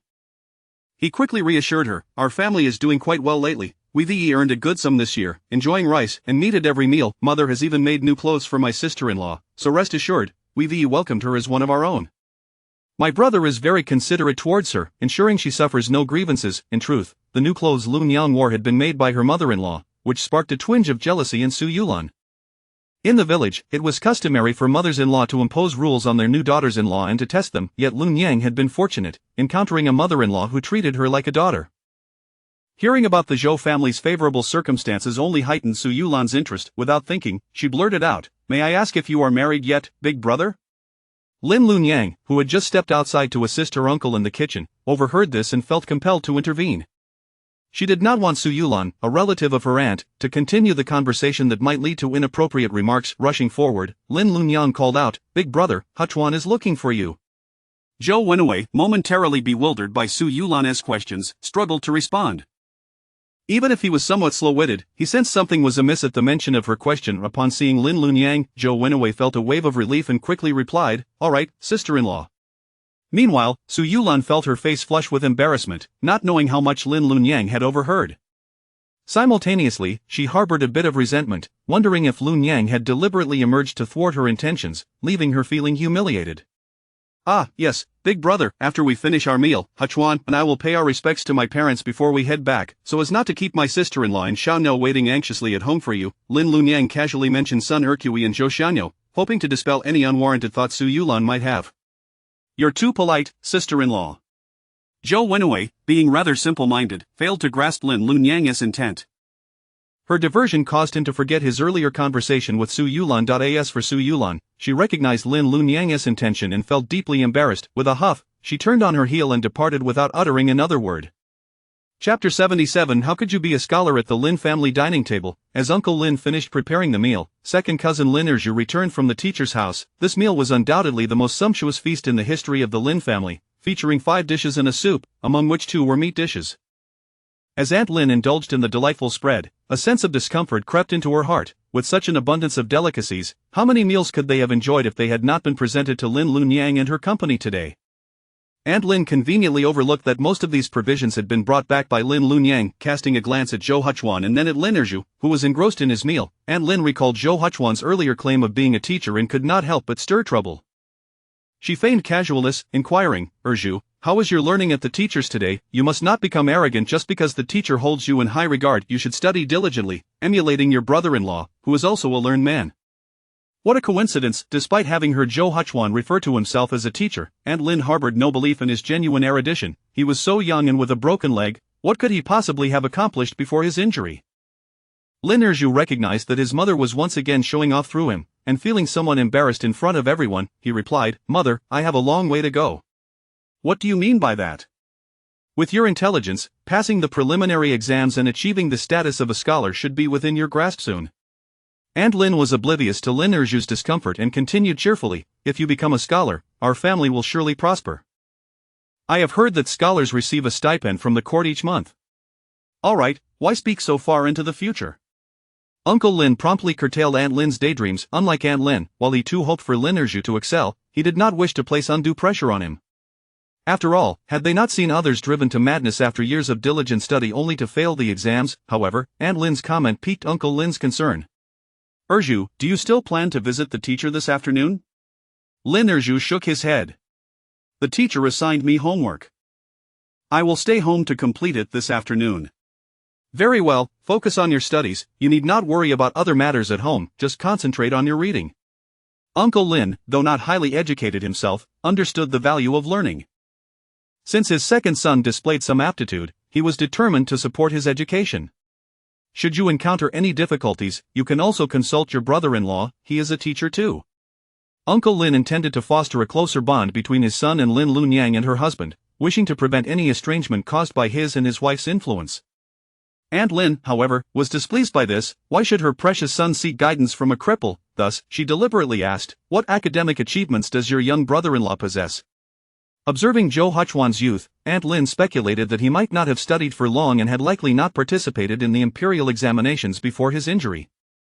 Those who aspired to take the exams needed to have a pleasing appearance and should not bear physical disabilities. Her words prompted all but Zhou Wenhu and Lin Lunyang at the table to scrutinize Zhou Huchuan with veiled intentions. Uncle Lin and his 2 sons were merely curious, while Aunt Lin and Su Yulan's gazes were laden with malice. In response to their scrutiny, Zhou Huchuan, unperturbed, replied, "I, Huchuan, am honored to have placed first in the county examination in the 15th year of the Zhaoan era.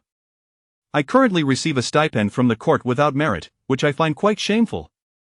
First in the county examination.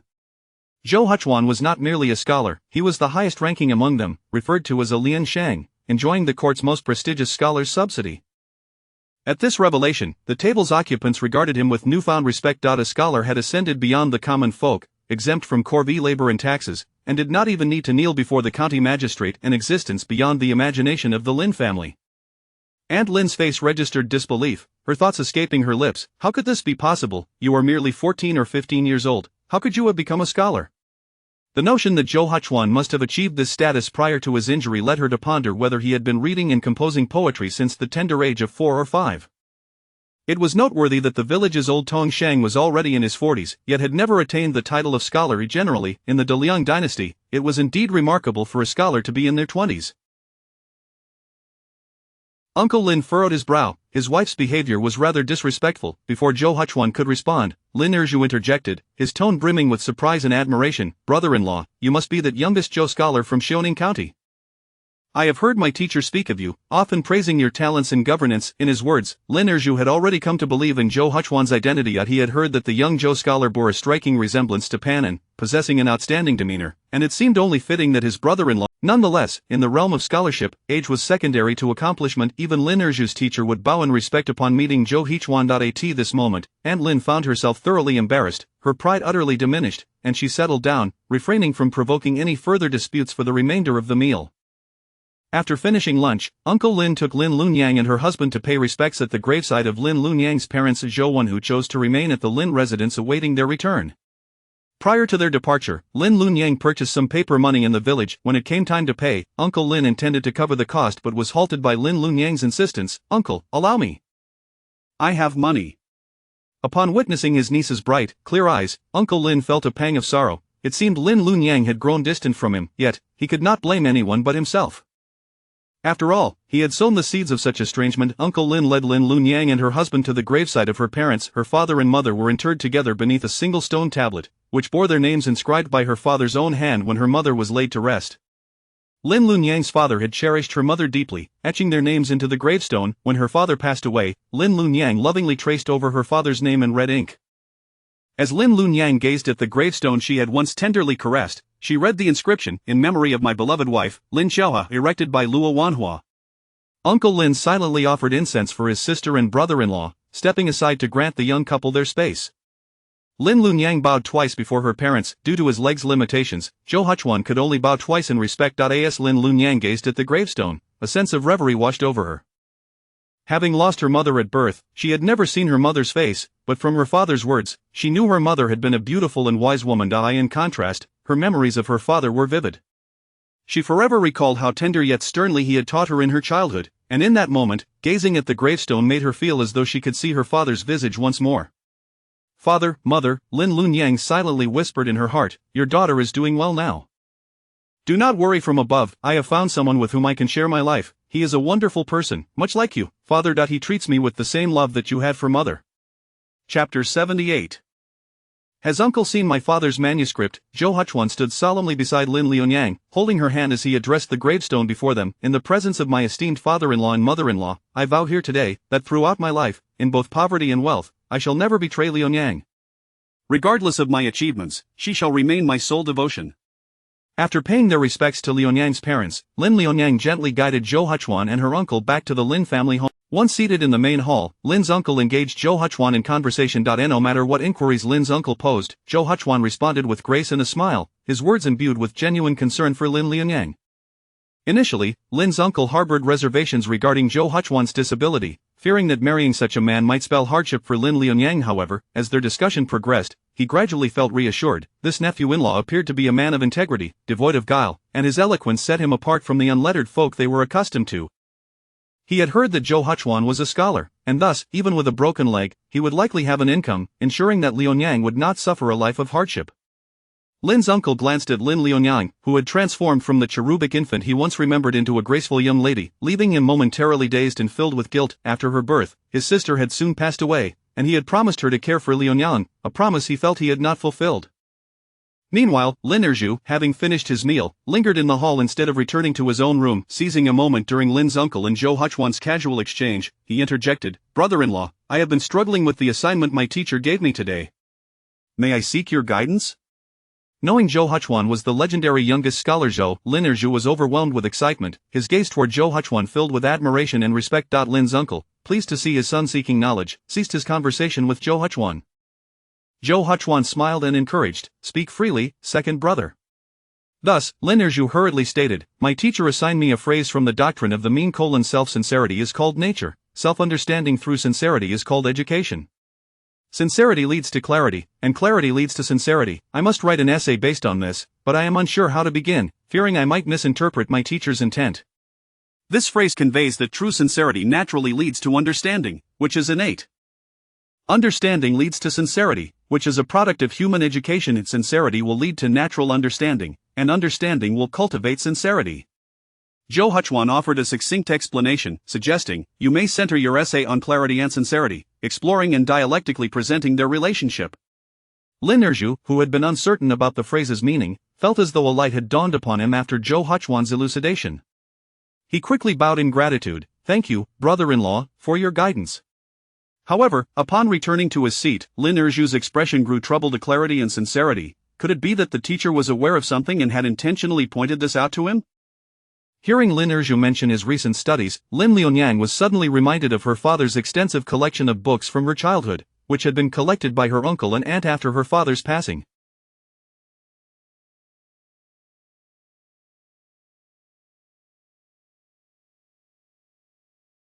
Upon returning, she intended to retrieve some of her parents' belongings. Thus, Lin Liunyang addressed her uncle, Uncle, I left in such haste before and left many things at home this time. I wish to take some of the items my parents left behind.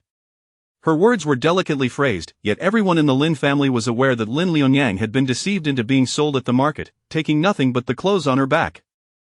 After she was sold, Lin's aunt had intended to dispose of the valuable items in her room, but Lin's uncle had intervened and preserved them. In truth, the only possession Lin Liunyang truly had was a wooden box containing some of her mother's keepsakes. Very well, I shall keep them for you. I will fetch them now, Lin's uncle replied, momentarily taken aback, feeling a pang of sadness as he realized his niece was indeed preparing to leave. He emerged from his room carrying a cloth-wrapped wooden box, carefully handing it to Lin Liunyang. Thank you, uncle. Lin Liunyang unwrapped the cloth, her fingers caressing the box that had accompanied her through countless nights. Watching her, Lin's uncle felt a surge of emotion. He recognized it as the vanity case left by his sister. Lin's aunt, standing nearby, eyed the box with envy, having initially intended to sell the hairpins inside, but her husband had stubbornly refused to permit it. After securing her belongings, Lin Liunyang looked up at her uncle. Uncle, aside from these, I also wish to retrieve the books my father left behind. I do not seek much else. I only desire the few volumes he often read in his manuscript. Why be so formal with me? Lin's uncle, feeling increasingly melancholy at her politeness, replied, If you can conveniently take them, then please do. If not, I shall keep them here for you, and you may retrieve them whenever you wish. Lin's uncle led Lin Liunyang to the room where her parents had once resided. After their passing, the room had remained unoccupied, serving merely as a storage space. However, despite the absence of inhabitants, the room was remarkably clean, as if someone had recently visited. Everything is here, untouched. Liunyang, you may take what you need, Lin's uncle stated. Lin Liunyang chose the volumes her father had read most frequently, those filled with his annotations. As she traced the familiar handwriting, she envisioned her father engrossed in reading and writing. Additionally, Lin Liunyang recalled her father possessing a thick manuscript, filled with the knowledge he had acquired throughout his life, yet, despite her diligent searching, she could not find the manuscript among the others. Turning to her uncle, she inquired, Uncle, have you seen my father's manuscript? It should all be here, Lin's uncle replied, recalling the manuscript, which had been placed at the top and was made of exquisite paper, still pristine and white after all. He hurried to examine the contents, occasionally tidying up this room himself, and he distinctly remembered seeing it not long ago. Where could it have gone, he wondered aloud, a look of surprise crossing his face. Suddenly, an unsettling thought crossed Lin's uncle's mind, and his expression darkened as he said to Lin Liunyang, Allow me to step out and inquire with your aunt. Lin Liunyang cradled the items she had found in her arms and followed her uncle back to the main hall. Upon returning, Lin's uncle immediately questioned his wife, Shanyan, have you moved anything from that room recently? Where has the manuscript gone? Chapter 79 It was I who took your manuscript. Uncle Lin's inquiry was not without basis.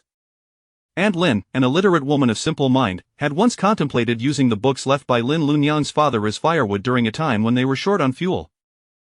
Fortunately, Uncle Lin discovered her intentions before she could burn too many, admonishing her for her foolishness. Subsequently, as Zhou began his studies, Aunt Lin reconsidered, believing it wiser to preserve the books for her son's education rather than incinerate them. Why is everything blamed on me? Aunt Lin felt a twinge of dissatisfaction. After all, those books had resided in their household for many years and ought to belong to them. Why should a mere little girl like Lin Liunyang benefit from them? It would be far better to keep them for Zhou. Sensing her husband's urgency, she retorted with a dismissive pout, Perhaps I did burn them as firewood, yet, in truth, Aunt Lin was uncertain which book Uncle Lin referred to.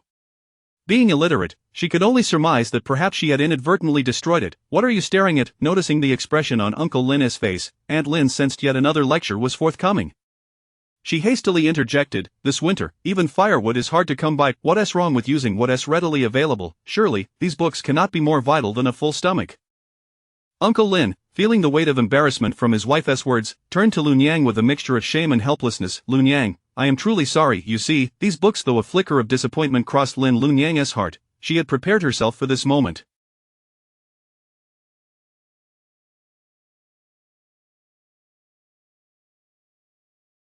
After all, her father had passed away many years ago, and recovering these old items was already a blessing. Thus, she simply shook her head and replied, It's all right, uncle.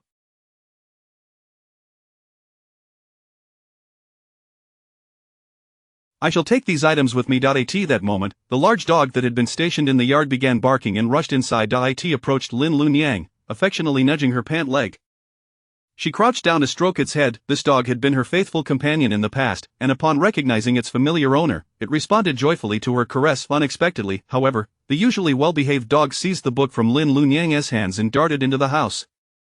Black Bean, come back. Yet this time, the obedient dog ignored her calls. Left with no choice, Lun Yang hurried after Black Bean. To Zhou, Zhou, you two should go and check it out. Uncle Lin expressed his unease over the dog's unusual behavior, instructing his sons to accompany Lun Yang. All right, father. Without needing to be told, Zhou took the lead, motivated by the thought of the items he had left on the table in his room, a sudden anxiety washing over him. Lun Yang was the first to enter Zhou's chamber. Recognizing it as her younger cousin's room, she found it peculiar that Black Bean, who typically adhered to the rules, would disregard commands this time. The dog halted in Zhou's room, dropping Lun Yang's book only to seize another book that lay on the desk. Black Bean, drop it. Lun Yang gently tapped the dog's head, retrieving the book from its mouth. Wiping away the drool that Black Bean had left on the book, she thought to herself, I hope Black Bean doesn't ruin Zhou's study materials. However, as she examined the book more closely, she realized it was a thick manuscript that looked oddly familiar. Flipping to the first page, she saw the authoress name inscribed Luo Wanhua. This was indeed her father's manuscript. At that moment, Lin Zhou and Lin Zhou entered the room. Lin Zhou initially assumed that the book in Lun Yang's possession was the one that the dog had taken, letting out a sigh of relief and quickly inquiring, Lun Yang, is your book unharmed? However, Lin Zhou recognized it as the manuscript he had secretly taken from his aunt and uncle's home. His expression darkened, and a sense of shame washed over him. Zhou? Lun Yang turned her gaze toward him. How did my father's manuscript end up in your possession? Though Lun Yang's question remained unfinished, Lin Zhou understood her implication. Lowering his head, he muttered, Sister, I'm sorry. It was I who took your manuscript. In fact, when their father had asked about the manuscript earlier, Lin Zhou had remained silent, hoping to conceal its existence and keep it for himself.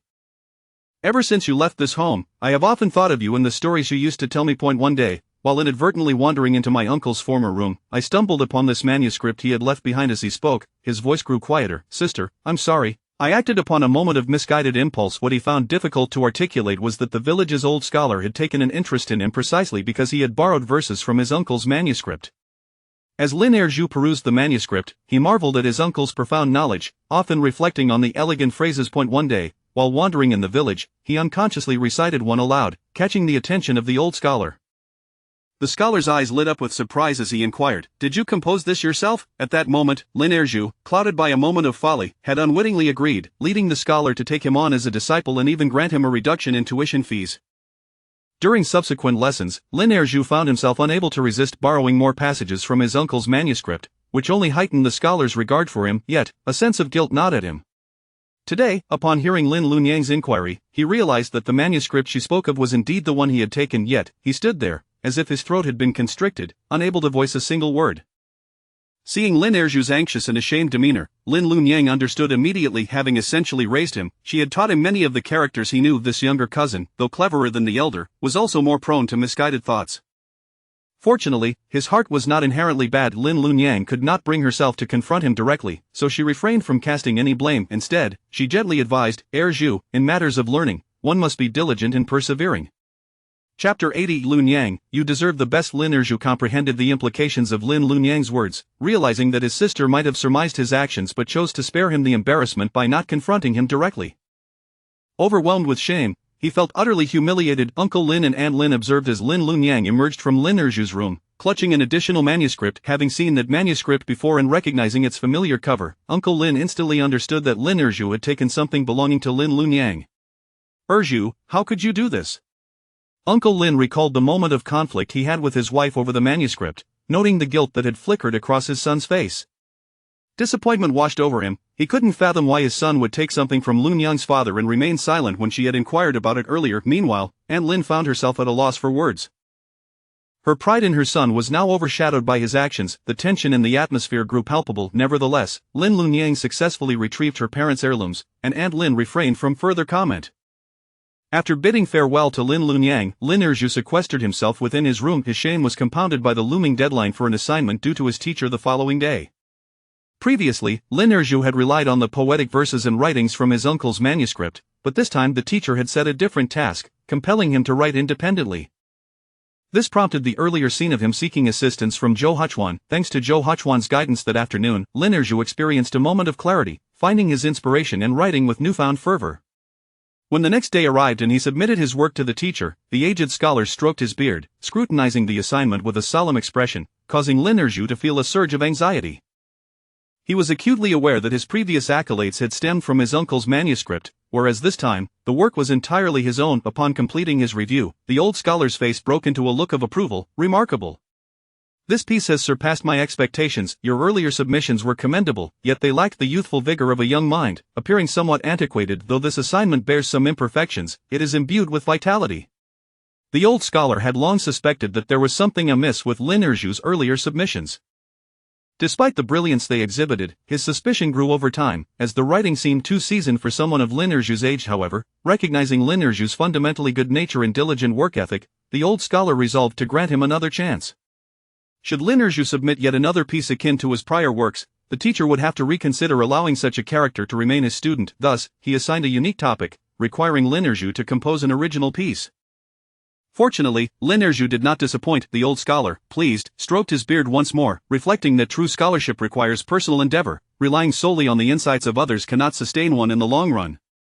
Confronted with his teacher's understanding gaze, Lin Zhou felt a wave of shame wash over him, realizing that the teacher had been aware of his transgressions all along. Seizing the opportunity, the old scholar imparted further wisdom. You are a bright student, yet do not be swayed by dubious shortcuts. Straying from the path can lead to irreversible consequences. Dedicate yourself to your studies, and with time, you shall achieve commendable results without resorting to imitation. Thank you for your guidance, teacher. Lin Zhou bowed deeply, his heart swelling with gratitude towards Lin Lunyang.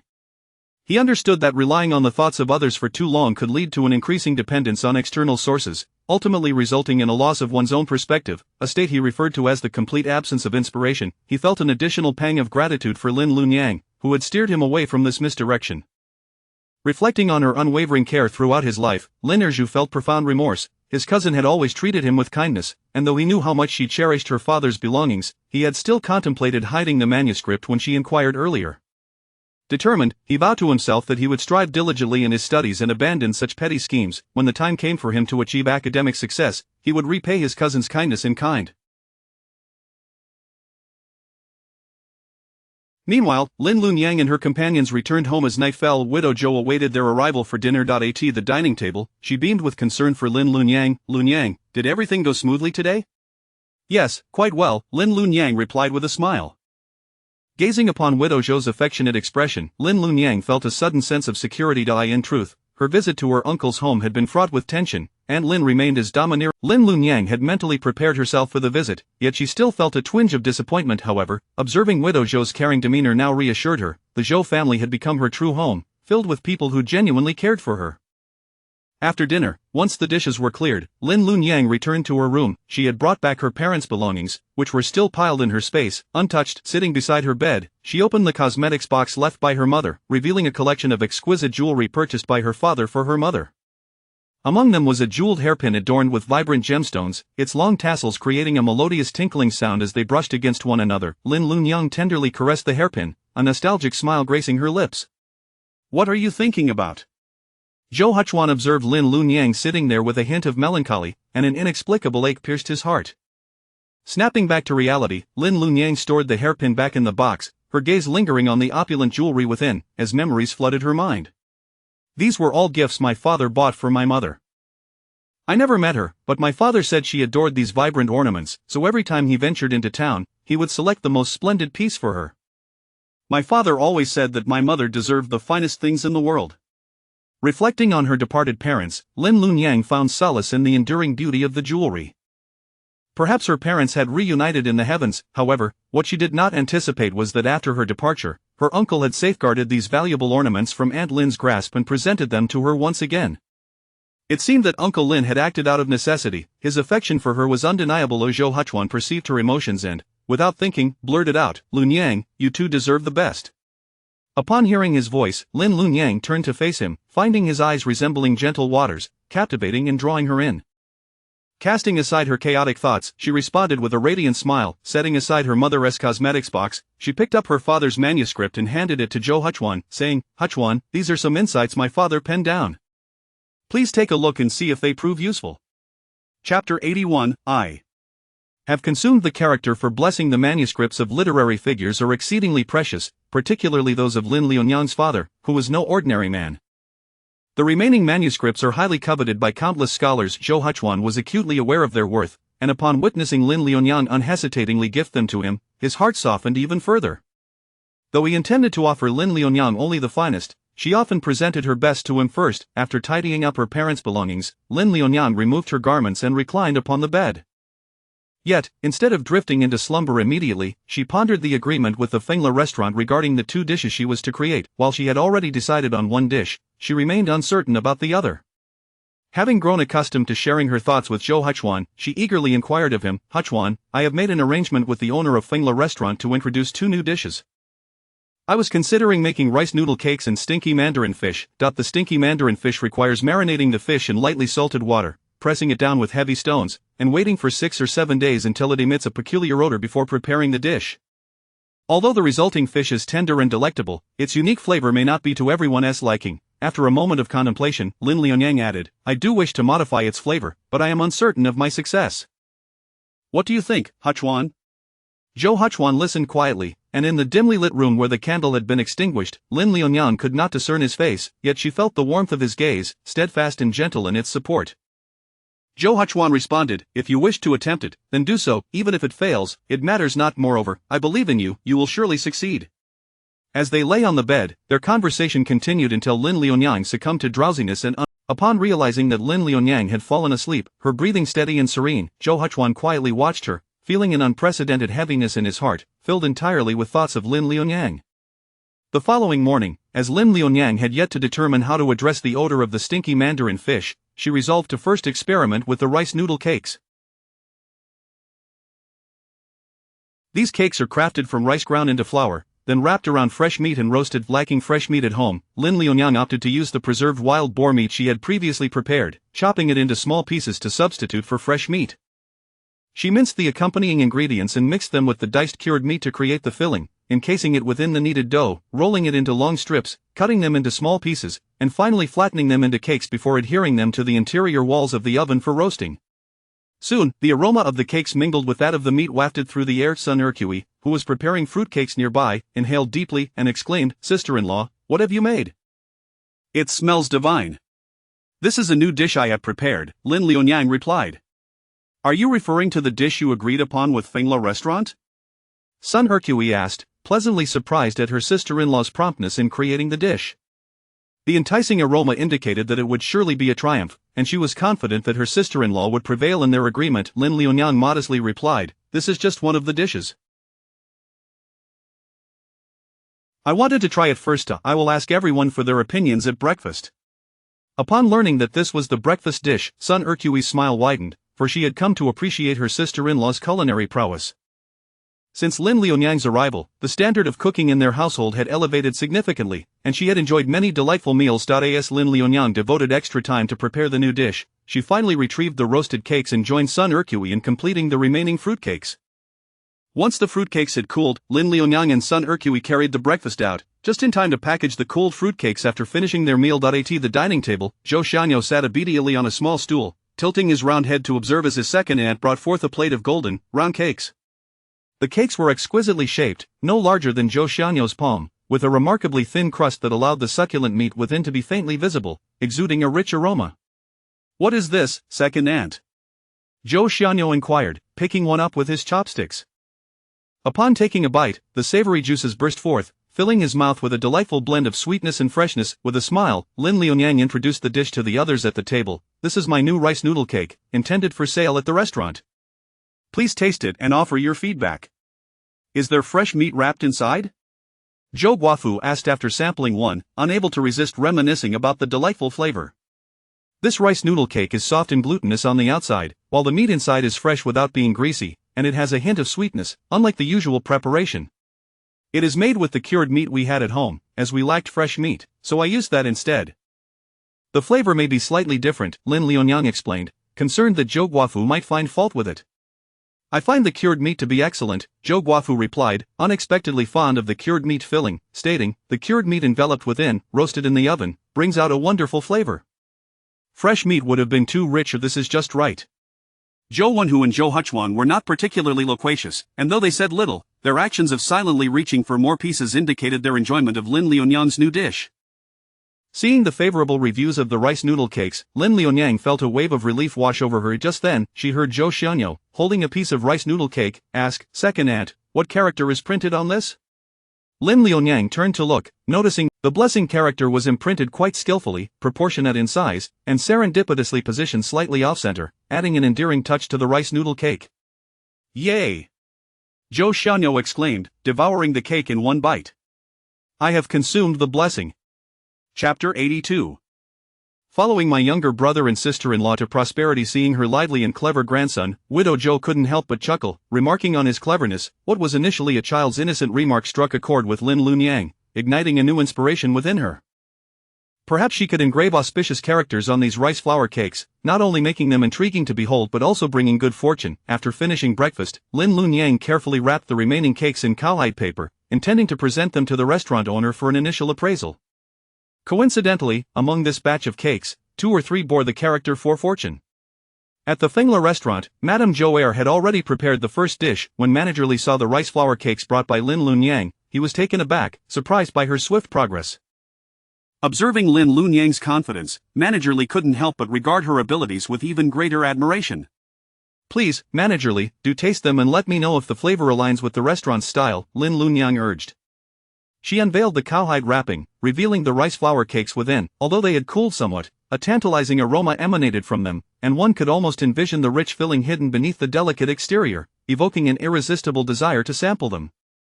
Their petite and exquisite shape, roughly the size of a teacup, made them visually appealing when arranged on a plate. Manager Li was the first to pick one up with chopsticks. To his surprise, the cake he selected bore an auspicious character on top. Upon closer inspection, he realized it was indeed the character for fortune, and a smile graced his face. He thought to himself how clever Lin Liunyang was. After all, who wouldn't appreciate such good fortune, especially someone in business like Manager Li. As he took a bite, the outer layer was soft and flaky, almost melting in his mouth like cotton candy. The filling burst forth with rich juices, perfectly complementing the tender crust. Having run a restaurant for many years, Manager Li immediately recognized that this dish would pair splendidly with wine. Seeing the expression on Manager Li's face, Lin Liunyang felt assured that the rice flour cakes were a surefire success. What do you think, Manager Li? She inquired with a smile. Before he could respond, Lai Fu, who had also sampled a piece, couldn't contain his admiration, exclaiming, excellent, simply splendid, Madame Zhou has truly outdone herself. Manager Li was already eager to see Lin Liunyang's second dish, believing this rice flour cake surpassed even the famed Chenghua cake in flavor. He contemplated introducing the rice flour cakes for sale at the restaurant right away. Unable to shake off the thought, Manager Li inquired, might Madame Zhou be able to produce them for sale soon? Lin Liunyang, not surprised by his eagerness, replied, these rice flour cakes are still prototypes and not fully finalized. Before she could finish, Manager Li interjected, they're already excellent as they are. No further adjustments are necessary. Pausing to think, he added, if there is any modification needed, it would be that some have characters while others do not. Should Madame Zhou provide stock in the future, I would prefer the ones with characters. However, while on the way, Lin Liunyang had conceived a different idea regarding the fortune character. With a slight smile, she suggested, why not select just one cake from this batch to bear the auspicious character, and announce that whoever finds the cake with the fortune character will enjoy exceptional luck in the days to come. Splendid. Truly splendid. Manager Li exclaimed, recognizing the brilliance of her proposal. Rarity adds value, and Lin Lunyang's approach would undoubtedly attract more patrons seeking good fortune. Do you know when Madame Zhou might begin producing these rice flour cakes? Manager Li inquired, his anticipation palpable. At this moment, Lin Lunyang recalled their previous agreement. I had mentioned to Manager Li that I would need 15 days to introduce 2 new dishes, and then sell them in the restaurant. Supplying the restaurant ahead of schedule might incur excessive costs, as my family is not affluent enough to bear such a burden. Manager Li laughed heartily, realizing his oversight. Fear not, Madame Zhou. Even if our agreement does not materialize, the price for the new dishes will still be based on the Changhua cake's pricing. How does that sound? Having tasted the rice flour cakes and drawing from his extensive experience, coupled with the success of Lin Lunyang's Changhua cake, Manager Li was confident that the new dish would sell exceptionally well. Lin Lunyang responded, since we have known each other for some time, I cannot refuse your generous offer. However, how shall we account for our agreement in the end? After a moment of contemplation, Manager Li replied, let us commence counting from the 15th day. If, from that day onward, the restaurant is bustling with patrons, we shall deem it as Madame Zhou's victory in our agreement, and I shall honor my end by transferring the restaurant to you. Manager Li's reasoning was sound. The earlier the new dishes made their debut, the more advantageous it would be for Lin Lunyang, drawing in more customers. Understanding that this arrangement was beneficial for her, Lin Lunyang cheerfully agreed, very well, starting from tomorrow, I shall begin supplying the rice flour cakes. How many would you require daily? 100 servings a day, with 6 pieces per serving, Manager Li stated. Surprisingly, he did not request a large quantity, seemingly preferring a limited supply to create a sense of urgency. At the same time, Manager Li offered a generous price of 20 won per serving. What do you think? Thank you, Manager Li, Lin Lunyang replied, fully aware that he was not undercutting her, and she readily accepted the offer. After concluding the business discussion with Manager Li, both Lin Lunyang and her companion, Sun Ercui, wore radiant smiles on their faces as they made their way home. Sun Ercui couldn't help but exclaim, oh my! Sister-in-law, you are truly remarkable. I never could have imagined that I, Sun Ercui, would have the opportunity to prosper alongside you. Sun Ercui was elated, having assisted her sister-in-law in making the Changhua cake, and she was certain that she would also be involved in crafting the rice flour cakes in the future. Being a straightforward person, her help would not go unrewarded, allowing her to save up some silver. Sun Ercui began to mentally calculate the profits, 20 won per serving, 100 servings a day. Heaven knows how much silver that would amount to. She could almost hear herself laughing in delight. Upon returning home and finishing lunch, Lin Lunyang ventured into the courtyard and discovered that the rice from the Kampa variety had fully ripened. In fact, she had anticipated the harvest days for some time, but seeing the bountiful rice ears in person filled her with joy. Bending down to count, she found that the yield was indeed more than double the usual amount. Sun Ercui, who had followed her, began counting as well. After finishing, she couldn't help but beam with joy, exclaiming, oh my, this is truly a treasure. With such a bounty, will we need to worry about next year's yield? Surely, the Zhou family would surpass all others in Xiaoxian County. Chapter 83. The young tiger bringing gifts to our home. Yet, as Lin Lunyang gazed at the mature Kampa rice before her, she found herself ensnared in contemplation, her countenance devoid of the elation it once bore. Lin Lunyang recalled vividly that the Kampa rice she had encountered in the cave was nearly twice the size of the specimen currently before her, with far more abundant ears of grain. Although the plant now before her was indeed remarkable compared to ordinary rice varieties, she could not fathom why this seed, identical to that of the rice from the cave, had not flourished as impressively. Was there a flaw in the process? Lin Lunyang could not help but furrow her brow in concern. Upon returning to her abode, she delved into the ancient texts detailing the Kampa rice. However, after an extensive perusal, she remained unable to discern the source of the issue. She resolved to revisit the cave where she had first discovered the Kampa rice that very afternoon. Lin Lunyang speculated that perhaps the soil was the culprit, thus, she planned to excavate some of the earth from the cave to ascertain the truth behind the soil's influence. After all, spring was still a while away, and given the rapid maturation of the Kampa rice, she had time for one more attempt. In addition, Lin Lunyang yearned to search the vicinity of the cave for the spices she required to enhance the flavor of the stinky mandarin fish. She recalled 2 types of wild plants that could be utilized to alter the aroma of the food. As she ventured deeper into the mountain that afternoon, after gathering some fruits, Lin Lunyang halted her departing sister-in-law, Sun Ercui. Sister-in-law, I still wish to visit another location to gather ingredients for a second dish. Upon hearing of the second dish, Sun Ercui's enthusiasm surpassed even Lin Lunyang's, and she eagerly urged Lin Lunyang to continue deeper into the mountains. Thus, the 2 women pressed on into the heart of the wilderness. On that fateful day, Lin Lunyang had fled into the cave while being pursued by a wild boar, and despite having left some markers, time had passed, and she was uncertain if she could rediscover the enigmatic cave. As they ventured further, Sun Erchui's initial excitement began to wane. Lun Yang, where exactly are we headed? Lin Lunyang replied, I previously discovered a cave nearby, filled with peculiar flowers and herbs.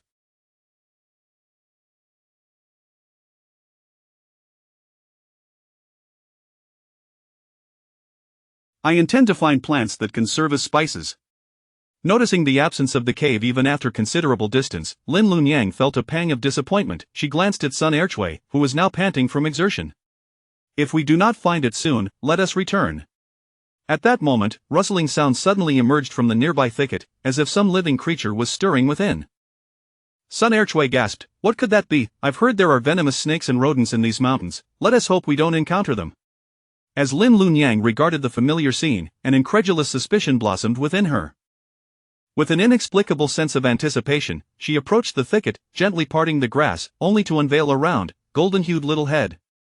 The little tiger seemed to recognize Lin Lunyang, and instead of retreating, it nuzzled closer, as if seeking affection. Unable to resist, Lin Lunyang reached out to stroke its small head. After their time apart, the little tiger appeared even more rotund, its plump head and body suggesting that even in the depths of winter, it had not gone hungry. Recalling the majestic tiger she had previously encountered, Lin Lunyang was not surprised. It was evident that the great beast of the mountains was a formidable ruler, hence the carefree and gluttonous demeanor of this little creature. With a sudden thought, Lin Lunyang bent down and asked, Little tiger, do you know where the cave we visited last time is located?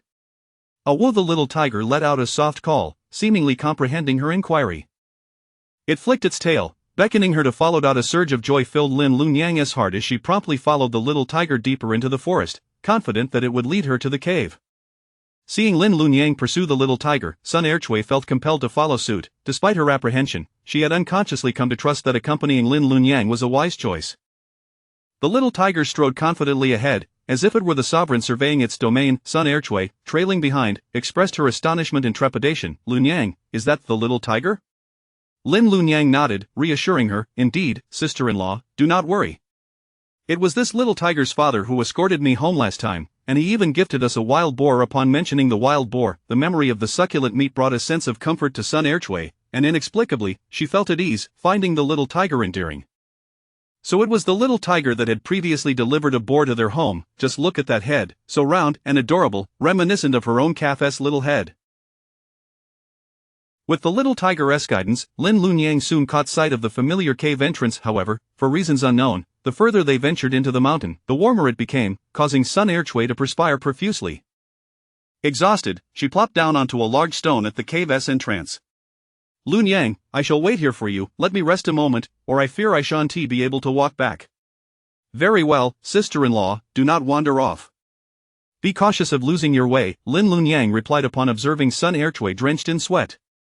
All right, I understand, you go ahead, I shall remain here and 1 stray.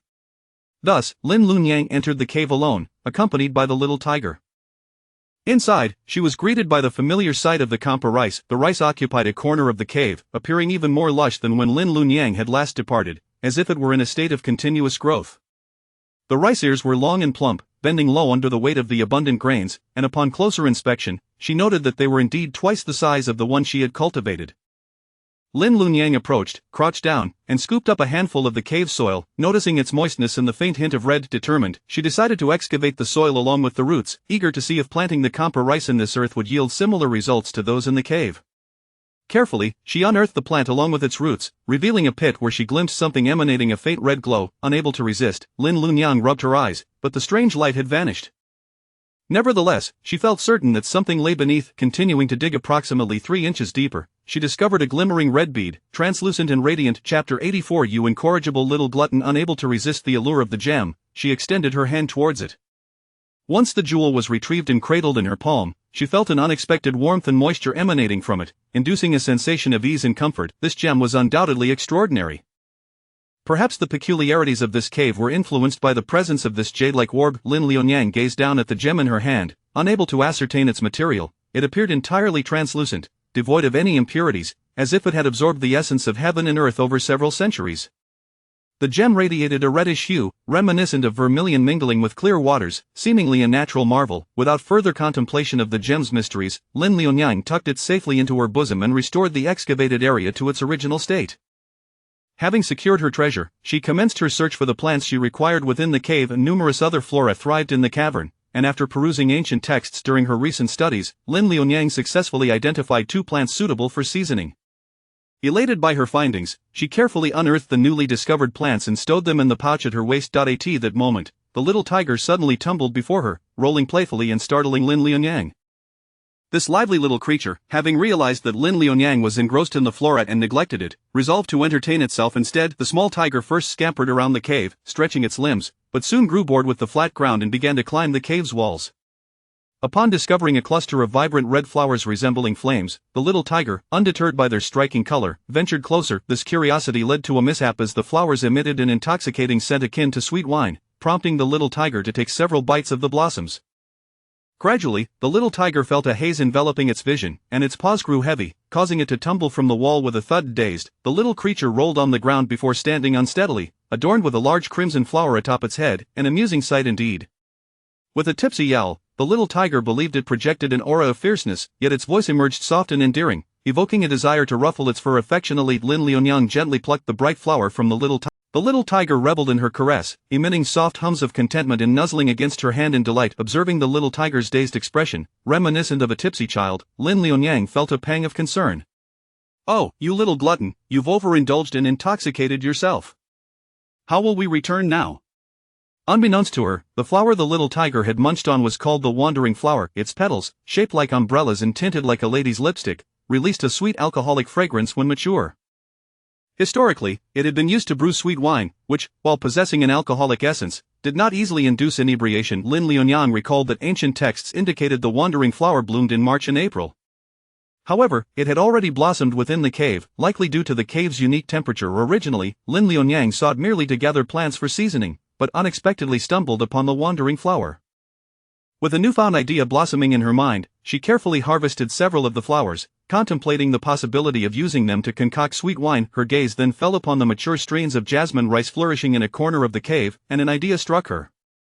She swiftly collected all the remaining rice. The harvested grains would blend perfectly with the wandering flowers to create her sweet brew. At that moment, a sharp scream pierced the air outside the cave. Lin Liunyang hastily gathered her belongings and exited the cave. There, she found Sun Ercui leaning against a tree, gripping the trunk with both hands, her face a mask of terror as she stared ahead. Before her stood a massive tiger with striking white markings, its impressive physique and glossy fur radiating strength. This was the little tiger's parent. The great tiger showed no intention of aggression, which relieved Lin Liunyang. "Do not fear, sister-in-law. This is merely the little tiger's parent, likely here to find its offspring." Seeing Lin Liunyang approach and noting the great tiger's calm demeanor, Sun Ercui felt somewhat reassured. Yet, the sight of the enormous creature, which loomed larger than a small hill, still filled her with trepidation, prompting her to step back behind Lin Liunyang. Observing Lin Liunyang's unfazed composure, Sun Ercui couldn't help but admire her sister-in-law's courage.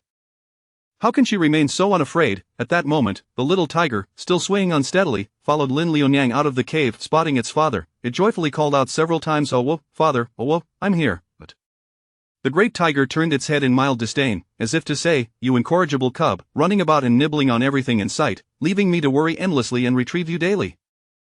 The little tiger, thoroughly intoxicated and oblivious to its father's reproach, clumsily attempted to navigate towards the great tiger, swaying as it went, unable to bear the sight of its foolish offspring any longer. The great tiger opened its massive mouth, yawned, and proceeded to grasp the little tiger by the scruff of its neck.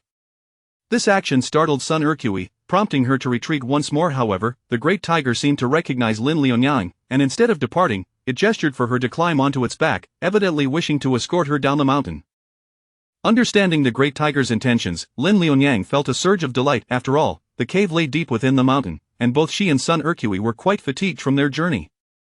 Returning on foot would surely mean traversing in darkness. "Come, sister-in-law, let us go," Lin Liunyang called to Sun Ercui, initially hesitant to approach the magnificent beast, over 6 feet long, with sleek black stripes and sharp teeth revealed during its earlier yawn. Sun Ercui felt akin to prey under its gaze, paralyzed by fear. Yet, witnessing Lin Liunyang's successful ascent onto the great tiger's back, which displayed unusual gentleness as it lowered itself to accommodate her, Sun Ercui began to feel a flicker of envy and anticipation. How majestic it is for my sister-in-law to ride upon such a creature. Unaware of Sun Ercui's swirling emotions, Lin Liunyang extended her hand, urging, sister-in-law, come up. Chapter 85. Let's renovate our home and build a few new rooms. Ah, splendid.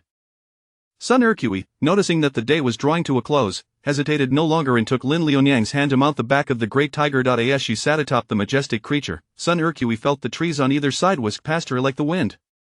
Clutching the bamboo basket in front of her with trepidation, she was simultaneously gripped by fear and exhilaration at the thought of riding a formidable white-eyed tiger. With the tigeress' assistance, Lin Liunyang and Sun Ercui swiftly arrived at the foot of the mountain.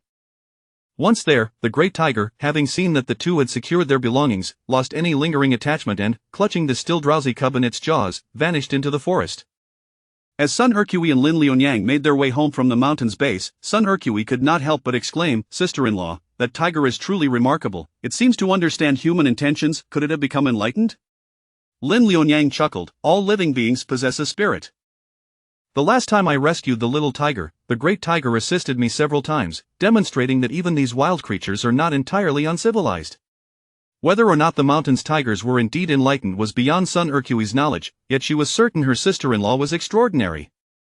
A hint of reverence flickered in Sun Ercui's gaze as she regarded Lin Liunyang. Having had little formal education and harboring a touch of superstition, Sun Ercui was astonished to witness such a fierce creature befriending her sister-in-law and offering assistance. Could it be that Lin Liunyang truly was a person of great virtue as the legends foretold? At the dinner table of the Zhou household, Widow Zhou had been contemplating the renovation of their home in recent days. When Missu stayed with us last time, I felt our house was somewhat cramped, and there aren't enough rooms for guests. This year, we've seen a considerable increase in income. I propose we renovate our home and build a few new rooms before the new year. What do you all think? Widow Zhou's face lit up with cheer as she contemplated the possibilities. She envisioned a future where there would be ample space for guests and, eventually, when Liunyang and Hichuan had children, the household would be more accommodating. Lin Liunyang, observing the hopeful glimmer in Widow Zhou's eyes, was at a loss for words. She had only recently married Zhou Hichuan, yet he had not yet drawn close to her. Such matters, regardless of her forthright demeanor, were too delicate for her to broach directly. Sun Ercui, misinterpreting Lin Liunyang's silence as shyness, took the initiative to steer the conversation.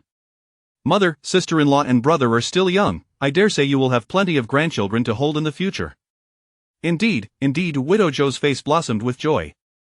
Yet, upon hearing Sun Ercui's words, she seemed to recall something and added, but Liunyang, do not rush, you and Hichuan are still quite young. It is wise to take care of your health and consider these matters in a few years. Widow Zhou genuinely cared for Lin Liunyang, understanding that the risks of childbirth increased with youth and that bearing children at a young age could be detrimental to a woman's health. She was not the type of mother-in-law who would disregard her daughter-in-law's well-being for the sake of grandchildren. That said, Widow Zhou harbored concerns. Her second son had sustained a leg injury and she wondered if it had affected his health in any way, although she felt it inappropriate to inquire directly. Ah, well, Widow Zhou sighed inwardly, observing the affectionate glances Zhou Hichuan cast towards Lin Liunyang. His feelings were unmistakable. As long as they were happy together, the matter of children could unfold in its own time. What business did she, a woman already half buried in the earth, have meddling in the affairs of the young couple? Returning to the previous topic, Widow Zhou continued, if everyone is in agreement, we shall assign one who to oversee the renovations. After all, he works in this field, and we can save money by handling what we can ourselves instead of hiring outsiders. All right, mother, Sun Ercui readily consented, let us entrust this matter to one who.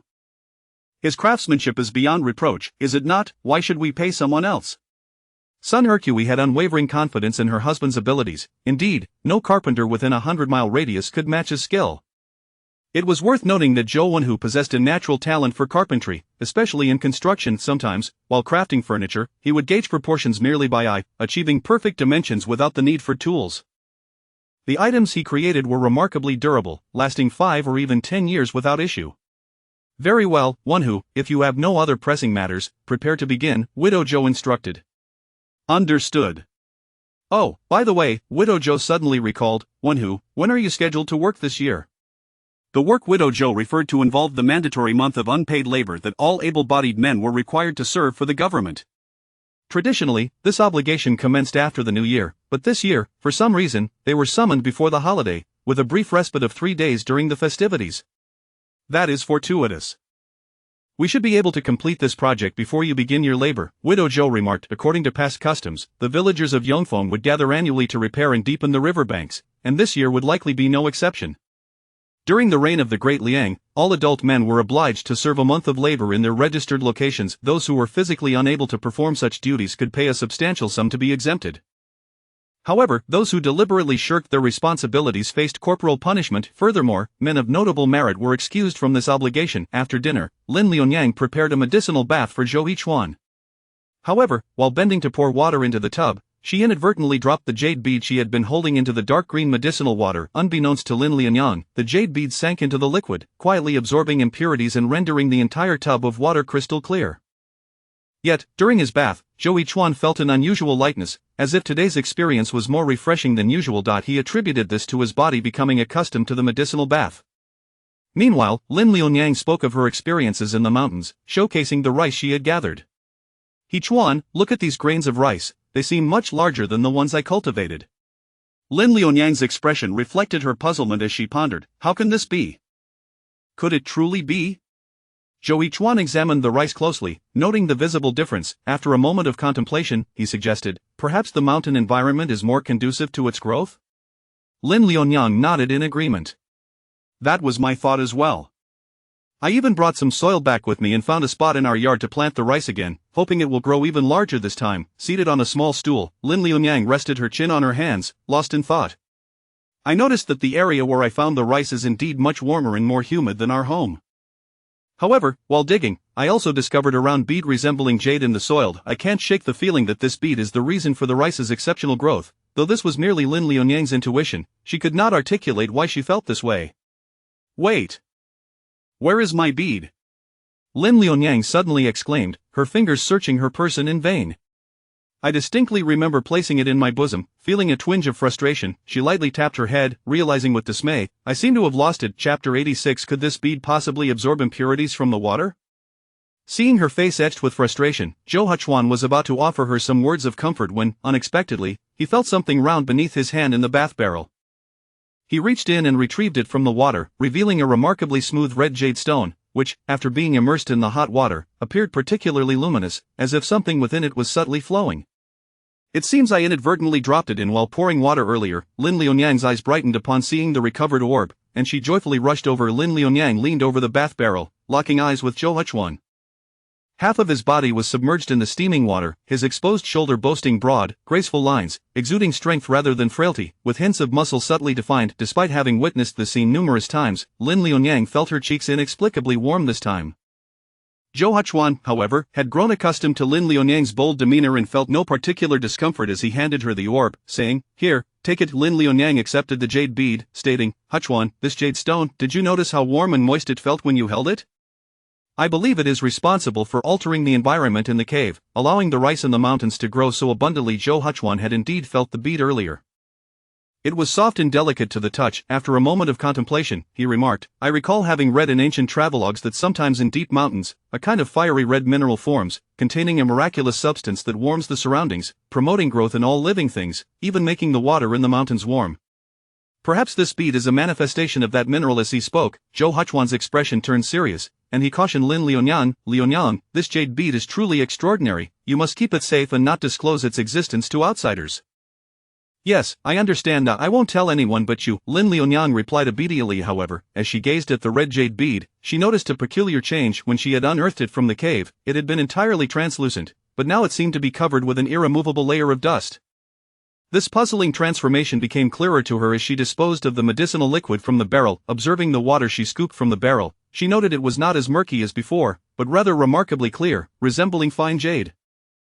A bold hypothesis emerged in Lin Liunyang's mind. Could this bead actually absorb impurities from the water? She had read in the oldest ancient texts that all things are born with impurities, particularly due to human activity, which leads to an accumulation of impurities in the water over time, making individuals more susceptible to illness.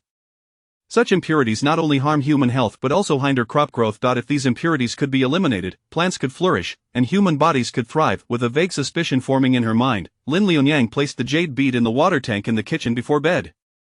The next morning, Lin Liunyang woke early, and her first act was to rush to the kitchen water tank. She fished the bead out and discovered that the water had become extraordinarily clear, like a shining silver mirror, allowing her to see her reflection distinctly. Not only that, but the gray she had observed on the bead's surface had vanished, and the bead had regained its clarity. Could it be that this bead can autonomously purify the impurities it absorbs? Lin Liunyang was both astonished and delighted. If this were the case, the jade bead could be utilized endlessly. She scooped a spoonful of the water from the tank, and upon tasting it, found it remarkably sweet, instantly brightening her perception of the world around her. For breakfast that day, Lin Liunyang prepared a large pot of porridge using this different water. At the dining table, Zhou Guofu was the first to notice a difference. Although it was plain congee, it was creamy, fragrant, and sweet, with the rice grains soft and delectable. Zhou Guofu asked curiously, "Liunyang, did you use the new rice variety you planted for today's porridge?" Everyone was already aware of Lin Liunyang's efforts to cultivate the new rice variety, and they knew it had ripened the day before. Zhou Guofu took another sip of the porridge, unable to suppress her admiration. "I must say, this new rice not only grows abundantly but also tastes exceptional. We should definitely plant this next spring." "Mother, you must be mistaken. The rice that my sister-in-law planted was also quite substantial. How could it fuel such a large pot of porridge?" Sun Ercui, who had just entered the kitchen to assist Lin Liunyang, chimed in, noting that she had used the same rice as before.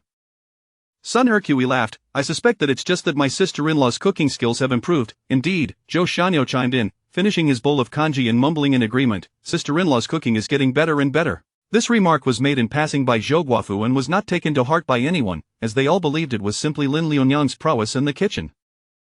However, Lin Liunyang noted it in her mind. It seemed that the water infused with the jade bead could also enhance the flavor of food. Perhaps she could continue using water treated with the jade bead for her cooking in the future.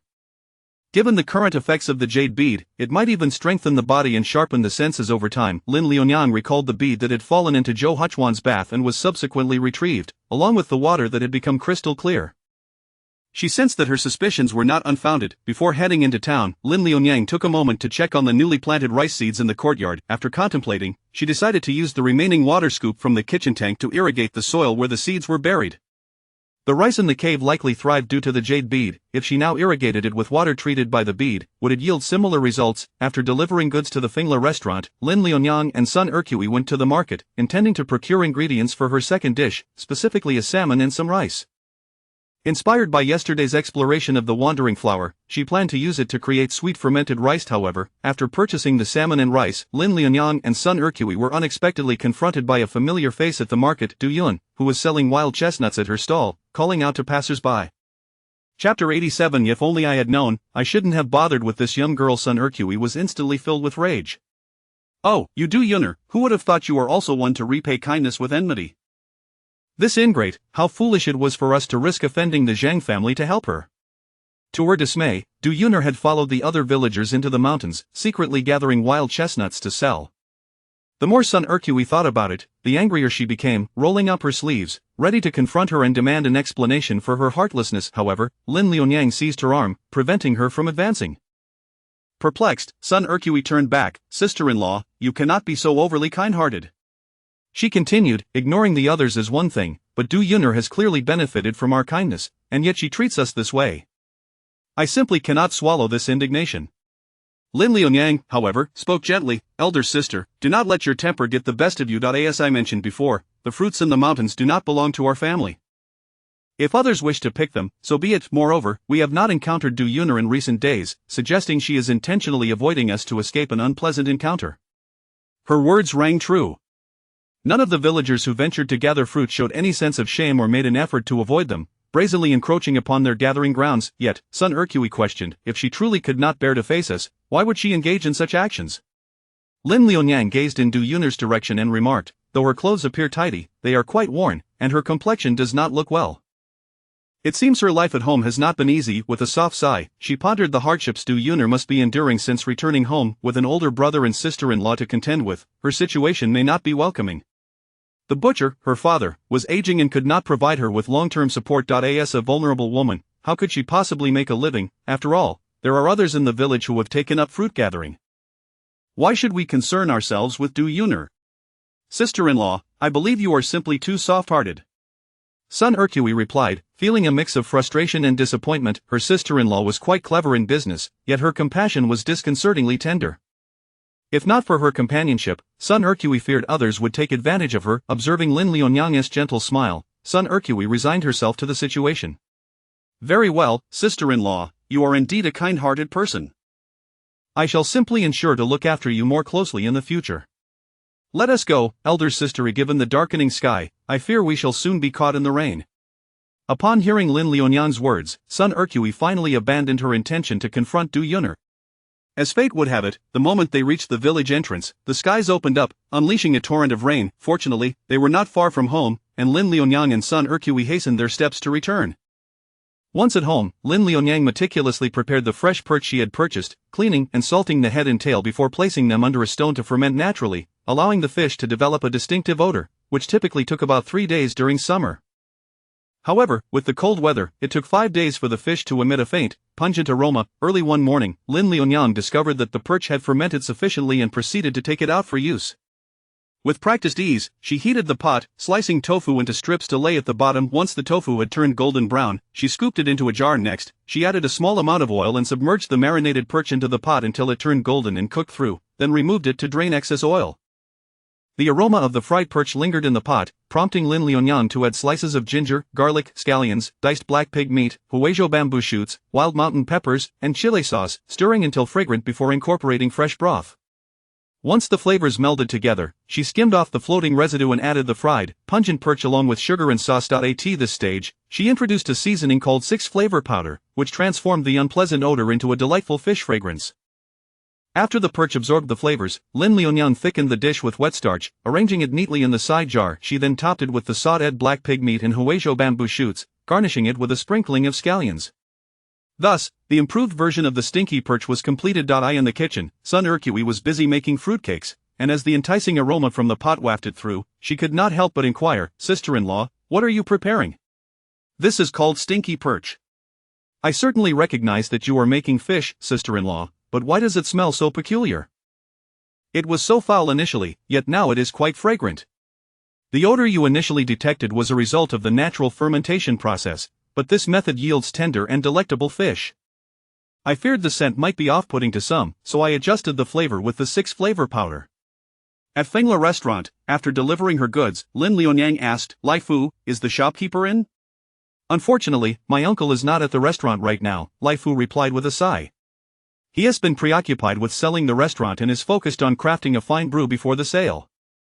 As you know, Fengla restaurant initially gained fame for its fragrant rice wine, but this year's calamity has severely limited the yield of fragrant rice, which remains monopolized by Yongla restaurant. My uncle has been searching for alternatives to replace the fragrant rice for brewing, scouring the city and even venturing into the countryside several times. "Very well," Lin Liunyang merely listened, placing the jar of stinky perch down. "I shall leave this new dish here and request the shopkeeper's feedback upon his return tomorrow." Having left Fengla restaurant early, the sun was still high in the sky. Sun Ercui, with an air of mystery, insisted on pulling Lin Liunyang toward the market. Confused, Lin Liunyang asked, "Elder sister, what is the matter?" Sun Ercui huffed, "Today, I am determined to see if that young girl is still selling wild chestnuts." After walking a distance with her, Lin Liunyang, feeling exasperated, replied, "Let it go, elder sister. There are now more than just Du Yun'er learning from us, no way." Sun Ercui was furious. "It is one thing for others to act this way, but Du Yun'er has benefited from our kindness and yet behaves so ungratefully. It is infuriating. I should never have involved myself with this young girl." As they continued to converse, they suddenly spotted Du Yun'er approaching. She was struggling to pull a cart laden with wild chestnuts, rough hemp ropes digging painfully into her shoulder. Tears streamed down her face as she silently toiled, appearing utterly disheveled. "Yun'er, what has happened to you?" Lin Liunyang, unable to restrain her concern, called out. Chapter 88, "Take this money to buy medicine first." Upon raising her head, Du Yun'er was startled to see Lin Liunyang and Sun Ercui. Instinctively wanting to retreat, she hastily wiped the tears from her face, unable to meet Lin Liunyang's gaze. Sun Ercui could not help but adopt a sarcastic tone, questioning how Du Yun'er, who had committed such shameless and morally reprehensible acts, could now be reduced to tears. Lin Liunyang quickly restrained her irate sister-in-law, gently inquiring, "Sister Yun'er, what troubles you?" Although Du Yun'er had escaped from her abusive husband, her return home had not been easy. Encountering the concern in Lin Liunyang's expression, she found herself unable to suppress her innermost feelings. "Sister Lu, I feel deeply remorseful. You have been so kind to me, and I should not have lost my conscience by competing with you for these fruits. It is just that my father has fallen ill recently." "Your father is ill? What has happened?" Lin Liunyang's heart sank. She had seen the butcher, Du, appearing strong and robust not long ago. With a heavy sigh, Du Yun'er continued, "This is partly my fault. Ever since I returned home after our separation, my father has not openly expressed his feelings, yet he has been plagued with guilt for marrying me off to the Zhang family. Moreover, my sister-in-law is unwilling to have me back, creating discord at home these past few days. My father, growing older, often worries that he cannot care for me for long, which has led to his deteriorating health. By the time I noticed, he was already bedridden. Although he usually appears robust, this illness has struck him down like a collapsing mountain, and even the doctor has hinted at his dire condition. Unable to contain herself, Du Yun'er buried her face in her hands and wept.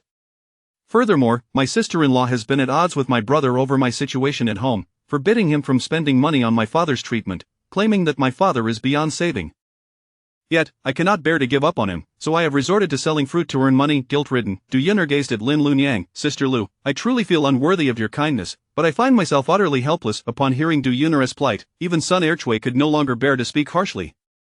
The hardships Du Yun'er faced were unbearable. First, an abusive husband, then the disdain of her sister-in-law upon returning home, and now her beloved father's grave illness. Du Yun'er continued, these past few days of rain have ruined my fruits, and I have yet to find the means to pay for my father's medicine. Silent tears streamed down her face, stifling her cries. Without money, she had no way to purchase her father's medicine, and if the supply were to cease, she feared he would not survive much longer. At this thought, despair flickered in her eyes. Do not worry, Lin Lunyang said, handing her a handkerchief. As Du Yun'er spoke of her bedridden father, Lin Lunyang was reminded of her own childhood experiences. When Lin Lunyang was young, her own father had succumbed to a grave illness, refusing treatment in an effort not to burden his daughter, which led to his swift decline. Recalling the anguish of losing her father and witnessing Du Yun'er's suffering, Lin Lunyang felt compelled to say, Sister Yun'er, allow me to buy these fruits from you. Du Yun'er looked up in shock, momentarily forgetting her tears. Lin Lunyang took out half a tael of silver and placed it in Du Yun'er's hands. Take this money to buy medicine for your father, consider it payment for the fruits. But these fruits are spoiled. What use will they serve you? Du Yun'er knew Lin Lunyang was helping her, generously providing her with money, yet, gazing at the gleaming silver, she found it difficult to utter a word of refusal, for she was in dire need of the funds. I have my own purposes for it. Please accept it without worry. Lin Lunyang gently closed Du Yun'er's hand around the silver. With the silver in hand, Du Yun'er suddenly bowed deeply to Lin Lunyang. Thank you, Lunyang. You have helped me immensely. One day, I shall repay your kindness. Du Yun'er needed to go to the pharmacy to fetch medicine for her father and did not linger further. However, she silently etched Lin Lunyang's kindness into her heart, for as the saying goes, great kindness does not demand thanks. She would repay Lunyang through her actions. Lin Lunyang understood that Du Yun'er was in a particularly sensitive state. After giving her the money, Lin Lunyang also took away the fruits to prevent her from overthinking. After parting ways with Du Yun'er, Lin Lunyang and Sun Erchui carried 2 baskets full of fruits as they prepared to board an ox cart outside the city gate. As they walked, Sun Erchui voiced her confusion. Lunyang, these fruits are utterly spoiled and have a foul odor. What use do we have for them? Sun Erchui had initially taken Lin Lunyang's words at face value, believing she had a way to transform waste into treasure. However, Lin Lunyang had merely spoken comforting words to Du Yun'er and had no clever methods to salvage the fruits. I gave her money but did not take her fruits, fearing she might overthink the situation. By taking her fruits, I hope to ease her mind a little. Of these fruits are completely spoiled and inedible. I plan to dispose of them outside the city. Outside the city, there was a designated area for the disposal of refuse from within. Lin Lunyang intended to throw the fruits away on her way back. Sun Erchui could not help but sigh. Lunyang, you truly have a heart of gold. Having just heard of Du Yun'er's plight, Sun Erchui felt a wave of sympathy. However, she reflected inwardly that she could never be as benevolent as Lin Lunyang. She had initially thought that Du Yun'er's fruits would serve a purpose, which was why she had not stopped her, only to realize that Lunyang had acted purely out of kindness. Sun Erchui felt a pang of regret. After walking for a while, they arrived at the city gate, where they encountered a familiar face. Manager Li? Seeing Manager Li approach from the city gate, Lin Lunyang's brows furrowed, her face betraying her disappointment. Manager Li looked up at the sound. Madame Zhou. What brings you to this part of town today? Lin Lunyang smiled and exchanged pleasantries with Manager Li. I was just delivering supplies to the Feng Lu restaurant and noticed you were absent. I prepared a second dish and handed it to Lai Fu, eagerly awaiting your tasting and feedback tomorrow. Excellent, excellent. Upon hearing that the second dish was ready, Manager Li's worries momentarily lifted, allowing him to forget his frustrations over the elusive new brewing yeast. Ah, what is that smell? Suddenly, Manager Li caught a whiff of a foul yet sweet scent, reminiscent of the very yeast he sought. Chapter 89. The widow Li's unexpected instigation of her son's misdeed. The shopkeeper, overcome with surprise, couldn't help but fix his gaze upon the fruits nestled within Lin Lunyang and Sun Erchui's bamboo baskets. Eagerly, he inquired, Madame Zhou, might I be able to purchase these 2 baskets of fruit? Ah. Lin Lunyang thought she had misheard that the fruits were spoiled and inedible. Why would shopkeeper Li wish to buy them? Seeing her silence, shopkeeper Li assumed she hesitated to sell and hastily increased his offer. I shall pay 1 tael of silver. Would Madame Zhou be willing to part with them? Sell, sell, sell! Sun Erchui exclaimed with delight.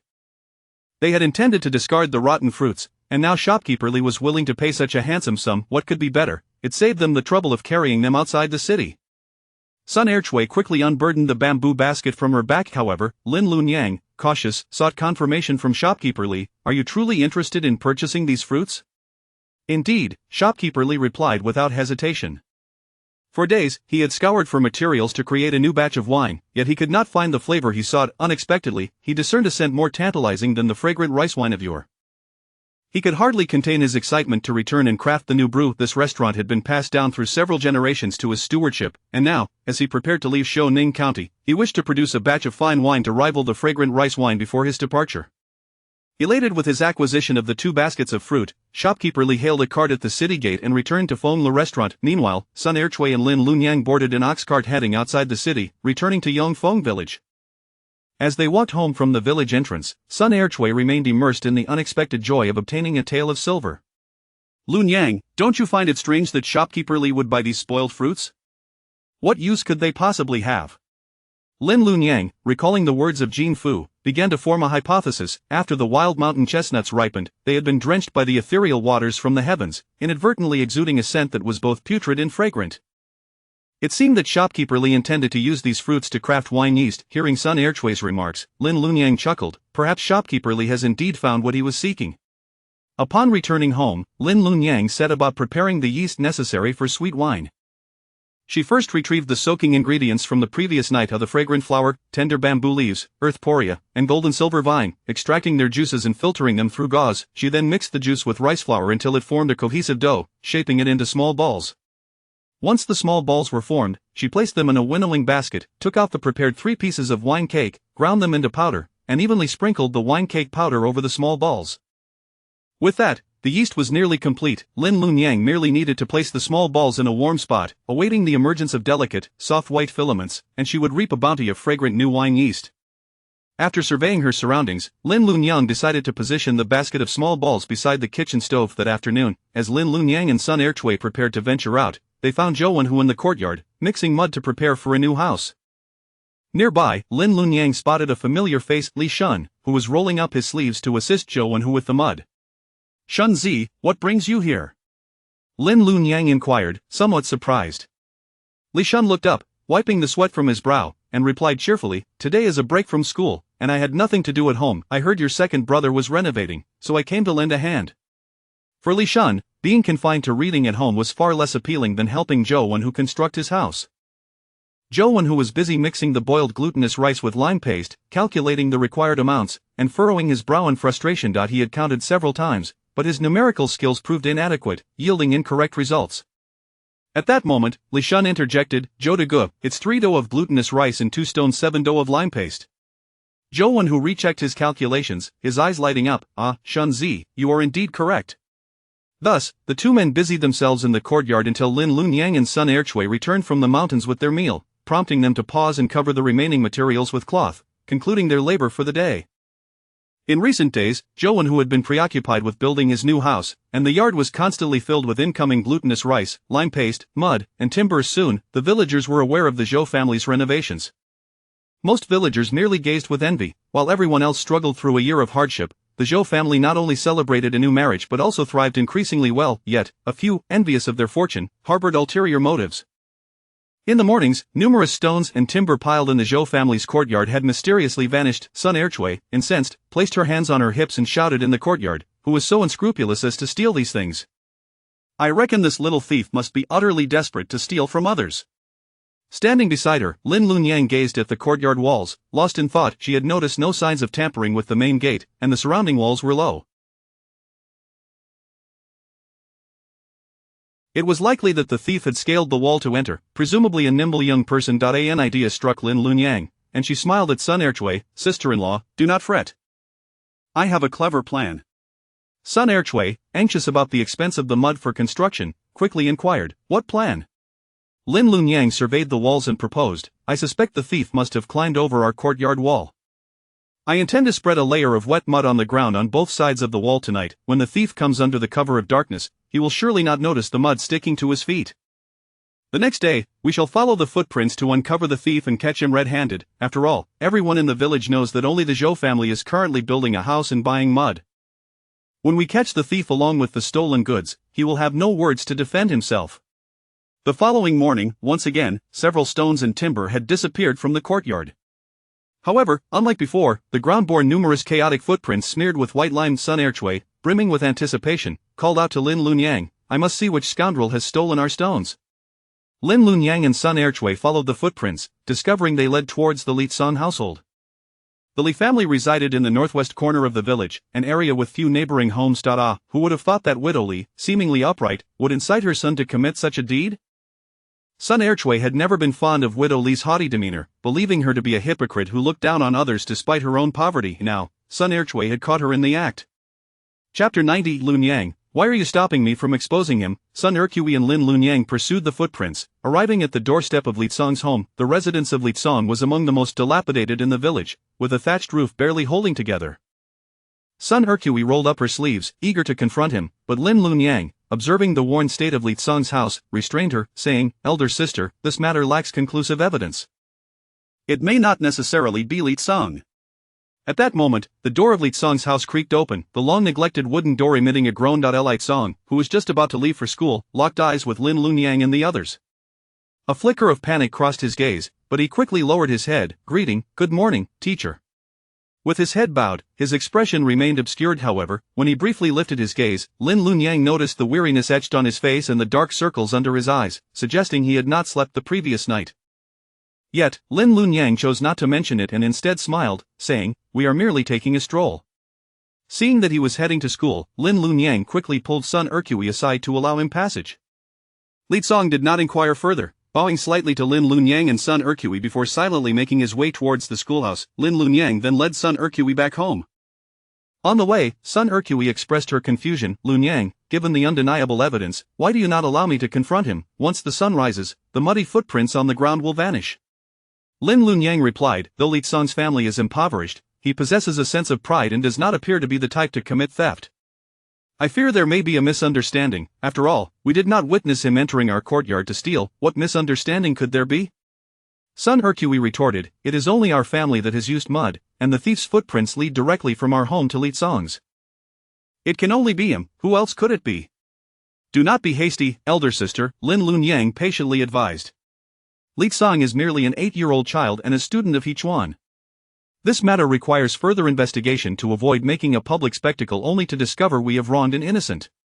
"Very well," Sun Erchui conceded, recognizing the merit in Lin Lunyang's reasoning. Upon returning home, Lin Lunyang did not accompany Sun Erchui to deliver goods but instead intercepted Zhou Wenhu, who was preparing to take Zhou Hechuan to school. "Elder brother, allow me to accompany Hechuan today." Zhou Wenhu, unsuspecting, yielded his place to Lin Lunyang. As Lin Lunyang pushed Zhou Hechuan towards the school, he pondered her unusual behavior that day. Is Lunyang concerned about the thief of the stones? When he noticed her slowing pace, he surmised correctly, is the thief among the students at the school? No. I cannot say for certain. Lin Lunyang hesitated. Last night, I applied wet mud near the wall, and this morning, I followed the footprints, which led me to Li Tsong's home. I do not know him well, but I do not believe he is the type to engage in petty theft. Lin Lunyang had only met Li Tsong a few times. The first was when Zhou Hechuan assessed him, and the second was when Li Tsang asked her whether Zhou Hechuan disliked him. Both encounters left a lasting impression on Lin Lunyang. She perceived Li Tsong as somewhat obstinate and competitive, yet she firmly believed he would disdain committing theft. Thus, even in light of the compelling evidence, she had prevented Sun Erchui from confronting him.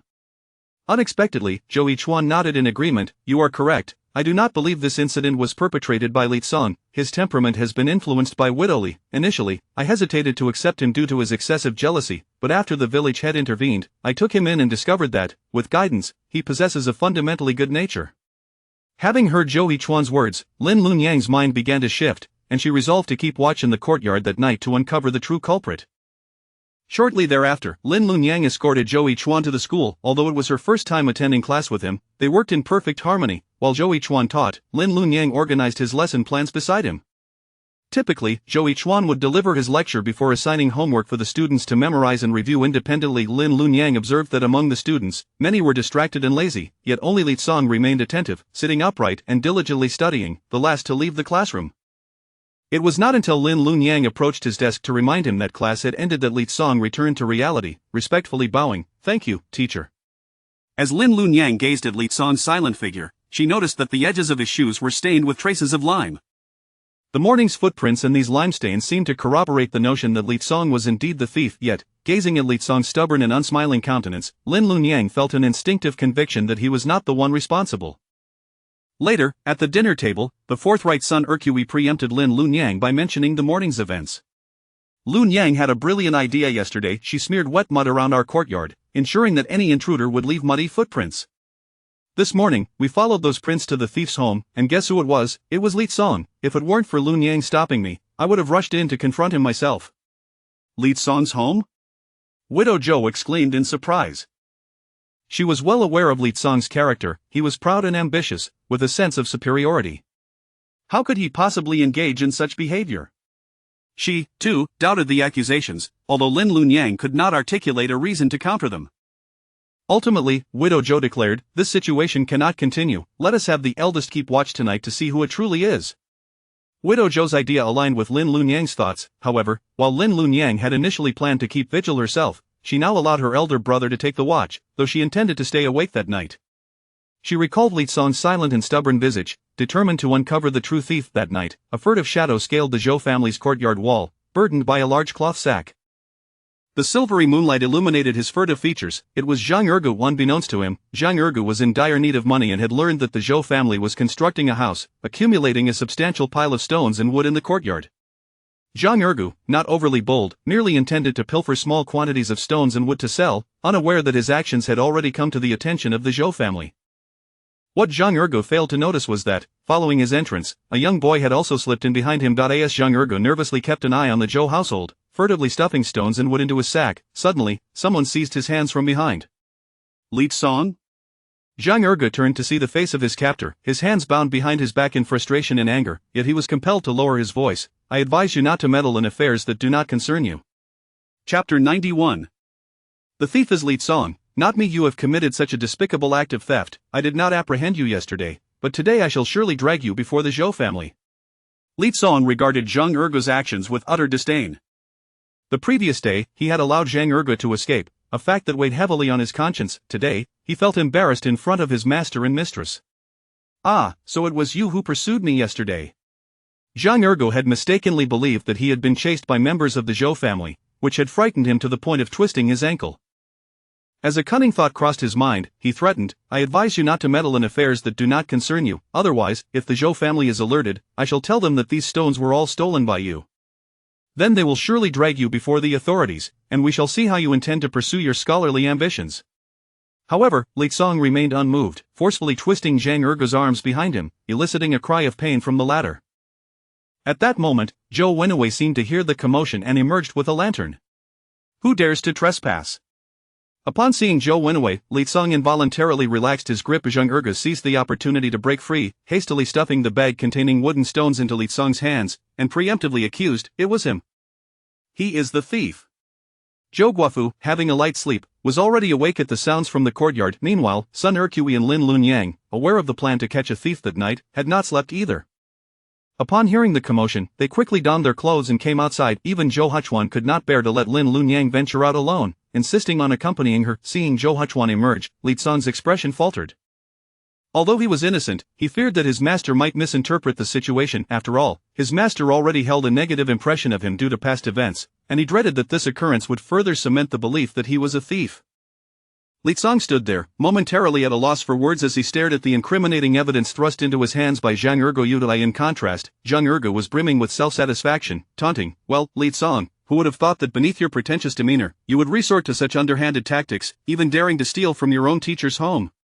It is well known that thievery is frowned upon by society, and with Zhou Huchuan as your master, this scandal could render you a pariah in the village." Having already sold the stolen goods, Zhang Ergu was confident that no evidence could be found at his house. Therefore, he was certain that there were no witnesses who could challenge him. Lin Lunyang, who had been observing the footprints on the ground with the lantern, had begun to confirm her suspicions. Hearing Zhang Ergu twist the truth, she became incensed and declared, "I have coated the area around this wall with fresh mud, you are the first to tread upon it, hence, you have left the deepest footprints, indicating that you were the first to enter. It is clear that you are the intruder," and Li Tsong followed closely behind. This reasoning aligned with Lin Lunyang's earlier conjecture, as the mud on Li Tsong's shoes indicated he had indeed entered the Zhou family's courtyard, albeit not extensively, suggesting there had been another before him. Thus, Lin Lunyang surmised that Li Tsong might not be the thief but rather someone who had pursued the real culprit. Li Tsong, inherently proud, found himself at a loss for how to defend against the slander, standing there dumbfounded and unable to articulate a response. However, upon witnessing Lin Lunyang firmly assert his innocence and come to his defense, he felt a surge of gratitude in his heart. With Lin Lunyang speaking on his behalf, Li Tsong began to articulate his defense. "Master and mistress, please bear witness.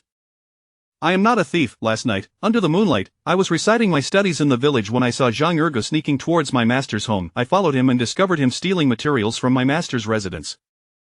I failed to catch him last night, and today I encountered him once more attempting to steal from my master, hence my intention to apprehend him and present him before my master." Despite his explanation, Zhang Ergu continued to deny the accusations, stubbornly insisting, "I have done no such thing. You cannot slander me without proof, you are all family, and Li Tsang is a student of Zhou Laoshi, your words cannot serve as evidence. I witnessed it with my own eyes, do you have anything to say?" Just then, the village head and Li Shan appeared at the entrance of the Zhou residence, leaving the others astonished, with the exception of Zhou Huchuan. Li Shan, standing beside the village head, was fuming. "I have seen it all, you trespassed into Zhou Ergu's home." It turned out that Li Shan had been assisting the Zhou family for days and was aware of the stolen materials. That evening, Zhou Huchuan had specifically asked Li Shan to bear witness, though he had not anticipated that Li Shan would bring his father along. The village head spoke sternly, "You have illegally entered someone's residence in the dead of night and committed theft. The evidence is irrefutable. I shall ensure you face severe consequences." Zhang Ergu was immediately thrown into a panic. Faced with so many witnesses, he could find no words to defend himself. Taking advantage of the situation, Zhou Wenwei and Li Shan bound his hands and led him to the village's ancestral hall, where he would await judgment at dawn. The village head turned to Zhou Huchuan, reassuring him, "Rest assured, Scholar Zhou, I will deliver justice for your family." Beside him, Li Shan sheepishly scratched his head. "Brother Zhou, I intended to slip out unnoticed tonight, but my father caught me, so I had no choice but to inform him. However, this way, we can ensure that the thief Zhang Ergu was dealt with appropriately." The following morning, the village head dispatched Li Shan to summon the villagers. The villagers, bewildered by the early summons to the ancestral hall, were greeted with the sight of Zhang Ergu bound and kneeling there. Zhang Pozi was the first to realize what her son had done. Upon seeing him tied up, she panicked and rushed forward to protect her son, pleading with the village head, "What are you doing? He is my only son, if something happens to him, I cannot go on living." The village head was unmoved by her entreaties and sternly replied, "If you have only one son, why did you not properly discipline him? He has not only trespassed into someone else's home but has also stolen their belongings. According to the laws of Daliang, theft exceeding 120 coins warrants execution." Upon hearing this, Zhang Pozi was instantly alarmed. She was aware that her son had been stealing stones from the Zhou family to sell. However, she was uncertain about the quantity he had stolen earlier. She had been pleased to see him return with a considerable sum of money, but now, with the truth unveiled, she was at a loss, collapsing to the ground as she pleaded with the village head, "Please forgive him. He is still young and does not understand the gravity of his actions." The village head replied, "Your pleas are futile. The victim is the Zhou family, and this is not his first offense.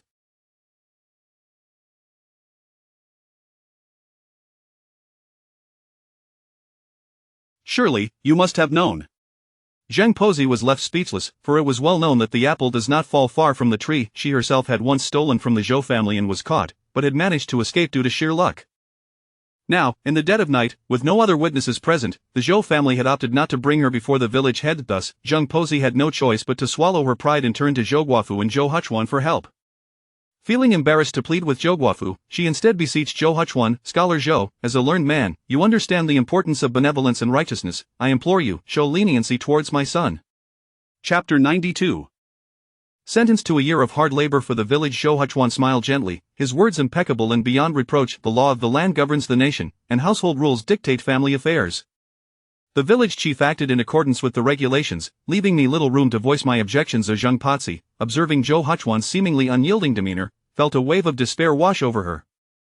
It appeared that even the most amiable Zhou Huchuan was intent on punishing her son. Unwilling to concede defeat, Zhang Patsi sought to entangle him further, only to be taken aback when Li Kangni, typically reserved and disdainful of disputes, unexpectedly erupted in fury, pointing an accusatory finger at Zhang Patsi. "You old hag, do you not know shame? Did you not hear the village chief? Your son was caught red-handed stealing from another's home. How dare you harass the Zhou family now? Have you forgotten to discipline that wretched son of yours?" Li Kangni was already aware of the events from the previous night and knew that her own son had narrowly avoided being wrongfully accused. The thought that her beloved son might have been unjustly blamed by Zhang Ergu ignited a fierce anger within her, obliterating any concern for her own dignity. 2 Matters had always been of utmost importance to her. Her son and his future now, both had nearly been tarnished by a petty thief, leaving Li Kangni in a state of dread. Before the crowd, Zhang Patsi found herself at a loss for words and nudged her husband beside her, urging him to speak. Embarrassed and anxious, Zhang Patsi's husband, being a meek man, could only implore the village chief in a hushed tone, "Please, chief, show some leniency." Though the village chief's demeanor towards him was not as severe as that towards Zhang Patsi, he remained unyielding. "I cannot make a decision unilaterally. The Zhou family has been wronged. You must first apologize to them and seek their forgiveness. Additionally, you are responsible for compensating the Zhou family for their losses." With no other options, Zhang Patsi lowered her head and addressed the widow Zhou. "Sister Zhou, I sincerely apologize for what has transpired. I am willing to repay you every penny. Can you find it in your heart to spare my son?" The widow Zhou responded with a cold laugh. "Your words are amusing. Do you imply that I am intentionally making things difficult for your son? Was it not your son who trespassed into my courtyard to steal?" "Indeed, it was," Zhang Patsi conceded, forcing a smile for the sake of her child. "He is at fault. No, it is also my failure as a mother. We shall certainly compensate you. I will make him bow and admit his wrongdoing. After all, Ergu has grown up under your watch. Would you not show him mercy and spare him from going to court?" The laws of Dalian were stringent regarding theft. Should he be reported to the authorities, he would face a minimum of 50 strokes, a punishment that could leave him severely injured or even crippled. Zhang Patsi pleaded desperately, "Sister Zhou, as a mother yourself, you understand my plight. I have but this one son. If anything were to happen to him, how could I possibly carry on with my life?" Once proud and arrogant, Zhang Patsi now grovelled for her son's sake, a consequence of her excessive indulgence and leniency towards him. The widow Zhou, sensing the sincerity of Zhang Patsi's remorse and her mention of her son, felt a twinge of compassion but still turned away. The widow Zhou delegated the decision regarding this matter to her eldest and second sons. Zhou Wanhu, though the eldest, subconsciously looked to Zhou Huchuan for guidance, as he had always deferred to him in family matters. Yet, Zhou Huchuan paid no heed to Zhang Patsi. Instead, he smiled at the village chief and remarked, "We are all members of this village. Sending Zhang Ergu to face the law would surely damage our community spirit. However, if we let him off lightly, it may set a poor precedent and corrupt the village's moral fabric." The village chief pondered for a moment. Unfazed by the scrutiny, Zhou Huchuan continued, "Firstly, Zhang Ergu must compensate for the losses incurred through his theft, at double the amount. This is but a given." Zhang Patsi eagerly nodded, her eyes alight with hope, believing Zhou Huchuan was inclined to be lenient with her son.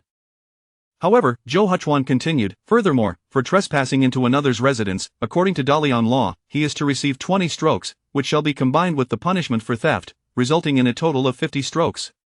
Zhang Patsi collapsed to the ground, hastily turning to the village chief. "Chief, this cannot be.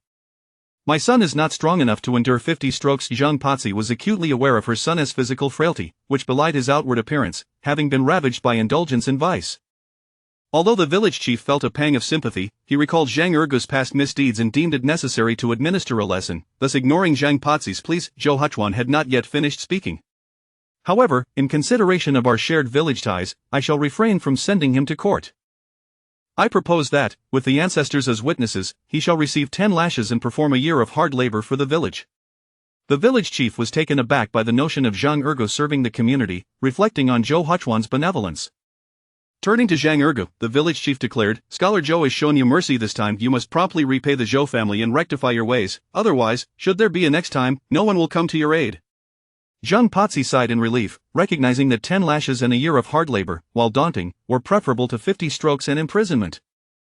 Moreover, there remained room for negotiation regarding the labor. With a resolution reached, the villagers began to disperse, discussing the incident as they left. It had been a long time since such a spectacle had occurred in the village, and it was likely that Zhang Ergu would soon become a topic of jest among the residents.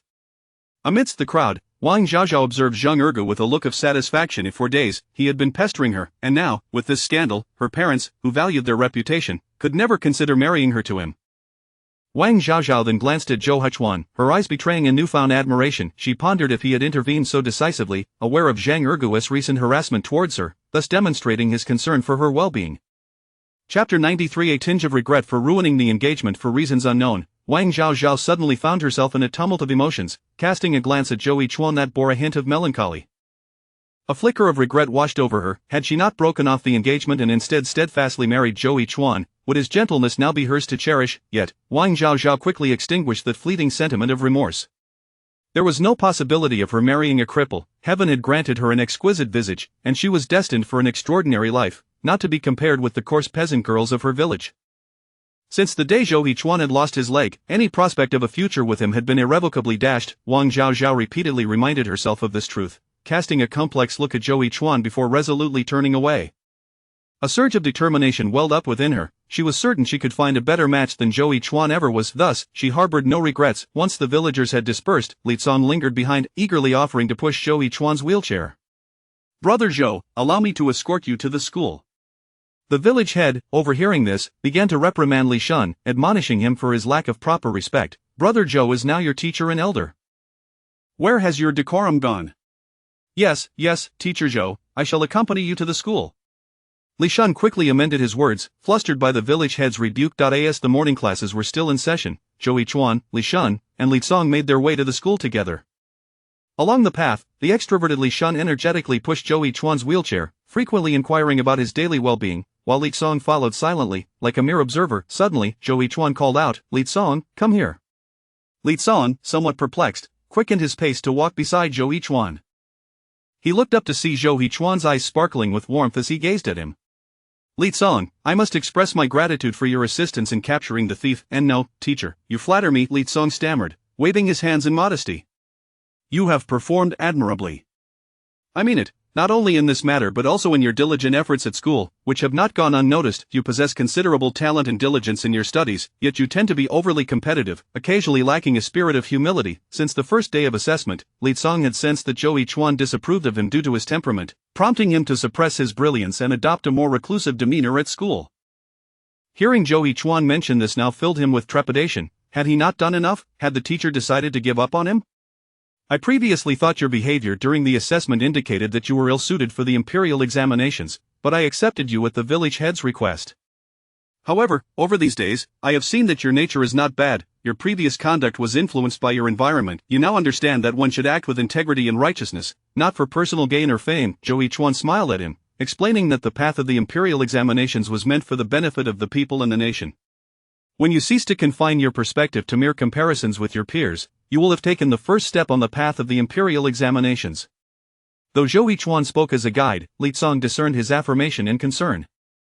For reasons unknown, Li Cong felt his eyes grow misty. No one had ever acknowledged his efforts throughout his life. In an instant, he found the path ahead clearer than ever before. Previously, he had only known that he needed to study because his mother wished for him to do so. He believed that only by achieving academic success would his mother smile upon him. Yet now, as he observed Zhou Huchuan's composed demeanor amidst trials, he seemed to grasp a deeper understanding. He aspired to become a person like his teacher, realizing that studying and achieving academic accolades were meant to serve the welfare of the populace, not for personal gain. Meanwhile, the matters at the ancestral hall had concluded, while Lin Lunyang and Sun Erchui were still en route to deliver goods to the Feng Le restaurant. Throughout their journey, Sun Erchui appeared somewhat distracted. Unable to attend the ancestral hall to witness how the village head dealt with Zhang Ergo, she was deeply concerned about the outcome of that affair.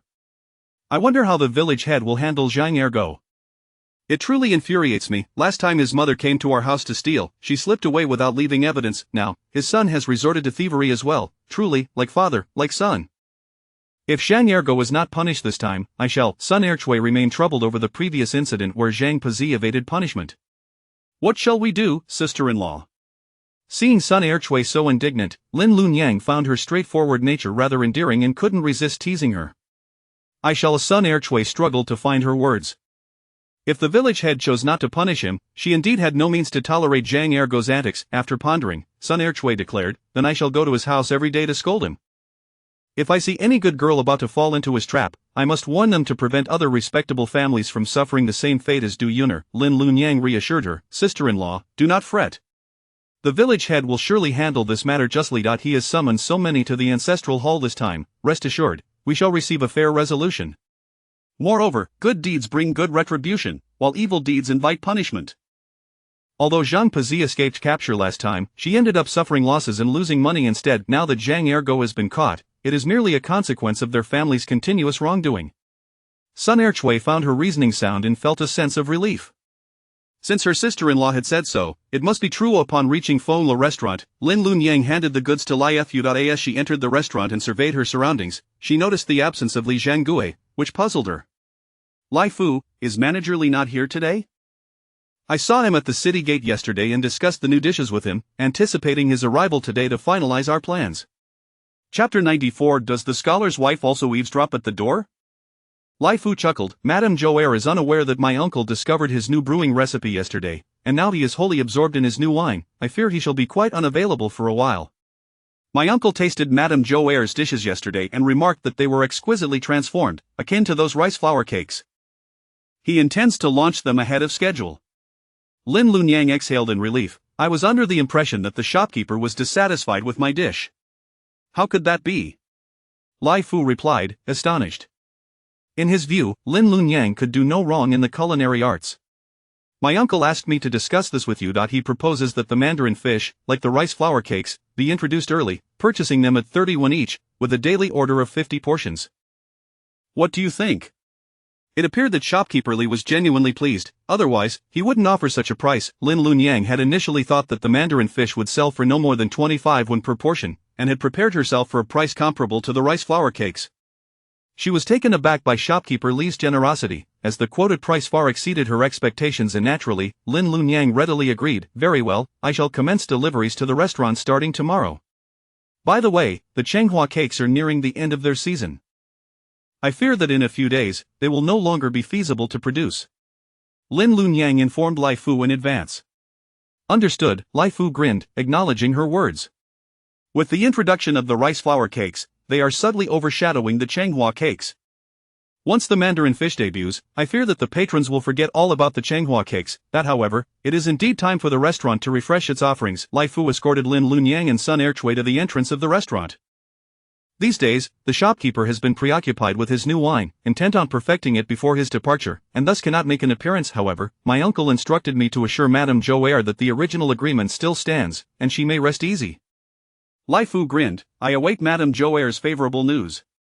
Working daily at the restaurant, Lai Fu observed the bustling business and had a hunch that the new proprietor would likely be Lin Lunyang. Through his recent interactions with her, he recognized Lin Lunyang as a reliable individual, and he felt joy that his uncle had found such a new owner for the restaurant. On the way home, Sun Erchui had gleaned from Lai Fu's remarks that the shopkeeper seemed quite pleased with her sister-in-law's new dishes. However, the two of them had been so busy preparing the rice flour cakes that they were nearly overwhelmed, and now with the addition of the mandarin fish. Sun Erchui couldn't help but express her concerns. Lunyang, although the Chenghua cakes are nearing completion, I fear that with both the rice flour cakes and the mandarin fish, we may struggle to manage everything in the mornings. Lin Lunyang had also considered this and articulated her plan. I intend to hire someone to assist us at home. It seemed that her sister-in-law had a candidate in mind. Sun Erchui was somewhat inclined to summon her relatives for assistance. What do you think of Du Yuner? But Du Yuner is an outsider. What if she harbors ulterior motives and seeks to pilfer our recipes? Sun Erchui instinctively hesitated. In her mind, her sister-in-law's new dishes were a potential windfall, and she questioned why an outsider should partake in their profit. Outsiders may be preferable. They say that even blood relatives keep accounts clear. We can pay Du Yuner for minor tasks, and I fear not her stealing our secrets. It's only among relatives that one might worry about the emotional ties leading to the disclosure of recipes. Lin Lunyang perceived Sun Erchui's reservations but chose not to confront them directly, instead appealing to reason. At present, it is still on a small scale. However, should we truly take over the restaurant in the future, we will likely require more staff, and at that time, we shall need to identify trustworthy individuals. Lin Lunyang's words were not definitive, leaving Sun Erchui with a glimmer of hope. Very well, sister-in-law, I shall defer to your judgment. Sun Erchui reflected that Lin Lunyang's reasoning was not without merit. Her own relatives were not the most accommodating individuals, summoning them could very well complicate matters. Moreover, given her sister-in-law's capabilities, it seemed almost certain that she would successfully manage the restaurant, necessitating the hiring of external help. As for Du Yunair, being distanced from home, she was not particularly close to her elder brother and sister-in-law. Lin Lunyang had shown her kindness, and it was likely that she would dedicate herself to assisting them. That evening, Lin Lunyang visited the Du household to discuss the possibility of hiring Du Yunair. At that time, the villagers had just finished their evening meals, doors were left ajar, children frolicked in the courtyards, and women exchanged pleasantries. Upon arriving at the Du family home, Lin Lunyang found the door open, yet the courtyard was eerily quiet. She knocked gently on the ajar door but received no response. Entering, she had yet to reach the interior door when she heard the harsh voice of Du Desa. A discarded woman like you, returned to your family, has no sense of shame, does you? Du Yunair's voice, however, was unexpectedly steady, tinged with a hint of resolve. My separation from Zhang Duxiong does not equate to abandonment, as you suggest, and the fault lies not with me. Du Desa was momentarily taken aback, her anger flaring. That does not change the fact that you are unwanted. A woman who has been married once, lingering in her family's home. I advise you to save your money and keep it for yourself. For the future, I shall not harbor a freeloader in my house. Although Du Desa did not explicitly voice her thoughts, her implications were clear. Once Du Tu passed away, she intended to cast Du Yunair out. Suddenly, Du Desa seemed to recollect something and shifted her tone, attempting to persuade Du Yunair. Why endure such hardship? You earn so little. A woman ought to rely on a man. I advise you to seek a suitable marriage. I have already identified a good match for you. Taking note of Du Yunair's relatively attractive appearance, Du Desa's mind raced with schemes. She had set her sights on a wealthy family in the county, who were in search of a sixth wife. Although Du Yunair had been married before, her looks were still commendable. Yet, as long as Du Tu lived, he would undoubtedly oppose such a union. Though Du Tu now lay bedridden and incapable of making decisions, he remained the nominal patriarch, and Du Desa could not bypass him to offer Du Yunair in marriage. However, once the mourning period concluded, she intended to ensure Du Yunair was wed off. Du Desa had always harbored disdain for Du Yunair, though she could not pinpoint the reason. Perhaps it was because Du Yunair, despite being a girl, was favored at home. When Du Desa first married into the family, she had resented the preferential treatment given to her sister-in-law, recalling her own dowry being less than that of her brothers, which left her feeling imbalanced. Now witnessing Du Yunair's plight brought her a sense of satisfaction. Even if you have married into the Du family, my father is also your father -- law. Do you fear divine retribution for speaking such words? Du Yunair gazed coolly at her callous sister-in-law, her eyes smoldering with barely concealed anger. You claim he is incapable, yet what of my father, who now lies bedridden? You presume he is beyond recovery, unabashedly revealing your true colors. In the past, when her father had been robust, Du Desa would never have dared to speak so boldly. Glancing at the hulking figure of Du Tu who now lay in a stupor, Du Desa felt a pang of guilt. Du Tu whose imposing stature and grim demeanor were enough to silence even the most unruly of children. Naturally, Du Desa held a certain respect for her father-in-law. Hearing Du Yunair's words reminded her of the shadows cast by their shared past under the same roof. Yet, reflecting on Du Tu's current state of helplessness, Du Desa straightened her back, coldly huffing at Du Yunair. I suggest you take care of yourself. Having gained no advantage in her exchange with Du Yunair, Du Desa begrudgingly pushed open the door, only to be met by the unexpected presence of Lin Lunyang at the threshold. Surprised to find a third party had overheard their conversation, Du Desa felt her face flush with embarrassment and remarked sarcastically, I never expected the scholar's wife would also indulge in eavesdropping. Chapter 95.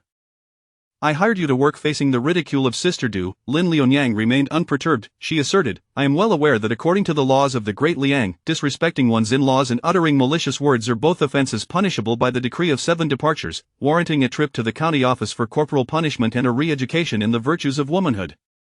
Whom are you trying to scare? Sister Du was but a paper tiger, her bravado flimsy. Having heard tales of Lin Lunyang's reputation, knowing that even the notoriously cantankerous Zhang Pozi had suffered at her hands, she faltered at Lin's words and retreated in disarray. Lin Lunyang, uninterested in expending further energy on Sister Du, entered the room and cast a concerned glance at Du Yunair. How are you faring? I am fine, replied Du Yunair, her expression serene. It is merely the same old words. I have grown weary of listening to them. Her calm demeanor belied the countless harsh words she had endured to cultivate such indifference. Observing Lin Lunyang, Du Yunair felt a twinge of guilt. I have dragged you into this. You too have had to bear the brunt of my sister-in-law's scorn. Lin Lunyang shook her head and noted the figure of Du Tuo on the bed. His pallor was ashen, and his breath appeared to be fading. The only person attending to him was Du Yuner. Lin Liunyang's ire began to simmer. "Where is your brother?"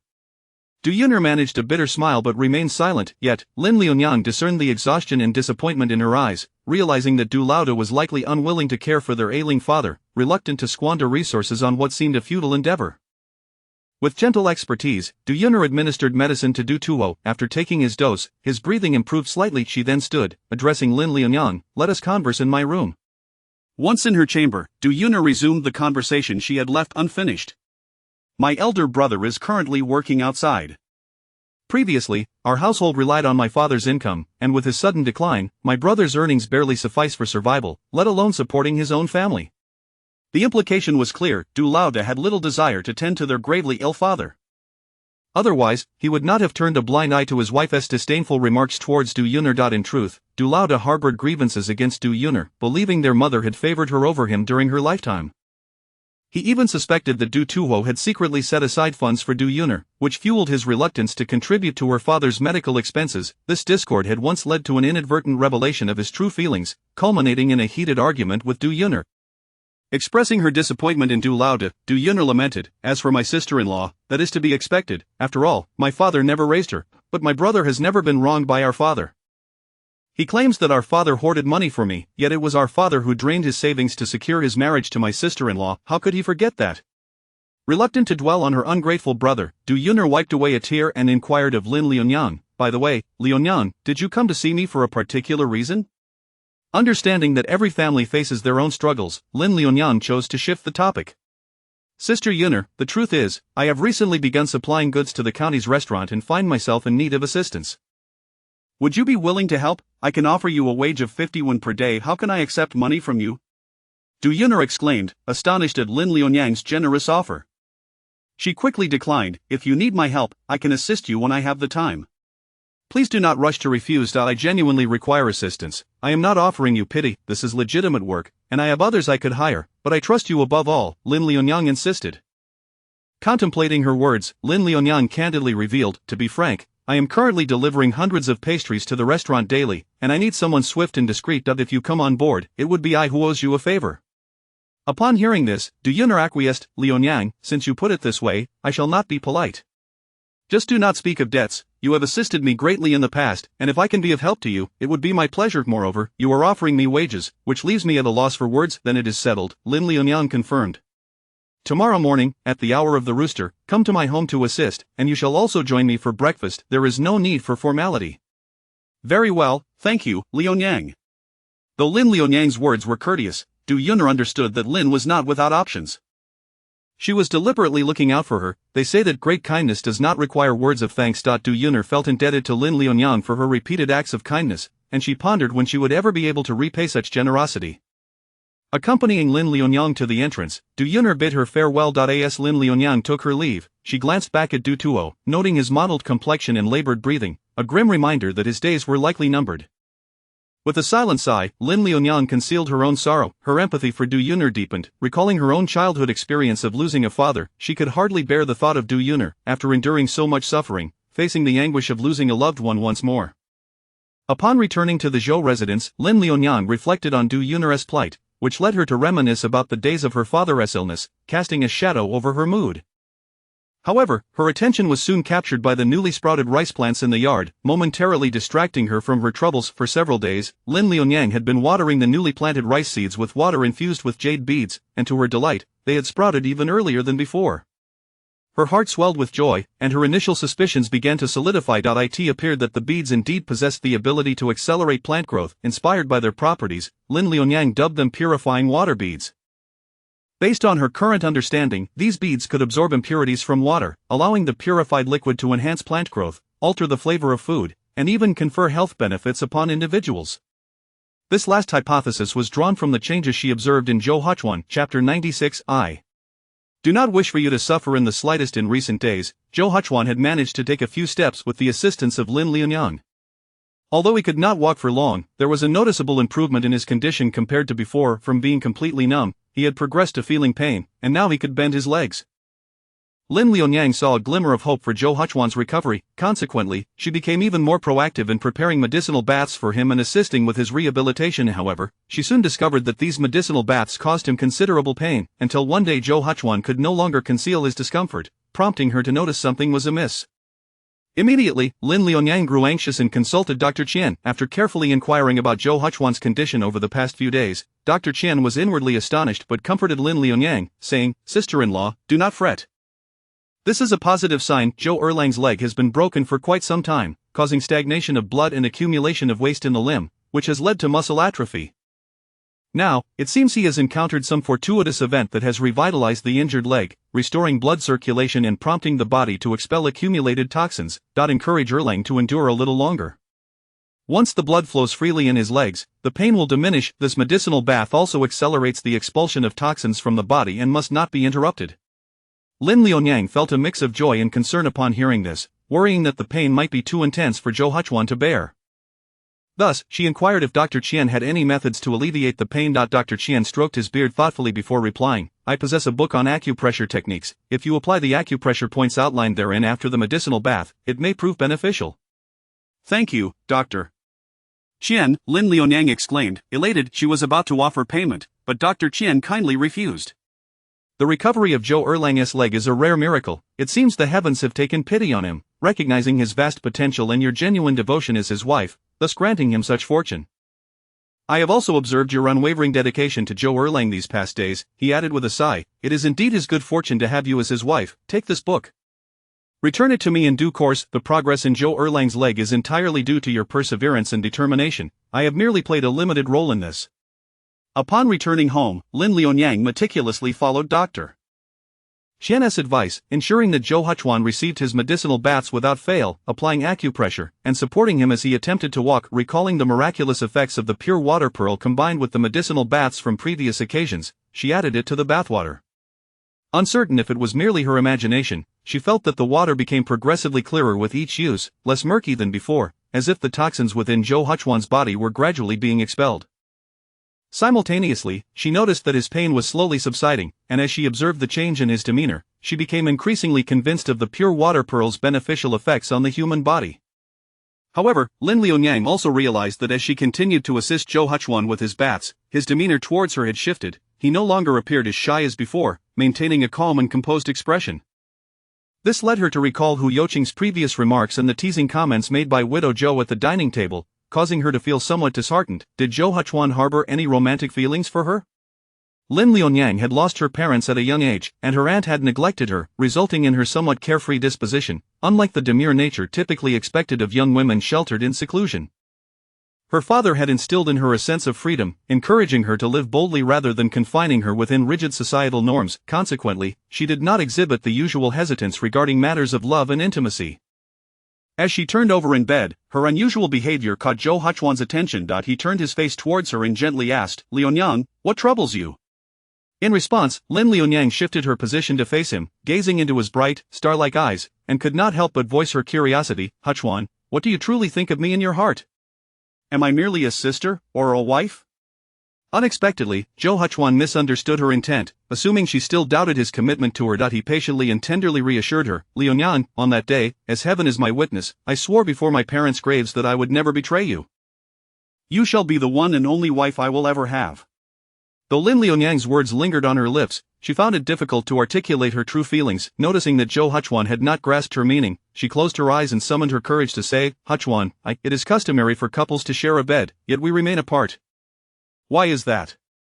Worry began to cloud her gaze as she looked at Zhou Huchuan, who, perceiving the sincerity in her eyes, she believed would not stoop to deceit. Could it be true, as Hu Youqing suggested, that his injury had also affected that aspect of their relationship? Having recently studied medical texts, Lin Lianyang understood that young men in their adolescence are often filled with vigor. If Zhou Huchuan had feelings for her, why would he hesitate to share a bed? Lin Lianyang, convinced of her perceptive insights, overlooked Zhou Huchuan's sensitivity as a man regarding such matters. Suddenly, she sensed a shift in his gaze, which transformed from gentle to dangerously intense, his usually soft eyes turning deep and shadowy, akin to an unfathomable lake or a predator fixating on its prey.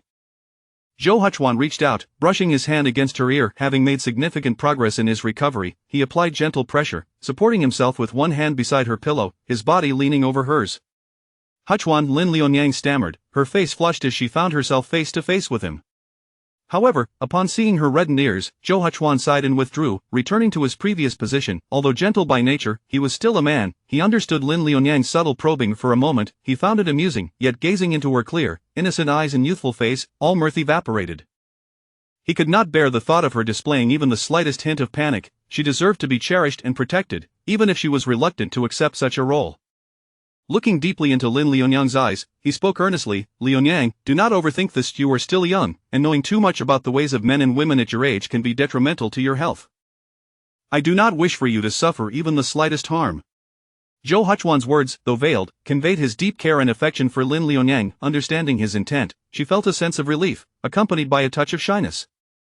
In matters of love and intimacy, it is often said that a wife should prioritize her husband, and it is rare for a husband to consider his wife's feelings. As Zhou Huchuan's thoughtfulness filled Lin Liunyang's heart, and she realized, unbeknownst to her, that she had finally found someone who held her dear, aside from her father.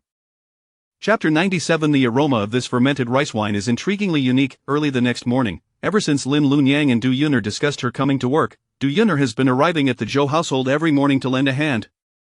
Du Yun'er is not lacking in intelligence and is quite nimble with her hands, quickly becoming adept at the tasks, even surpassing Sun Erchui in speed. With Du Yun'er's assistance, the morning work has become significantly less hectic. In fact, Lin Liunyang found herself with extra time today to prepare sweet fermented rice wine. The fermentation starter had been prepared in advance, and today was the perfect time to begin the process. Lin Liunyang opened the seal jar to reveal neatly arranged white fluff balls inside. The small fermented rice balls, previously rolled, had completed their fermentation, sprouting delicate, soft mycelium, emitting a faint herbal aroma. Lin Liunyang placed the washed glutinous rice in the steamer, and after steaming for 15 minutes, the fragrant, soft, and sticky aroma filled the air. She took it out to cool and then rinsed the cooked glutinous rice with cold water, separating the grains. At this moment, Lin Liunyang took out the prepared fermentation balls, crumbled them, and mixed them into the glutinous rice, placing it back into the steamer. This time, however, she did not ignite the fire. Instead, she let it sit in the warm steamer for a day. By the following morning, a clear liquid would seep over the glutinous rice, indicating the sweet fermented rice wine base was ready. Du Yun'er, feeling curious, asked, "Six Nyang, are you making rice wine?" She couldn't help but sniff the air, puzzled by the distinctly unique aroma of the fermented rice wine. Lin Liunyang smiled and replied, "You shall find out tomorrow. I will serve you a bowl then." However, Du Yun'er misunderstood Lin Liunyang's intention. Over the past few days, she had come to realize that Lin Liunyang was preparing these items for sale, and she knew that recipes were often best kept secret. Having inadvertently asked, she noticed that although Lin Liunyang appeared indifferent, she resolved to be more cautious with her words from now on, not wanting to betray Lin Liunyang's trust. If her words were to fall into the hands of someone with ulterior motives, she would have no face to confront Lin Liunyang again. By the break of dawn the next day, Lin Liunyang retrieved the well-fermented sweet rice wine base from the steamer and placed it into a pot. With the fire set to low, she added 2 or 3 eggs and some red dates along with rock sugar to simmer together. Once the sweetness masked the fermented alcohol scent, she extinguished the fire and let it simmer for a while longer before serving it into bowls.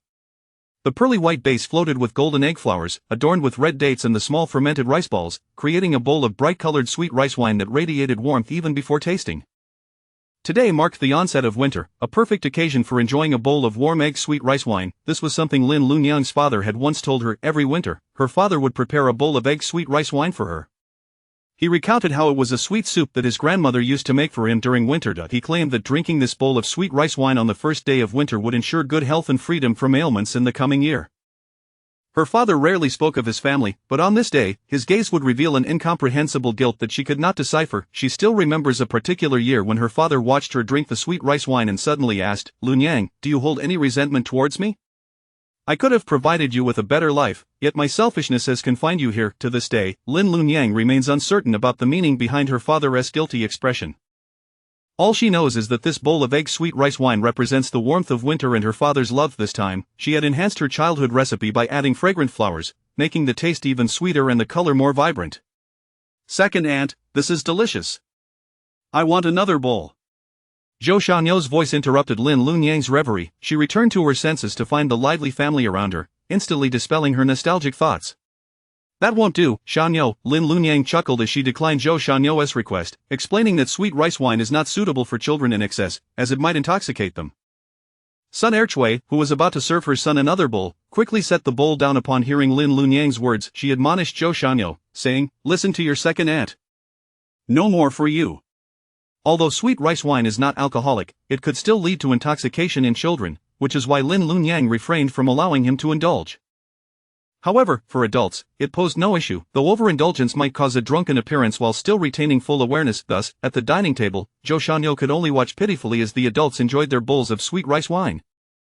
With his round little head, plump body, and chubby hands cradling his round face, his forlorn gaze drew smiles from Du Yuner. For the past few days, Du Yuner had been burdened with worries over her father's illness, her elder brother's harshness, and her sister-in-law's cruelty. Yet, since coming to the Zhou household, the atmosphere of harmony had unknowingly eased her mindset considerably. Initially, Du Yuner had hesitated to join the family for breakfast, claiming she had already eaten, only to be seen through by Lin Lunyang, who insisted she sit and eat. As time passed, Du Yuner found herself reluctant to refuse, primarily due to Lin Lunyang's exceptional culinary skills. It was no wonder Lunyang could supply the county's restaurants. As Du Yuner savored the warm, sweet rice wine, she felt a warmth returning to her heart, which had been chilled by her elder brother and sister-in-law's harshness. The gratitude she felt towards Lin Lunyang deepened, and she put forth her utmost effort in her work. Since freshly made sweet rice wine cannot be stored for long, Lin Lunyang pondered and decided to deliver a large bowl to their neighbor, the Li family. In Yongfeng village, the Li surname is the most common, with many families bearing that name. Lin Lunyang had previously met the Li family's matriarch when she delivered meat soup, and they had maintained a friendly rapport. The Li matriarch was warm and straightforward. Upon realizing Lin Lunyang was a new bride in Yongfeng village, she often offered her valuable advice and had even gifted her fresh vegetables on a previous occasion. Thus, without much thought, Lin Lunyang carried the sweet rice wine and knocked on the door of the Li household. "Oh, Sister Lunyang." The Li matriarch opened the door, and upon seeing the sweet rice wine Lin Lunyang was carrying, she gleefully accepted it from her hands. "I feel truly embarrassed for having received so many delightful treats from you, Sister Lunyang." The Li matriarch was well aware of Lin Lunyang's culinary prowess, yet each time she brought food, it seemed even more tempting. Gazing at the golden egg sweet rice wine and inhaling the sweet aroma mingled with floral notes, the Li matriarch felt her appetite stirring. "Please, no need for such modesty." After exchanging pleasantries with the Li matriarch, Lin Lunyang, mindful of her time constraints as she needed to deliver goods to the town, bid her farewell and departed. Chapter 98. I seemed to have met this sister before. After returning from Sister Li's house, Lin Lianyang, along with Sun Ercui and the recently joined Du Yuner, set off for the city to deliver goods. However, just after completing their delivery that day, Lin Lianyang was unexpectedly intercepted by Hu Yuqing. At the entrance of Fengla restaurant, Lin Lianyang greeted her sister-in-law, saying, "Sister-in-law, you and Yuner can head back first. I will return shortly." "All right." Sun Ercui waved her hand at Lin Lianyang, observing the familiar demeanor between her sister-in-law and Miss Hu. Her thoughts began to shift. Initially, she believed that having a connection with a wealthy young lady would be beneficial for the Zhou family. However, as she spent more time with Lin Lianyang, she grew fond of her and now hoped that Lin Lianyang would have a friend with whom she could truly connect. After all, her younger sister-in-law was still quite young, having been sold to the Zhou family. She could only imagine that her previous life was not pleasant. Sun Ercui felt a pang of sympathy for her, wishing for her to have peers with whom she could converse. Meanwhile, Hu Yuqing took Lin Lianyang to the same tea house as before, where the waiter led them to a secluded private room on the second floor. As soon as they sat down, Hu Yuqing could not help but complain, "Lianyang, you have no idea. My stepmother is constantly scheming to marry me off, and this time I don't know which unsuitable match she will introduce to me. Last time, there was that Zhang San, who had 3 deceased wives and 4 children left behind, suggesting I become his concubine. How could she even say that? And then there was Li Si, who had never married before, but when I inquired, I discovered he was feeble-minded and repugnant in appearance." Having exhausted her grievances, Hu Yuqing took a sip of her tea and continued, "My father is no fool. How could he possibly allow me to marry into such a family? Yet he turns a blind eye to my stepmother's antics, all for the sake of Hu Si." It seemed that Hu Yuqing's stepmother was indeed a source of distress, knowing her husband would never agree to the suitors she presented, yet she persistently introduced them to Hu Yuqing, clearly intent on vexing her. "Enough about her. Discussing my stepmother only frustrates me." Hu Yuqing suddenly perked up, asking Lin Lianyang, "Lianyang, is it true that the owner of Fengla restaurant is planning to sell it to you?" Lin Lianyang was taken aback. "How do you know about this?" "Nothing has been finalized yet, the owner hasn't made a final decision." Hu Yuqing chuckled mysteriously. I would say it's nearly certain, you are destined to become the new proprietor of Fengla restaurant. I have my ways of obtaining information, you may not know this, but others have inquired about the price of Fengla restaurant, and the owner claimed it already had a buyer. I could easily guess it was you, Hu Yuqing spoke with unshakable confidence. The 2 new dishes recently introduced at Fengla restaurant were crafted by you, weren't they? They've truly taken the culinary world by storm. Initially, everyone believed that Changhua cake would merely enjoy a fleeting popularity, but who could have predicted there would be dishes even more sought after? I can only imagine how furious the owner of Yangla restaurant must be right now. While Lin Liunian listened to Hu Yuqing extol the unparalleled success of Fengla restaurant in recent days, a sense of unease settled in her heart. You may be overestimating me, Yuqing. The county is filled with talented chefs. What do my skills amount to? Hu Yuqing, displeased by Lin Liunyang's modesty, retorted, I stand by my words. I've seen the restaurants and taverns in Xiuxian County for years, yet none have showcased such creativity. The moment you arrived, Fengla restaurant was revitalized and gained tremendous renown. I foresee Yangla restaurant closing its doors for good. Hu Yuqing had long harbored disdain for Yangla restaurant's petty behavior. As a fellow businessperson, she found their unscrupulous competitive tactics utterly contemptible. At that moment, Lin Liunyang suddenly noticed a furtive shadow lurking outside the curtain. Who is it? She inquired, her keen senses alert. Hu Yuqing followed her gaze and, being battle-hardened and experienced, immediately began to speculate. Without hesitation, Hu Yuqing rose and pulled back the curtain, catching the eavesdropper in the act. The intruder hastily attempted to flee down the stairs of the tea house. Hu Yuqing quickly pursued, but the nimble eavesdropper darted out of the tea house entrance in a flash. In her haste, Hu Yuqing collided with another person at the entrance, but she paid no mind to the unfortunate individual, chasing after the suspect only to find that they had vanished into the crowd outside.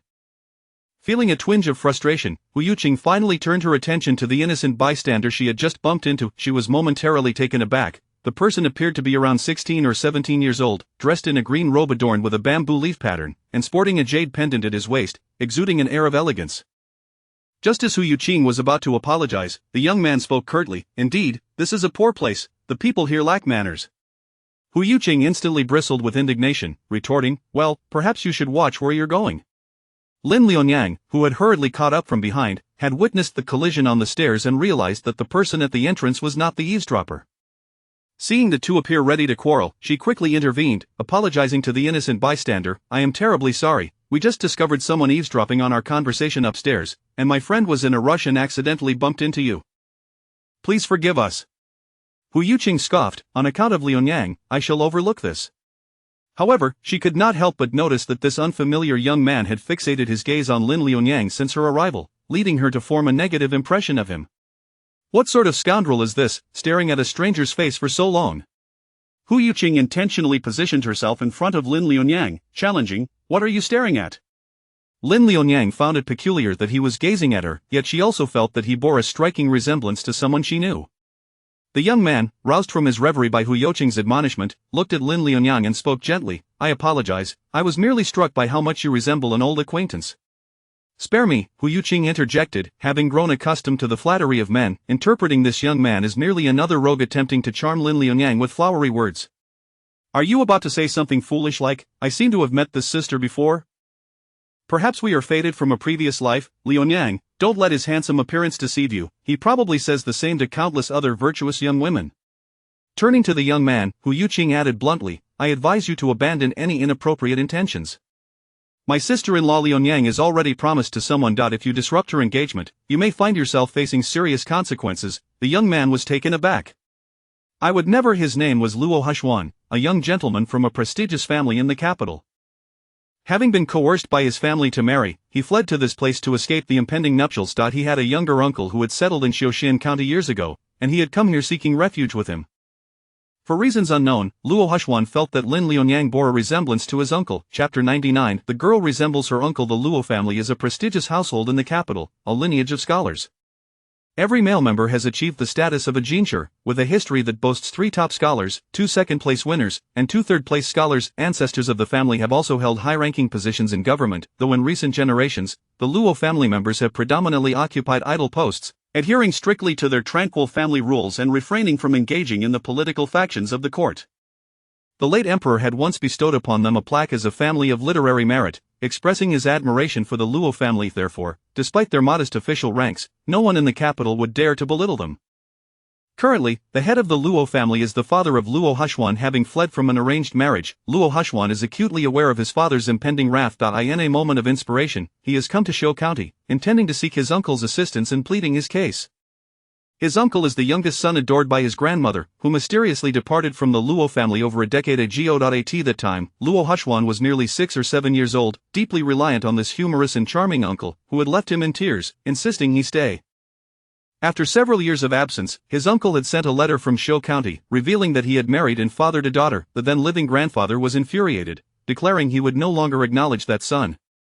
However, as the years passed, with the grandfather's demise, the grandmother grew increasingly concerned for her absent youngest son. Luo Hushwan hopes that if he can bring his uncle back, his grandmother's protection will deter his father from punishing him. Luo Hushwan's plans are quickly dashed upon arriving in Zhou County, as he realizes the vastness of the area makes locating his uncle a daunting task. Furthermore, the county is nothing like the idyllic portrayal in his uncle's letter. It is considerably less developed compared to the capital, causing him to yearn to leave immediately. Unfortunately, he has yet to uncover any news about his uncle. Instead, he encounters a spirited young woman, entirely devoid of the gentle restraint typical of capital ladies. When he overhears Hu Yuqing mistakenly accusing him of harboring improper intentions towards Lin Lianyang, he hastily waves his hands, a look of alarm crossing his face. How could he possibly have feelings for a girl who bears a resemblance to his uncle? At that moment, Lin Lianyang steps in to mediate, suggesting to Yuqing that she may have misconstrued the situation, as Luo Hushwan's countenance appears forthright, far from that of a libertine. This compliment from the young woman who resembles his uncle brightens Luo Hushwan's expression considerably, akin to a peacock displaying its plumage. However, to Hu Yuqing, it seems as though he is preening. With a glare, she tugs Lin Lianyang away from the tea house in frustration. Luo Hushwan reaches out towards Lin Lianyang's retreating figure, but the two young women swiftly vanish into the bustling crowd. Disheartened, he lowers his hand, having intended to inquire whether the girl resembling his uncle might know him. Given her age, she could very well be of similar years to his uncle's daughter. Yet, Luo Hushwan quickly dismisses the thought. His uncle would never allow his daughter to marry so young. Moreover, his uncle's letter indicated he resided in a remote village, not in the county seat. It must merely be a coincidence. Meanwhile, as Hu Yuqing drags Lin Lianyang away, still agitated, she remarks, though that fellow possesses an admirable appearance, his conduct is utterly debauched. I dare say most men in this world are of such ilk. Lin Lianyang reflects on the man's visage, uncertain if her imagination has run wild, yet she cannot shake the peculiar feeling that he bore some resemblance to her father. Amused by her own fanciful thoughts, she considers how the gentleman was dressed in fine attire, clearly not of local origin, but rather a wealthy scion from elsewhere. How could her father possibly be connected to such a man? Unaware of Lin Lianyang's distraction, Hu Yuqing, noticing the time, expresses her gratitude. Thank you for accompanying me today. We encountered a sneaky eavesdropper and a libertine, which dampened our spirits. I truly apologize for that. Next time, I shall find a more agreeable venue to treat you to tea. After bidding farewell to Hu Yuqing, Lin Lianyang returns home, partaking in a meal before preparing the ingredients for the deliveries scheduled for the following day. With the season for Changhua fruit now over, they need not venture into the mountains that afternoon. Instead, they clean the ingredients and concoct the sauces required for the next day. Observing that she has a considerable quantity of the fragrant flour wine, Lin Lianyang decides to steam a large pot of glutinous rice to create a sweet rice soup base, intending to sell it at the village market the next morning. The village market differs from that of the county, occurring every 5 days and featuring a diverse array of goods in exchange for barter. Additionally, compared to the county market, the village's market is primarily a morning affair and is conveniently located near Yongfeng village. Early the next day, Lin Lianyang entrusts the deliveries to Sun Ercui and Du Yuner, while she and widow Zhou head to the market to sell the sweet rice soup. Du Yuner, surprised that Lin Lianyang has assigned the delivery task solely to her and Sun Ercui, hesitates, wanting to voice her thoughts but finding the words stuck in her throat. Go on, Yuner, I have faith in you, Lin Lianyang assures her with a confident glance. Initially, Lin Lianyang had invited Du Yuner out of sympathy, recognizing their shared hardships in childhood and wishing to lend a helping hand. However, having witnessed Du Yuner's efficiency and discretion over the past few days, Lin Lianyang sees her as a reliable assistant, contemplating the necessity of hiring help in the future. If Du Yuner could remain as a long-term aide, it would be advantageous. On their way to the market, widow Zhou comments on this matter, stating, I find that Du Yuner is quite commendable. Though young, she possesses a remarkable composure and speaks little. It's rare to see someone maintain their character despite past hardships. I believe you could keep her on to assist you in the future. Although widow Zhou is unaware of the progress of Lin Lianyang's agreement with Manager Li, she subconsciously feels that Lin Lianyang's takeover of the Fengla restaurant is nearly assured and has begun to contemplate staffing for the restaurant. With increasing responsibilities, Lin Liunyang cannot manage everything single-handedly. Delegating tasks, such as sending Du Yuner and the eldest daughter-in-law to handle deliveries, demonstrates her growth. After all, one person cannot possibly do everything. Otherwise, she would surely exhaust herself. When Lin Liunyang mentions allowing Du Yuner and Sun Erqui to manage the deliveries, Sun Erqui reveals a hint of reluctance, perhaps feeling slighted that Lin Liunyang trusts Du Yuner, who has only recently joined. Does this not imply that Lin Liunyang views their standings as equal in her eyes? Jealousy begins to stir within Sun Erqui. Upon arriving at the morning market, Lin Liunyang encounters numerous vendors selling breakfast items, from congee to steamed buns. Among the array of stalls, her sweet rice soup stands out as a rarity, drawing a considerable audience. Many women with children are present, seeking breakfast for their little ones. However, upon hearing Lin Liunyang introduce the sweet rice soup, the mothers hesitate to let their children consume anything alcoholic, even after Lin Liunyang reassures them that it contains no genuine alcohol, merely a sweet broth. The women remain reluctant to purchase it for their children. Chapter 100. There is wine here. How can you let your child drink it? Due to the presence of numerous women and children at the market, many inquiries were made, yet not a single person purchased anything. Widow Zhou was the first to console Lin Liunyang, saying, "Liunyang, fret not, if we cannot sell it, we shall keep it for ourselves. Those people simply do not appreciate the finer things." With that, Widow Zhou poured herself a bowl and drank it down, also filling a bowl for Lin Liunyang to warm her hands, chilled by the biting wind. At that moment, a familiar face approached their stall. Liunyang? The wife of the Li family, leading her little daughter, came over, drawn by the familiar aroma of sweet wine. What a delightful surprise to stumble upon you. Please serve me 2 bowls, Liunyang. How much do you sell this sweet wine for? The Li family wife glanced down at her daughter. Zhao, this is the aunt who brought you sweet wine yesterday. You mentioned wanting more, and look, you can have some today. Are you not overjoyed? It turned out that the Li family wife had been seeking Lin Liunyang, as her daughter, Zhao, had developed a particular fondness for the sweet wine, a rare enthusiasm from her typically picky palate. 6 won per bowl, Lin Liunyang replied, scooping 2 bowls and handing them to the wife.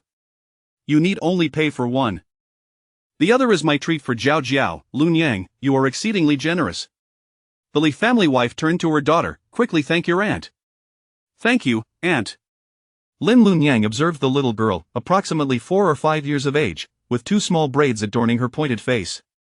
She appeared smaller than her peers, her round, black eyes timidly gazing at her, evoking a sense of affection. Unable to resist, Lin Liunyang gently touched Zhao's braids, to which the girl responded shyly, taking delicate bites of her treat.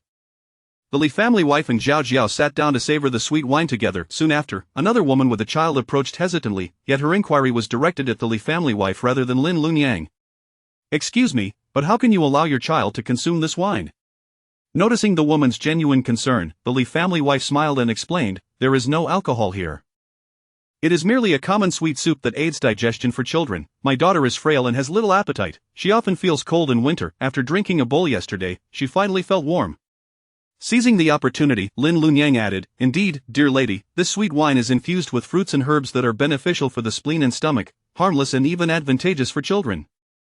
Its sweetness is delightful, and as long as they do not overindulge, they shall not become intoxicated. Very well, then, I shall have 2 bowls as well, the woman said, swayed by Lin Liunyang's words. Seeing Zhao happily finishing a large bowl, she decided to purchase 2 for herself. After tasting a spoonful and confirming the absence of alcohol, she handed the second bowl to her child. The arrival of the Li family wife and this woman significantly boosted Lin Liunyang's business, attracting more customers. Curiously, most buyers were initially purchasing for their children, yet after tasting, the women found themselves enamored with the sweet wine's flavor, some even requesting an additional bowl. As the crowd grew, the Li family wife stayed to assist Lin Liunyang in serving and collecting payments. By the time Lin Liunyang had sold all her sweet wine, it was just the right moment to return to Yongfeng village. On the way back, the Li family wife remarked, Liunyang, your culinary skills are truly exceptional for someone from the countryside. You could easily work in a city restaurant. Being an open-hearted person, she felt no jealousy seeing Lin Liunyang's success, but rather offered sincere praise. Lin Liunyang smiled in response, if you enjoy it, I shall be sure to bring you some of my future creations. That would be splendid. Upon returning home, Lin Liunyang counted the remaining wine yeast balls in the kitchen. Today's sweet wine had sold remarkably well, inspiring her to prepare more for her next market visit. She realized that the sweet wine was particularly favored by women and children, likely due to the rarity of sweet treats in the countryside. Its sweetness was delightful yet not cloying, refreshing and palatable. Lin Liunyang harbored a profound passion for culinary arts, aspiring to share these delightful morsels with her neighbors in the countryside. In addition to sweet wine, she also planned to create dried fruits from flowers and fruits like the pai chai flower, which would be easy to preserve and carry. She intended to first sell them at the village market, gathering feedback for improvements, with the future goal of serving them as snacks before and after meals at the Fingla restaurant.